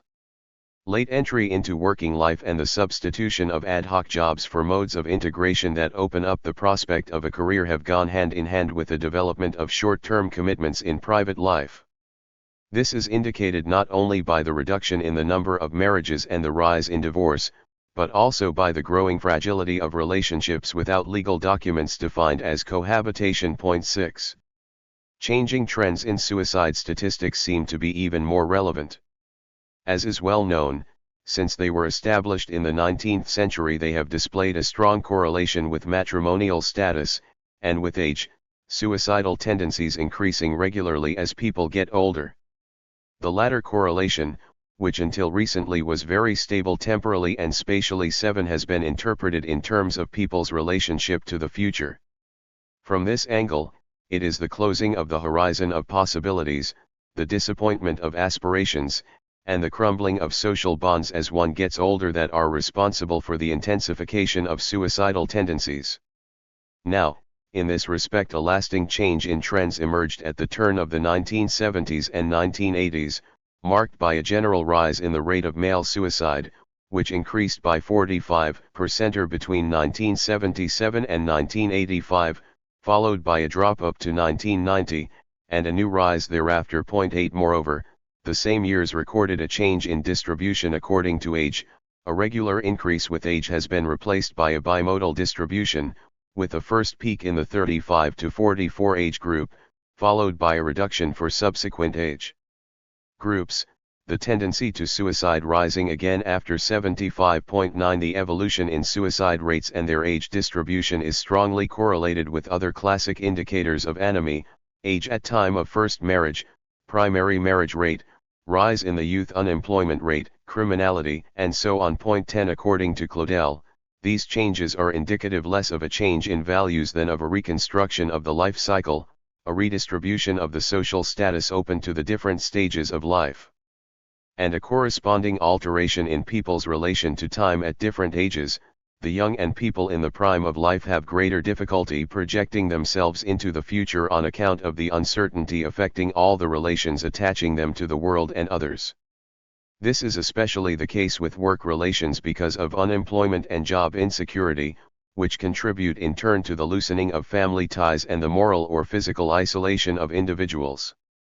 Thus, we cannot fail to be struck by the fact that among adults aged 25 to 49 the contours of unemployment and suicide have the same profile. 11 These uncertainties entail a void of future, even of meaning, to use terms employed by Halbwachs and Durkheim. 12 This is how, following Alon Ehrenberg, the group of researchers under the name of Louis Stern interprets the increase in the number of people stating that they have suffered depression and the growth in the consumption of psychotropic drugs, where solitude constitutes one of the factors, which is 3 times higher among the unemployed than among those with a job. 13 The indicators of anomie point to a paradoxical effect of liberation, since the increase in the number of people placed in anxiety-inducing situations has gone together with resting autonomy, to the extent that it may seem that the promises of fulfillment have not been realized for everyone.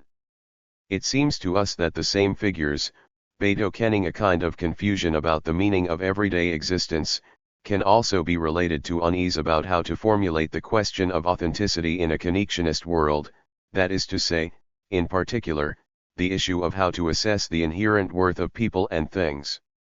We shall therefore seek to identify the extent to which, in being incorporated into the spirit of capitalism and making their contribution to profit creation, the demands of the artistic critique have, in their contemporary expressions, been integrated into cycles of recuperation that paves the way for new forms of oppression on the one hand, and a rediffusion of the kind of anxiety which the quest for authenticity sought to assuage on the other.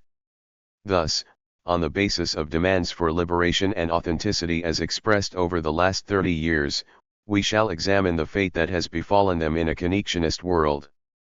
To which liberation? Since its formation, the discourse of liberation has been one of the essential components of the spirit of capitalism. 14 Originally, the form of liberation offered by capitalism essentially derived its meaning from the reference to the contrast between traditional societies, defined as oppressive, and modern societies, the only ones capable of permitting individual self-fulfillment, a contrast that is itself an ideological construct constitutive of modernity.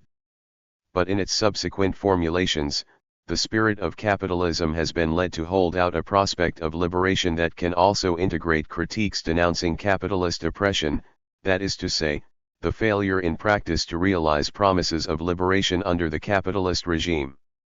This is to say that in its second expression, and in the forms it is assuming in our time, the spirit of capitalism pursues 2 different lines in this respect. The first always takes as its target the traditionalism that is believed to menace modern Western societies with a virulent return, and which is denounced as a factual reality in the Third World. The second, in at least implicit response to the critiques of capitalist oppression itself, contains an offer that presents itself as emancipatory with respect to capitalism's earlier creations. In the second half of the 20th century, the spirit of capitalism consequently offered itself both as a way of achieving self-fulfillment by engaging in capitalism, and as a path of liberation from capitalism itself, from what was oppressive about its earlier creations. Thus, as we have already seen in connection with the issue of justice, the dynamic of the spirit of capitalism seems to rest on cycles of recuperation. 15 We can likewise identify them when it comes to liberation, that is, broadly with regard to what makes engagement in the capitalist process exciting. Capitalism attracts actors, who realize that they have hitherto been oppressed, by offering them a certain form of liberation that masks new types of oppression. It may then be said that capitalism recuperates the autonomy it extends, by implementing new modes of control. However, these new forms of oppression are gradually unmasked and become the target of critique, to the point where capitalism is led to transform its modus operandi to offer a liberation that is redefined under the influence of critique. But, in its turn, the liberation thus obtained harbors new oppressive mechanisms that allow control over the process of accumulation to be restored in a capitalist framework. Cycles of recuperation thus lead to a succession of periods of liberation by capitalism and periods of liberation from capitalism. Below we shall analyze in more detail this dynamic since the constitution of what we have called the first spirit of capitalism. The liberation offered by the first spirit of capitalism. In contrast to the societies defined in the second half of the 19th century as traditional, capitalism presents itself as emancipatory, that is to say, as encouraging the fulfillment of the promises of autonomy and self-realization regarded by the Enlightenment as basic ethical requirements. It does so in essentially two respects, both of which derive from the primacy accorded to the market, the possibility of choosing one's social condition, as well as the goods and services owned or consumed. 16. The expansion of the formal possibilities of choosing one's mode of social affiliation, essentially redefined by reference to place of residence and occupation, as opposed to being fixed by birth to a village and a station in life, was indeed one of the attractions of the original capitalism. Given the importance of the family in traditional societies, this form of liberation primarily takes the form of emancipation from the burden of domestic ties. 17. It is summed up in the opposition between status and contract. In contrast to societies where people are assigned a status that is practically impossible to alter in the course of their lives, at any rate, without changing village, which is difficult given that their worth and their very identity are dependent upon local rootedness. 18. Capitalism supposedly offers the possibility of voluntary deracination, which is protected by the importance it accords to the legal device of the contract. For a contract, unlike status, can be established for a fixed term, and does not engage the whole of a person, but stipulates the particular respect in which the person is bound by their promise in their relationship with someone else. Thus the work contract, based upon the formal distinction between the worker's labor power and their person, defines a form of dependency which, unlike traditional dependencies, is not presented as total. Consequently, the labor market offers itself as a mechanism conducive to fulfilling an ideal of autonomy. As for the distribution of goods and services, it is characterized in traditional societies by long, complex circuits of gifts and return gifts. As a result, in the absence of a recognized autonomous economic sphere, which, according to Bartolomé Clavero 19 was still far from being general in 18th century Europe, where it was only very gradually established in northern commercial towns, exchange does not presuppose a clear distinction between goods and the persons who own or acquire them. 20 Without entering into the debate prompted by Marcel Mauss's essay Sur le Don, let us simply note that this form of exchange is based upon a system of obligations, the most constraining of which is unquestionably the obligation to accept what is offered to you. This is itself largely determined by statutory ties, whence derive other obligations, particularly reciprocation, while respecting norms that are complex, unwritten, and capable of giving rise to a subtle casuistry of timescales and equivalences. Now, by comparison with these constraints, the market presents an opportunity for liberation, since it replaces a system of obligations with a mechanism regulated by prices, where no one is obliged to sell, or to buy, individuals taken in isolation, but filled with the same desire for the same goods, coordinate in the here and now around the focal points represented by prices, which are supposed to encapsulate the qualities of the goods that they desire and for whose appropriation they compete. If virtually every one of the terms of this minimalist working sketch poses a problem, and has actually been challenged, it is a fact that the market ideal discounts the substantive qualities of persons who, whatever their affiliations, are equally entitled to accede to it and trade there as they wish, according to their financial means and their ability to grasp the opportunities it offers at any given moment. The critique of capitalism as a factor of liberation. The promise of liberation contained in capitalism came under strong challenge from the first half of the 19th century. The lines of argument employed were different, and in part contradictory, although they could find themselves merged in a single critique. 21 The first attacks the disciplinary effects of capitalism, casting doubt on whether it can be a source of liberation, whereas the second challenges the possibility of constructing a viable social order on the basis of an unbridled quest for autonomy and self-fulfillment. The first set of criticisms endeavors to demonstrate how the new forms of oppression derive precisely from the way that capitalism diverts the demand for liberation to its own advantage, so as to impose its discipline. Under the sway of capitalism, the promise of liberation allegedly functions as an ideology in the Marxist sense of the term, ensuring people's subjection to its order. First and foremost, liberation from status, which is supposed to be vouchsafed by engagement in the capitalist process, translates instead into deracination. 22 Separating people from their concrete spheres of existence, and the norms but also the protections bound up with them, this consigns them to factory discipline and the power of the labor market, with no possibility of resistance. Far from constituting a liberating factor, the separation entailed by deracination introduces universal competition for the sale of labor power, reducing its price to the point where the workers are condemned to a condition in which the duration of work, enslavement to factory discipline, and meager pay no longer allow for the realization of a properly human existence, which is precisely defined by self-determination and a multiplicity of practices. The promised liberation is in fact replaced by a new form of slavery. This is why the initial demands of the workers' movement involved a reduction in working hours without loss of pay, and the organization of the working day and week in such a way that existence could once again find expression in activities other than waged work, family life and the education of children, reading, and access to a working-class culture and education, and so on. 23. The illusory character of the liberation held out by capitalism thanks to the market in goods can also be denounced. Particularly in Marx's work, we find a critical argument that was to be one of the bases right up to the present day for the denunciation of what has been called the consumer society since the 1960s, to which the development of marketing and advertising would give new vigor. It runs as follows: seemingly free, consumers are in fact completely in the grip of production.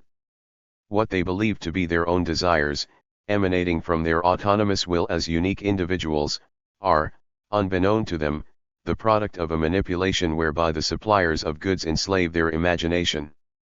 They desire what they are led to desire. Supply subordinates and determines demand, or, as Marx puts it, reduction thus not only creates an object for the subject, but also a subject for the object. 24 Given that the supply of goods through which profit is created is, by its very nature, unlimited in a capitalist framework, desire must be constantly stimulated so that it becomes insatiable. According to the second line of argument pursued by the critique of the liberation that capitalism supposedly offers, the demand for autonomy cannot lead to genuine liberation unless it respects the limits imposed on it by another requirement, that of constructing a collective. Capitalism is thus condemned not insofar as it imposes a discipline more severe than the one it allowed people to escape from, but, on the contrary, inasmuch as it becomes impossible under its sway to instill sufficient discipline over individual aspirations and desires to prevent society dissolving. This argument doubtless finds its consummate expression in the Durkheimian critique of economic liberalism, which rests upon a pessimistic anthropology. In Durkheimian anthropology, human beings are animated by unchecked desire 25 which, unlike animal appetites, is not naturally limited by instinct. There is nothing within the individual to contain his appetites.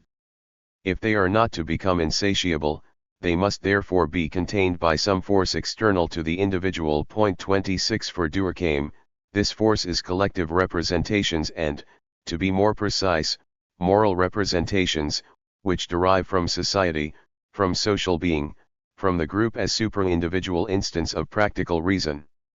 Only collectives, the site where morality is generated, possess the requisite authority to curb individual appetites, whose unbridled expression would reduce society to a state of disintegration and conflict approximating to Hobbes' state of nature, and to impose on each person the requisite sacrifice if private utility is to be subordinated to collective utility. 27.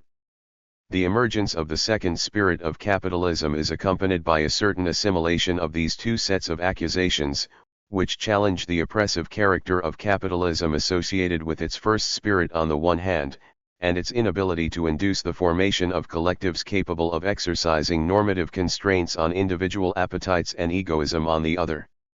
From the second spirit of capitalism to its current form.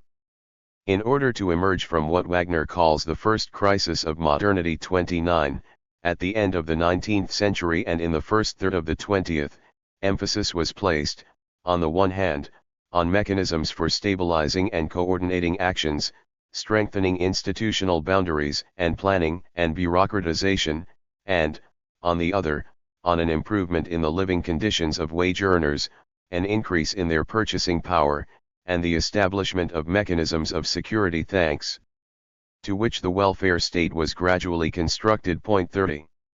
Having made possible increased security for workers, the institutions associated with the second spirit of capitalism could be presented as contributing to the development of real freedoms. They seem to reduce subjection to work, and to make it possible to escape contingencies and the pressure of immediate needs.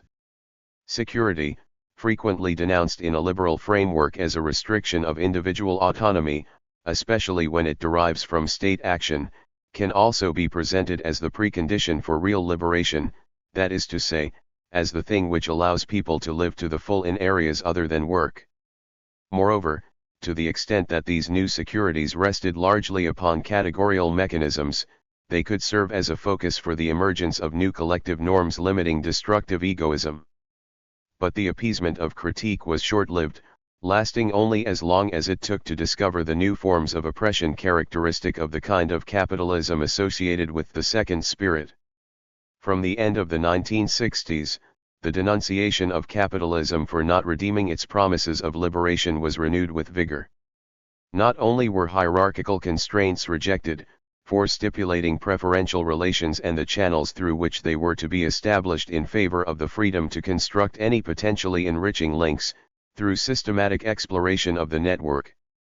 But all the restrictions bound up with performing a task were refused, since each change of project affords an opportunity for redistributing tasks between people.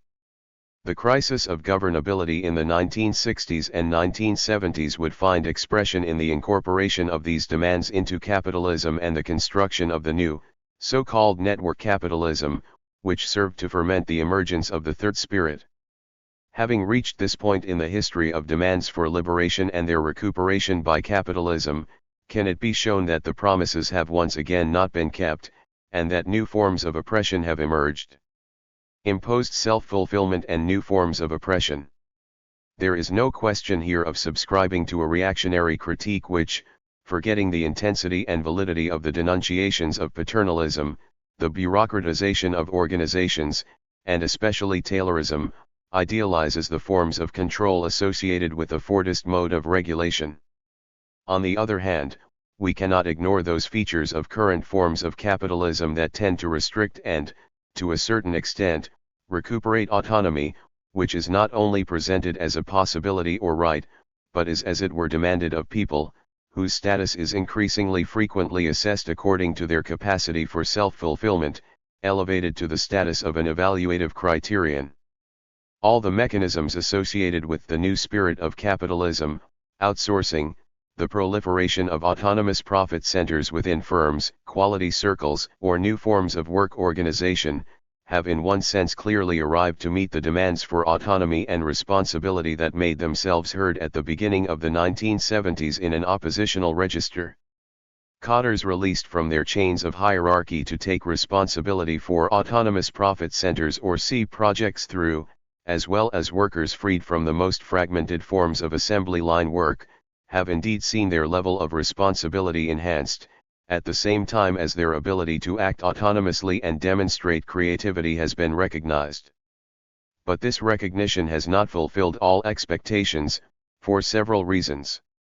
First of all, despite the partial individualization of wages and payments, the reward for effort has consisted less in positive approval, such as rises or promotions, than in a suspension, often temporary, of negative sanction by redundancy. As we have seen, the new modes of organization have in fact rendered more or less obsolete the hopes for a career which, long reserved for the higher echelon of wage earners, were extended to middle and junior managerial staff, supervisory staff, or even blue-collar skilled workers during the 1960s and 1970s. Thus it will be noticed that increased autonomy and responsibility were obtained at the price of a reduction in the protections enjoyed by wage earners at the start of the period, which derived not only from economic conditions but also from a balance of power that was temporarily favorable to them. As we had occasion to indicate in Chapter 3, autonomy was exchanged against security, to the point where it is often a forced, involuntary autonomy, difficult to equate with freedom. Wage earners newly transformed into entrepreneurs continue to depend upon their principal employer, and subordination is only formally masked by the transition from labor law to commercial law. 31 The most striking of the forms of oppression established since the second half of the 1970s is precisely the decline in job security deriving from the new methods of utilizing labor and unemployment.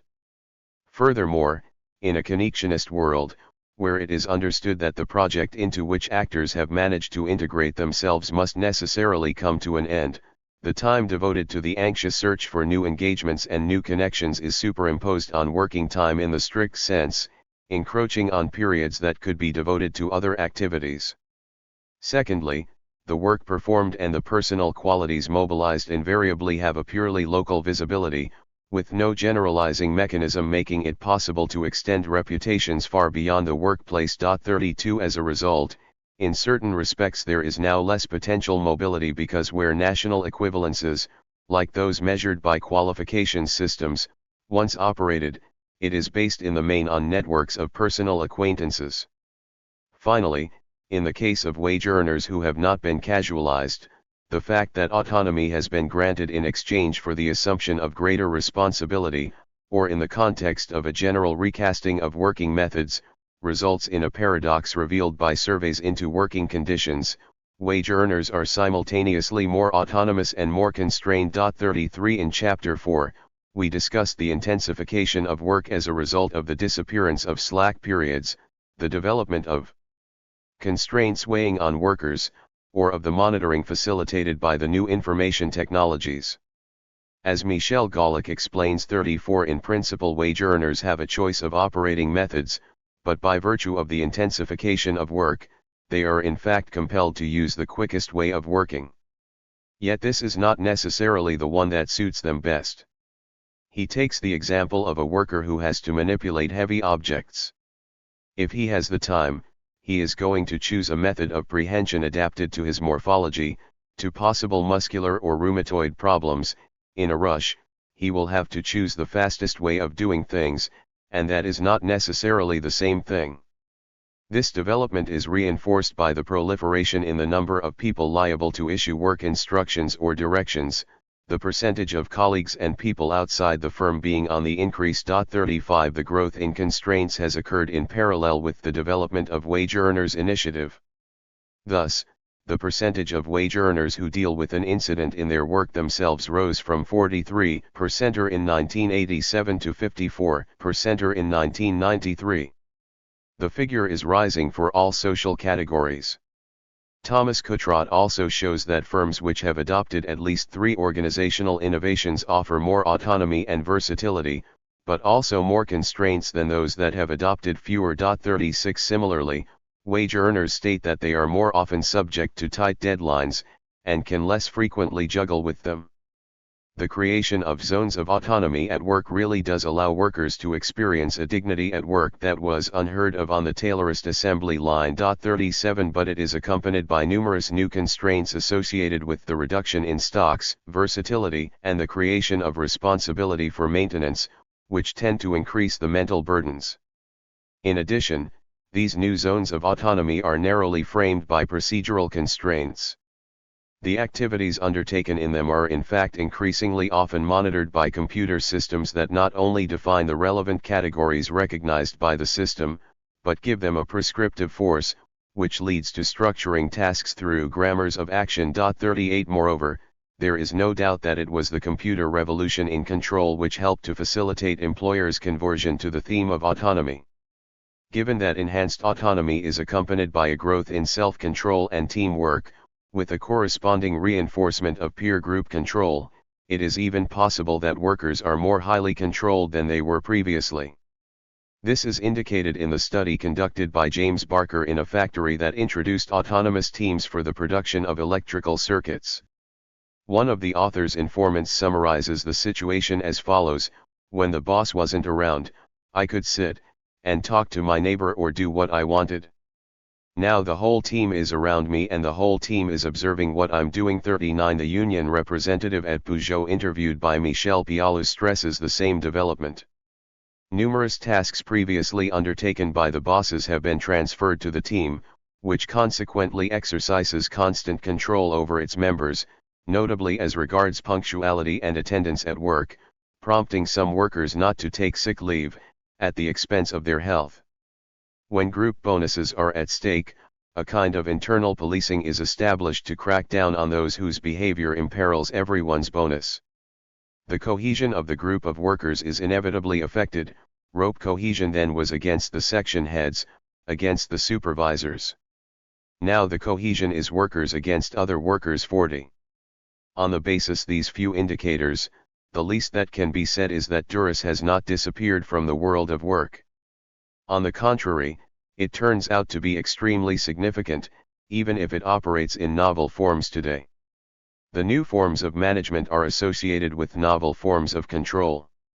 Involving less direct monitoring, exercised face-to-face by people vested with power over other people without power, they are less visible without thereby being absent, self-control, control via the market, and computerized control in real time but from a distance. These combine to exert quasi-constant pressure on wage earners. These transformations in control methods may thus be regarded as a response to the crisis of governability which, as we have seen, was a major aspect of labor disputes at the beginning of the 1970s. 41 To refer to these new forms of constraint, Michael Power talks about an audit society, which he distinguishes from a disciplinary society in the Foucauldian sense by the switch in control techniques from direct supervision to the control of control. 42 Operating from a temporal and spatial distance, this move acknowledges the impossibility of the project of total surveillance associated with Taylorist organization.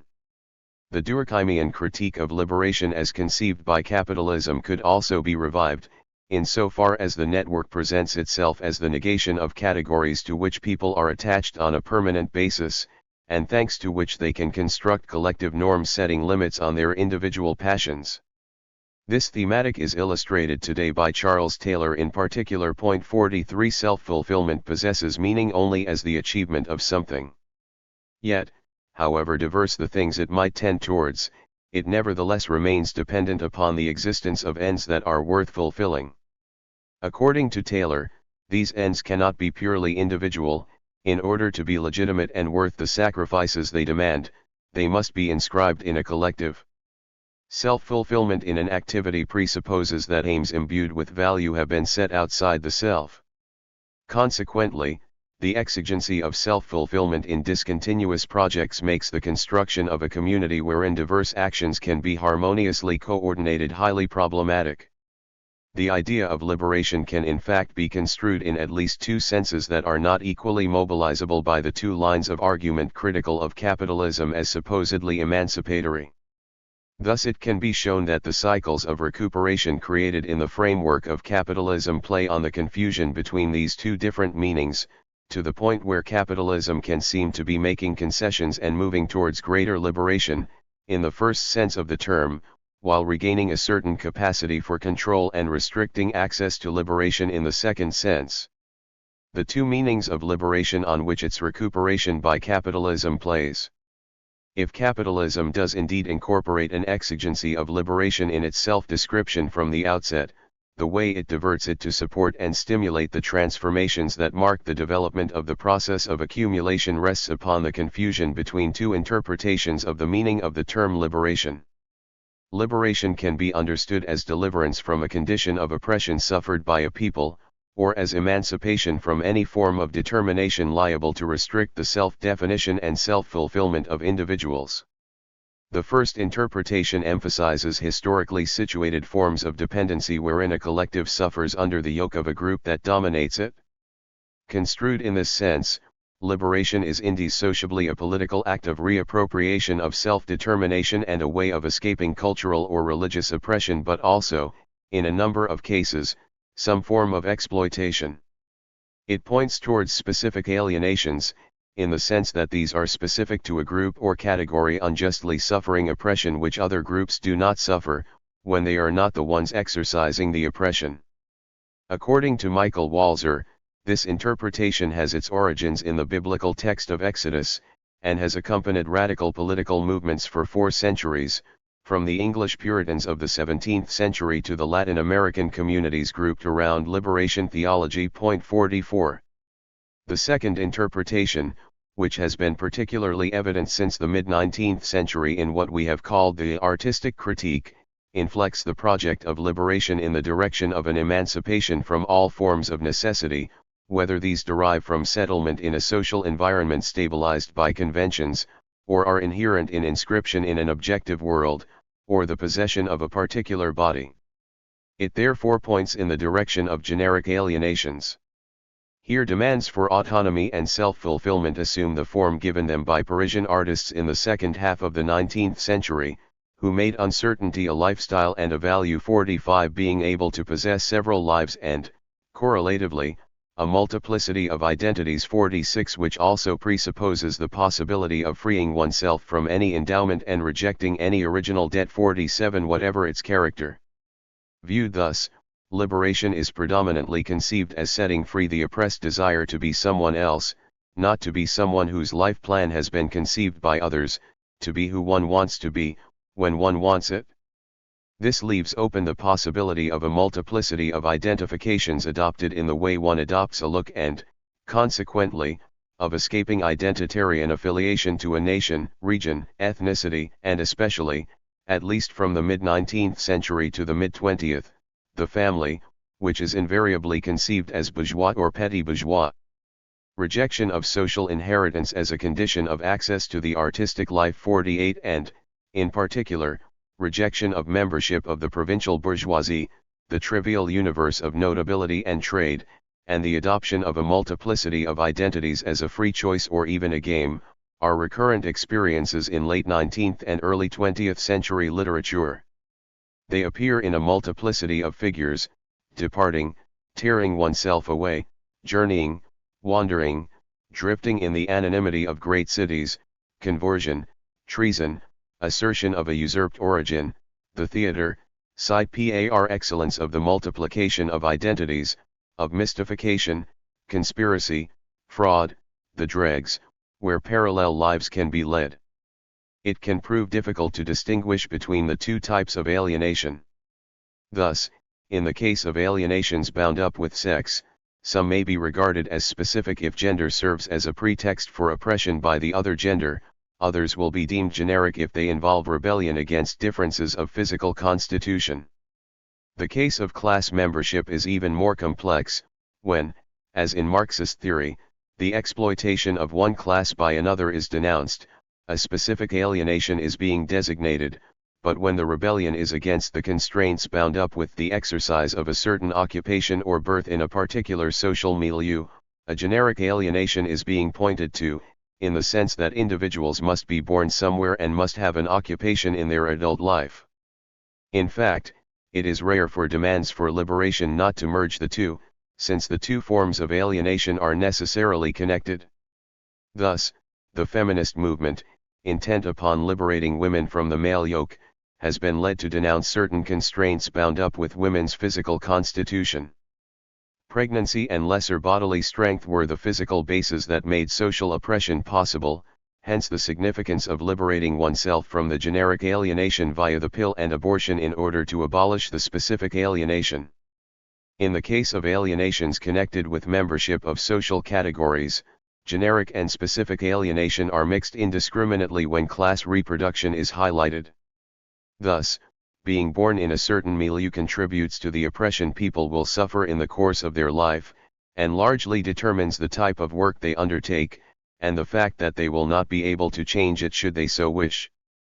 These various observations explain why the characterization of an alienation as generic is soon suspect in the view of a social critique inspired by the desire to abolish oppression, faced with a demand for liberation in the sense of abolishing a specific alienation. The first reaction of those whose domination is being challenged is to redscribe the demand as one for generic liberation, and to mock it on that account. In contrast, denunciation of the disciplinary character of capitalism is based on a conception of liberation as the abolition of specific alienations. But it can very easily spill over into demands for the abolition of forms of alienation that possess a generic character, like the demand for the abolition of work thanks to technological progress, which supposedly offers the prospect of abundance for all. Contrariwise, the Durkheimian conception of a freedom that is real only when it is tempered by collective norms, which make it possible to denounce the false freedom held out by capitalism, is compatible with the abolition of specific oppressions. But it represents a violent critique of the second interpretation of the idea of liberation. Our hypothesis is that capitalism does not offer the two types of liberation in equal measure at every point in its development, and has a tendency to take back on one level what it offers on the other. However, given that the two forms of liberation are, as we have seen, highly interdependent, what is taken back or given on one level has a tendency to retroact on the other, resulting in a new relative state of the two forms of alienation. Defined in opposition to traditional societies, capitalism seems to bring about liberation on both counts. It makes it possible for people to release themselves from the yoke of domestic constraints, and to test out liberation from spatial constraint understood as a generic alienation. But a new form of specific alienation is soon identified, with the emergence of a proletariat subordinated to a bourgeois class whose domination it endures.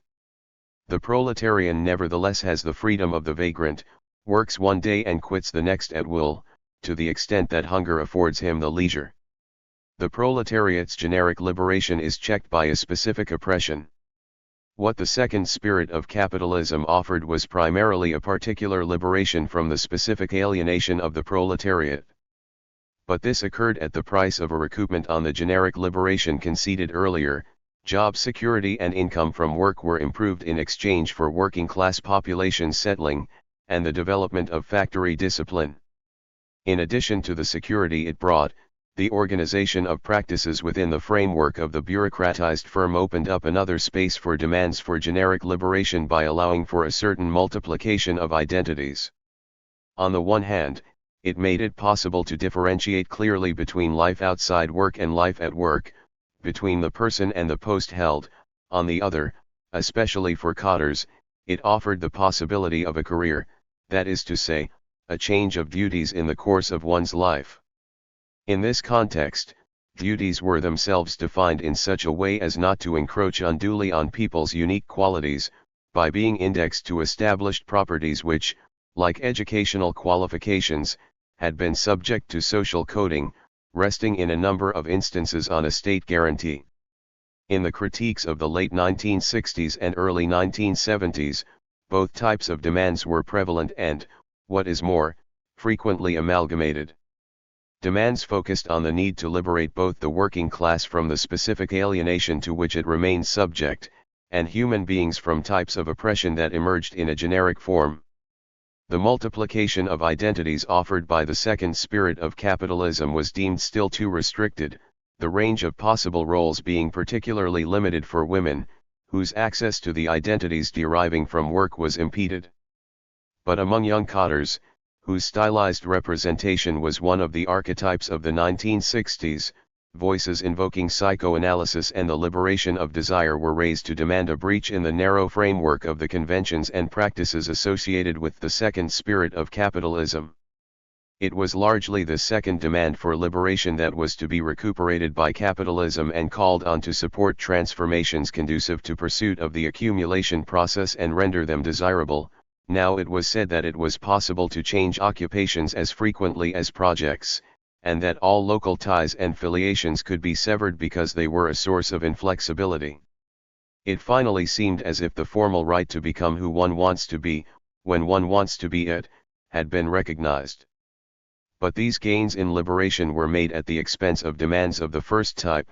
Far from finding themselves liberated, many people were instead casualized, subjected to new forms of systemic dependency, obliged to confront undefined, unlimited, and distressing exigencies of self-fulfillment and autonomy in greater solitude 49 and, in most cases, separated from the lived world where nothing helped them to fulfill themselves. For many people, the development of these new forms of specific alienation thus cancelled out the generic liberation that seemed to have been achieved. Thus, for example, with the extension to periods and situations outside the work sphere proper of the kind of anxiety associated with working life or professional survival, the multiplication of projects paradoxically tends to abolish the minimal plurality of lives and identities, which was made possible by the relative security afforded by forms of organization based upon institutional anchorage. If all connections, however established, can be exploited in the search for employment or the construction of projects, the different spaces of existence become well and truly standardized in one network, geared towards activities aimed at guaranteeing people's economic survival. Thus it seems as if it is extremely difficult under the capitalist regime to abolish the alienations disclosed by demands for liberation, on the one hand because the production of goods and services assumes a certain discipline, and on the other because it leads in its capitalist form to the accumulation of capital at certain privileged points. Yet it is always possible to judge the constraints and discipline excessive, and to denounce the distribution of profits at a given moment as both involving a form of oppression and deriving from domination, from a balance of forces. Although it incorporates the exigency of liberation into its self-description from the start, capitalism must therefore also always halt it at a certain point if it is to survive. But it can do so either in a negotiated way, as when, in interaction with critique, agreements are reached on acceptable ways of distributing wages and on working conditions, or by imposing its order, as is the case today, following its redeployment and the circumvention of tests supervised by critique. On the other hand, there is one mode of liberation that capitalism has no need to curb, since it allows it to develop. This is the liberation offered by consumption. People's aspirations to mobility, to multiply their activities, to greater opportunities for being and doing, emerge as a virtually boundless reservoir of ideas for conceiving new products and services to bring to the market. Thus it could be shown that nearly all the inventions which have fueled the development of capitalism have been associated with offering new ways for people to liberate themselves. This is obviously the case with the development of energy sources other than human beings and animals, with the automation of forms of work, including domestic labor, as well as with advances in the transportation of goods and services, but also information. To this list must be added other products and services that have fueled consumption in recent years, which can likewise be characterized in terms of mobility, whether they increase the speed and availability of displacements, or procure the illusion of a displacement, or make it possible to acquire time and availability by pursuing an activity without being immobilized, as with the Walkman, the mobile phone and, recently, sight devices attached to glasses. These products, doubtless especially exciting because they engender the illusion of emancipation from space and time constraints, create their own chinks of consumption by freeing up the time slots required for their appropriation, which tends to push back the limits imposed by a shortage of time on the expansion of consumption among solvent but saturated social groups. The privatization of cultural consumption made possible by the rapidly developing cultural industries today may also be regarded as a form of liberation via the commodity. Its archetypal form is listening to a recording when one wishes, where one wishes, courtesy of portable playing apparatuses, and hence access to the kind of music that one wants to hear precisely now, at this instant, and for a chosen length of time, as opposed to going to a concert. This rapid overview of the different forms of incorporation of demands for liberation into the spirit of capitalism, depending on the epoch, has brought to light certain mechanisms whereby capitalism, while holding out a certain liberation, can by the same token deploy new forms of oppression. It thereby opens up paths for a revival of the artistic critique from the standpoint of the demand for autonomy, to which we shall return in the conclusion to this chapter.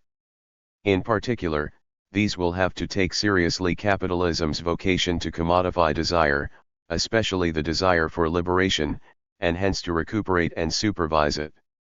On the other hand, a reformulation of the artistic critique should take account of the interdependence of the different dimensions of the demand for liberation, in order to be better equipped to foil the recuperative traps that have hitherto been set for it. We shall now examine a second dimension of the artistic critique, which denounces the world's inauthenticity under the capitalist regime. Point 50. 3. Which authenticity? In order to understand the problems facing the critique of authenticity today, and the way in which it might be reformulated, we must take a look back and recall how it was directed, that is to say, towards a critique of standardization and massification, when the second spirit was dominant. In contrast to the way we approached the issue of liberation, we shall not go back to formulations of the critique of inauthenticity associated with the first spirit of capitalism, which mainly took the form of a critique of the bourgeois mentality, its conventions, and preoccupation with good manners, with what is done, regardless of the truth of sentiments and sincerity in relationships in particular. In effect, unlike what we observe in the case of demands for liberation, historical capitalism never claimed to respond to the critique of inauthenticity, which it only really took into consideration with the formation of what we have called the third spirit. As a result, relevant changes in this respect occurred only at the end of the 1960s. The critique of inauthenticity associated with the second spirit of capitalism, a critique of massification. For this critique, loss of authenticity essentially refers to a standardization or, if you prefer, a loss of difference between entities, whether these are objects or human beings. It derives first of all from the condemnation of mechanization and its corollary, mass production. The lack of difference concerns the proliferating objects that fill the lived world, cotton fabrics, furniture, knickknacks, cars, household appliances, and so on.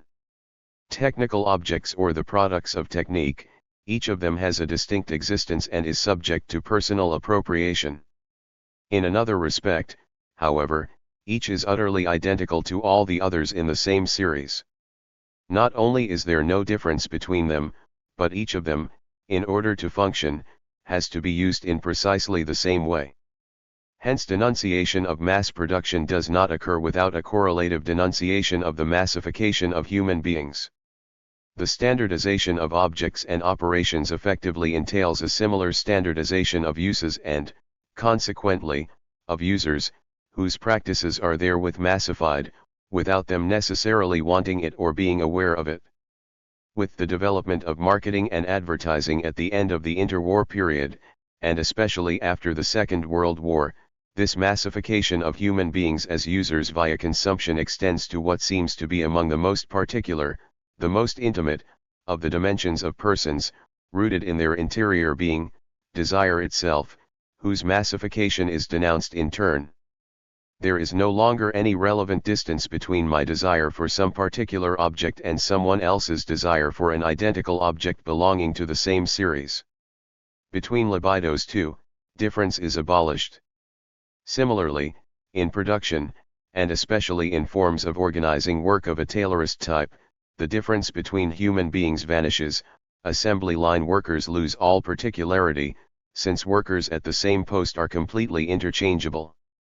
If a worker fails, he can immediately be replaced, just as in modern war, mass warfare, the infantryman who falls is immediately replaced in the post he occupied by some other. Point 51. And the same goes for those domains that Enlightenment liberalism regarded as the very center of autonomy, political action and the representations of themselves and the world, their ideas, their ideologies, that people adopt. The thesis that human beings are standardized and lose all particularity, all difference, when they are assembled in a crowd is unquestionably one of the commonest themes, taken up from very different perspectives, from the last third of the 19th century through to the 1960s. It culminates, from the 1930s to the 1960s, in the idea that we are witnessing the advent of an age of the masses and a massification of thought. Initially associated with the critique of democratic regimes, 52 accused of ceding power to the crowd and thereby encouraging the emergence of demagogues, it was to be adopted by the critique of totalitarianism and, in particular, of Nazism, in order to explain why the Germans put themselves in the Führer's power as if they had abandoned any critical spirit, even any individuality. It re-emerged in the 1950s and 1960s in the shape of a critique of the massification effected by the media, accused of conditioning and standardizing consumers of mass cultural products by transforming them into passive recipients of a standard message, and hence predisposed uncritically to adopt the ideologies imposed upon them from above. 53.